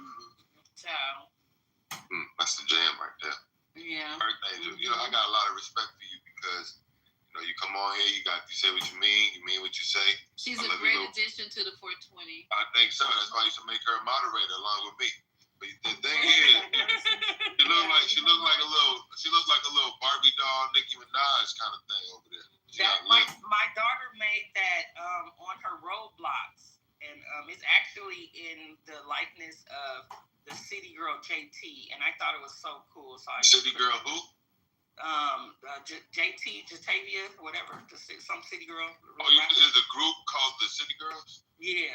Oh, see, I don't know nothing about that. Yeah, fortunately, man. You remember back in the day in the 70s and the 60s, a bunch of boy groups, men's R&B groups? Yes. There's not one group today that I can name that's a woman or a man's group. It's like, what happened to the music industry? When I turn on the radio today, all I hear is corny ass, what's that damn guy's name? Weekend. All I hear is music from The Weeknd. And he's old, back from 2018 and 19. His music still comes out like it's brand new. And I hear that song, I don't want to know Mario Winans. Why are they still playing the same stuff from 15 years ago? Because there's no good artists out here right now. But what's the problem? What happened to the music industry? What happened to them is the same thing that John Lennon was trying to stand on. The same thing that Joe Jackson was trying to prevent. Breaking up the groups, individuality. They want everybody to be a solo artist. Solo artists fucked up the industry. And then that is a part of them breaking us up. When you say they, who is they? The powers that be. Anybody? Who are they? Can you name them for real? If you are familiar, I don't need to name them, but let's just go. The handlers. When you find someone who is young and impressionable, let's take Krishan Rock for an example. You see how Blueface had her? Now he's gone. She has no type of direction. Anybody can come and get clout off her. The handlers. Back in the days, it was no offense. But these people always existed. Why are they winning now and not back then? What do you mean? They're not. They were always people who are trying to manipulate people. Why did they decimated the music industry right now? I can't name one R&B group that's a male group or a female group. I don't know what's going on in the world today. What do you mean? The United States of a corporation is built off of segregation, and they spew individuality. They think they broke up the nuclear family. Yes, that's true. But what I'm saying is, what changed in the music industry? Because back in the 70s, even in the 90s, we had 112, Jagged Edge, on and on. B2K came, New Edition was there. What happened that we don't got that no more? The Diddy's, the Quincy Jones, and all those other people who just fucked it up. They took the love out of the art. The industry, music is no longer an art. It's a facade. You know, it's a facade. That's why you got Young Thug talking about he a gangster and want everybody to disassociate themselves with Gunna, and then he's a snitch. Okay. You know what? They basically killed the creativity. They killed it. Now we got a bunch of drill. Listen, I'm trying to mentor a young man. I can't even mentor him. He's 19, 20 years, just turned 20. Taking him to these things with me. I'm bringing him into places with, he can't take that earbud out of his ear. And all he wanted to listen to is drill rap. I wanted to punch him across the face today, but I didn't. I'm over here having a horrible conversation about family member that's going through some issues, health-wise. And here he go, can I drive? I'm like, oh, you want to drive my car? Okay, drive. I let him drive. Okay, I'm in my car, taking care of business, in the passenger seat. He's driving my car, and he can't take 2 seconds to just pay attention and be present. He needs to put while he's driving, looking down at his phone, almost at the car in front of him. Then he put an earbud in his ear, and all I can hear is that drill rap. Okay, I'm taking him to places to meet people. I spend an hour and a half of my day introducing him to a man who's trying to man him up in one way, in career-wise. He can't get out of his own way. And I'm at the point, I don't deal with shy, non-talking people. You get in my car, it's a bunch of nothingness. You have no questions. I have to bring up conversation. You want to just sit and shrink up in your passenger seat. I have nothing for you, brother. I'm trying to be an example, but you're shy. You don't want to communicate. I have to dig for what's going on in your brain. Go over there. If you don't want, I don't understand this. And it's really, I want to help him, but I can't help people who don't want to help themselves. And he's a function of this new generation. He was born in 2005. Like, gosh, is this where we're going? I'm so discouraged with the state of the young people in today's world. Because they're supposed to be the next generation. And I'm trying to help him, but he seems like he's doing the bare minimum. You want to be shy and shrivel up and shrink up in front of people. How can I say it? What things are you giving him to challenge it or find his purpose? So here's the thing. So right now we're going through a cybersecurity, it's a 12-week program, and the last 3 weeks, weeks 10, 11, and 12, work immersion program, security program together. I'm doing it for the certification. I don't necessarily need the job. He's doing it for the certification and to get a job. I said, you better take this seriously. Tomorrow, because we went last Saturday and the week Saturday before that in person. I can't make it tomorrow. So because I can't make it, he got his own excuse why he can't make it tomorrow. Oh, he's got to go look at apartments with his mother and sister. And to me, I don't think that's more important, but I guess somebody else, Anyway, I can't make it for one reason. But he should get up off his butt and still go and take this opportunity seriously. But instead, and another thing, I found out that he dropped out of school 3 years ago, 2023. He presented to me that since the fall of 23, he has been enrolled in an institute that is towards an associate's degree, representing that. I sat with him last Friday, 3 or 4 questions. He can't get past me with them lies. He's not enrolled. I made him log into his student portal. He hasn't been enrolled since the fall of 2023. He said he didn't finish the semester because of something with FAFSA, which ain't nothing but a lie. Maybe it's not a lie, but to me, his lie just starts to unravel as I ask questions. This is a boy whose mama tells me he sits in his room, video games, nothing. Okay, and then when I am around him, he shrivels up, shrinks up. When he was a young boy, man, we used to vibe out. He reminded me of that little kid on the Cosby Show, Bud. Remember Bud, Rudy's brother, the guy that came over? Looks just like him, was funny, laughter. Now he's 20 years old. He's a shell of his old self. And I understand we all grow. But now he's shy, he's shriveled up, he has no confidence. And I can't stimulate conversation all the damn time. He don't ask no questions. It's disappointing. I take him to this opportunity, I take him to that opportunity. And he just shrivels up and shies up and got no confidence. Everything he's mumbling under his breath, it's exhausting helping somebody through life. I want to help him, I really do. I don't see, should I just keep going and one day it's going to sink in? I don't know. Yep, it seems like you're dealing with him according to the potential you believe he has. And that's an issue with us humans. We deal with people according to what we believe they can do. If we were them, we could do it, and that's just a waste of time. So what do you think I should better handle it? My initial question would have been what is his mindset on life? Is he trying to look for money? Is he doing this to help his family? Or is he doing this because he wants to change his day-to-day? He's finding his purpose. And so today, the mentor, the 80-year-old mentor I took him to today, the 3 of us, he said to him, do you want to help yourself or do you want to help your family? See, there you. He said, do you want to help yourself or do you want to help your mother? And he said, I thought he was going to say both. He said, I want to help my mother. I just wanted to pinch him. I didn't say that. No, okay, well then that's good. That's good. So now you just have to be consistent and you have to find a firm, consistent with, no, why would I let you drive my car? Do you have a license? Okay, let's do a softer approach. Of course, I would love to let you drive my car, but I kind of don't lend people money and I don't let people drive or use my expensive things if they don't have the means to repair them or repay for them. So he wouldn't have not even been driving my car. I wouldn't have been flustered. You would have been okay. So you have to be consistent with your way of thinking and know that you want him to get where you are, but it's not by the potential you see in him.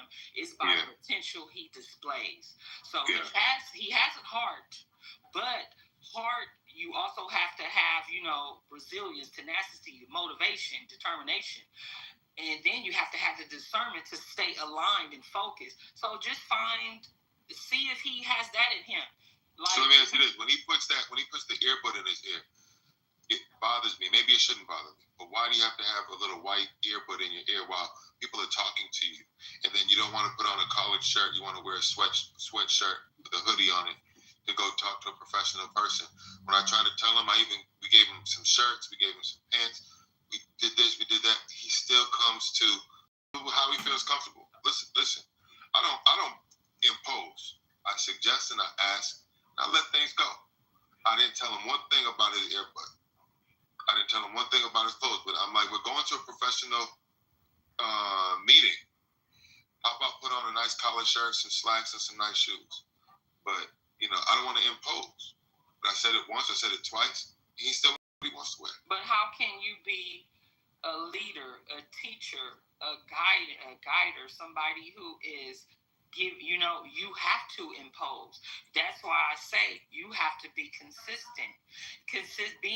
When we are educators, nurturers, when mothers are mothers, nurturers are nurturers, we don't want to do that. But we got to do that because we see you at the end, but you don't see yourself at the end. So you have to are you a father? Or no? I'm not a father. No, I'm not a father. Okay, so that's why. See, when we don't, that's why I always tell people, like, if you have that strength, if you want to feel that love, just try to be a parent one time. Because all of these different life paths that we choose, they make us this superhuman person. And we are, equipped to get through life with everything. So I even had to learn this with my sons, but I also am now learning to be consistent with my friends, with my adult friends, because I was a people pleaser. And a male told me this less than 3 months ago. And he was someone, and the universe sent it from someone who I don't respect. I'm pro-black, and it came from a Hispanic male. And he said, Nina, I just need you to be consistent, and it was on some frivolous stuff that I didn't need to be consistent on, and some family stuff. But I took it, and it's been working for me. So with him, if you're guiding him because you see yourself, you see that Huxtable kid, that's Bud, whoever you reference, I forgot, Bud. So you have to. Bud from the Cosby Show. So you have to give him the love that you would want your guidance counselor, your mother or father to give you. So that's unconditional.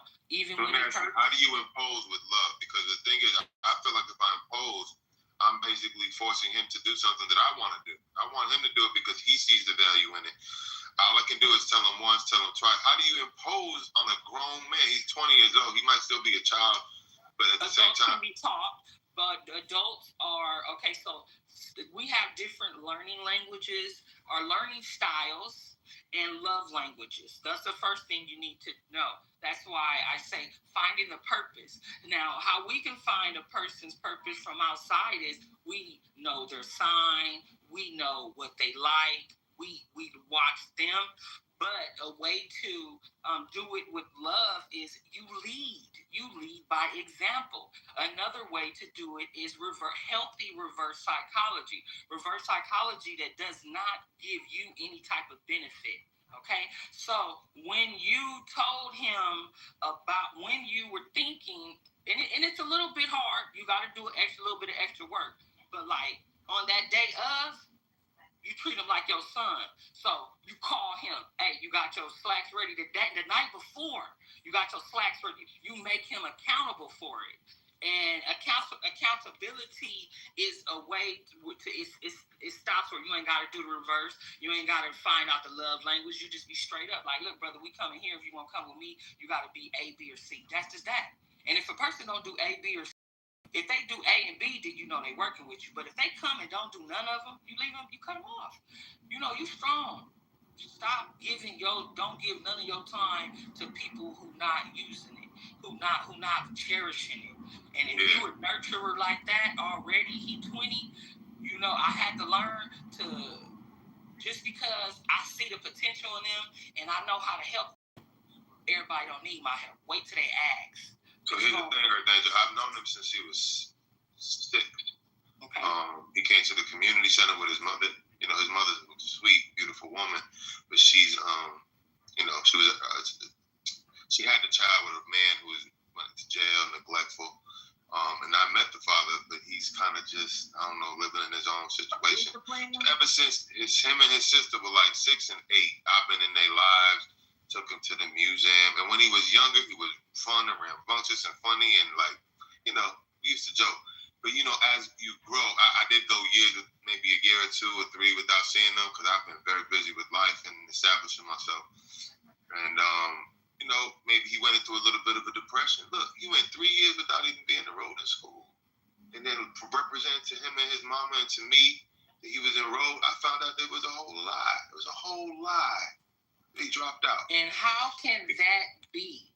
How can a child who has one parent and a bonus person that of interest that loves them, and you guys are not talking to him? We have to be present. We have to ask these hard questions, because when we don't want to impose, they go under. Okay? If he's been struggling for 3 years, that means he has learned 2 years. 2 years, he's learned some survival tactics. He's learned how to hide things. So you cannot beat around the bush with him. You got to go straight in like a drill sergeant, but with compassion and with a tone that is that's monotone like a fucking woman, but not aggressive like nigga who you is. Like, bro, what's going on with you? Like, ask him them questions. I did. When we sat down at Applebee's last Friday, I said, so what's going on? He said, yeah, classes start October. I said, October? No classes start from September to December. I went to school. What you talking about? October. So he said, yeah, October. I said, oh, so are you enrolled? Are you in the associate's program? Are you in the certificate program? Which classes you take? I'm just raffling him a question. And he finally just said, huh? Right? And I don't know what the disciplinary stuff is like, but, you know, people got their butt whooped, you know what I'm saying? And if you couldn't do that, then, you know, you had other ways. What that got to do with the price of cheese and tea? Well, I'm just asking. I said discipline. I'm asking how is discipline. You know, I don't know how old the person. He's 20 years old. He's 20 years old. He graduated in 2023, enrolled in this program in the fall of 23, dropped out, but represented to him, to his mama. Listen, I haven't been very present for the last number of years because I'm not the boy's father, and I'm very busy with life. And then his mother want to come to me every time I see his mother in the community center. So Jeremiah needs your help. This and that, this and that, this and that, and putting the pressure on me. And that's why I kind of fell away from him maybe 5, 6, 7, 8 years ago, because I felt like I had a child. And I don't have capacity in my life to take on a whole responsibility, but I will help when and where I can. But because I'm not consistent enough, yeah, she comes, well, you come in and don't forget him, do this, and make, you know, and this.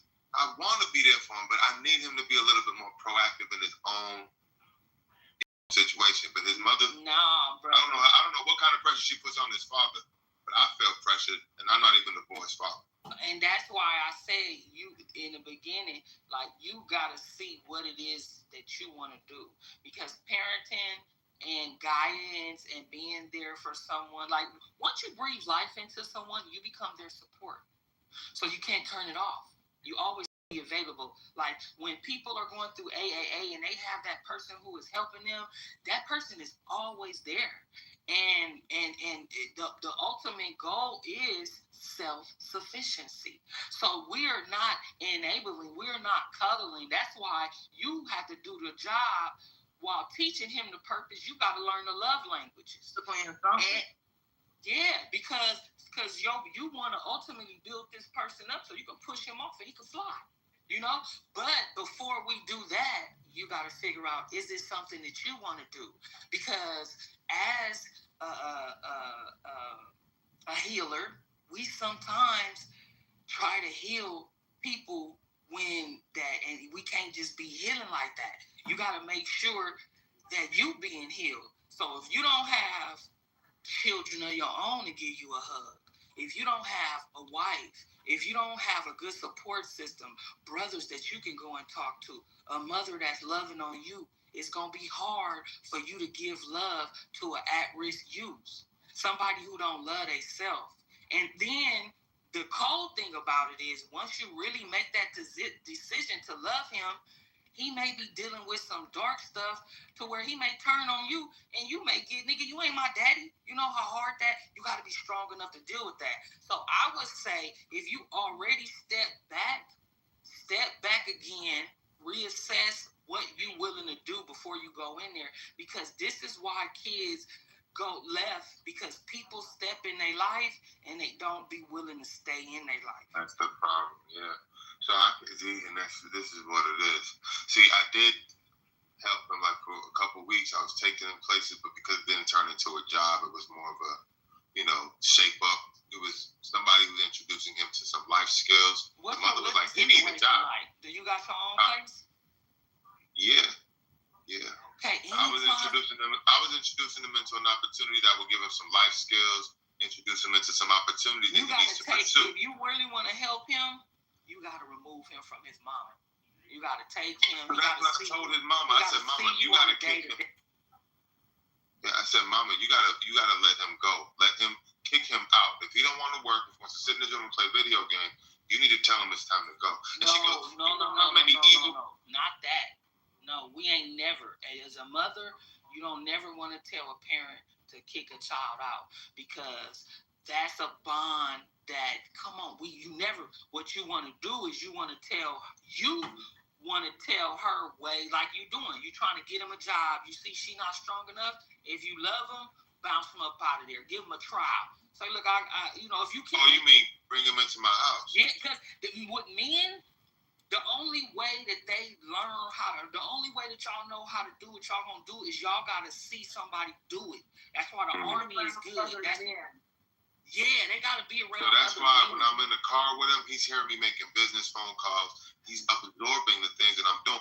I'm making a bunch of phone calls in front of him on purpose so he can kind of hear. But that's that's good. But you have to set up a call make it a mock call. Pay somebody, one of your homeboys, and you make him do it. You act like you driving. Ooh, take this call for me. You got to give him on-the-job training, and how he do on-the-job training is you get him away from that mama, because see, mamas, we use broken mamas, trauma mamas. We use our firstborns as our support system, and it's not right. But this is what we do, and the male child has to get out there on his own. I got two sons. My firstborn, I made that mistake of making him stand in and be firm. I overwhelmed my son. My second son is in college. Fam, you doing good. My first son is in jail struggling. He's an addict. He's wonderful, and he will not let me take any other flack. I tried to talk to him. He said, "Mom, you did great." He said, "This is what I gotta go through." But his father has life, and his brother, my first son, non-biological, was killed in the streets, and those were his life. We were a nuclear family, men ruled, and when those two strong men left my son's life, it has crippled him. He is strong on the street, but like you said, he lies. These new YNs, they are good with the facade because that's what's on the TV. These rappers, these BBLs, everything is fake. So they're good at faking it till they make it, unfortunately. So you have to decide if you're going to fake it or if you're going to make it. And if you're going to make it, you got to You got to be in his life day to day, every day, on that nigga like a fucking football coach that you finna send him to the NFL, and he got to be removed from his mom. He got to be shown, but you also got to make sure that he want to do it. So talk to him, find the purpose, and you find your purpose. See what you want to do. Don't take up on too much, because you will lose yourself, and motherfucker Rob still kill you. You'll be on the news, brother. See that? You see that? I agree with you, man. So you just just figure it out. Yeah, I will. You're at a fork in the road right now, but I'm gonna let you know one thing: when you breathe life into somebody, when you water a seed, oh my mama, there's nothing better than the love of a child is a love of a mother. But anything you nurture and grow, I swear to God, it make you feel good. So if you do 3 or 4 or 5 years on building him up, man, his fucking kids gonna know you. His kids gonna know you. Because he gonna say your fucking name to everybody. I'll tell you that. So, you know, if you feel it in your heart, don't let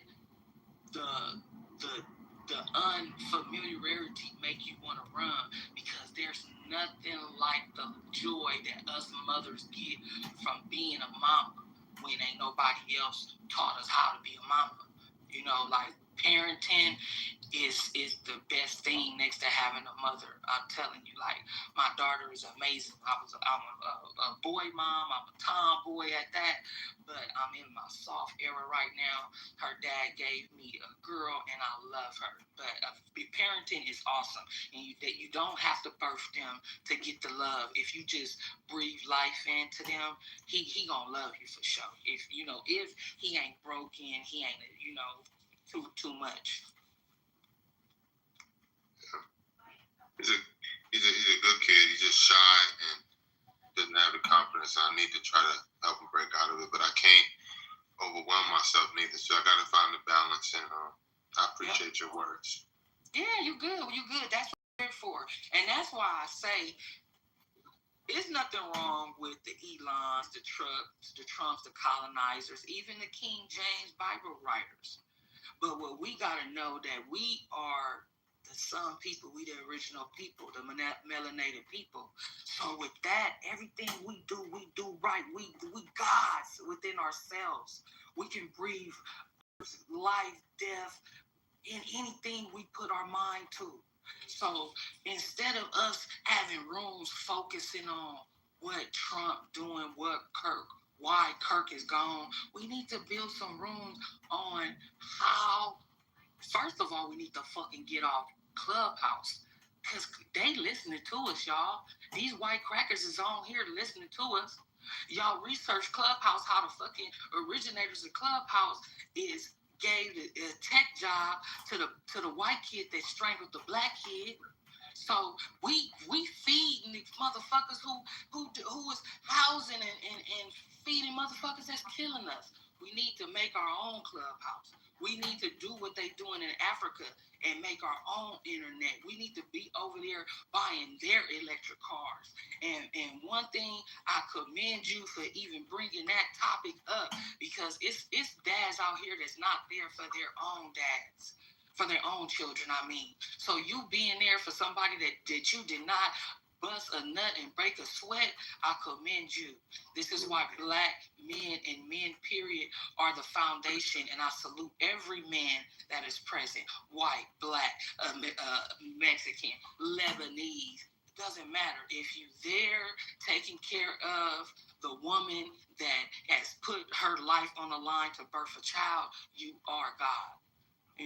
So really take some deep time to think about it, and don't give up. Don't ever give up yourself, but don't ever pass by the chance to help somebody else, because I'm telling you, I'm surviving right now by people that I helped 20 years ago. 20 years ago, girl walked up to me and was like, I remember you teaching me this. Now I run my own Del Taco. Thank you. I love you. Here's my girl, fucking Hispanic girl. 20 years ago. So he's gonna say your name like we saying Malcolm, like we saying Martin, like like how Kendrick came and breathed motherfucking earth into us with Not Like Us. We gotta breathe earth into every one of us. I love Miss Lisa platform. I seen Miss Cleo come up in here too. She was listening. I love you, Miss Cleo, if you listening. But like, man, we need to congregate, get together, and have our time to build and bring life back into us, because they have fucked up everything that we got going. That music, that 808, that vibration, that hurts, that is making us low. And they know it. They don't want us to meditate. They don't want us to eat raw. They don't want our mind. You know, like, the reason why a lot of people who can't focus to the fifth step is to argue, to talk to you, to stay calm, because what we eating. I bet you Trump ain't eating right.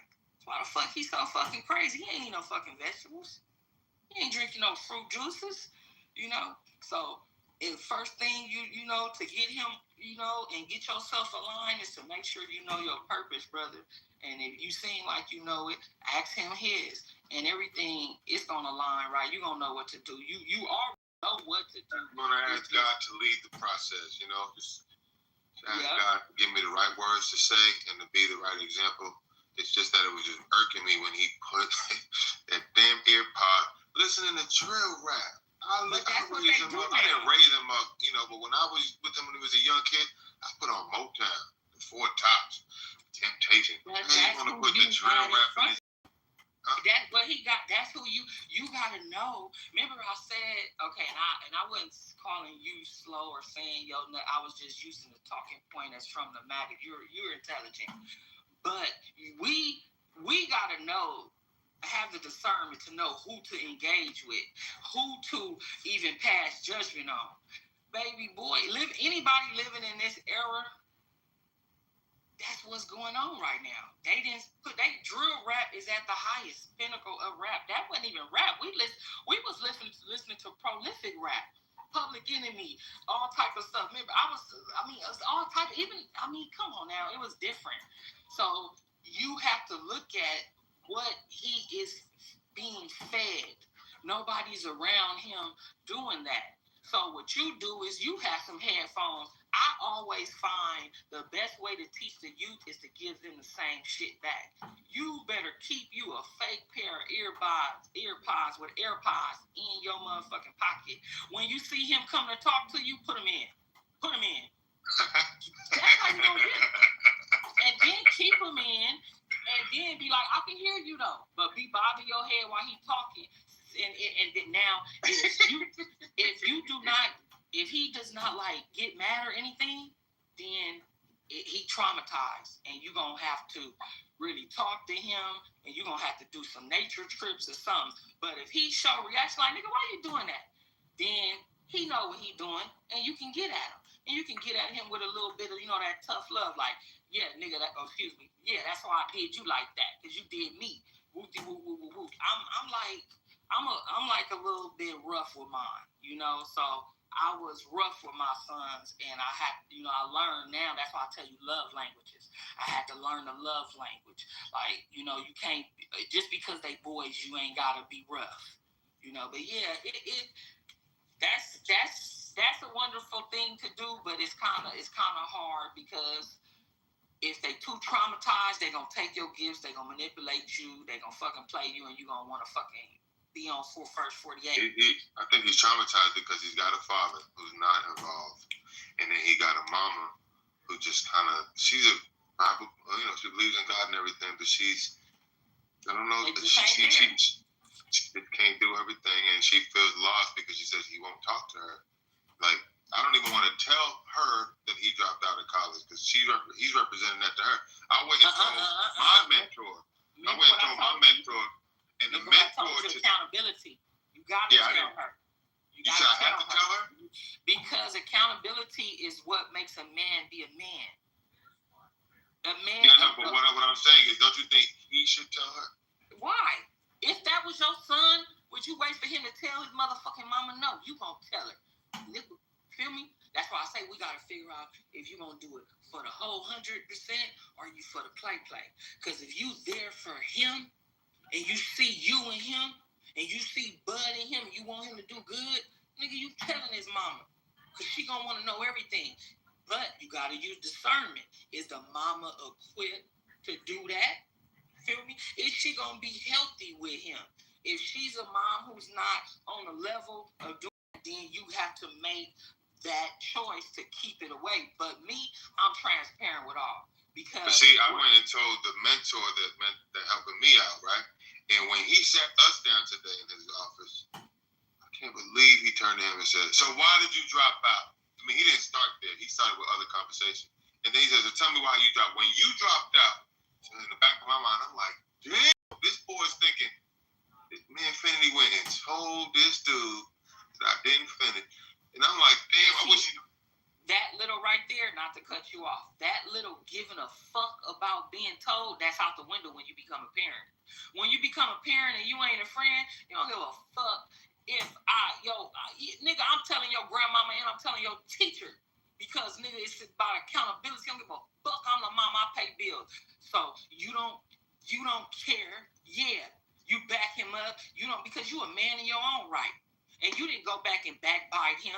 You exposed his ass because you want him to feel that he ain't got no secrets. Because the motherfucker lied to you and he played on your top. You could cut him off. If that was a nigga on the street, he'd be done right. Why you giving him a pass? You trying to raise a man or you trying to raise a fucking mice? Yeah. You feel me? You raising a man. So since you're raising a man, accountability, we stand on business over here. Y'all stand on business. I call it accountability. And back in the days, we get down where you mad at. So if he lying to you, that's why I say you gotta treat people how they treat you. So you got 2 jobs. If you finna really do, you got about 5 jobs. First job is you gotta figure out how much percentage you want to do. If it's anything over 75, you just pushed your way to 100, and you that boy daddy. If you feel, and you got to take into consideration them. You got to take consideration. Can you knock him out if he buck? Is his mama gonna relinquish, or is his mama gonna help, or is she gonna impede? All of that shit got to come into consideration when you figuring out if you finna take upon the job. So I can already tell you right now, my spirit is telling me I need to be there when and where I can to help him stand up a career and a life. I can't pull him through this period of time because I have too many things on my plate. My career is in the middle of being established. I'm all over the place. There's no way I could be 75 and more time. I can't. And I get that from talking to you. If one of the ladies would have pulled me to the side, I'd say he don't want to do it. Because any time we have to ask for clarity, we know what the fuck we want to do. You feel me? So you better put you first. Now, you can put you first and dip in, or you can just put you first and step away and go on and do you.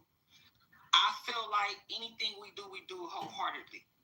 Feel me? So if you really feel like you're not finna do it wholeheartedly, wash your hands, see him when you see him, and gone.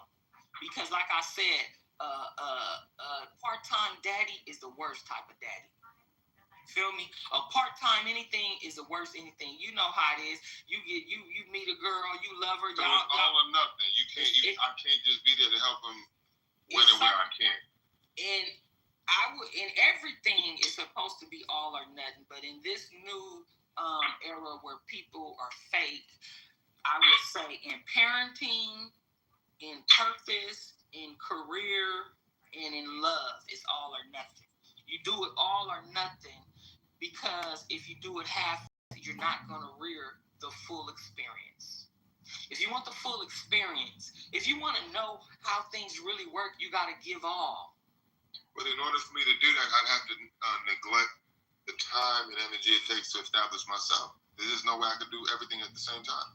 So you being honest. I'm being pulled in a lot of directions right now. Especially I'm working on a political campaign, and you know how regulated that schedule is, on the drop of a dime, I gotta go here and I gotta spend time. I gotta do this. There's no way I can sit there and schedule in time with him on a consistent basis right now. I just can't until I get established fully. I agree with you. And I'll leave it right there. Yeah. And the mother tells me just what you're saying. She said, you can't come in and then leave. You can't do that. Either you're going to, because I was helping her for a few weeks, then I got busy doing something, and I went away for 3 weeks. And she said, that's not good for him because. What are you doing? Like, okay, now what are you doing? Okay, like you said, you're starting a political whatever. I'm working in a political campaign. I'm a promoter. I deal with entertainment. So he can't be your apprentice? He's not in school right now.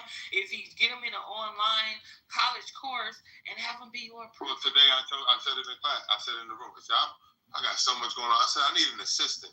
There you go. And I was waiting for him to step up and be like, I can do that. I guess I got to tell him, I need you to be my assistant. Because he's been living with his mother, who's been telling him he's not been watching his father, who's been doing it. You see what I'm telling you? See, this is why I say you have to always wear, I don't know what hat to call this, but the magician hat. The magician and the discernment hat is the ability to know which style of teaching, which love language. You have to be able to kick into space, and you got it, but you thinking too much. Like you want people to take the initiative that you know that you would do because you still thinking in that potential mindset. Let me break down the potential mindset for you. Women, we live in the potential mindset. We get with a man because we know, we feel like you see what I'm saying?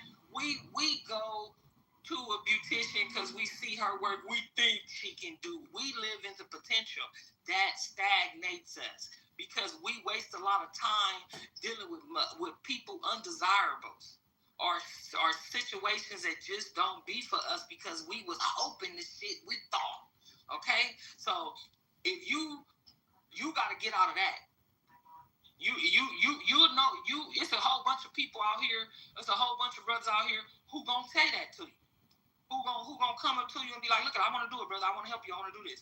If he not hungry, you either, like I said, teach him or let him go. Because it's not in him. Because mothers, a lot of these, no offense, a lot of our black mothers, we lay back. We tough on our daughters and we lay back with our sons. So so he don't know what it is to be a go-getter because his mama been a go-getter. He don't know what it is to go out there and work for them because his mama been putting the food on the plate in front of him. So you gotta, I'm telling you, try to bring his sister is 2 years older than him and she's leaps and bounds. She's always doing this. She got a car. She's doing this. She's doing. So I'm thinking he's just living in the shadow of that and just beating himself up privately. And he don't know how to follow up and be persistent. He's got all of these opportunities around him, but his mother tells me, and I can see it, he has no go-getter attitude. He don't follow up and persist. Like he might apply for a job. If they don't get back to him, oh well. And he just go on about his business. I'm like, follow up. I said, you did an interview today. If they don't, the last question you should have asked them was, when am I going to hear back from you, sir? Or when can I follow up? He didn't know.